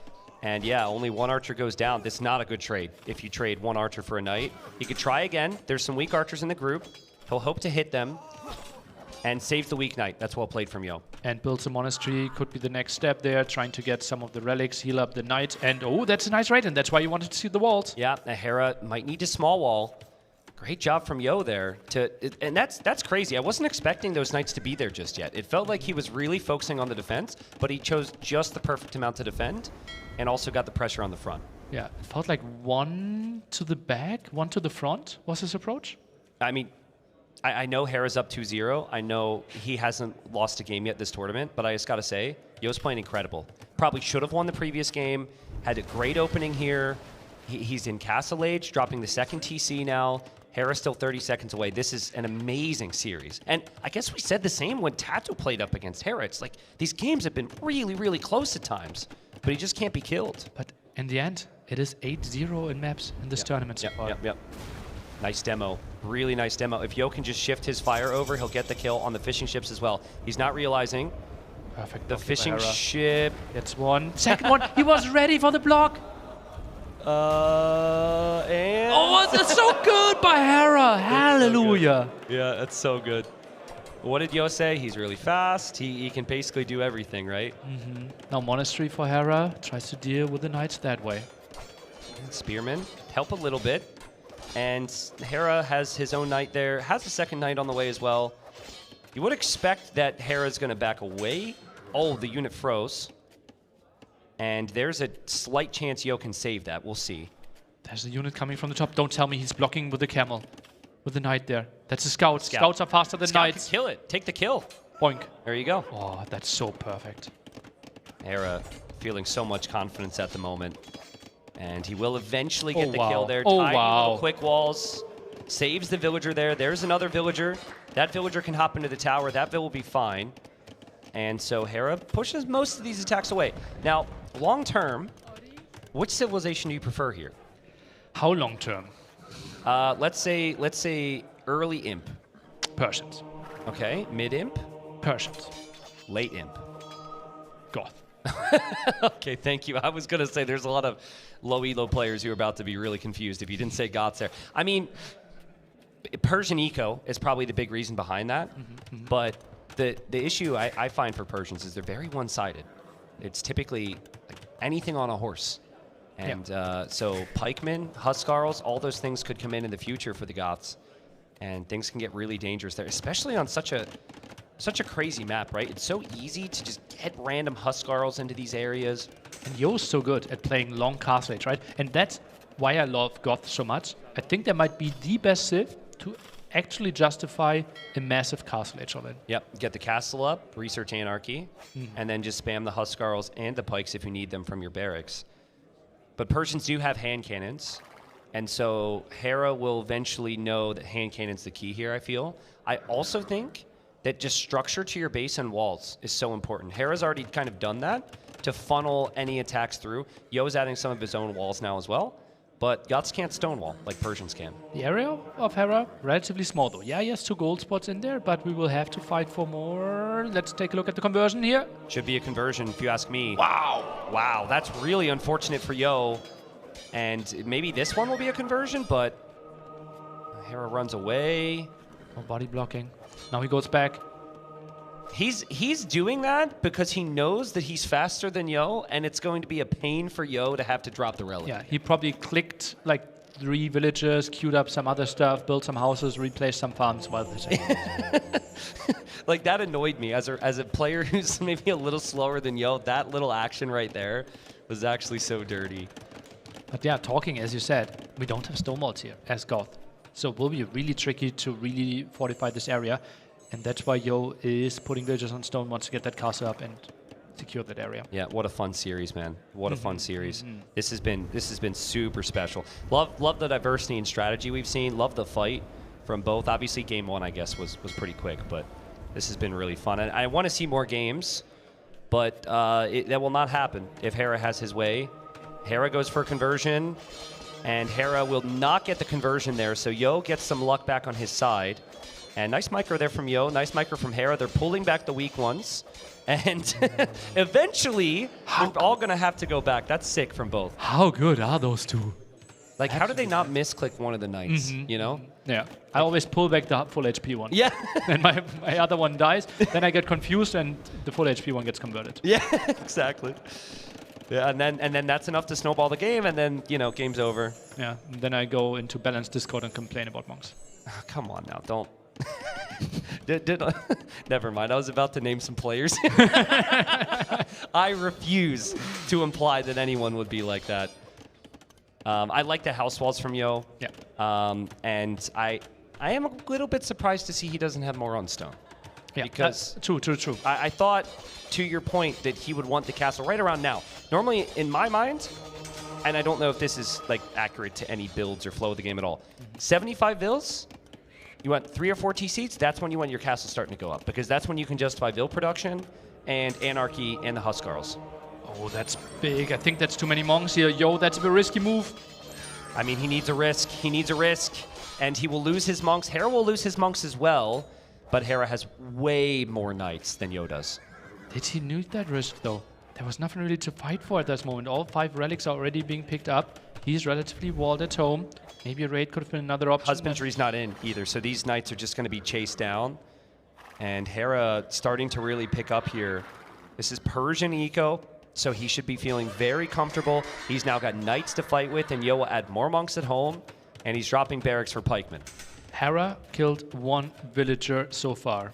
At the 35-minute mark, what's the killed villager count? Wait, what? How many villagers will Hera kill? Oh, will Hera kill? Yeah. Oh, okay, sorry, I didn't. I'm going to go with, honestly, I'm going to go with 8. Only 8? Wow. Goth is super open. They're immobile. They have to chase with their infantry. I think Hera is completely going to own Yo here. I wanted to make you look smart, Nilly. That's all. Okay. It's a hell of a call to say 8 and be right, though. That would be crazy. Well, I mean, I'm expecting Yo to maybe drop a castle in front of that TC. Oh, that would help. Monks are going to discourage any attacks, and then he's got pikes. And Hera's going to, like, I've seen this from Hera so many times. He's got the lead, and sure, he could have the confidence to keep pushing, forcing the issue, but the only way he loses the game in his mind is if he takes a bad fight. Okay, true. So that's a lot of houses now. Yo, he got a bit more time than I would have expected. And those light cav are going to kill enough vills to make it 8. No, that's sick from Yo. Oh, gets a conversion as well. Pikemen are ready on the front. Well played, Yo. 2 more villagers than Hera still. Wow, what a crazy defense. Yeah. I think he'll lose a knight here, but it's worth it for him to kill that monk. I don't know if he'll get the monk kill. He doesn't get the monk kill. And that's important because Hera will want that to heal up after he takes some damage from the pikes here. How many pikes are you doing now? Because now you're up to 20 pikes. Is there a difference between 20 or 30 pikes? Is Hera really ever taking an engagement? Well, I think there's a difference of exactly 10. But in terms of the fights, I think he might have a point that you don't need the 10 more. It looked like he needed the 10 more right there. Yeah. He also didn't have many upgrades.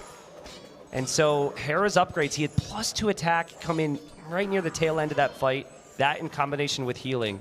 Oh yeah, the healing will be really good now against all this. And Mr. Yo, it feels like he already wanted to click up to Imperial Age, but had to queue up some more pikemen now, gets forging. And Hera really wanted to go imp, but he didn't have a second building. So that delays things. Fortunately for him, he's Persians.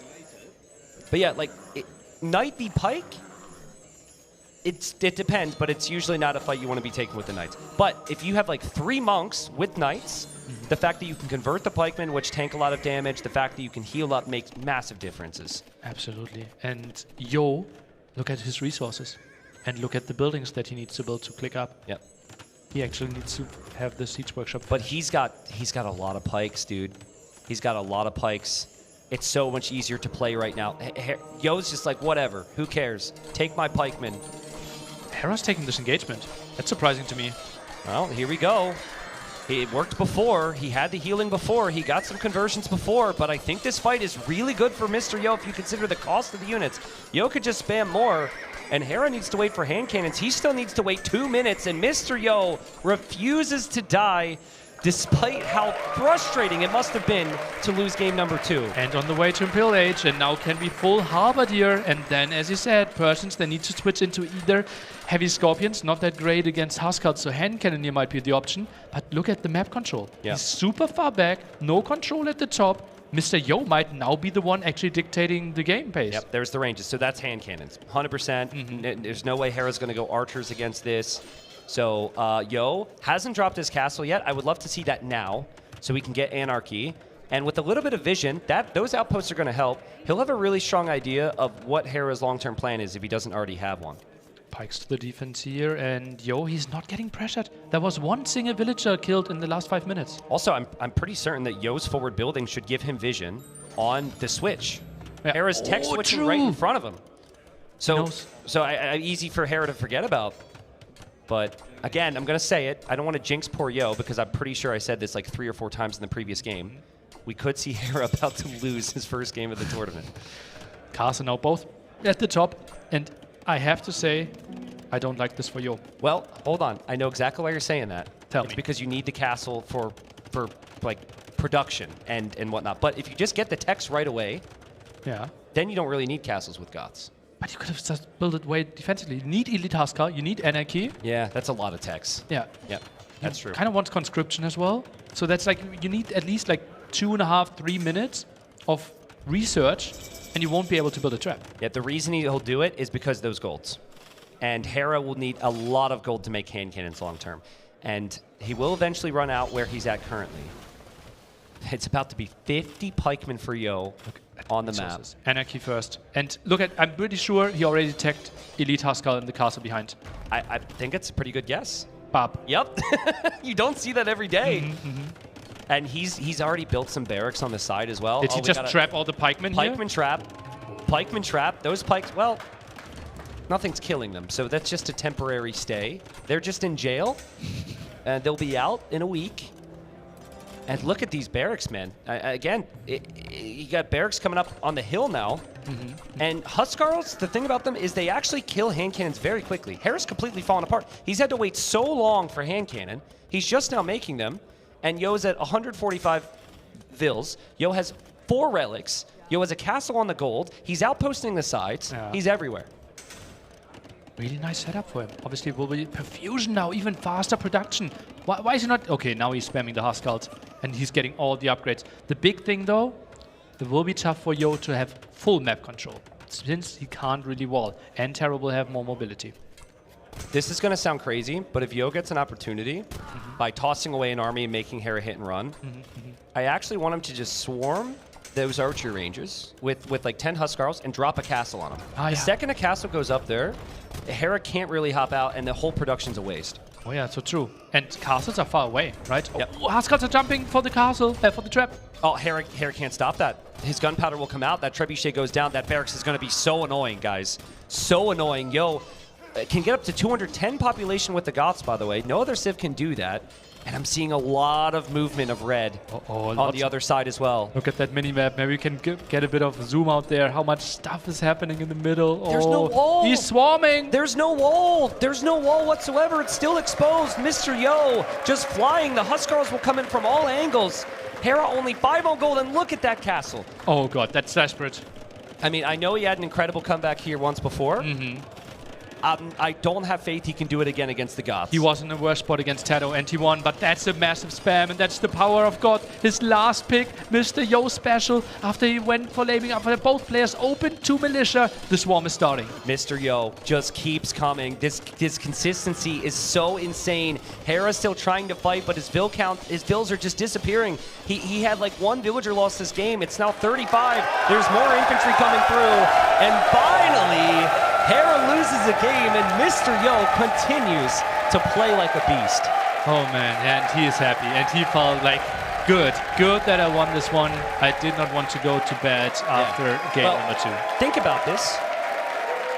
If not for a crazy moment from Hera in the second game, this is 2-1 Yo right now. True. So don't let that scoreline like psych you out on who's been the better player in the series. I mean, of course, Yo's happy. Of course, Hera's been the better player so far. I think Yo wants his break. Yeah. But Yo's played incredible. It's just been a joy to cast this series because there's been so many unique things. But I want to take it all the way back to Dark Age. Like, Persians typically have that.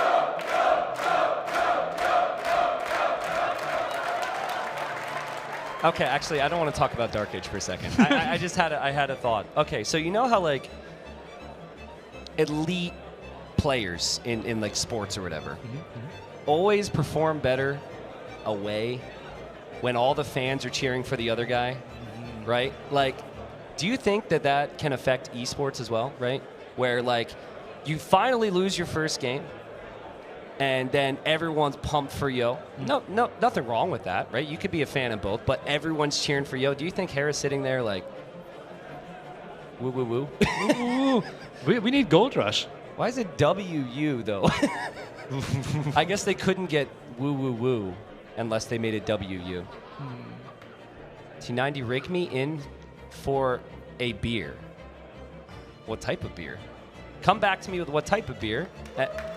How about 2? Ooh, well, unfortunately, community games aren't rigged, but that's a nice ask. Hera, incredibly tough for him, right? With all the people now cheering for Mr. Yo, but he is so strong mentally, and we actually asked him about what he thinks about the tournament before this set.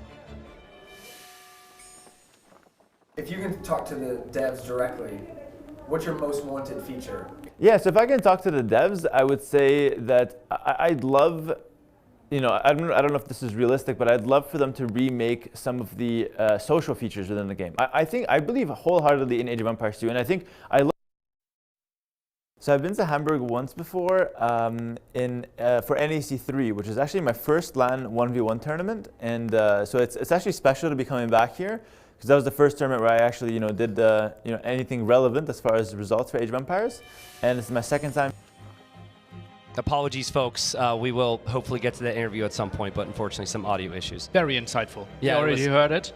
So you really want to stay tuned. What knowledge bombs he dropped? Well, you may get to hear from Hera if he wins the series and it gets the winners. But he's not repeating that. He said. True. He's only keeping that to the interview. Well, so. Let's repeat the stakes. It's 2-1 right now.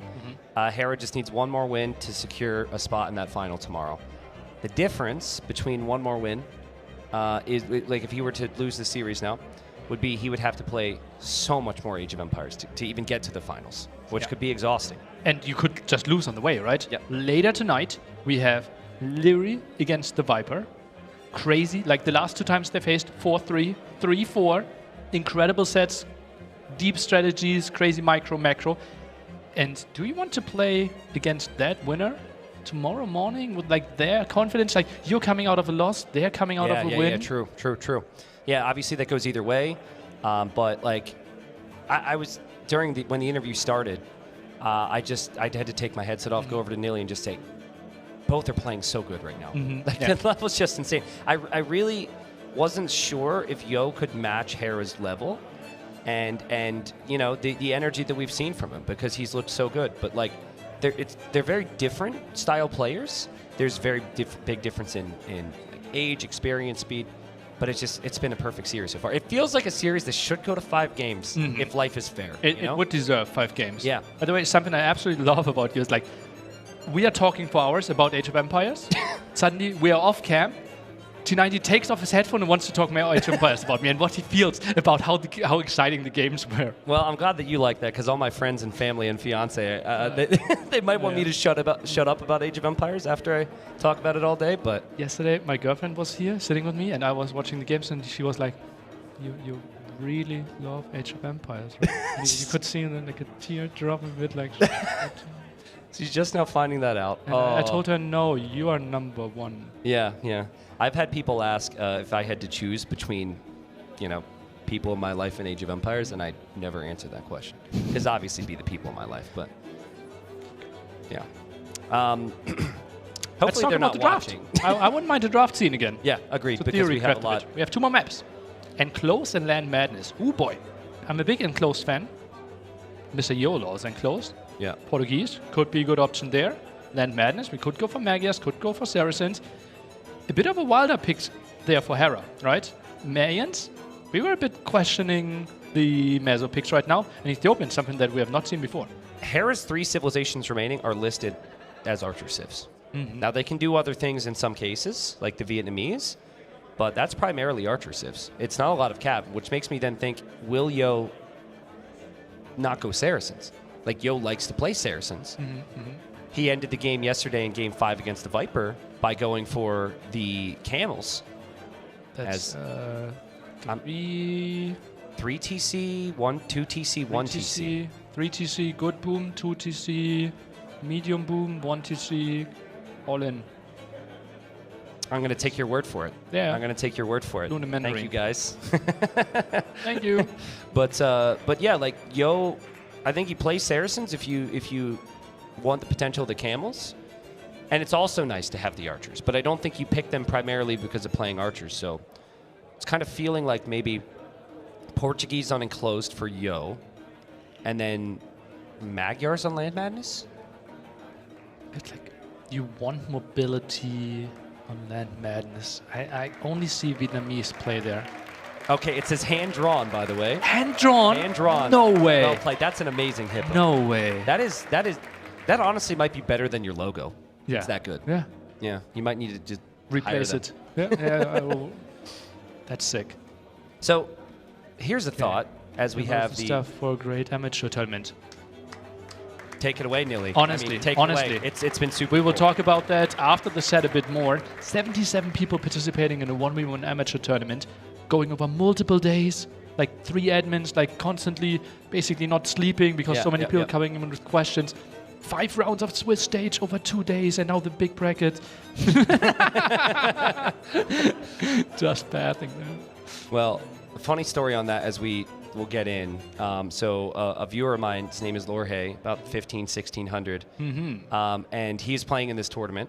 And he was up against like 18 or 1900 ELO players, a big underdog. Mm-hmm. And he lost the first game. He goes into the second game, and he's in the middle of this intense man-at-arm tower rush. And then security comes in, guys, and says, guys, it's 1 a.m. Everyone has to leave. And you know, guys, in Germany, you're not leaving at 1:05 a.m. You're leaving at 1 a.m. Exactly. Foot is out the door. And so they had to save the game for a restore the next morning. Apparently, he could not sleep because he was just thinking about how the games would go. Mm-hmm. Ended up winning 2-1 in that series. Nice. Can't wait to watch the games there. But, I mean, there's so many other stories. We talk to people, and they show up here, and they're just so excited to have played, met some good players who are in that bracket, and that's combined with the whole experience. I was there even, and when they paused, like we actually put 2 admins next to them so they don't look at the map.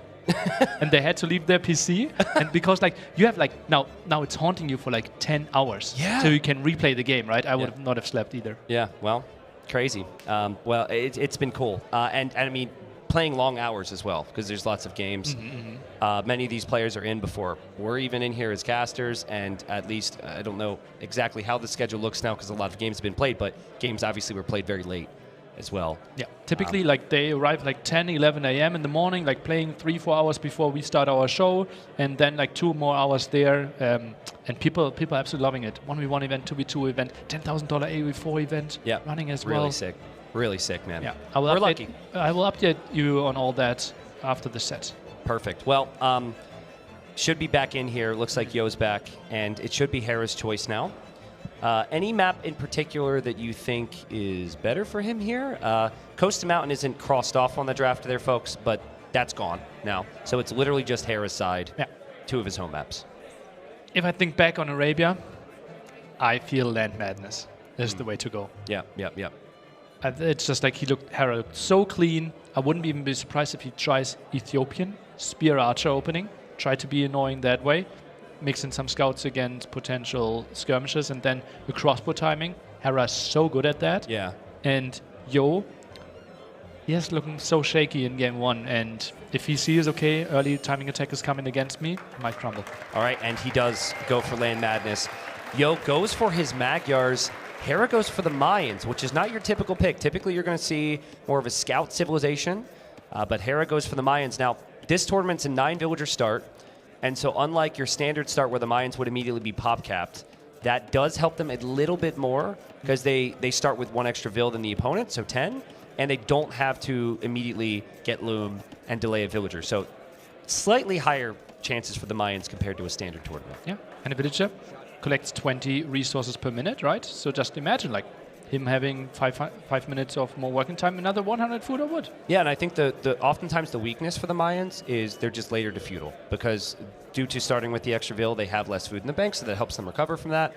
Now, when Hera plays Mayans, it's usually all about crossbowmen. It's very rarely do you see him ever even make an eagle.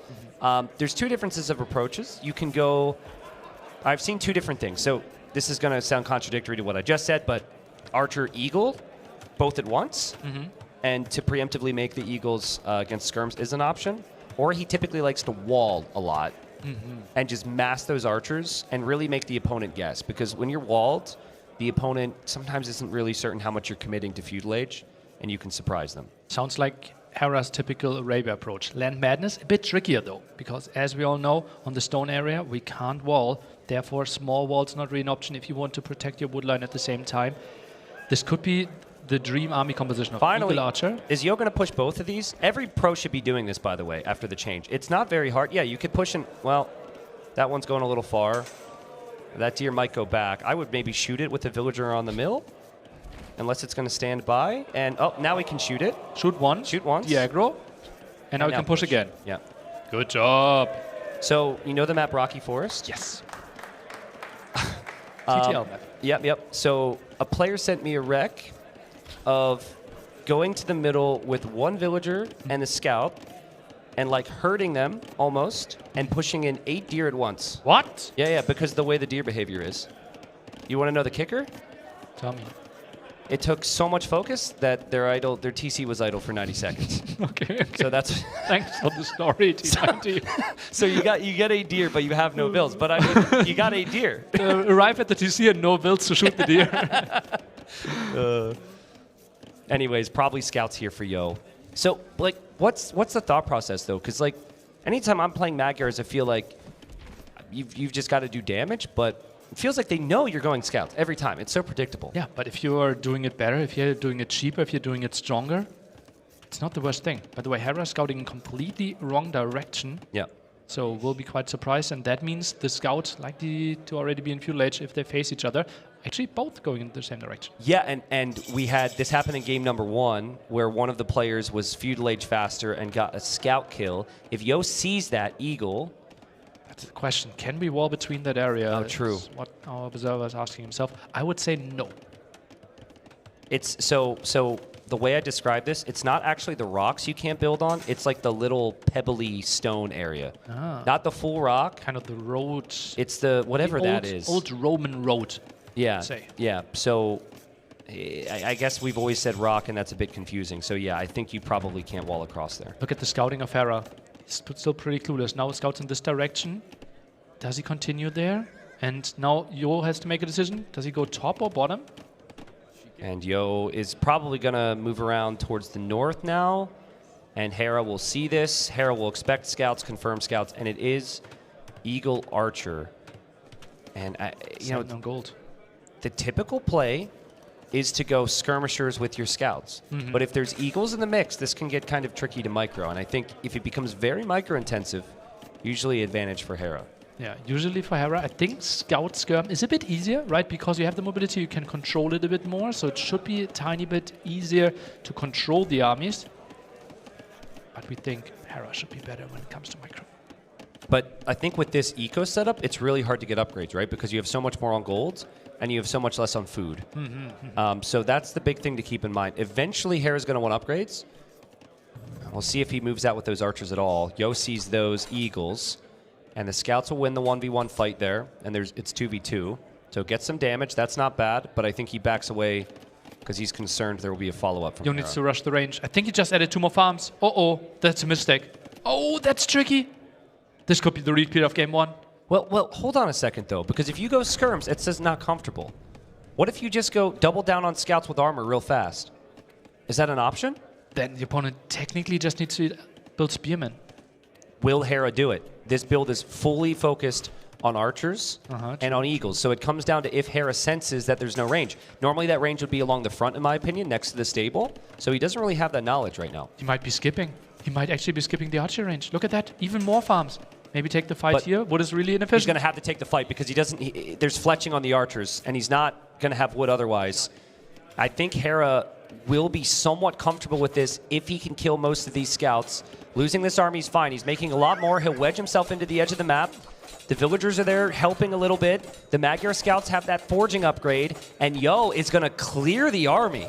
Ooh, and has a lot of scouts still alive. Look at that. 3 really hurt scouts, but if they aren't dying, they still can do damage. And again, so I forget when this was, Nilly. I forget when this was. I think it was maybe NAC 5 or something. But Hera did this exact build, and it worked against the opponent mixing skirms. And so I think maybe for the first time in a while when he's done this, he's just been up against the big group of scouts there. Maybe he should have backed away. It was only 5, but Spearman now is going to be out Only in the one field. Spearman. And that's tracked. Nice reaction here by Mr. Yo, and that's an easy defense. Kind of surprising that Mr. Yo actually went for the wood line again here. That exposes the builds. And now there's skirms. Now it's actually perfect, right? Before would have been more awkward, but now with a couple skirms, he may be able to defend there, and he believes so because he'll move forward. I think Hera's walled. It'll look like there's a hole, but there shouldn't be. The gold, though, is exposed if the scouts go there. Only one archer, no more villagers, and I think with 3 skirms, Mr. Yo could be defending this. Does Hera see him? He kind of looped the whole way around with those scouts. He looks like he has an idea, but Yo could fight there. Wedge piece scouts, 2 of them. Just wants to be annoying. 2 villagers maybe on the berries. And Yo also tracks this very nicely. And the villagers on the berries, 1 will be sniped. Yo continues with the engagement. We'll get 2 villagers with the scouts. The other side, skirmishers. That was really, that was really rough for Yo. He doesn't have upgrades yet. He needs to keep the skirmishers alive. Hera can easily equalize this with good micro. Fletching is such a big upgrade. He gets 1. He's probably going to get 2. Crazy snipes, yeah. Yeah, he's going to get 2 there. That's really good. Nice job from Hera. Yo also sacrificed scout numbers with the Vil kills. And now he's losing all of his skirmishers. We're seeing the difference in the micro between the 2 of them right there. It's like a 9-9 KD here, and those scouts not really finding anything anymore. Spearman down, but the archers alone feels like they can do a lot of damage. But Hera, ooh, didn't micro. This is what's nice about Magyar. Sometimes you can just send them in. They're cheap. They have that extra attack. And that's why it's the perfect civilization for Yo. Hera knows his archers will go down. Nice value. But kills off the last skirm. And with the reset, we've got about 5 or so scouts for Yo and 2 skirms. Hera with 2 eagles, about to be 3, and 5 archers. Absolutely equal game. 7 military, 33 villagers, 40 population for both of them. And archer and eagle are moving out with less mobility. This feels a bit risky. I like the spot for Yo. Yeah, you need those eagles to be close. You need those eagles to be close. Yo didn't notice, Nilly. He didn't notice. I could have got some critical hits there on those eagles before the eagles get reinforced.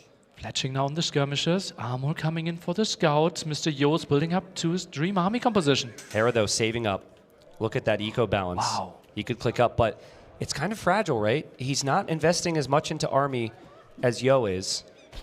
Well, I guess they're both producing around the same time, but it just feels like this could easily flip on its head quickly. Second stable, yes or no? Yes, absolutely. Versus Hera, yeah. 1 range, one barracks, absolutely. But the goal is defensive. Yeah. If the goal is at the front, would love to see the second stable. I answered for what I would do. What I would love to see. And my thought was like, yeah, I'm going to need a second stable. So Yo usually pretty happy with 1. In all fairness, he's not really floating a ton of res to produce double stable right now. He might want to save some resources for other things like armor. But Hera's about to click up here. I'm surprised by the skirm armor. Are the skirms really the units that are getting attacked? Apparently, Mr. Yo thinks, though. Now can chase this down. Bloodlines could be an option. Yeah, I think Bloodlines, if you make 8 scouts, you usually get that. So maybe he will save for that. Hera falling back into double range. So that confirms to us his focus is crossbowmen and not eagles. The eagles are merely the setup to keep those archers alive. And I think Hera should take very little risks here, even back up to his TC.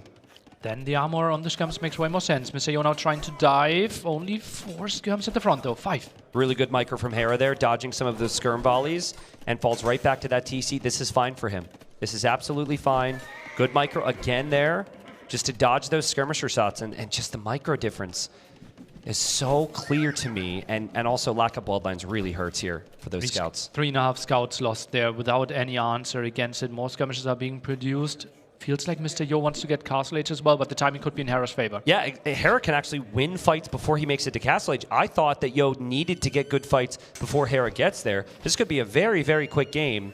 The scouts are not enough of a buffer. You almost feel like you have to produce more, but if you do, then you die in Castle Age. So Yo's just going to hold off for now and hope that he can do something here.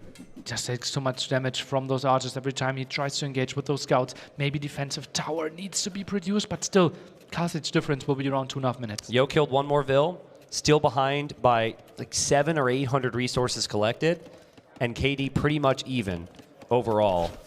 When Castle Age comes in, Yo is going to have to fight for 2.5 minutes against upgraded crossbowmen on a wide open map, and it feels so unlikely that he's going to be able to defend here. Look at all the upgrades. Hera can afford everything. The eco is so clean, he didn't build a single wall. Yep.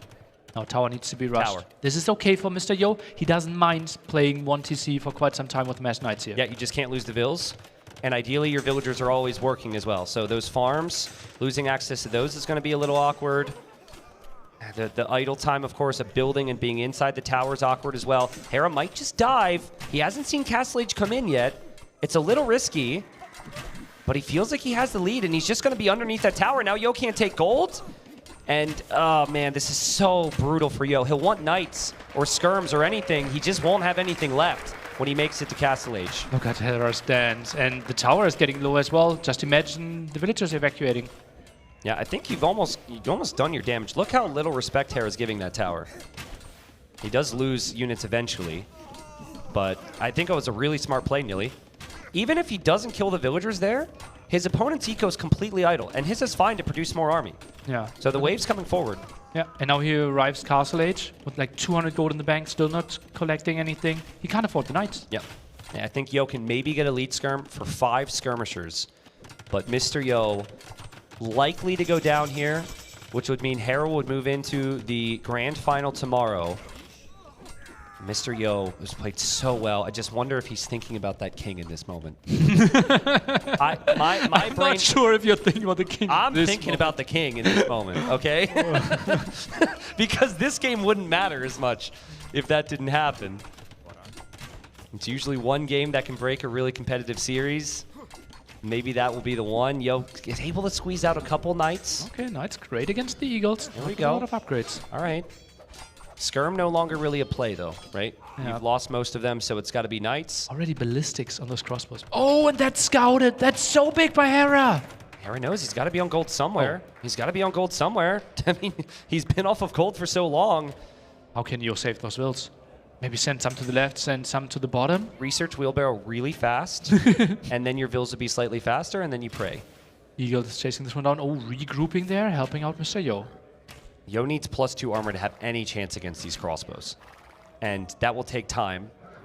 And if he waits any longer, all of the villagers will die. Here come the knights. Hera will probably just take the knights down. He goes for it. Yo is fighting with the villagers now as a distraction, but Hera knows, if I just take the knights, I'll get your villagers anyways. He's not going to take the bait there. And yeah, you just need that armor. against this many crossbowmen. And look at that, ballistics paying off as well, and all of a sudden villagers, they took the fight, now thinking better of it, military count 20 against 6, so those knights intercepting the crossbows quite nicely though. Yo has really made no mistakes over the last minute or two. It's just he's simply so far behind, and Hera is not going to allow him to come back. Yo, he can only really hope for knights. He could potentially drop a siege workshop, but then you have no offensive pressure against a player who's already 10 villagers ahead of you. So knights feel like the best play to maybe do everything that you need. Oh, but it's so painful. The wood line's so exposed. Yo has to just switch over to the other wood line. Still fighting. Does have a counterattack. Siege workshop now. Mangled, obviously, a great counter. Maybe even some scorpions. Moves over there, and that's the counterattack you were talking of, T90. I mean, that's Yo for you. He's always going to look for the counter because he knows in this situation he can't just defend. Hera's TC on the way up. Lots of buildings around. He'll notice that, and the crossbows are still moving in. I mean, Yo's not going to do enough. He's lost so many vills. 50 villagers for Hera now. Oh, so brutal. 20 villager lead now. Tries to go for conversion. Still no siege that can be afforded, and more knights dying. Yo just had an auto scout go through the wood line. I just saw it on the mini-map. I think the scout just died. The knights are going to know there was a hole now. Yeah, the scout. See the scout there? They went through the wood line. And then the knights got there, and the knights die anyways. Hera has 25 crossbows. 3 military on the other side, and those are low HP knights. One scorpion tries to maybe save the day there against all those crossbows, but even if he clears this up, there's a next group coming. Yeah, and I think the eco's kind of hit a point where you can't make knights anymore, like maybe barely. Whoa. 2 more, now 21 villager kills at the 26-minute mark. Brutal. And Yo, known for his fight, he knows it's going to be a long road to the final for him if he loses this, but still possible, which is good. And he just wants to ensure that this game is absolutely over before he taps out here. Feels like it probably is. The skirmishers, or sorry, the Scorpion, getting some hits on the crossbows here. Hera's got a very weak army. Hera will probably lose this army. Some positives here for Yo. Clears this one up. 36 population against 80 though, still the story. Mr. Yo maybe looks at the score and thinks, okay, this isn't super over. Obviously, we have the vision and see how rough the battle's That was an absolute whimper of an applause there from the crowd. That was the crowd that like your mom gives you when your team is losing 5-0 and you finally score a goal. Like, woo! Everyone else is depressed. Mr. Yo knows it's over, calls the GG, and Hera moves on to the final. What a performance from him, man. And I just keep thinking back to that steal of a game on Regicide Fortress. Otherwise, we maybe get a 5th game. Yeah, and it feels like the set would have deserved a 5th game there. Yeah. But Hera, yeah, he can simply get wins in situations where he's not supposed to. Yep, I can agree with that. Openings are solid, adaptability's there, motivation's there, of course. Hera. And must be a lot of fun to be able to play Age of Empires at that level. Has to be, and yeah, obviously both of them really good friends, thinking about the game. I'm pretty sure within the first 2 sentences something like King Snipe was mentioned. Yep, and probably from Yo, and I'm sure we'll remember that for a very long time. Hera will get to rest up a little bit, rest up the rest of the day, probably watch the next big series, which is arguably going to be even crazier, which we'll talk about in a moment. But he will be in the final best of 9 tomorrow. We just have to find out now who he eventually faces, but it's a bit of a journey to get there, right? Yeah, tomorrow 18 UTC, the best of 9 grand final if you want to see more of Hera. But we still have to find a competitor, right? And it is the chance that Yo takes it, Leary or Viper, Leary and Viper, in the next set. Yep, so winner of Leary Viper stays alive, will face Yo tomorrow. It's a benefit of Yo having won twice, got that far up in the winner's bracket that he's kind of a step up in that bracket. But if you would have picked the top 4 players in the world maybe, or in this tournament, these might have been the 4, right? Probably. Probably expect Hera to go to the top. Yeah. Then after that, it's a conversation between maybe Yo, Viper, and Leary. I know there's some other names there, probably some Tatos in some people's conversations. I'm sure there's a lot of people in Mexico who were screaming Kingston. But yeah, I mean, the exciting thing for me is just the level that we're seeing is extremely high. Even though Hera's been dominant in some of these sets, we've seen the people who go down to him play insane. I think Yo's got some things he can look to. I think Viper's got some things. Leary, I mean, they could bring another level. So Exciting times, but looking forward to hearing from Hera, who's now joined us in the room, and we'll be sitting down with KP. Thank you, Tristan. Thank you, Nili. Yes, I'm joined by the immaculate Hera, a man that even when he's winning all the time and you want to find a way to cheer against him, he finds the weirdest and most wonderful ways of winning games. Hera, first of all, ginormous congratulations on an insane set. Mr. Yo did not go down without a fight. Yeah, absolutely. It was a really good series. You know, we were talking a little bit before it got thrown over to us. I need to get your thoughts on that game number 2. I think what you just said to me is one of the best moments you've ever had. I think that might be like one of the best moments of AV2 history, to be honest. Like that was definitely the best thing I've ever done in any game, like be it ranked, tournament, anything. So that was that was really, like, my adrenaline was pumping. That was really, really crazy for me. And you know, it's got to be a little bit of a relief. I was thinking here, you know, tomorrow someone's going to have to do like back-to-back sets. We talked a little bit earlier in the tournament about, you know, Ramadan and how you're handling that. Does it feel like a little bit of a relief to just be able to wait there, optimize your day, and be ready to give your best? Yeah, I'm also sick right now, so I'm really happy to not have to play 2 sets tomorrow. Yeah, keep the distance a little. Whoever has to do that will be obviously at a disadvantage, but I think me having gone through the winners bracket, I deserve some kind of advantage, and playing only 1 set for the day seems like a good one. Sounds like a pretty good one to me. You know, I guess you probably get asked this a lot, but what do you think it is that makes you so unbeatable right now? You know, everyone has something, some sort of key element to their gameplay, their strategies, whatever it may be, that makes them above the rest. What do you think it is for you? I think it's just me being kind of the complete package, very well-rounded. I think I have a good mentality, and I have good confidence, but I also don't underestimate my opponents. Just kind of like you know, I've been working over the years to clean up some of the negatives of my act, both in-game and, like, you know, IRL. And I think now I'm just getting into years where I'm just feeling like everything's clicking, and I just feel like I have, you know, everything that it takes. I mean, it definitely looks like it feels like a streak that's never going to end. Someone's going to have to eventually. Nothing can last forever, but you're on a phenomenal streak at this point. Do you want to help me out with something here? Yeah. We've got to talk about our sponsors that make this event possible. Okay, I'm good at that. These? I have seen those. In fact, I've signed a few of those. Oh yeah. Like I think we're going to advise people to get these signed. So you're down here, right? No, that's I should be up in Canada. Oh yeah, you're up here. Yeah, that's me. Sorry, that's hot. Yeah. Sorry. Yeah, so you're up here. So I was thinking about this.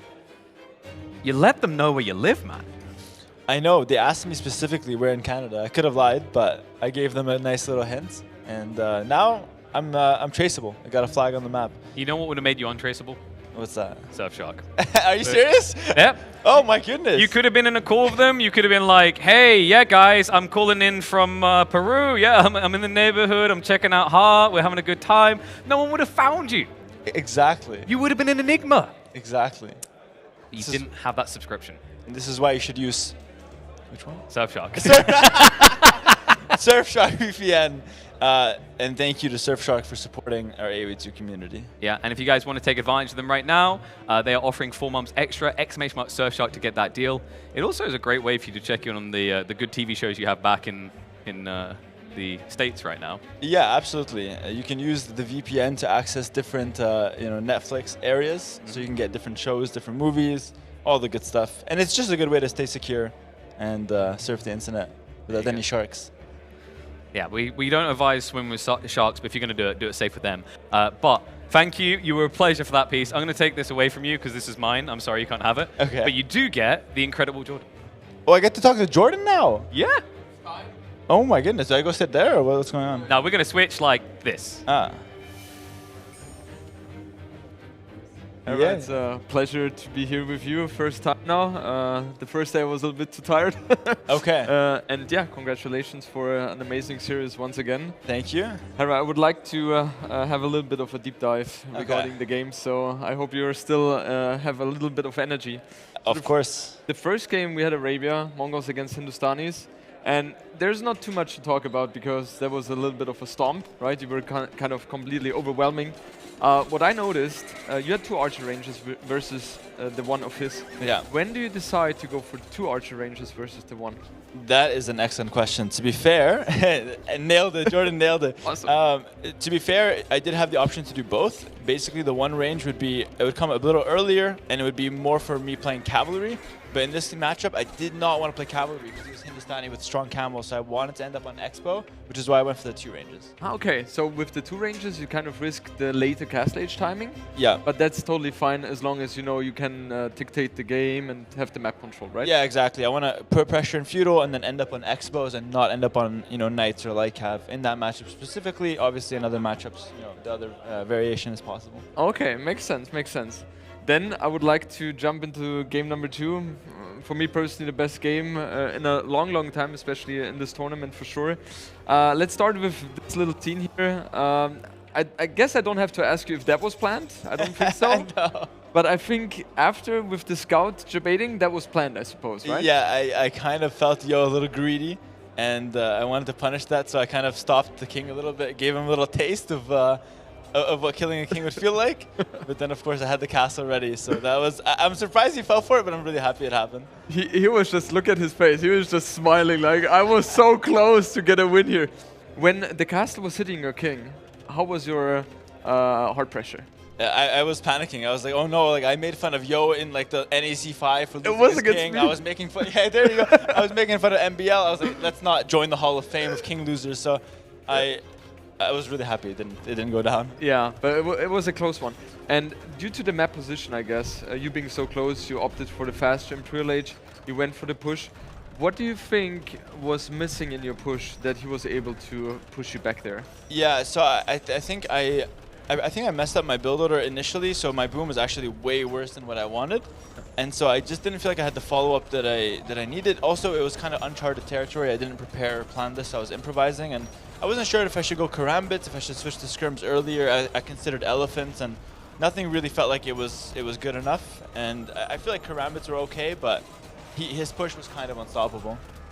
It kind of was unstoppable, but you managed to stop it somehow, right? Most players would have just died in your situation. You managed to defend for a good while, and here we have the best moment so far. So we had a discussion. Yeah. People were asking, was that planned? I said most likely Hera just wanted to raid. What's your opinion? Did you want to go for the king snipe? Yeah. Oh, you did? Okay. I wanted to go for the king snipe just because raiding does nothing at that point. I'm all in anyway. So my idea, I'm surprised it worked, but my idea was to push the trebs and then hopefully send Lycav there to force the king out and then flank. Wow. And the problem is the trebs didn't work. So my plan didn't work, but he was trying to play it extra safe, send the king away, and so it ended up being good enough. And I have never felt adrenaline like that. Like I literally couldn't move. Insane. Yeah, that just goes to show how strong you are. It's incredible. So yeah, it was a perfect game, and also your the fact that you were able to keep in the game and fight for so long, that shows how strong you are as a champion. So good job on that one. Thank you. Third game was Coastal Mountain, and he did a very early aggression with the forward. Did you feel like he dealt enough damage to get a little bit of an advantage, or did you feel like you defended well? No, excuse me. I definitely felt like he did enough damage. Did a lot more than I expected, to be fair.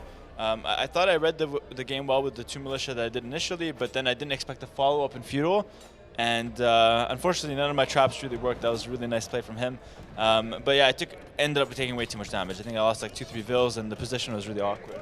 Okay. Do you think that is the reason why you were losing the game? Was it the fight with the knights against the pike, which kind of allowed him to get the map control? What do you think was the tipping point there in this game? I think this is probably where I lost. Anything else would be considered a comeback for me. And like even here, position's kind of even. If I just don't take the fight and raid, I could win. But the problem is Goth kind of go to a better late game, and he had the relics. So I feel like I lost it in feudal, and I almost clawed my way back, but it was not enough. Okay, so you took that fight because you felt like, okay, if you try to raid, then he gets the better economy, still has time to expand and then overwhelm you. Yeah, exactly. Okay. I just didn't feel like I'm going to find that much value with the raid, so I wanted to keep the front and maybe a forward castle, something more powerful, and in the end, I just completely got snowballed. So that was just good play from him. How do you cope with those losses? Because that's the first game you lost this tournament. Does that bother you at all? Sometimes I have the feeling that pushes you even more. Yeah, so I think that's something I learned from Red Bull World 06, where I thought I was playing like a really good tournament, and I wanted to go for the undefeated, like losing 0 games. Yeah. And I went in with the wrong mentality, thinking like the semifinals was going to go 3-0 in my favor. So when I lost the game, my entire image of the tournament in my head completely crumbled. So I've completely phased that out of my game and my tournament. So now I don't care to have a perfect record. I just care to get the job done. Amazing. And so the losses don't affect me at all anymore. Amazing. I think I also heard you once that play each game like it's the first. Like don't even think about the past, right? Yeah, play the moment. Like we move to the next one. It's just Mines, Magyars on Land Madness. There's nothing more to it, Awesome. Also, this game. I've noted perfect execution. Not too much to say there. Just one topic, like Mayans is not picked too often here, as they're like not the fastest civilization. Usually you have the more mobile civilizations. Did you feel comfortable going against Magyars? I suppose you expected that?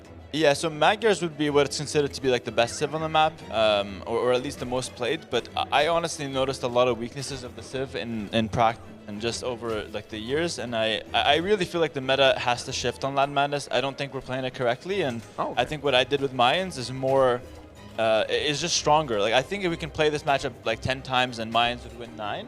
Oh wow! In equal skilled opponents. And the only danger is really if I get overwhelmed in feudal, but it's way harder to do that than you'd expect. And Mayans on 9-ville start are obviously a bit stronger than 3-ville because you don't need to get Loom. So just a combination of reasons, I feel like Mayans are a lot stronger there than you'd expect them to be. And Magyars maybe a little overrated. Okay, interesting. You say meta or the way people are playing it is not the best. What do you think can be tweaked before you spoil anything? You don't have to say, obviously.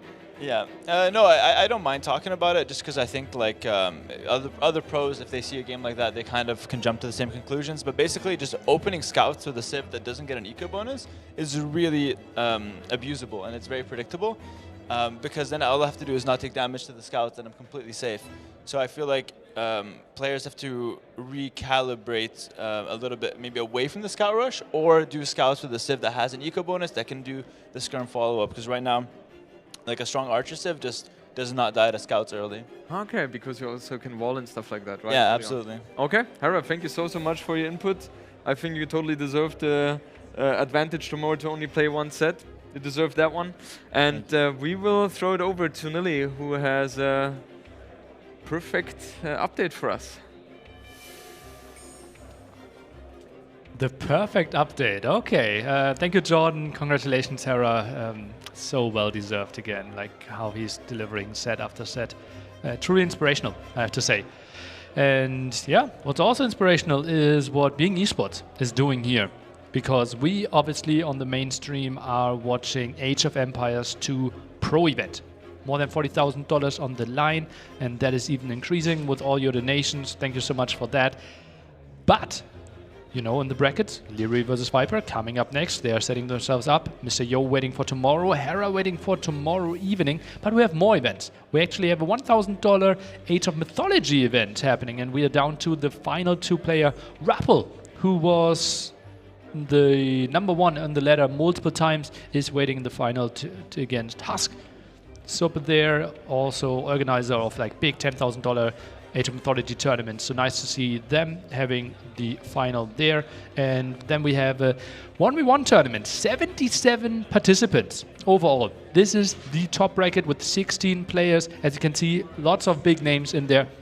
Freaking Andy waiting in the quarterfinal, running potentially against target Mihai, who was 1 game away from actually making the pro event here, fighting for 2,500 in the 1v1 side event. People are streaming that as well. You can tune in and there will be a lot of coverage. And if you want to see the coverage of the side events, we will have the 2v2 finals for you tomorrow between our pro event games. And as you can see, lots of big names there. Freaking Andy is playing, Mihai is playing, some German heroes like Running Target, probably the biggest favorites there to play this one out. Right now we are in the upper bracket, quarters and semifinals. And well, could be a long night for some of them still fighting through the lower bracket. They have to finish that all by tonight. people having viewer ticket, having player ticket, some new only player, some only viewer ticket. Pretty nice. But the big storyline there at the site is also $10,000 roughly Age of Empires 4 event happening at the site, cast by Rising Empires. They have a professional setup there. And yeah, as you can see, Beastie so far undefeated. The Muslim in a good position to advance to the playoffs there. Louis from China flew in. Kaljadi against Cat, still fighting for their spot. Tomorrow that tournament is going to conclude as well. And as you can see, quite some money there on the line. The LAN area, so nice. We can give you a small look behind the scenes. Look at that. All the people discussing stuff. AUE4 crew in the front, then some AUM players in the back. More than 60 Age of Empires. 2 players trying to play this one out.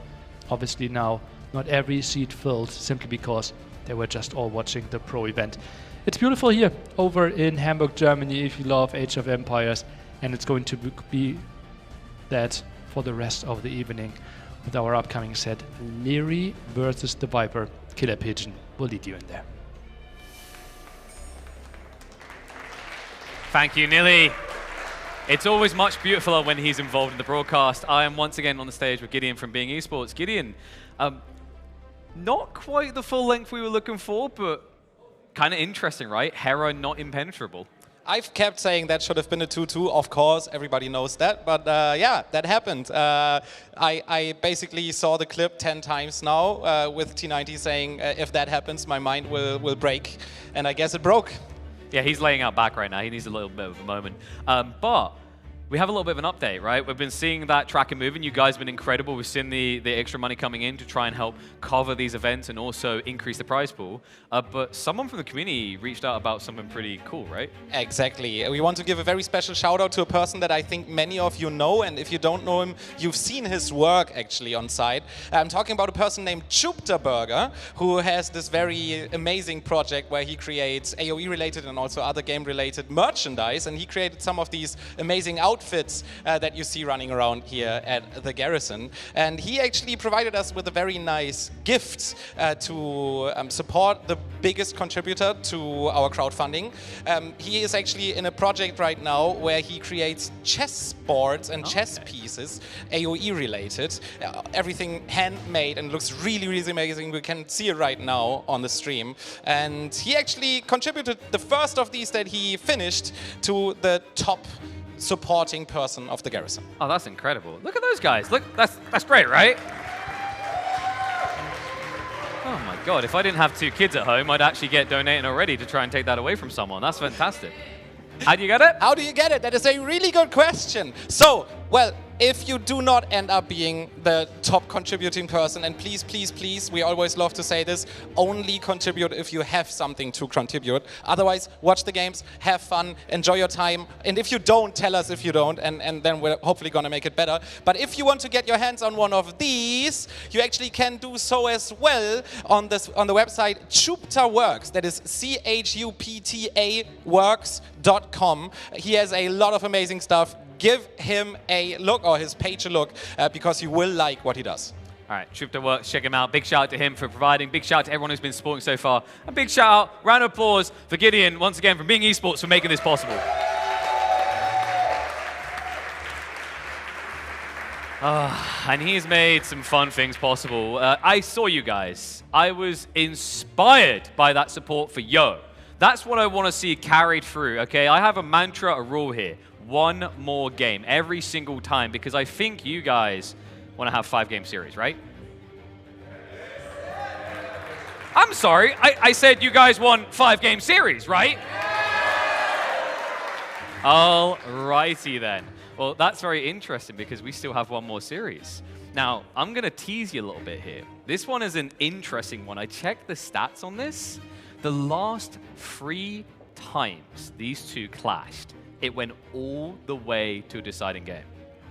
Pretty hype, right? We have to deliver again. There's no way we get shortchanged here. But I need to do a vibe check.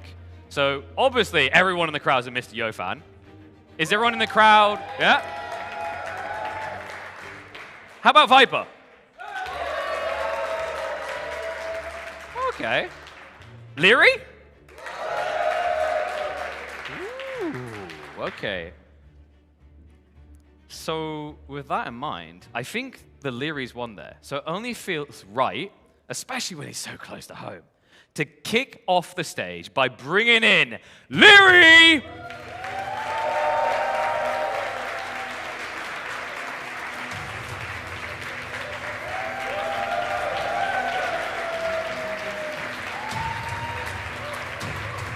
Calm and calculated, a little bit flustered from that earlier series because someone did not want to die easily. You have to question though, was it a bit of a marathon? Is it a bit of fatigue? Or maybe the youthful bones just give him the edge because his opponent just seems to never run out of energy no matter how many years pass. Join me in welcoming the stage, it's Viper!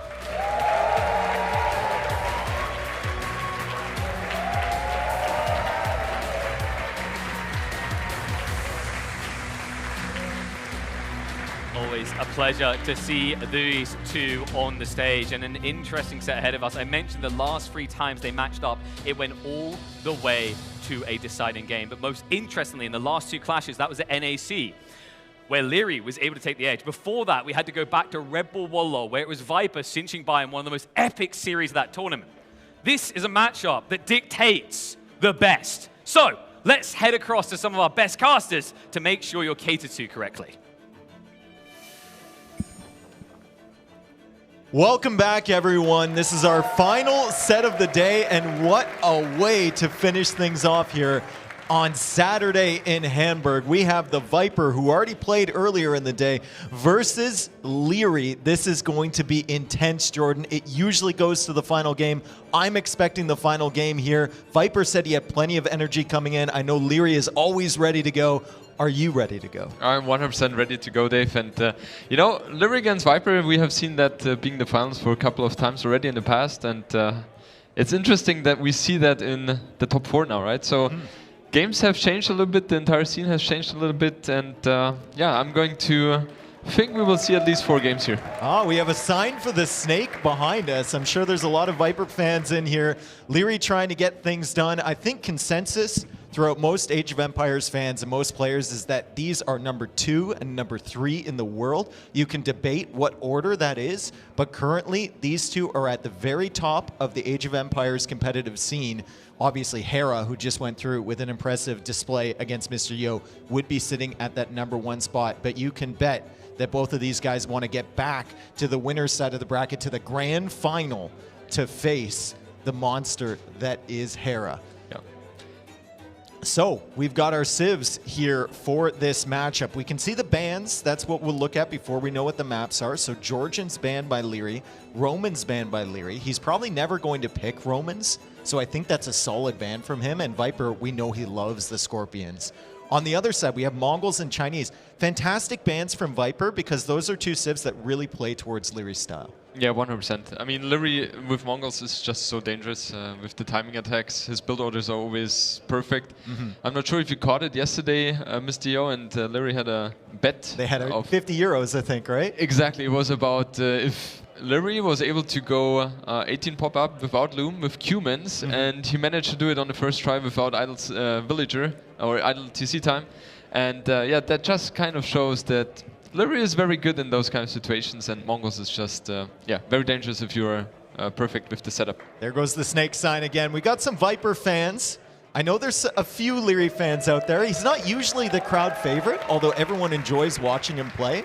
Viper has been around for so long. He is arguably the GOAT of the scene, right? Hera's kind of debating that right now. Eustace as well, with Memb in the background. And Eustace is actually here right now. I saw he was sleeping in the back, but I'm sure he's going to wake up and watch Dad's sets. He's sleeping all the time, right? He's like the most chill dog ever. So happy. Yeah, 100%. But I think he's also cheering for Viper. And yeah, I'm curious, like, if we think about both players, both could win today. Thinking about tomorrow, they have to go for 2 sets.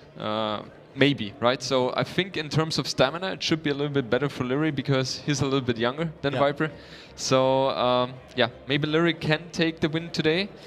But yeah, as you said, Viper is looking very good today as well, and anything can happen. Well, I asked Viper what his energy levels were because that's always the concern late at night. And he gave me a thumbs up. He said, I'm feeling good right now. And he even had an espresso before he came out. And he... he was like, time to clap some noobs.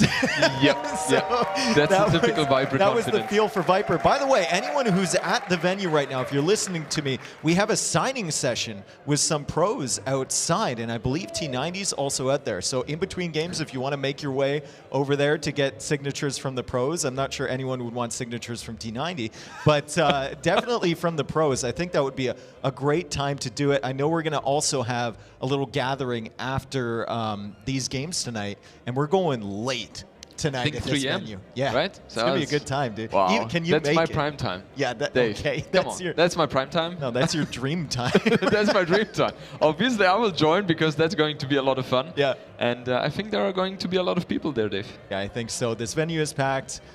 You may not see it a lot of times. We cut to the crowd because everyone's out getting drinks or whatnot. But during the games, all the seats are filled. All the seats are filled. You can hear people cheering for a random villager being quick-walled, or one unit in Dark Age almost dying. Yeah, it's interesting They go because crazy. Yeah, it's interesting because people are even sitting on the stairs. Yeah. And it's hard to navigate through there because it's just so many people. And you see Leary focusing up. So the maps, we didn't talk about the maps. First map is Fractal, which might play into Viper's favor. Leary liking the more standard style maps. We've also got Arabia and Land Madness. No surprises there whatsoever for Leary. On Viper's side, Enclosed and Migration. Interesting. Migration is not the best pick, I would say, against Leary, because that's something where he just completely excels. For me personally, Fractal is, I don't know why, but I feel like that's the best map of the map pool. I just feel like meta hasn't been figured out yet. It feels like there's a lot of possibilities. Exactly. You could play water. that. You could play only land and give up water. You could play a fast castle approach, fast feudal approach, lame approach. Like, there's so many things that you can do on that map. I did get a little bit of insight from Viper into his draft before this, and he said, my draft is good. Leary's draft is also good. There is 2 possibilities he could pick on the first map. I'm happier with one of those possibilities. And I'm less happy with the other one, but I think I'm still fine if he goes for that. So I'm really wondering, like, what Leary's going to play there on Fractal. Is it going to be Italians or something like that? Who knows? Anyway, it looks like the players are getting into the game and they're ready to go. Our final match of the day, the Viper versus Leary, Game 1.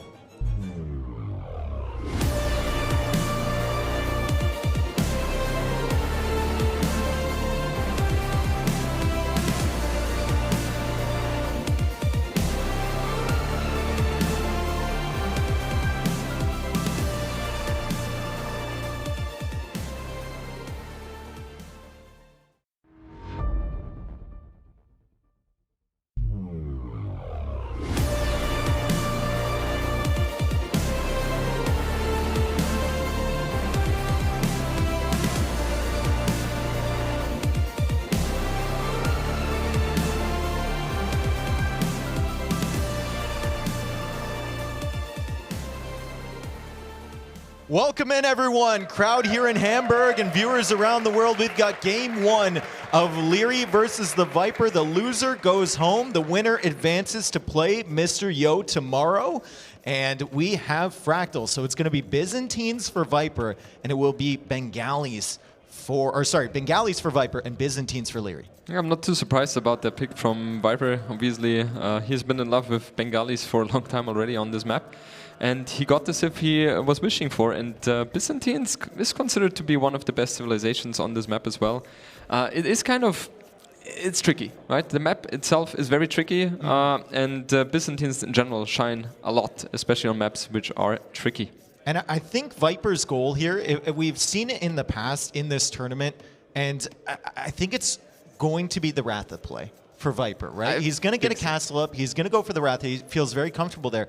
The concern I have for Leary here, even though he is the Byzantines and he can make cheap skirms, the skirms are not as good against the Ratha as they used to be. And I'm not sure that Leary knows the ins and outs of that relationship, so he might try and force something like skirmishers as a defense to that, and he might get punished by his maybe inexperience lately in this matchup. Yeah, gotta keep in mind with Byzantines, it's very likely that we see some forward shenanigans as well, because they have the cheaper trash unit. So that's something we see very often from Byzantines there. Also very handy with the faster firing fire ship to gain map control on water. So a lot of benefits for the Byzantine player here, and Viper, he's taking a little bit of the safer approach here, walling already to his wood line. And yeah, I agree. I would say he is trying to go for the Rafa play. We could see him going for some monks as well, but yeah, it gotta be one of those two. Also, Bengalis healing fire ships, right? It's kind of at the stage where you can manage against the Byzantine fire galleys, which a lot of civs can't.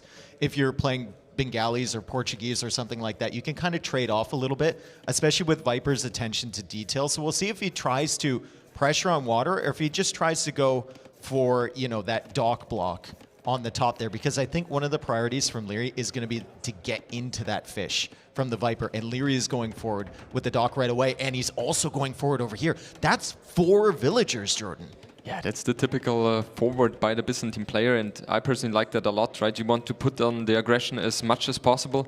We see Viper here on the dock position potentially, and yeah, we got the confirmation he just doesn't want to deal with any fire galleys from the Byzantine player. Leary on the other side plays it safe as well. He doesn't leave it open. He wants to close it as well, and that means we will see full forward aggression from Leary. I would expect archer range and the tower forward on the wood line. So if he goes for the range, though, he's not really going to have enough wood to go for fishing ships or for a navy either. So it's taking resources away from that water play, which you might want to focus on a little bit more if you're Byzantines. But the early wall for Viper really benefiting him against his forward. Absolutely. I mean, Viper obviously knows with Byzantines that's always an option you have to think about. And tower first. Yeah, tower first. He just wants to put on the aggression. Now, the main question now is how will Viper react? And we already see him. He doesn't want to have any tower shenanigans at all. He just plays it safe. Walls in the wood line, and I'm pretty sure he will wall the wood to the TC as well. Oh, do you see that spearman? It was hidden behind the scout. It popped out of the barracks at exactly the right spot, and Viper was probably like, how did I just lose half my HP? Yeah. The spearman was hiding behind the scout, and Viper was pretty confident in winning that scout 1v1, so now he has to back up from that. Leary's still 0 on stone. Viper walling behind this, and I wonder, because Viper went for that dock block with those 4 villagers up there, he might just take those around the shoreline to the very outside if he needs to run. Most likely, right? Because he cannot run to the TC anymore. That path is kind of blocked and it would be too risky, especially with the way he's walling. So that would be the emergency plan for him. And we see Leary, he doesn't even bother going to the TC. He's straight aiming for the wood line there. Yeah, and Viper's on the run. So if you go for the dock block instead of the dock along the shoreline closer to the fish, like a lot of players go for, you can actually have the whole shoreline open to run like Viper is. It's going to take a long time, but once they're back there, they're going to be incredibly safe. And there is gold and there is stone back there. If Leary cuts you off from that, Viper is on the way with those. Viper also making a counter tower, but deciding, because Leary hasn't shown him any further towers, he doesn't need to complete that. He can keep the stone for later. Yeah, exactly. And Viper, I feel like, is in a very comfortable position, right? He's on stone, so he doesn't have to worry about any aggression he cannot deal with. He's walling up his base as well, and if he's able on the left hand side to get the walls up, then there's no way Leary can do any damage, and I would say then Leary's attack kind of failed there. A very comfortable response to the forward here from Viper. I'm not seeing a lot of panic. It's like he expected this all the way. He went for the early wall. He moved the villagers along the shoreline like we saw, and this wall comes up just on time when he senses that Leary is going to come around to the left side of his base.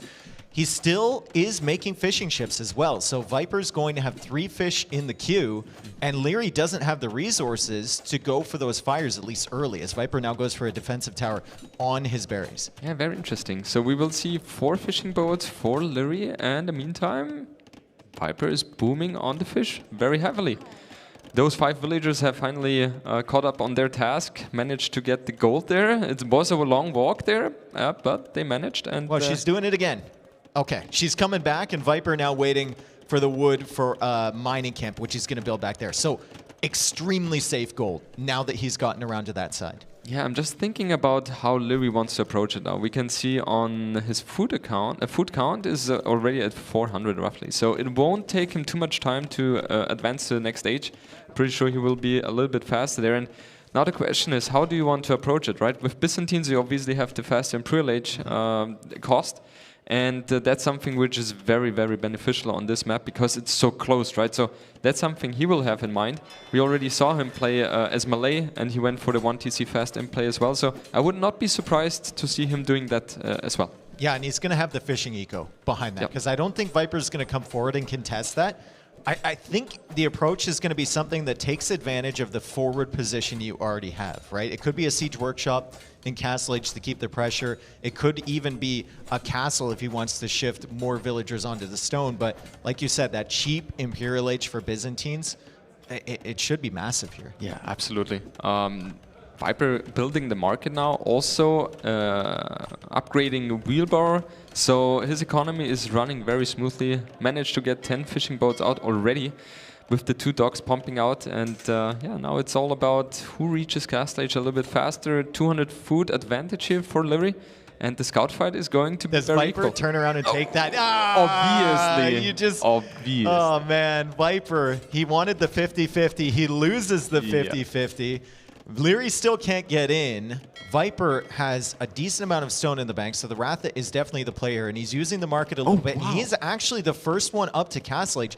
Liry does not have the second building yet, so a little bit of a timing advantage there for Viper. Not much, though. I know this feeling which Liry had to go through. Not having the second building? Yeah, that's... Yeah, everyone knows that feeling. It's crazy, right? You feel like the perfect setup, perfect economy, you want to click, and then you realize the icon is not really available. So that kind of hurts. You rush then the second building with a lot of villagers, but yeah, it's just a small margin, right? It's not going to be game deciding. We've seen this so many times in this map where someone is ignoring the idea of water pressure from their opponent. And then their opponent invests into War Galley, and you're like, is that really worth it? You know, once that dock goes down, though, especially if they're not expecting it, all the fish die. And then suddenly you're 10 eco behind, you have to drop farms. It's really, really infuriating when your dock dies and there's nothing to defend your fish. Yeah, absolutely. That is why I personally like this map so much, because it is so hard to balance, right? The right amount of how much you invest into land, how much do you invest into water. And the thing is also the defender obviously has the advantage here because he has a little bit more time to react. And in the meantime, while your opponent has invested into the army, you're able to invest your economy. So it is very hard to balance. And we see Liry pressuring the dock though. So Viper got the information and he will... Scout goes down. Scout goes down, and that villager comes out this way again. I wonder if he can add another dock behind that, like right up against the edge of that dock. So he has a... there it is. Yeah. The fallback plan for Viper. Add in a few galleys, maybe a demo from there, right? Liry thinks he can get through quite easily if he goes for War Galley right away, which he is. But there's going to be a follow-up dock from Viper if that villager doesn't get sniped. I don't think Liry can range that, really, from behind the dock. And there's the castle from Viper. There's the monastery from Viper. No secrets from Liry, though. He's Byzantines. If we look at his Fog of War on the center area, he's made so many outposts. He can see everything, man. He sees everything. He's like a satellite. Yeah, it's crazy. That is one of the biggest advantage of the Byzantines with the town patrol, which they have available to them right upon reaching Castle Age.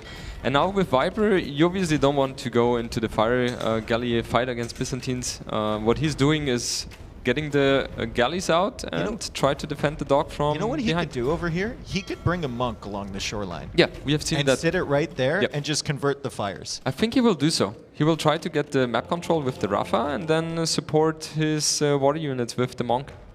That could be really solid. Behind this, Liry's playing very smart today, walling up. I know it's only palisade walls, but still, it's an early warning system for the Ratha, right? You get your skirms over there to counter them. You can see the skirms not doing as well against the Ratha as they used to. I think they negated some of that bonus damage earlier, and Viper manages to save that. Oh, that's very interesting. He had like 3 full volleys and still didn't manage to kill that one. So the Rafa obviously a very strong one. The reason I brought that up earlier is because I saw Liry win a game on Arena once against full Ratha with Burmese skirms. So like, I think secretly he has a lot of faith in skirms against Ratha, and it's not as good as it used to be. Yeah, absolutely. We will see that shape out very soon, I suppose, because we see the elite skirmisher upgrade, and Viper, he continues producing Rafa. We have 6 on the field already, and he keeps on going there. A monk chasing as well. Now, getting the relic here, and Ballistics is in for Leary. Dave, we never see Ballistics before 40 minutes from Leary, so that is very interesting to see. Well, he realizes the Wrath are a threat. He wants to kill them with the skirms, and he took out the 2 skirms on the other side. Doc for Viper, remember that's the second Doc is at half HP. Viper now building up monks in the center. He's not sending any monks over to help against the Navy because he's making more war galleys of his own. And now Sanctity is on the way for him. It's only 5 Ratha for Viper, but the eco is still looking solid. The eco looks solid. However, if we take a look at Leary's position, that's not looking bad as well. Currently, we are sitting on 9 fishing boats. They're still fishing efficiently here. And the castle in the middle is just a perfect position, right? Everything here screams to me for a faster in play. And that could be very dangerous. Oh, great micro on those monks from Viper. You don't really see the dodging of ballistics with monks very often, but he obviously hit the stop command as he was pathing those over. That's really cute from Viper. And Leary didn't actually get any damage there. Gillnet's also on the way from Viper. Sanctity now in. Devotion now in from Viper. But there was a lot of skirms in that archer range, so he needs to back away. Leary angling towards Imperial Age. Viper, will he sense this? I think he still hasn't seen the castle. He hasn't seen the castle, and yeah, I think he sensed it to a certain degree because that's always something you expect from the Byzantine player.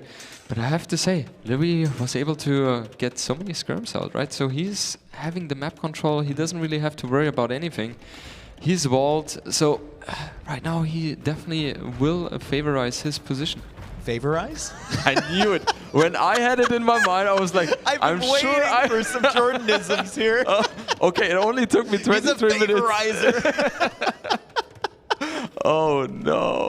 It's begun. It has begun. It won't be the last thing. So Mangonel there, does Viper see the castle? Does Viper see the castle? He doesn't even see the castle. So if you see a castle like that, it's instant. Okay, he's going up to him. Yeah. Because why else would he make that as Byzantines, right? Yeah. He's got the skirm to defend. He needs a castle to make trebs once he's an imp, and unfortunately for Viper, his first notification of the castle is going to be on the Mangonel, and Leary takes that out. Great defense so far from Leary. Yeah, the thing is, in Viper's position, if you see that castle there, you already know, trebuchets are going to be on the field very soon. As soon as he sees the castle, stops queuing units, starts thinking Imperial Age himself. There are 2 options. Either, as you mentioned, or he thinks, I cannot stop the imp timing from the Byzantine player. I have to go all out and go for Rafa and Siege Workshop, but I think your option would be a little bit better here. I think like the elephant rams could be an option. If you're going to stay in Castle Age and you have the fishing eco behind that, like skirmishers aren't going to counter that very well. Exactly. If you can push the castle, that'd be fantastic. And now it's Leary actually being pushed back on water. But Leary's got a decent amount of Navy in there. I think he's queuing up a demo as well. And he's got some war galleys behind. That's a Byzantine dock too. So it's going to take a little bit longer to go down. Viper shouldn't be into the fish from Leary anytime soon. And look at Leary's resources as he's about to hit Imp. Wow. He could go Imp right away again. And that dock is going to be alive for quite some time. Dave, I have to say, the fidelity of Leary's units is just insane. You don't even know if that fits. He learned that word 2 days ago. I promise you, I'm going to use that one. I hope I used it in the right way. No. No, really. I even asked the internet. I was sure. Yep, well. Okay, never mind then. So, Trebuchet are on the field very soon, and now let's see the micro. I think, yeah, Leary's just backing up here with Brace, so he doesn't have to worry about anything. Neither player with a second TC. It's just one TC play from both. Viper's already starting to set up the fish traps there. He's running out of fish on the water, so he's going to make some more of his own. Leary's still floating a lot of food, but he's getting his text in. He's getting chemistry now. The trebuchet is rolling forward, another treb in the queue. And Viper actually goes for another dock block, or he's going to attempt to go for another dock block on the water, but I don't think the villager can actually get there. Yeah, the thing is, right now, he doesn't want to think about land and water. He just wants to focus on land, try to hold as long as possible. But man, Dave, this is not looking healthy. Elephant coming out from Viper. Husbandry on the way from Viper, but the Siege Workshop is really close there as Viper has expanded out to this extra area. Leary has not. No. Leary hasn't cut through to the extra area. I think there's still some, you know, trees in the way as Viper was unable to get to that dock, and all these fish traps he just invested into are going to go down. Yeah, this is so painful for the Viper because he doesn't have a good food economy right now, and a lot of fish is going to be taken down, so he will have 3 or 4 on food. So fortunately for him, the Rafa doesn't cost any food, so that's nice, but this is painful. A little bit too late with the monks too. If he got there earlier, maybe it would have been better.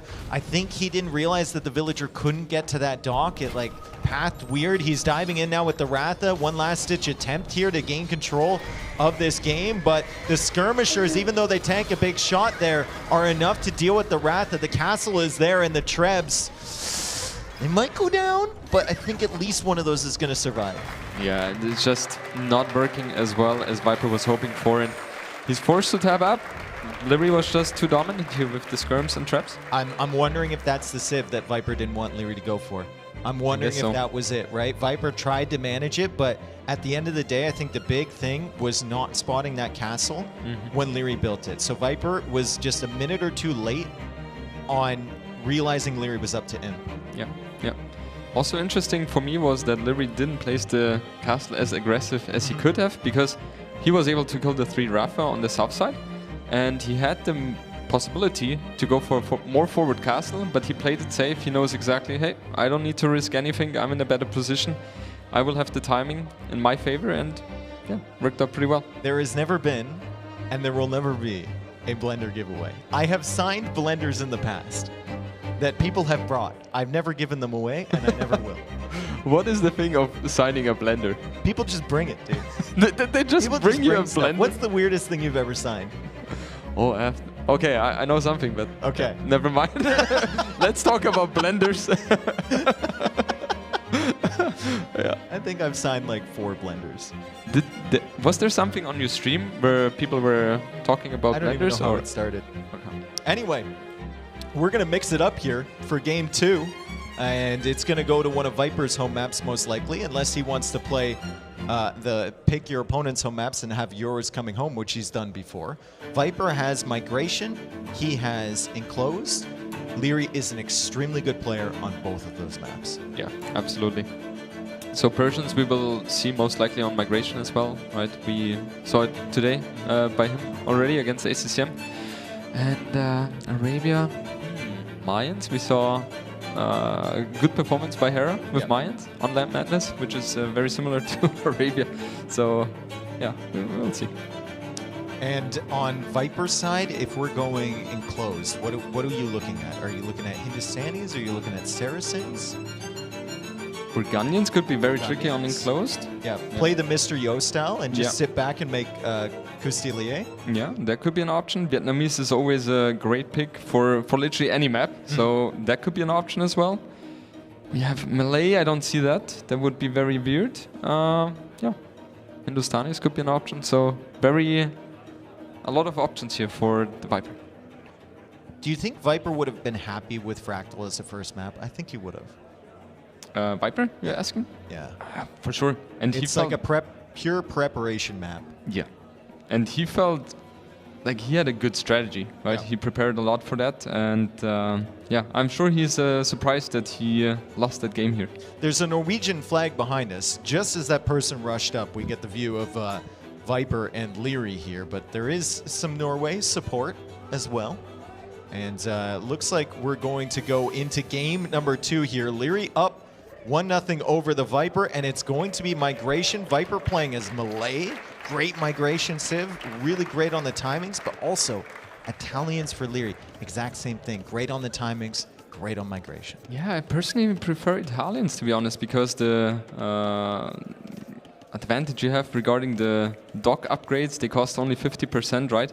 With Malay, granted, you have the timing attacks, but Italians also have cheaper fishing boats, so I have Italians as a little favorite here. What about you, Dave? Do you think it's a forward dock attempt? I personally, I think I would rather have Malay, just because I think you're generally going to have the eco lead with the faster uptimes, and the meta so far has been the forward dock attempts, and I think Malay could be really, really solid with that.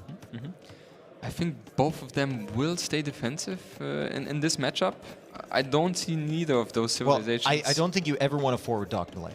No, because if for they sure not. if they have a dock there with their vision, they'll see it so quickly, and it's just luck at that point whether Yep. they have a dock in the center area. And I think both of them are very confident with their civilization as well. It was a high prioritization for both, so in general you don't want to take the risk here, play it safe here, and also it feels like to me the dock position is an indicator as well that we will see both of them playing defensively, because if you go for the forward dock, you want to have your dock very straight to the middle island in the front. That's not the case, so I'm expecting defensive play here. Maybe even go for the fast castle, which we rarely see on migration. I mean, you could do it with both of these civs, Yep. right? And then if you feel like your opponent's going fast castle and you're not going for the forward dock, as we see the discrepancy. That is my word, Dave. Discrepancy between the vision between the Malay dock and the Italian dock. If you feel like your opponent's going fast castle and you're not going for that forward dock strategy, you already feel so far behind. So you kind of almost have to do it yourself. You have to. And that's the tricky thing about migration. It feels like rock, paper, scissors. The one who ups to fuel age faster, and if your opponent goes for the forward dock, then you have the advantage. Yeah. If you go for forward dock and the opponent goes for fast castle, then you have the advantage. And the other thing is if you go for defensive fast fuel age and the other one goes for defensive fast castle, then he has the advantage. So it's very, very tricky. And it feels a little bit luck dependent as well, and civ dependent. What if you go for a defensive, fast, feudal, castle, forward dock? What about that combo? That has never been done. Is that like the snake combo in rock, paper, scissors, snake? That's the one which beats 2, right? Yeah, exactly. That could be an option. We have not seen it yet, but exactly. You know, the tournament is still going on. Unexpected. So I think it's going to be a fast castle, not from Leary, that's for sure. He's got 4 fishing ships. Can he pull that off with Italians? Not likely. And Viper is going for the second dock here. So they're just going to get to feudal, make sure there's no threats, and then build up potentially galleys at home. Yeah, they will. And also, the way both of them are approaching it is the safest one, because that way you can always adapt to You any can't situation. die You right cannot away. die. Yeah. And you obviously know you might have the disadvantage if the other one goes for the fast castle. But it's not that big, and yeah, just the safest play.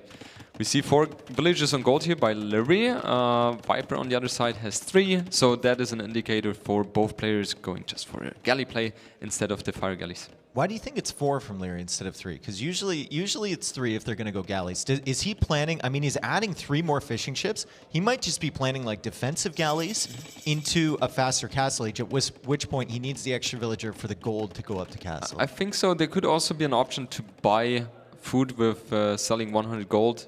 That's something you have in mind as well, depending on the situation. So it feels like you have a little bit more adaptation possibility. So Viper gets there first. The galleys are on the way. We see double bid axe for both players, and it's fire galleys from Leary. So more of a defensive approach. Try and stop Viper doing damage, and then try and click up to castle age relatively quickly from Leary, I would suspect anyway.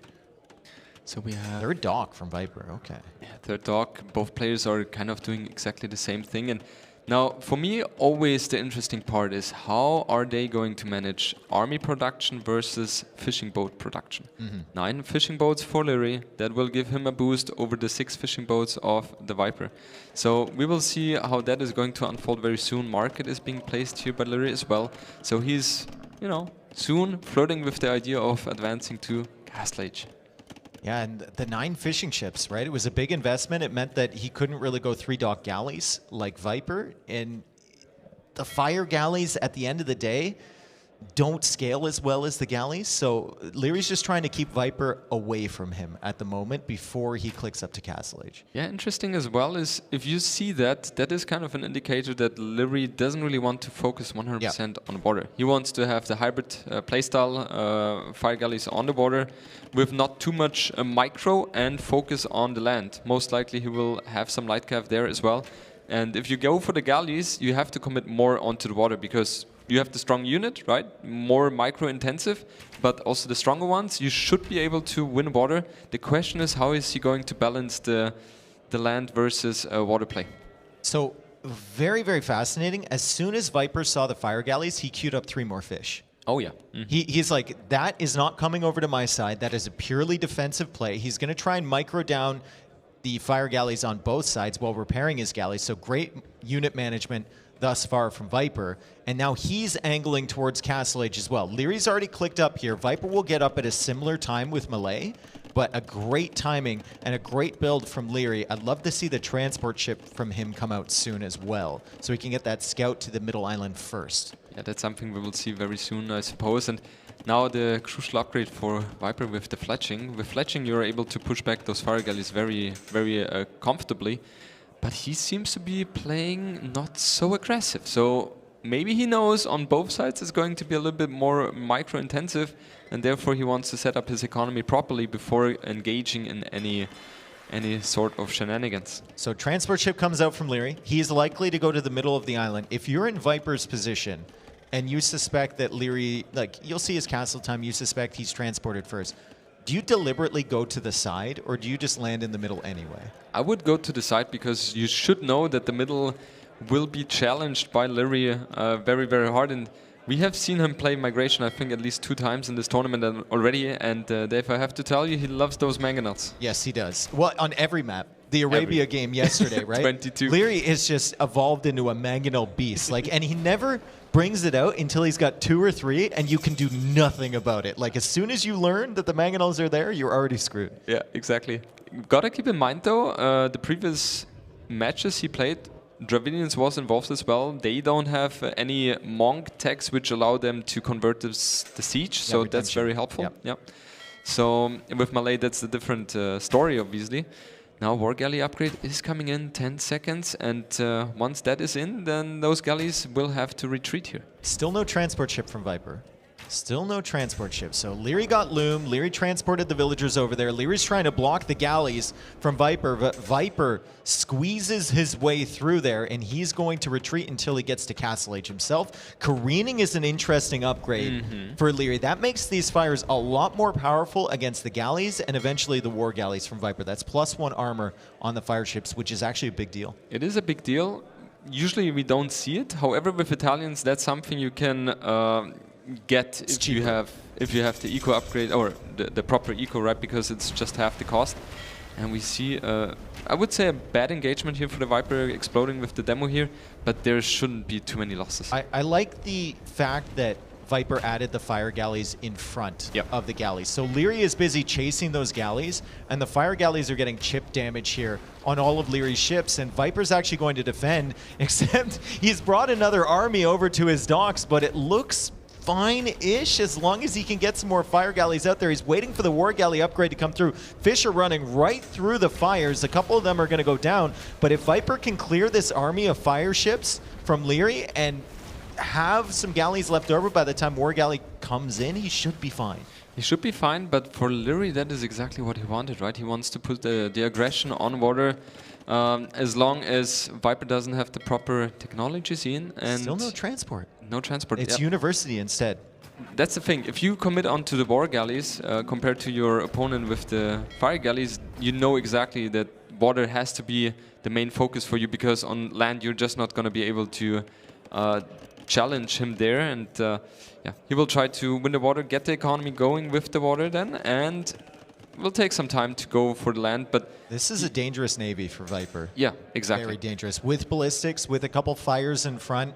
And Leary's still got 9 fishing ships behind there. Like, Leary is just hoping that careening is the best upgrade ever. Yeah. Because that's the only thing standing in between him and losing all of the water and all of his fish. Yeah. Leary's plan right now is to buy as much time as possible, capitalize on the fish he has right now, and yeah, Viper needs to get the kills here as soon as possible. Otherwise, he will fall behind. Yeah, that's a great play, keeping those 3 fires in the corner, so he can go for Viper's fish, Viper's reinforcements, or if he builds up enough, he can come in for a flanking maneuver behind Viper's main navy. Oh, and that's what Leary is planning to do here. He's trying to get Viper more into the river, I would say. And once he is a little bit too deep in there, he will come from the side, from behind, and then get everything and trapped. If you're Leary, you almost want to give him a couple vills here just to force him to be over here. And I think that's exactly what Leary was doing. He was hanging out, and suddenly Leary's here. How many fires? He's got 11. Viper's like, oh no, he's trying to wiggle his way out of this one. But that's so much damage coming in from Leary. What a flank from Leary with the hidden fire ships. All of the ships from Viper at the bottom of the sea. That was a perfect play by Leary. Not did he lose the border, he even managed to completely clear the entire army from Viper. And now Viper is forced to go for the fire galleys himself, even though that's not something he really wants to focus on. He's still no transport ship. Yeah. Viper's entire play here was, I'm going to win water. Leary's going to go to the middle. He's going to invest there and all of the advantage on water. But Leary, with careening, with the placement of those fires, able to clear the entire navy from Viper. Viper comes around with another navy, but this fire ship mass that we saw before from Leary just shifts over to the other side. And Viper, despite killing a couple fish, is still going to have to retreat. Yeah, and if we take a look at Leary's resources, keeping in mind he's Italians, he is going to be able to click up to Village very soon. And then it's like fast fire, and all of Viper's effort is for naught. He just gets fully cleared off the water. I think he might be getting fully cleared over here as well. Leary is pushing on this side with more fires, and it's just so difficult now for Viper to control the water because Leary cleared up that big, massive war galleys that he had before. If we take a look at the army size, it's very equal, right? But that's not the position Leary Viper wants to be. Imperial Age should be coming in very soon. Does Leary have 2 Imperial Age or Castle Age buildings? That's the question, because that's what we saw previously. And this time he's on point, Dave, and he clicks up to Imperial Age. Imperial Age. And like from this point forward for Viper, you've invested everything. 1 TC Eco, Ballistics, War Galley from 3 docks at all times. You see imp from your opponent, water is no longer an option. Where do you go? And he's you not don't in even the have middle. anything on land. You don't even have a transport. That's crazy. That's so well done by Leary, and that's what I mentioned, right? Migration is a very tricky pick against Leary because I feel like that's a home map for him as well. It feels like Leary has figured that map out completely perfectly.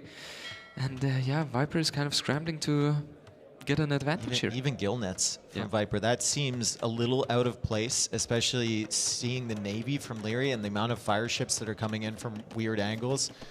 Maybe he'll expand his fish economy. I was kind of looking, if he's getting gill nets, I was looking for a pond on his island that he was going to start making fish traps on it. Yeah. Yeah, he's still got a decent Navy though. Viper is pushing out, but we're very concerned about in a minute and a half's time, Leary going for fast fire and just pushing Viper completely off of the water. And if he's completely off the water, he's nowhere else because he hasn't made the transport. Yeah, I'm thinking, what options does Viper have here? He needs to get to the middle as soon as possible, otherwise he doesn't have any standing ground there. He will have a decent imp time if he continues massing res because he is melee. So it's going to take him, what, a minute and a half or something to get to imp, but that's a lot of time for Leary to get the techs in. That's a lot of time for Leary to expand his control in the center, to get all the relics, which he already has. 5 relics in the monastery in the center for Leary. And Leary is just not wanting to take this fight over here. He's just going to send the fire ships a little bit further back, keep them garrisoned in the docks, build up until he's in, and he can get fast fire. Yeah, this is just a dream scenario for Leary. Just backing up here, he needs to get the fast fire upgrade. And once that one is done, we are talking about 45 seconds remaining. Oh, he spotted the monks. He's got ballistics. He spotted the monks. That could be good. And Leary proves that he can dodge ballistics with the slowest unit in the game as well. That's no problem for him. He's always doing it another day in the office. And yeah, we see economy-wise, both are very equal, also in terms of resources collected. But there is one topic about economy. The other one is also about positioning and technology advantage, and that is clearly in favor of Leary. Yeah, fast fire is in. So tough for Viper. He's still got the fires over on this side, kind of providing him cover a little bit. But the war galleys aren't going to be doing much damage at all with careening and fast fire complete, as Viper also goes for careening himself. And now he's going to have to make a break for it. But look at home. All of his fish are exposed now. His reinforcements are exposed. And Leary's just casually controlling everything. If you look at this mini-map here, Leary is absolutely everywhere.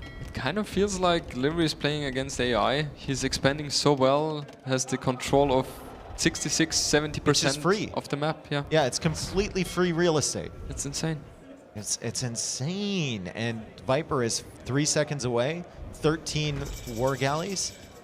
Probably not enough. Bracer comes in right away. Galleon tech should be a priority here for Viper if he can keep these war galleys alive. He's actually going to go for fast fire first.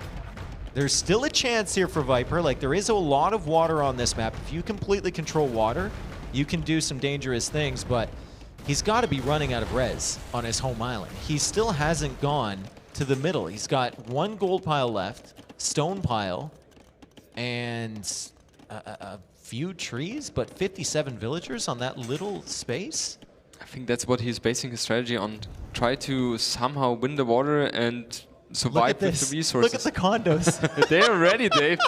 They are ready. They're expecting something nice. You're absolutely correct. This is like playing versus AI. Yeah, 100%. I'm not sure who's the AI, but kind of both are playing like that. He's waiting for it, and Viper just got Loom. Viper has careening, and Viper almost has enough stone for a castle. So maybe the idea from Viper is, when I come to the middle, like right now, as he loads up the villagers, I'm just going to drop a castle right away. Leary should suspect that. He knows Viper's not on the middle at all, and he's got the military just hanging out ready to deny that castle. It feels like Leary in this game. game. Oh, he tried it again, and Viper's like, nah. I ain't playing that game, bro. He found it. He found it? Okay, yeah, never mind. It felt like he's running into it anyway, but yeah, Viper, he doesn't do the mistake twice here. Look at where he has to build the castle. It's so desperate. It's and that's the one spot that, Leary can spot it, but still, it's on the edge of that island. That is a waterfront property right there with that castle. And that's a desperation castle for Viper because there's nowhere else to go. Yeah, that is... In Viper's position, usually if you land the island, you want to go a little bit more forward to get more map control, but he is kind of fearing, he doesn't have the knowledge, but he's kind of fearing that there is so much position from Livery already that he's forced to place it on the edge here. And it goes up. It goes up. It goes up. The question is, how long is it going to survive? Yeah. Because that's going to be a main focus for Livery here. You know, it's actually kind of amazing. If you look at the res collected versus the map control and versus the way this has gone so far, Viper is not that far behind. He's got handcart. He's got like decent upgrades as well. Galleon upgrade just kicked. And now suddenly he's going for a TC on the middle as the Karambits come out to fight the condos. And Viper might manage to get himself a foothold on that middle island after delaying for so long. Yeah, he definitely will. He's slowly but surely expanding there. Water seems to be a kind of stalemate here as well, because it's so hard to be the aggressor here. So the focus will shift from the water play more toward the land, but Leary should have the clear advantage. However, very interesting, Viper has a 400 score lead here. Yeah, mostly because of the Navy. Leary tries it again. He's like, I like this corner. I'm just going to sit in this corner. You can't go past there because I'm going to flank you again. Leary at 99 villagers versus the 63 from Viper as the Karambits come forward. They're going to change that number a little bit, but not too much. Viper just trying to keep Leary away from his base on that middle island as Leary now goes for his first castle of the game, and Viper is going to go for a siege workshop and take that gold. And Leary has landed Viper as... Oh, Leary's got units on Viper's base, so it's condos on Viper's base. The castle is not at home. It's forward, so no Karambits possible, and Viper's just going to have to TC and quick wall this out. You never want to place a second TC there on this island. So this is already great benefit or great value for Leary here. And yeah, it's just going to be so tough for Viper to go back here. I heard the crowd go through the 3 stages of grief there. That demo. 3 stages? Yeah. Okay. Yeah, that's where the hope is, right? You want to have a good demo shot, and a little bit disappointed if that doesn't occur. But yeah, the landing itself, you feel like it's not a big deal, right? But it forces so much reaction. And if you take a glimpse at the population, 141 for Leary and 94 for Viper. He's looking very desperate right now. Yeah, Viper, I mean, he's almost got enough stone for another castle. The food eco is not looking great from him. He has managed really well to keep the villagers coming out of the TC, though. Like 2 minutes and 13 seconds of idle TC time in a 34-minute game. Super solid from Viper, and that's the only reason he's managed to somewhat keep up in the eco with Leary. But still, Leary, 111 villagers at the moment. Handcart coming in, and still full control of this middle. I am somewhat surprised that Leary hasn't put a little bit more priority on kicking Viper off that center area, but these raids are amazing. I'm surprised as well. It feels like even though he has spotted Viper landing there, he hasn't had a big priority on kicking him off there. But I guess he just feels very comfortable and wanted to shift the focus on landing Viper's main island, which is, very, very smart as well. Yeah, and these condos aren't a big investment for Leary. He's got plenty of gold. He's got good food eco. If he can distract Viper and keep him garrisoning the vills and not focus on pushing out in the middle area, that's perfect. As Viper, sometimes I watch Viper in a situation like this and I'm like, bro, where's the urgency? Yeah. He's making one barracks with a villager. Yeah. And for the eventual pushback, it's like, dude, do you not see the same situation that we're looking at right now? You are stuck in a corner. Yeah. You need to do something, and he just doesn't seem to care. The perfect example is him building castles in random spots with one villager, right? Yeah. Very where's the urgency, as you mentioned. And now Leary, we finally see him going forward here with the siege, and I'm pretty sure we will see a forward castle by him as well. That's something he needs to add as well to have the siege safe there. Yeah, the Galleon's not really providing so much value for Viper, and that's a big part of that is that Leary is just non-stop with these fires. From both directions, right? He holds Viper away from his own base, and that castle is not messing around. That castle is knocking at the door to Viper's economy over there, if we can call it that, as Viper desperately tries to make a few more archer ranges. That's urgency from Viper. Three villagers building a building is urgency. And Viper, GG's, Leary up 2-0 with an impressive display on migration. Maybe a little bit of a backfire on the strategy there from Viper. Yeah, very tough position now for the Viper, being 2-0 down. You know exactly you have 3 match points against you. Leary still has 2 home maps of himself at hand. Yeah, I don't remember what was the last one. Enclosed, I think, Enclosed right? For was the Viper. Viper's home map. And the way Viper does it, he will probably save that till the last game. Yeah. He loves doing that, playing the 2 home maps of his opponent, and then he comes back strong on his final map. Or maybe, he goes for whatever map gives him the most civ information. This is a big replay here as Leary manages to trap these galleys. I'd actually like to see that flank on the war galleys again, if possible. There it is. Thank you, production. Leary, such a great play to stick those 3 fires in the corner and then kind of bait Viper in with the villagers on the wood line and completely decimate this entire navy. Yeah, that was such a crucial moment as well, because everything Viper was hoping for to get the border control with his strategy done. Completely done, right? And I'm very surprised that, usually in those situations, of course, in hindsight, it's very, very easy to say. Nice Lower it down. Lower. Jordan, can you unretire T90 official, please? Can you unretire Tato and T90 official? Or did they sign that? I guess they signed that. But why unretire? I don't know. I didn't realize Tato and T90 retired. I'm confused with those sentences. It's kind of like the opposite of the reverse sweep. It's like too many things in my head there. Also, don't think unretire is a word. It's not. No.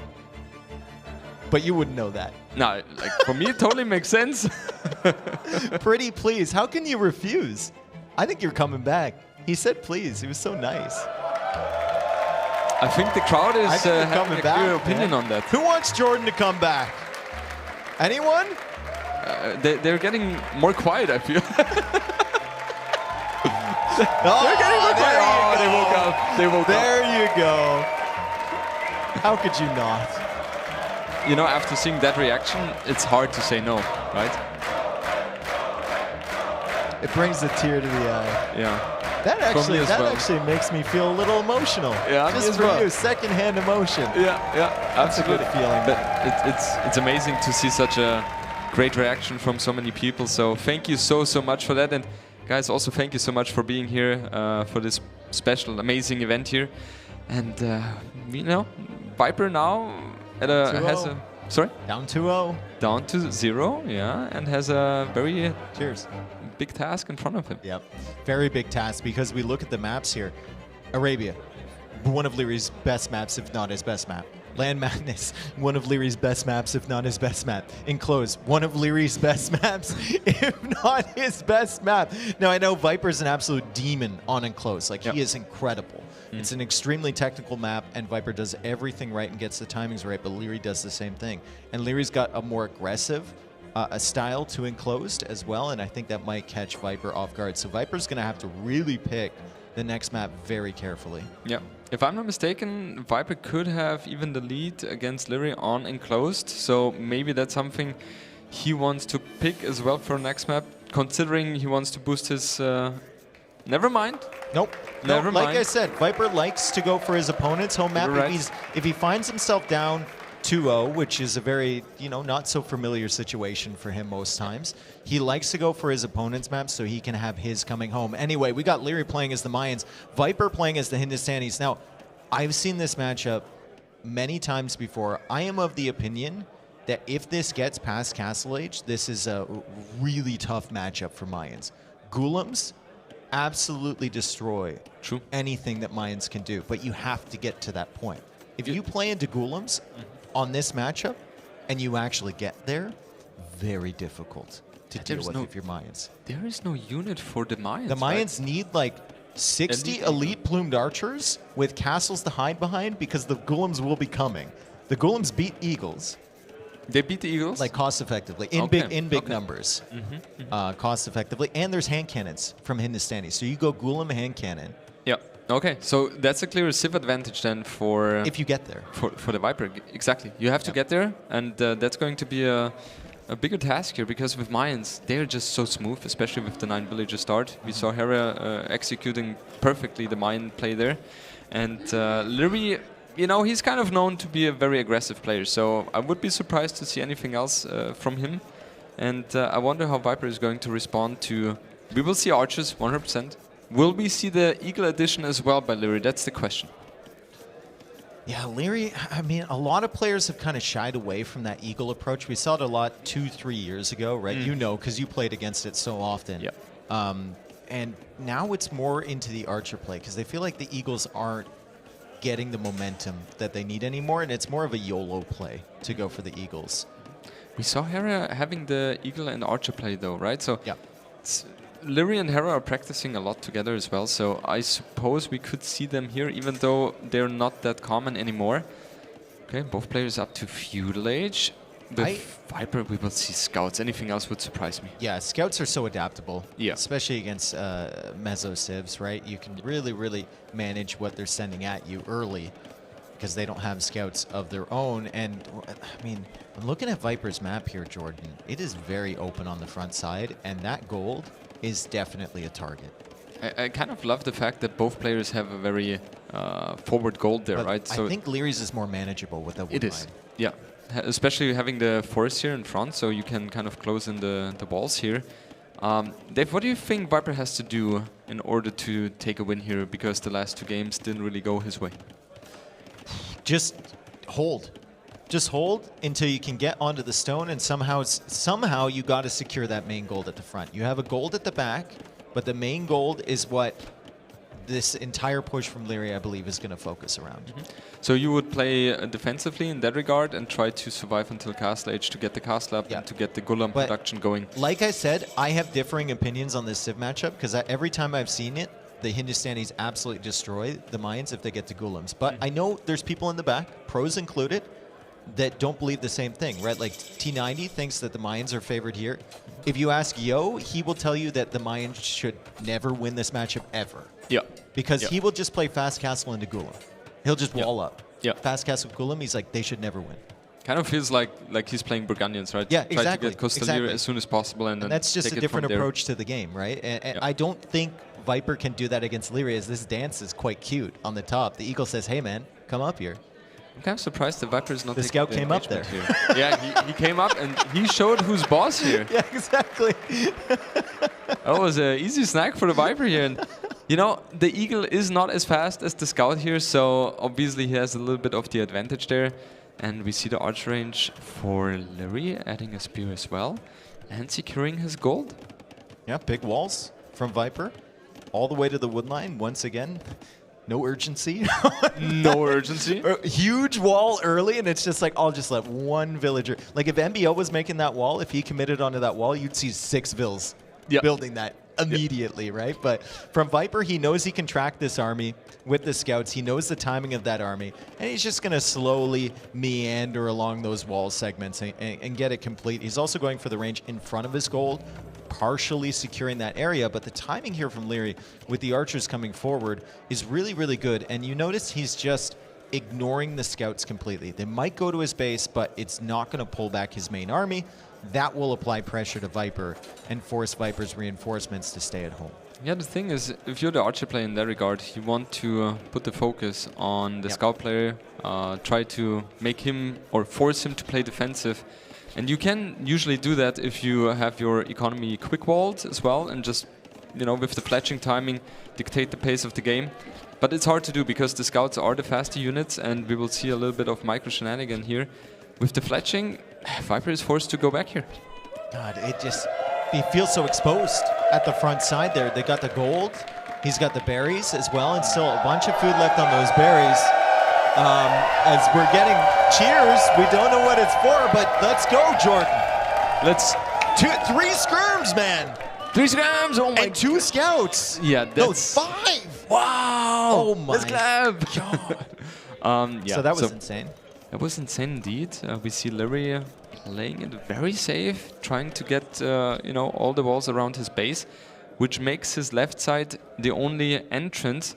And therefore, Larry should be very comfortable with his position. Adding eagles as well. So we see the eagle-archer combination. On the meantime, we see Viper with scout skirms. And Viper in that scenario, he wants to push forward as soon as possible. Because once Larry reaches castle age, that's where he will really, really struggle. So game 1, Leary against Hera, in the last set that he played, he went for walls similar to Viper around the gold. So he made the walls, if we can look at Viper's gold right now, he made the walls like 2 tiles away, which is great to defend it, but when crossbows show up, they can still hit it. Yep. Leary's gold, a little bit further back, right? I think Viper should have taken the extra time and made the walls a little bit further, because in that game against Hera, we saw Leary get kicked off that gold by some sneaky crossbows, and that's exactly what Leary is playing into here. Yeah, it's a good point. It's a small detail, but it can be so important, right? So we will see a little bit later if that is going to be you know, causing a little bit of pain here for the Viper. We see the market is being placed by Leary, so he's focusing a lot on getting up as soon as possible. And you know, I've played Leary a couple of times already in my life, and a couple. Yep. And it is very scary to face him with those timing attacks, especially with the crossbows. Is it like a jump scare when he gets up to Castle Age? You're like, oh. You're like, oh shit! You know exactly something bad is happening. You open the door and a dog is there. It always seems surprising how fast. Like, there's no reason. He's playing into archers, full wall, right? He made the spearman. He went forward. There's no reason he should be clicking up in like 10 seconds. Yeah. But Instant. it is. It's and you look at Viper's res. It Not feels the same story. It feels like Leary and maybe Hera are the only ones who are capable of, you know, have such a smooth setup in order to get up to castle age so fast. However, we gotta keep in mind with Hindustani scouts, they take down the buildings a little bit faster, and that pressure is very, very big. So Viper has an army which Leary cannot fight right now. Yeah. And Viper needs to, it's tricky here because he needs to apply just enough pressure to make sure that those archers stay at home. If those archers leave and he's not tracking that, suddenly the gold becomes an issue, his woodline at the back becomes an issue, the crossbow timing is definitely an issue. So you got to pick your spots where you can actually attack, and I think the archer range is a pretty good one. The archer range will force Leary to stay back with at least a few. It's only 4 though. I think there's still a few archers that Leary's going to try and sneak around to Viper's base. Yeah, that's a very smart play by Leary, and we can see Viper is committing 100% bloodline, scale barding armor as well. Scouts are taking that out so quickly. 3 villagers to repair that? Dang. And he sold his stone, so he's not capable of building a tower as well. So this is a very important situation now for both players, and I feel like Viper should have the advantage here. Archer's coming forward, though. Leary also added 5 Eagles, which we haven't seen yet. So I think they're in that army heading forward from Leary. We've got the Eagles there, and then we've got an army to the north as well, heading towards Viper's base as Viper is trying to push in here. He's weakening the villagers.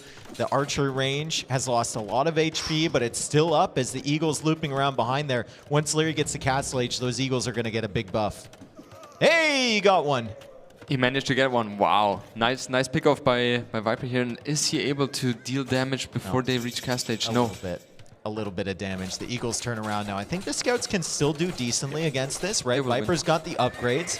And the Scouts are going to clear up the Eagles, which is actually great tracking from Viper and a really good clear up on those Eagles before they start to mass. Crossbow and Bodkin on the way from Leary. Goes for a second range behind this. Viper's resources angling towards Castle Age, but he still can't click up. And Leary now with the crossbows. He has a couple of them in front. And yeah, Viper is really struggling to get into... Stone. He's thinking about it. He built a tower right now, right? He wants to secure his base as much as possible because against that army, he's not able to keep them out for too long here. And now is Viper going to jump onto that army? I don't think that would be a good idea. I don't think he can. Well, he has the skirms here now. Okay, so he's brought the skirms all the way back. And we know Leary's crossbow micro, but even from this position, it's going to be tough, right? There's the skirmishers there. There's the scouts that are threatening just a little bit. Viper has 8 on stone right now. He knows the matchup. He's definitely thinking about the golems.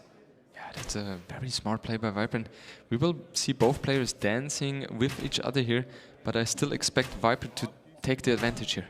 Well, one spearman goes down from Leary. You got to definitely manage the spears if Leary's going to leave him hanging out in front. And Viper's trying to bait the spearmen into positions that the skirmishers can attack them. Couple spearmen go down. The scouts are still chasing the crossbows. And honestly, that's a fantastic clear up from Viper. He's going to lose maybe one more scout. Maybe not. He only lost 2 scouts and a skirmisher taking out that entire army. That was beautiful. That was beautiful indeed. On the right-hand side, we see crossbows trying to deal some damage. But yeah, Viper is just positioning himself so safely here. However, the tower on the stone is not perfectly placed. So if the crossbows are placed behind the stone here, they should be able to range the stone without the tower reaching the crossbows. And this kind of strikes me, all of these towers kind of strike me as like a, do what you got to do to get to that castle. Even if you're going to delay it a little bit, the problem, like you said, is the tower on the stone is not perfect at all. And that can cost him the game, honestly, because without having the access to the stone, where's the second one? That one is kind of exposed on the left-hand side, right? So way over there. That's not really an option as well. We see the Eagle upgrade as well for Leary, and 1 TC play for both players. Yeah, Leary sees that he's on stone, but he also sees 2 towers there. Leary will know what Viper wants to do. Is there a hole back there? Kind of looked like there was for a second. Leary's trying to check if there is one because he can't notice the bush in between, but definitely no hole, and he's just going to harass the wood line. Meanwhile, Leary's economy at home, perfectly scaling towards just making more crossbows as he goes for the quick walls. The scouts can't get in from Viper, and he's still applying pressure on this side. Do you think Viper should open like just elite skirm in this situation? I mean, there's still Eagles on the field, but you've got 9 skirmishers. You're fighting up against crossbows. It is tricky. I think that would be his alternative solution if he's not able to get a castle up, and it kind of looks like that. Is there an option for him to buy a castle? He has 400 gold in the bank, so maybe. I think there is not going to be an elite skirmisher upgrade. We will see him buying the castle and try to get the golem out as soon as possible. His wood eco has been rough. That's the wood line back there. He had 0 on wood for a little bit. He's been under 100 wood in the bank for the longest time here. He finally gets to Castle Age so much later than Leary. Leary has 42 villagers. Viper has 45. And Leary is going to dive into the economy here. Viper, he thought he could keep Leary away with these 3 towers and the town center, but no fear from this kid as he comes in between 2 towers. This could be great or this could be a disaster. Yeah, this is looking so bad for the Viper here, and we have to say, Leary bought the castle. Yeah, but it's crazy. Leary has played that one perfectly, right? Because he knew exactly Gulam is going to be the unit which is going to kill him. And therefore, he didn't play it greedy. He played one TC all out, Yep. and he's able to deal so much damage. But the question remains, how good are the Golems here? How good are they? Leary is underneath the tower. He doesn't want to leave there. He's probably going to lose the villagers on that side. Viper shifts more villagers over to the gold. He's got the farms placed, so he can bring the villagers back there. Wheelbarrow complete, so the food income is going to be decent. As Leary snipes a couple villagers, he snipes 4 out of the 5, and the Golems are being massed. You have to get the +2 armor, and then you have to wait for like 4 or 5 to go clear up that army. Yeah, and I think literally the only unit he can really build in order to support his army properly is to have a lot of monks, right? Because the monks is the crucial unit here. Crossbows and eagles are not really trading too well against the Golem. I think you almost have to just keep making crossbows and hope that Viper's eco can't catch up because you did so much damage before. The Golems are chasing after those crossbows. Golems are doing decently against the eagles. Viper obviously missing forging, he's missing iron casting, and he's missing the numbers critically on the Golems because he just didn't have the economy after that huge raid from Leary. Yeah, he only has 5 Golem versus the 14 eagles and 14 crossbows. That's going to be so tough for him. If we take a look at the economy, there's not a big difference, especially resource collected. Larry's not too far ahead there. And he's off the gold. This is why I wanted him to wall a little bit further out, so that the crossbows couldn't just range the villagers that would be mining that gold, and Viper could maybe wall behind. But those eagles are being ranged by the castle, so that's not the greatest situation for Leary to stay under that tower. Viper's going to drive him away, and Viper suddenly has 7 Golems. Maybe he could catch one of these armies from Leary off guard. Viper also hasn't patched the hole in the wall at the back of his base. He's forced to quick wall everything. Great quick walls coming out from the Snake. Leary needs to leave, and the Golem mass just keeps slowly, the keyword is slowly, ticking upwards. Very slowly. We are at 8 right now, and now Leary... You need like 15. At least, yeah. And now Leary recognizes the situation, adding a second TC here. The question is it maybe a little bit too late? Because Viper feels like he's in a better and better position here, Dave. Viper's just going to keep massing the Golems, and Leary hasn't... Oh, yeah, that hurts. That hurts a lot. Double bid axe just now coming in for Leary, 27 minutes. He doesn't have any eco upgrades. Boy, and the Golems are clearing up the crossbows on the left side. They're also fighting some eagles over there. +2 armor for both. So the eagles outnumber the Golem, and they're going to take that out. But here comes some more from the other side. Viper also feeling comfortable enough to stretch out to the extra gold and come forward with a few Golems. Can this unit bring it back in this matchup? You mentioned the late second TC timing from Leary because it felt like he needed to go army. He's actually not that far ahead in terms of villager count. This is looking better and better for the Viper here, and that is so surprising for me. Once Leary had those +2 eagles and was jumping into the base of Viper, I thought Viper was dead there. Rushing the castle with 30 villagers, but he managed to get the units out which he needs in order to push back here. And the next minutes are going to be so important for both players. This is why I've seen Yo in this matchup just go like naked fast castle into castle. Yeah, it's just very similar unit. to like his Burgundian build or something, right? Where he's just like, as long as I get there, I'm going to be fine. Yeah. I remember him having, 20, 30 villagers less, but he knows exactly he has the proper unit. Oh boy. Oh boy, those crossbows are not fast enough to outrun these Golems, and the Golems get pass-through damage, so the crossbows are going to be caught out. The Eagles need to run, and these crossbows are going to go down to the Golem. Score switch here in favor of the Viper, and that's just a bad feeling if you're Leary. You know that this unit counters you. You know that Viper is suddenly cooking, and you see his score is ahead of yours after you killed that much early. That is not good. That's not a good story for him at all. And forward castle. You see the forward castle. Leary can't do anything about that. If Viper keeps the Golems close, Leary cannot do anything about that castle. And it might even go on the stone over here. Leary does not have enough for a counter castle just yet. I don't think Leary has a market either. So, oh, he does have a market. Okay, because he sold the stone earlier. Trying to heal up his units desperately, however. That's a lot of Golems. +2 armor. There's just no way. And Viper plays exactly the right way. Oh boy! There's the castle, up on the hill, on the stone, on the TC from Leary. Viper's got the Golems over on the left side, but still some Golems to protect this over on the right. Leary can definitely see that. He's also got some monks to support. He's very distracted. That castle should go up as Viper baits the monks over to the left side. Does Viper have enough Golems over on this side to keep the castle from being denied? He could also quick wall here. He could also quick wall here. Viper's got to stop the Eagles from coming in towards his villas. What is he looking at? The quick wall comes up. It's a gate. He can't hit the villagers, and the castle's going to go up. That was so close. And look at this at the same time, Jordan. Yeah, this is just perfectly executed by the Viper, managing to get the castle up, managing to get a lot of villager kills here. And if you take at the village, look at the villager count, Viper is ahead here. So he's in driver's seat, and Leary is really trying to get back into this game, but it's going to be an impossible task, I think this is the exact matchup that Viper wanted on this map. Exactly the matchup he wanted for this exact reason. Leary is panicking. We don't often see him panicking, but this is surely some nerves setting in here potentially for Leary, as he can't do anything against this unit. He's got 50 villagers, 55 bills for Viper, 7 Golems in the queue, and 17 on the field. Nothing to be done. The Palisades are going to die. The villagers are going to die. And Leary calls the GG. It's a 2-1. It's interesting because a couple of minutes ago we had exactly the opposite. Viper with 4 army versus the 30 against Leary. And now it was just switching within a few minutes. So, yeah, Dave, I honestly thought Viper was dead. Yep.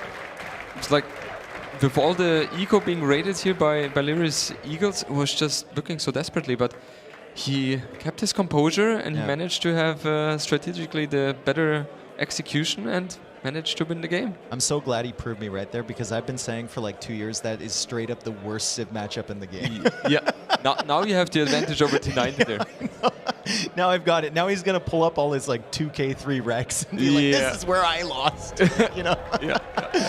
Let's go. Norway flag is out. The Viper fans are out. Leary's still up 2-1, but Viper suddenly got a chance in this set as we head on to either Land Madness or Enclose. I suspect that it's going to be Land Madness for Viper, and then he'll have Enclose coming home if he manages to win.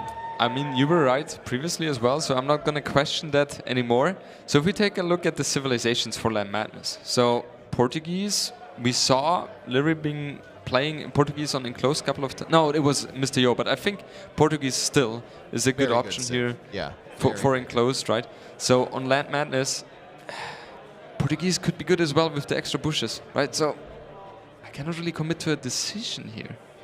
Can't commit to a decision. Well, I'm going to have to ask you, I'm getting word in now that we need you to commit to a decision. Jordan? To which decision? I don't know. Land Madness, what Civ will Leary play? Okay, so Leary will play Portuguese. Portuguese. Yep. Okay. Another decision needed? You know what? I don't love Persians for either map. I think they're good, but I don't love them. I think Leary might go Portuguese on Land Madness and then Berbers on Enclosed. Could also be a solid option. Thinking Persian's first pick. Unretired. And your logo! They did such a good job with that, man. Now the question is, was that handmade? Oh, it's hand... Is it handmade? No, don't look in the screen, dude. It's right here. That's handmade? Yeah, it's handmade. That looks amazing. That looks better than my logo. Jordan. Oh, that's nice. I like that's that. That's a nice drawing, 100%. I like that. For sure. So Persian's first pick, there's just no way that he's not going to use that one. So I would be surprised. The question is, Persians on Land Madness or Enclosed? I see them more on Enclosed. I mean, it might be, you know, the mix-up, the Civ mix-up we were talking about. But anyway, we have a short break here. The players need to rest for a couple minutes. We are going to take a look at our conversation we had with Leary earlier in the week.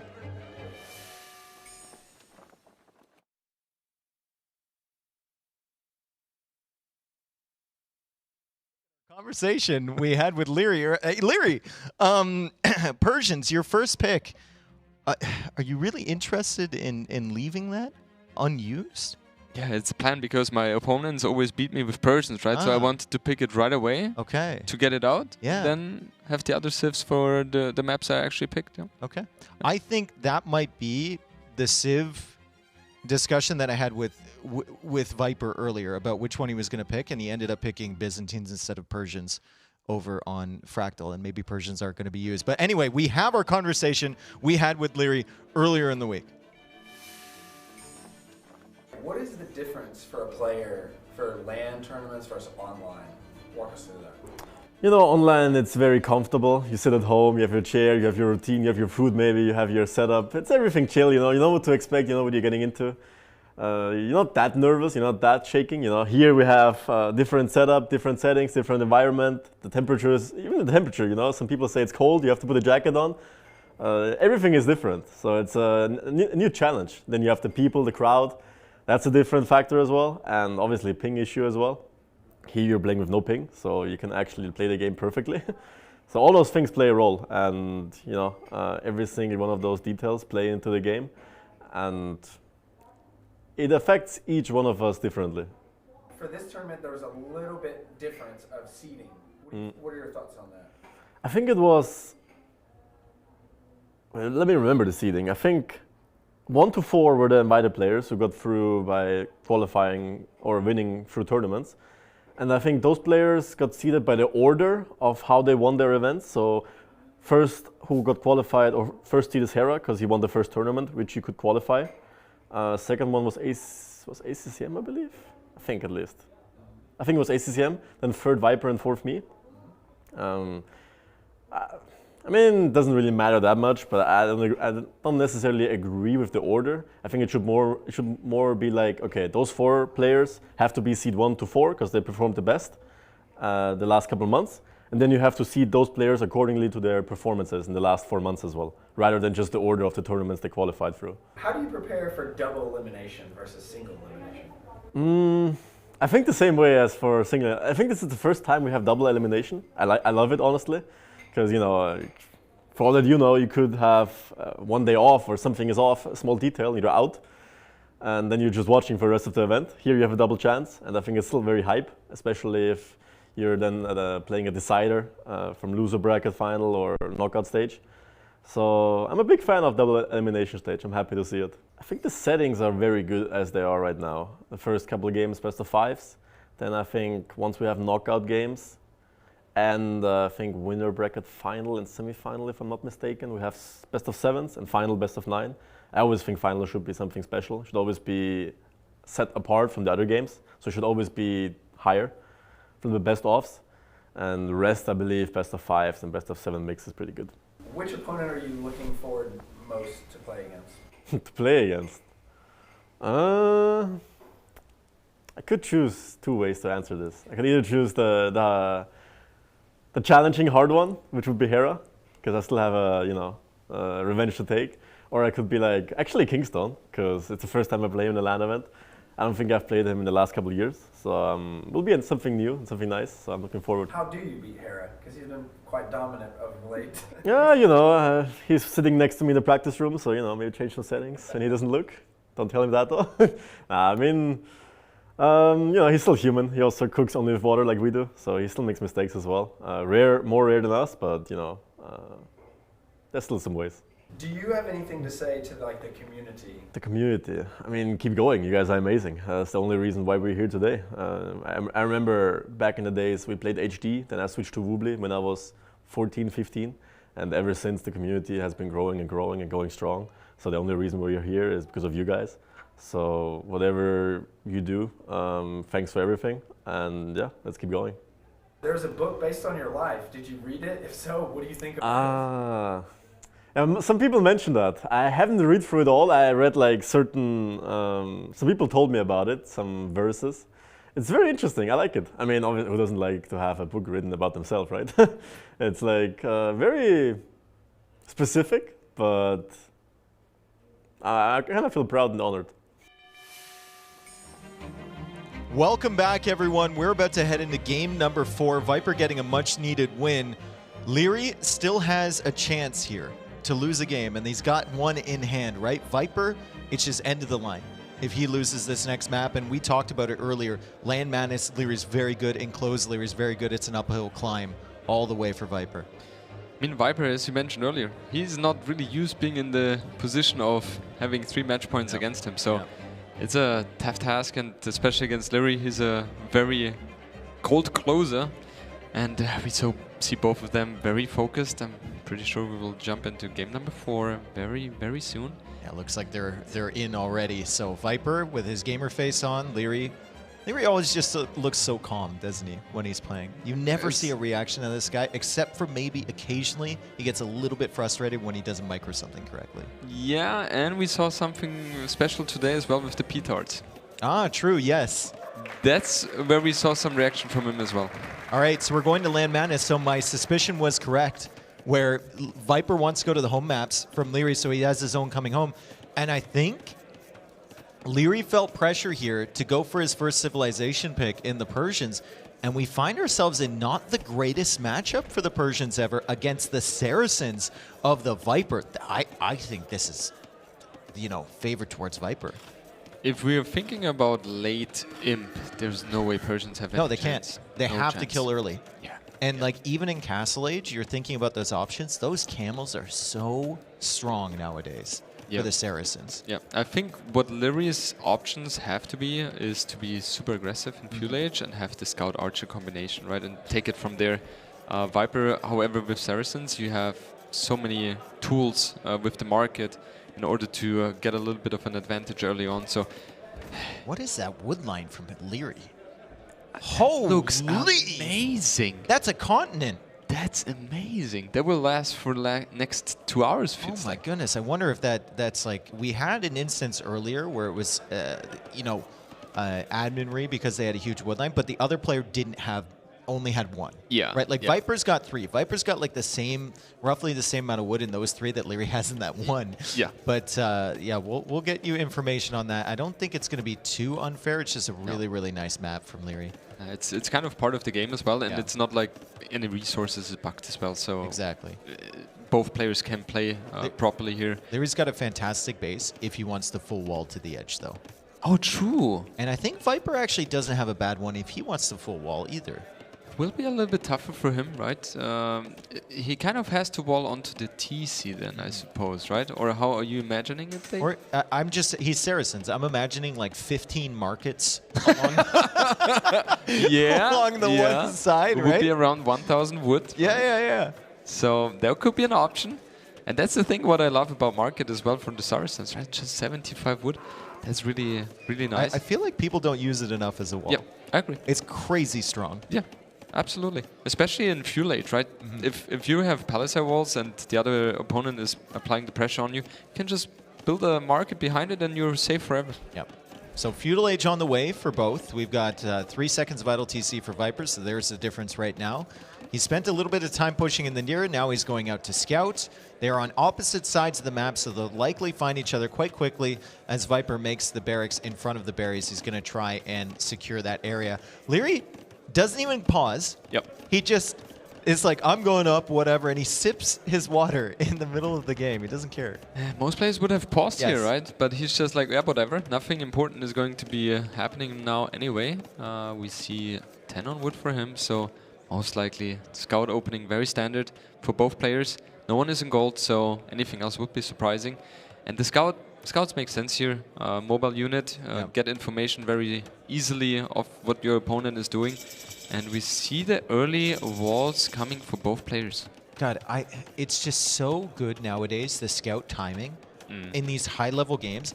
It feels like the scout always shows up at the instant that the player's production building is going up. Yep. So they immediately have that information. It is so much better than the way it used to be, where people would just randomly stumble across the building, right? This is very calculated. Leary sees the stable before it goes up. Viper sees the stable before it goes up. And now Viper actually already walling to the edge of the map. Big walls here.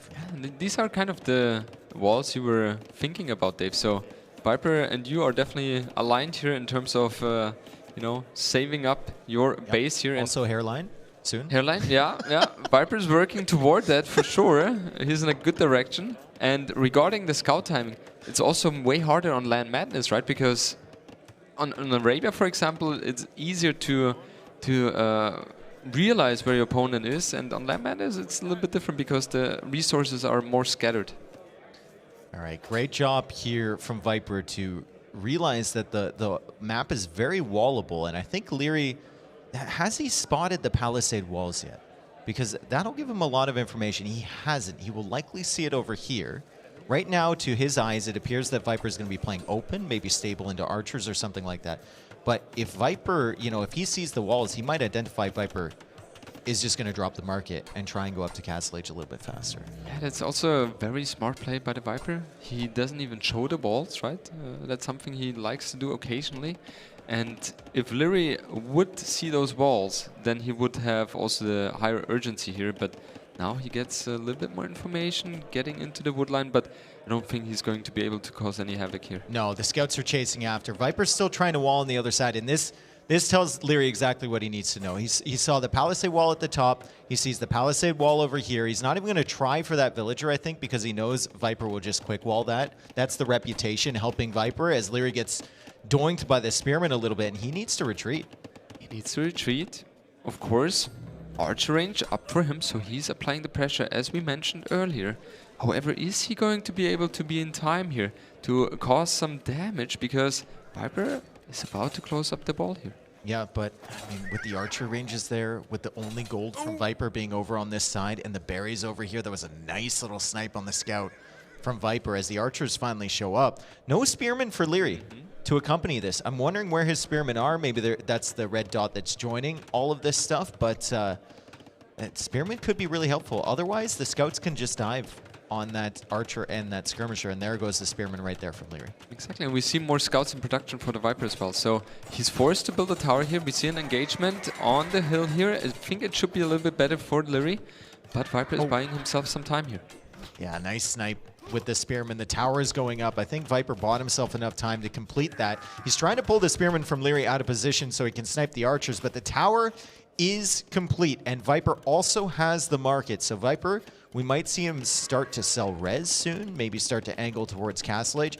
I think there is a window here for Leary if Viper doesn't have the range, that Leary can do some serious damage in feudal, or even just idle the economy enough to put him far behind, and there's the range from Viper. Yes, he has to, right? Because otherwise he would be able, or Leary would be able to idle too much economy, especially the farms from the Viper. So he's forced to add that. And now with the scouts from Viper, I think he will try to go for a counterattack because there's not too much value they are adding at home anymore. Counterattacking here, but Spearmen already at home from Leary. And the one thing Leary is so good at is those defensive Spearmen, and he will relocate them. A lot of people just keep them like stuck to a woodline or whatever, but when he goes out for a wall like he is, he's going to bring the Spearmen along with that villager, and he's just going to sit it there. So if Viper can't pick off that villager for free with the scouts, now that Leary sees that, he's going to have to react. Doesn't even bother garrisoning in the TC. Maybe didn't notice. I love to see that because most of the time it's wasted anyway. The right? TC never hits. Exactly. So it's just more efficient that way.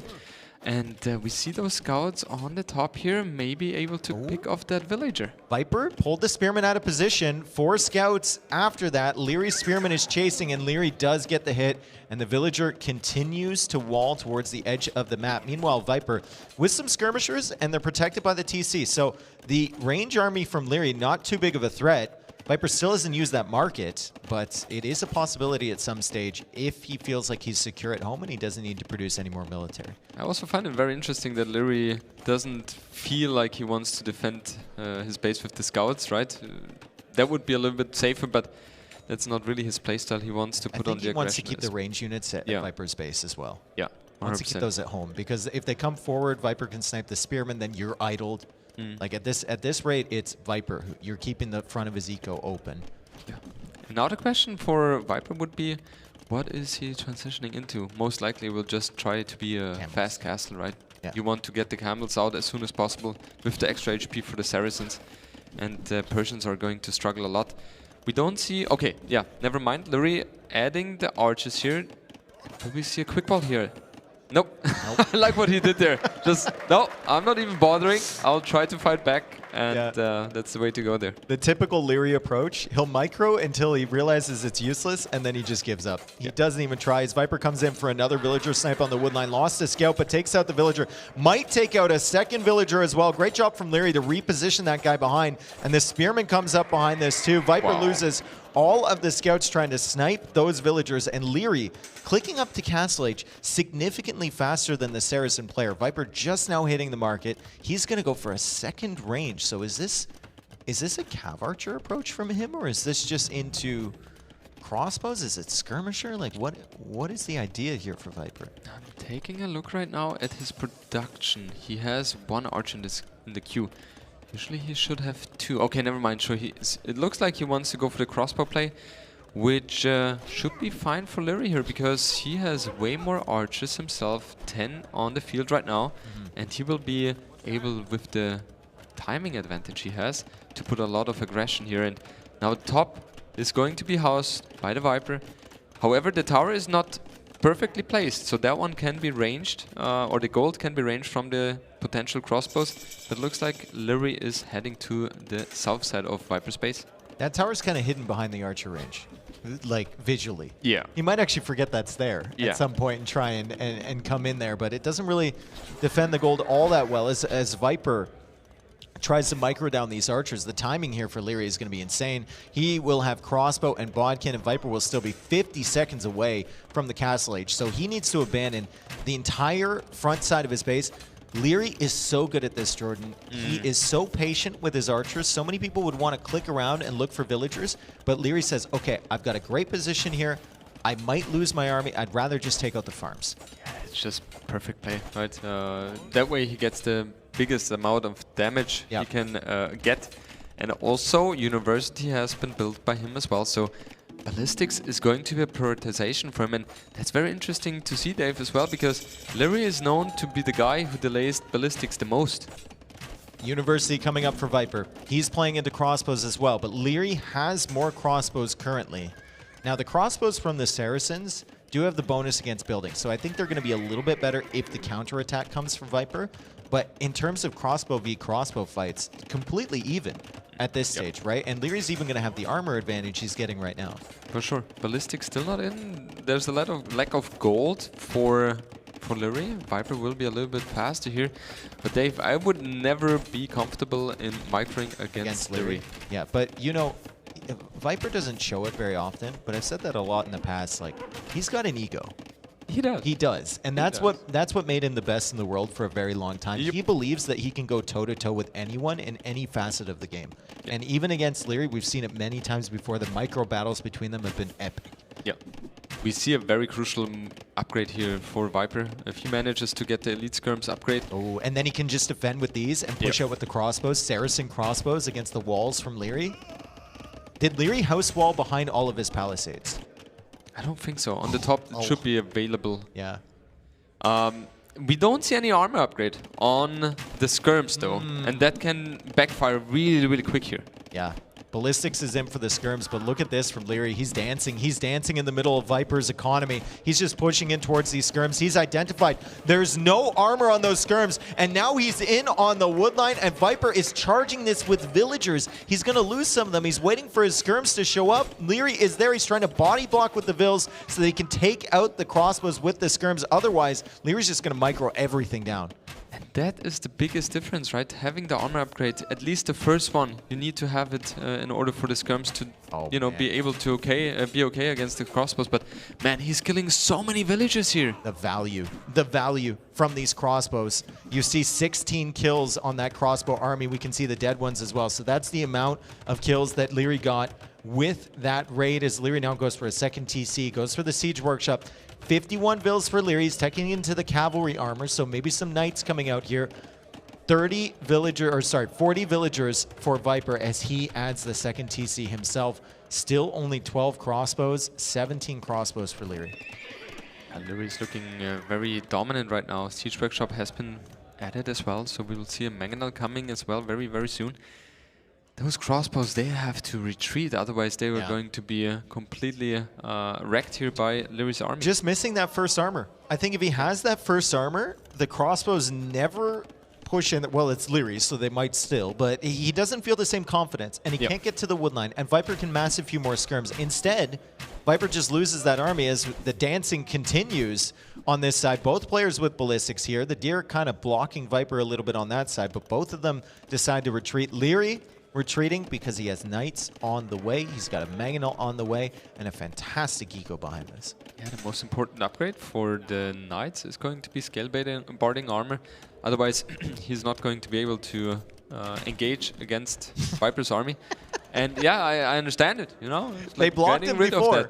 Yeah, they blocked him before. Just get rid of it. Leary was doing it on Land Madness earlier too. It's like, I can't micro with these things around. That's a problem, right? If you misclick in a very important moment, for example, against the Mangonel, and all of a sudden you lose 20 crossbows. So you don't want to take a risk here. And Viper doesn't have too many crossbows here, only 10. If Leary somehow manages to squeeze in scale barding armor, that's the moment where Viper will be in a very bad position here. Viper is just eliminating all of the wildlife. Why is he doing that? Except for that spearman from Leary, which just died to a tiger. So a little bit of revenge, I suppose, from Mother Nature. Viper goes in with the weak crossbow. He's like, no. This is a very important set. I'm going to explore a little bit before I just dive headfirst in through that one tile gap. Very smart, very important maneuver here from the Vipers. 600 score trailing behind compared to Leary. 30C has been added by Leary. Bloodlines on the way. And yeah, it's just scale barding armor missing there. So that's going to be upgraded very soon as well. Siege Workshop has a flag in there. So Viper knows there is some big pressure coming very soon. And I think the only chance Viper has is to get a cast up as soon as possible. He's got to get that main crossbow army back over here quickly. But there's a Mangonel and there's a crossbow army in the way. There's a crossbow army almost intercepting the army from Viper. As Viper tries to micro against this, there's also a Mangonel. He will need to retreat. He's got 3 ranges producing crossbows. Crossbow production is no longer happening from Leary. He's fully shifted over towards the Knights. They don't have the +2 armor. And Viper's got a camel on the field, so maybe he can deal with this, but that's an impressive army from Leary. Viper can't fight anywhere near this hill. Yeah, no chance. The only option Viper has right now, currently, is with the Siege Workshop, but that one is going to be the main focus of Leary. 4 Mangonels on the field right now for him. He'll make a 5th. He might even make a 6th. He will make 10. Yeah. He will, at least, he loves them. Yeah. So Man, the farming eco from Leary is insane too. 34 on farms right now. Crazy. Insane. Economy-wise, Leary ahead. Gathered 3,300 more resources. So that's a huge advantage. Gotta keep in mind, Persians produce the villagers a little bit faster. So that's helpful. And we see the crucial upgrade here. +2. So the next 50 seconds, Leary will try to avoid the engagement, I suppose. Oh, nice attack snipe by Viper. Can Leary get this one? He does. Viper trying to micro down the other Mangonel. It's one hit away. He doesn't quite get it, but the Skirmisher finishes it off. One final volley. Leary was not producing crossbows in this entire moment, right? He's going into Knights. He's trying to get the +2 armor. If Viper manages to snipe the Mangonel and get enough crossbows here, there is a world where he can win these fights, get himself to the late game, and we talked about it earlier. The Saracen late game should be better than Persians, but it's going to be tough. It's going to be tough. What Viper needs, or Leary needs to do now, is to get a Siege Workshop up in the front, and now we see the engagement and the Knights. Oh, are they retreating or not? Well, I think Leary doesn't want to just fight the skirms and kill the skirms. That's what Viper's trying to make him do, so that the crossbows can get free shots. And Leary doesn't feel confident sending those Knights in against the crossbows. So he's going to retreat, and Viper even adding a 3rd TC, so feeling a little bit more comfortable now. Only 13 villagers behind here for Viper with a fantastic eco from Leary. But he's stuck on Knights, so that fast imp timing that we see all the time, not going to happen this game. It's not going to happen. I like the decision by him, because in Privilege is not going to be the moment where you shine anyway against Saracens with Persians. So you want to play all out Castle Age. Oh boy. Wheelbar coming in, and this Viper's is out going in the to be a weeds very here. crucial one. Viper is out in the weeds here with his army. He is out in the middle of nowhere. He's tracking the Knights at least with the camel. I mean, what if Leary decided to go to Viper's base? Thank you, Vodka, for showing me exactly where I wanted to look. What if Leary just sent those Knights and ignored the crossbows? He's going after the army because he always wants to take that big battle. But I think there's also the option to just raid Viper's base. Look at this army convalescing over here from Leary. He has the crossbows behind. He's got a Mangonel following up. He's got the Knights pushing the crossbows away. These are Persian Knights to get the bonus damage against the crossbows. Viper could lose everything here. He needs to micro his heart out against these Knights from Leary. He gets on the hill, but the crossbows are right behind. I think Viper loses his entire army in this battle. It's just a question of how much Leary loses as the big shot comes in, and Leary is going to advance. Viper is out of the tournament. 3-1 for the kid. Very interesting. I felt like it was a little bit of a premature GG timing from the Viper. I felt like, yeah, he lost his army. He was definitely behind. However, maybe with some market shenanigans, adding the cast somehow, he could have stayed a little bit longer. But yeah, I mean, Viper is the better one to judge there. Yeah, I mean, it was really impressive management of all the armies there from Leary, and also really impressive tech switch into the Knights. His macro, I think, was very clean that game. Took advantage of the Persian TCs, and at some point, he just suddenly had 30, 35 farms. So he could spam from 4 stables, right, with the +2 armor, with the 4 mangonels. Super solid stuff from Leary. Now, the question moving forward is Leary looks so good against all the other players. Can he bring this level against Hera, and will this level even be enough against Hera? Yeah. The interesting thing is Leary will play against Mr. Yo first, right? And we have not seen them facing up yet in this tournament. So Yo playing absolutely phenomenal. This tournament, I'm a complete fan. He probably gave Hera the hardest time out of anyone so far. Exactly. Tata was very close as well, but I felt like Mr. Yo even more. He was even able to get 1 game. Should have won 2 games even. So it would not have been surprising if he won against Hera today. So yeah, let's see. Leary playing phenomenal as well. So it's going to be a banger of a set tomorrow. It's going to be phenomenal. I mean, sad to see the Viper go. I know he's got so many fans here, but he's still going to be hanging around at this event, and we definitely had some great moments with him. He had to play 2 sets today, so obviously fatigue might have been an issue, but I think during that set against Leary, he brought himself, like, he had a high level in terms of execution.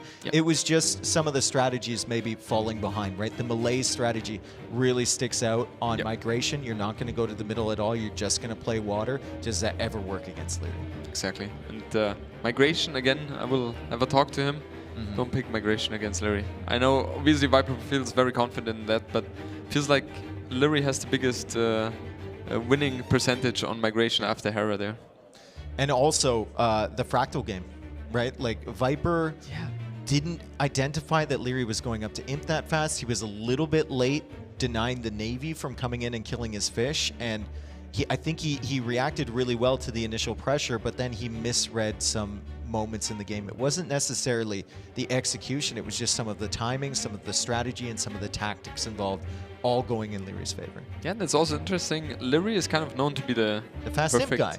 Yeah. Fast imp, perfect executor, aggressive player, but in this set here, we have seen a couple of times, he is just also very strong in terms of the strategical department. So against Mr. Yo, it's just, for me, is so interesting because both players have completely opposite playing styles. What do you think, Dave? Who's going to win that one? I don't know. I'm honestly, Yo is kind of a slow starter in most of the tournaments, so I thought he was going to lose day 1 against ACCM. I had ACCM as the favorite, but he came out, he had 3 wins against him, and then he goes through the Viper, which is incredible, and then he should have been up 2-1 against Hera. And who knows, if that goes to game 5, who knows which direction that one's going to go. We could have seen Hera in the losers bracket. He ends up losing 3-1 off of a brilliant king snipe from Hera. My brain is telling me Leary, my heart is saying Yo. Okay. I think Leary could be a little bit of a favorite here. I think if we talk about history, he should have a lead in that regard. I think so. However, Mr. Yo in this tournament, I have to say, I'll go for him just because he was playing too good the last 3 days. I think the thing with this tournament is all the maps are known. They've all been played before. So Yo knowing the maps and not having to prepare specifically for like one-off maps is insane, right? He can just play League of Legends and then show up and be an absolute god at Age of Empires. If only we could do the same thing, right? We've got the Crusade going in the background there, so I hope they make it to the Holy Land. And we have our interview being set up also on the stage, which you can see in the background over there. Jordan, it's been 3 days here at the Garrison. What are your thoughts? How are you feeling about this event? It's kind of the first time they're doing it with Age of Empires, but it feels like they have done that for years already. It's so professional. It's just amazing to be in such a scenery again. It's been a long time for me, and I just absolutely love it. The energy is great. The games are great. The organization is great, and couldn't have asked for something better. And if you're loving it at home, there's also a way to support the event They have costs that they haven't yet covered, so we're, as a community, hoping that some generous individuals can help them out with that and maybe get a Garrison 2 as well. So we have that bar somewhere around here. I think the last time we were at like 2.5K or something, which is insane. Honestly, this community is so generous. Yeah. They also have merch available, which goes to support them. And of course, our sponsors for the event, which you can see down below. The interview should be set up soon. Until that point, I just want to give my thoughts on this. Like, this feels like a legitimate esports setup. 100%. You know, which we've had the castles. Obviously, the castles are once in a lifetime experience. I don't want to sell those short, but like when you look at this venue and the things that they've done here, it feels like I'm in not just Age of Empires, but any popular esports game, right? It's beautiful. The crowd is very interactive. We hear them all the time behind us. During the games, the crowd is full, even if you don't see it when it's in the breaks and they show and they're off getting beer, which we appreciate because the bar goes towards us as well. But anyway, we have our winner of this set, 3-1 over the Viper. We have Leary on the stage. You can hear the... Oh, sorry. We have KP with the Viper first. We're going to get his thoughts on that set and the entire tournament experience. So KP, take it away. Thank you to Dave and Jordan. Phenomenal casting from the boys. Phenomenal crowd as well. I am joined by the Viper.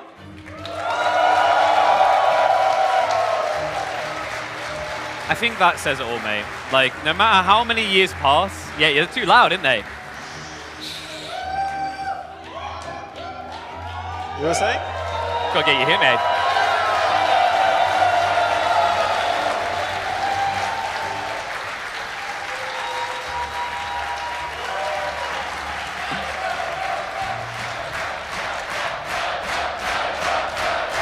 They ain't gonna let you talk.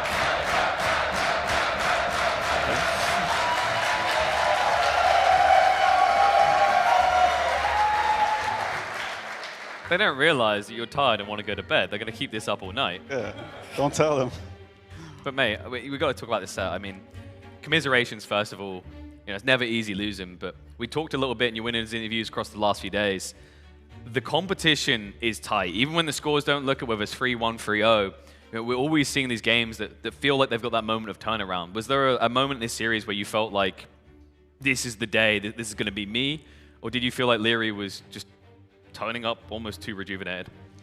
I think Leary played a super solid set overall. I think strategically I probably made it too easy for him, and I was probably a little bit too stubborn in the way I approached some of the games because they worked in training, so I have to do it like that. No, I should have adapted a bit more, but I think Leary just had a super solid approach, and he out-strategized me today. Hey, there we go.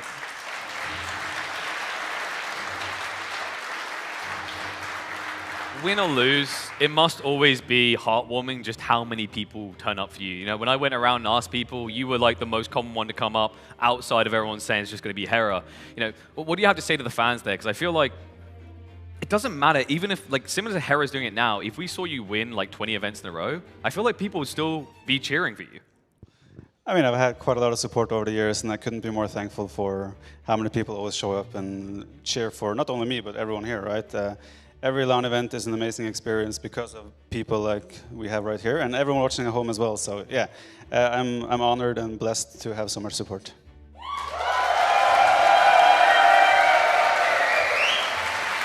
Well, mate, we may not see you on the stage, but people approach him around the venue. You can see how friendly he is. I think it's time to go see the wifey and the kids and enjoy the evening. A pleasure as always, my friend. Thank you very much. Thank you, everyone. Thank you. Louder! Oh. Well, now I need you guys to get even louder because we're hopping from one to the other. Join me in welcoming up here. Your champion of the series is Leary.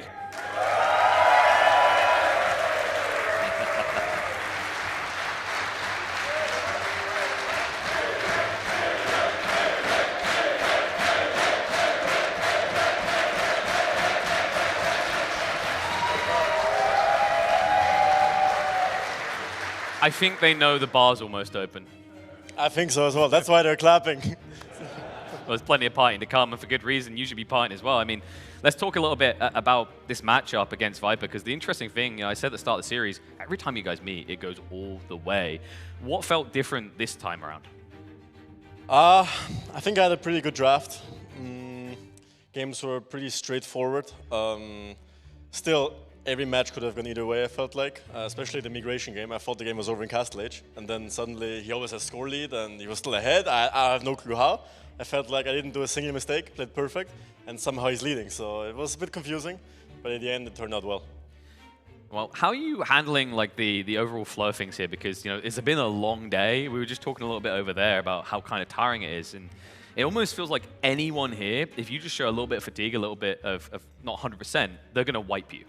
Yeah, we saw with ACCM earlier, and every match so far has been a banger. And if you don't show up your 100%, very likely you go down. So highest competition ever, and there's a reason for that. Oh yes. Talk to me about tomorrow, because we've got to lean on a little bit. It's Yo, it's Hera.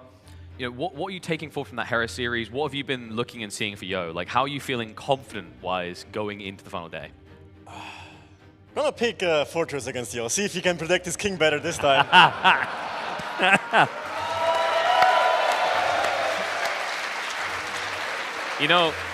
I'm going to be a discount Jordan here, because you started to talk about the games a bit. We're going to look to actually go over the games here. We've got a segment sponsored by Samsung, so insights for Samsung here. We're going to go through your games, start with game 1, and I'm going to run you through your thought process. You're going to tell me kind of what you were thinking here. So, production, take it away. Yeah, hype up the...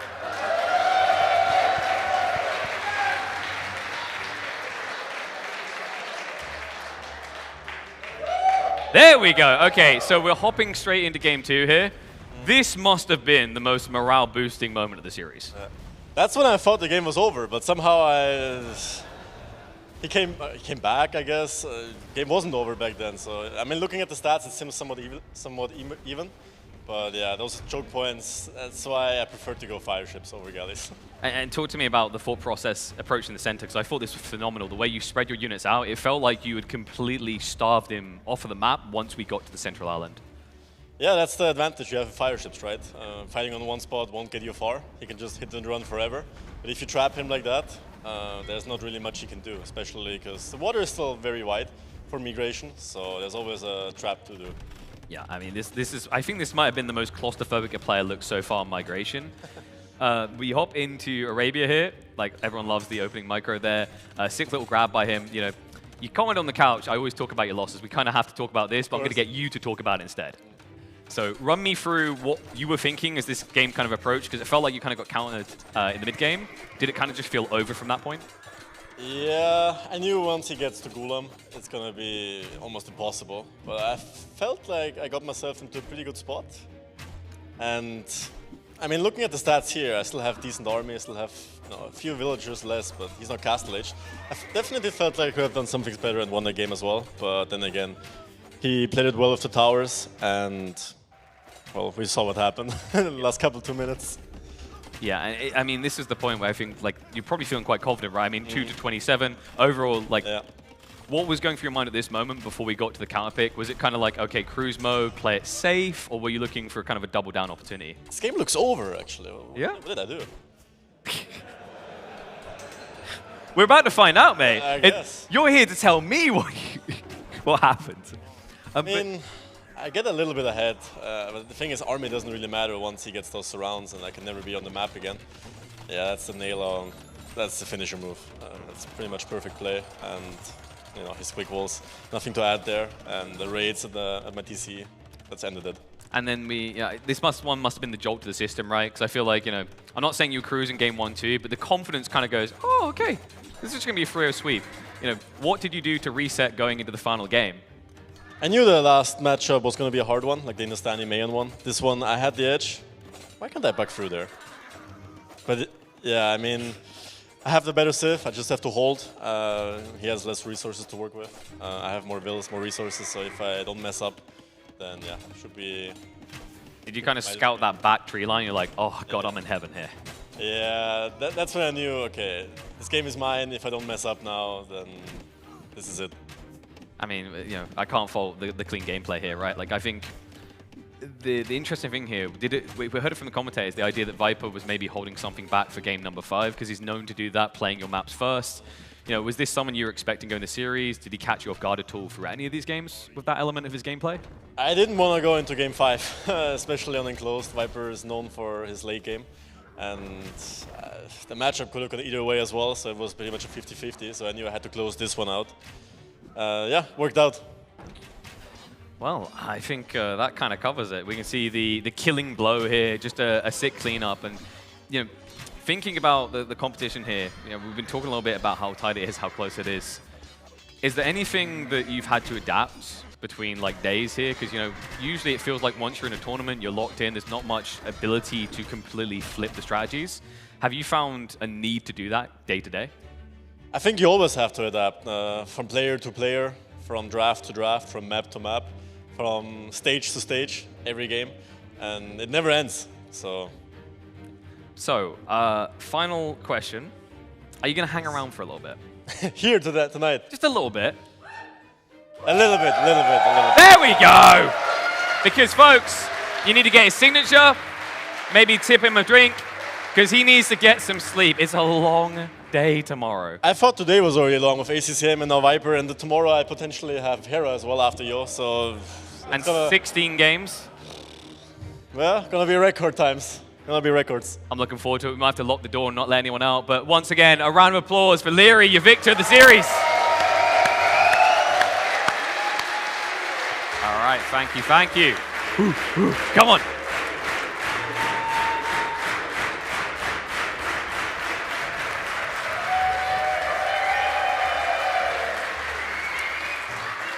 A phenomenal competitor and a fantastic series for him. And after that, folks, we are down to our final 3. That's right, tomorrow we will crown a champion. We should be beginning, I believe it's going to be 2 p.m. So a little bit later, just so that we can make sure that people get their sleep, because Leary has had a long, long day. But you folks are not done. No, you guys at home will just have to tune in there. But I have got good news for those in person, because we're going to be having a party here tonight. Let that be a reminder to everyone at home. Next time, book a ticket, get here if this happens again. But folks, remember, we're down to our final 3. We've got Yo, Leary, Hera. Only one can be Lord of the Garrison. Tomorrow we find out. But for tonight, I bid you farewell.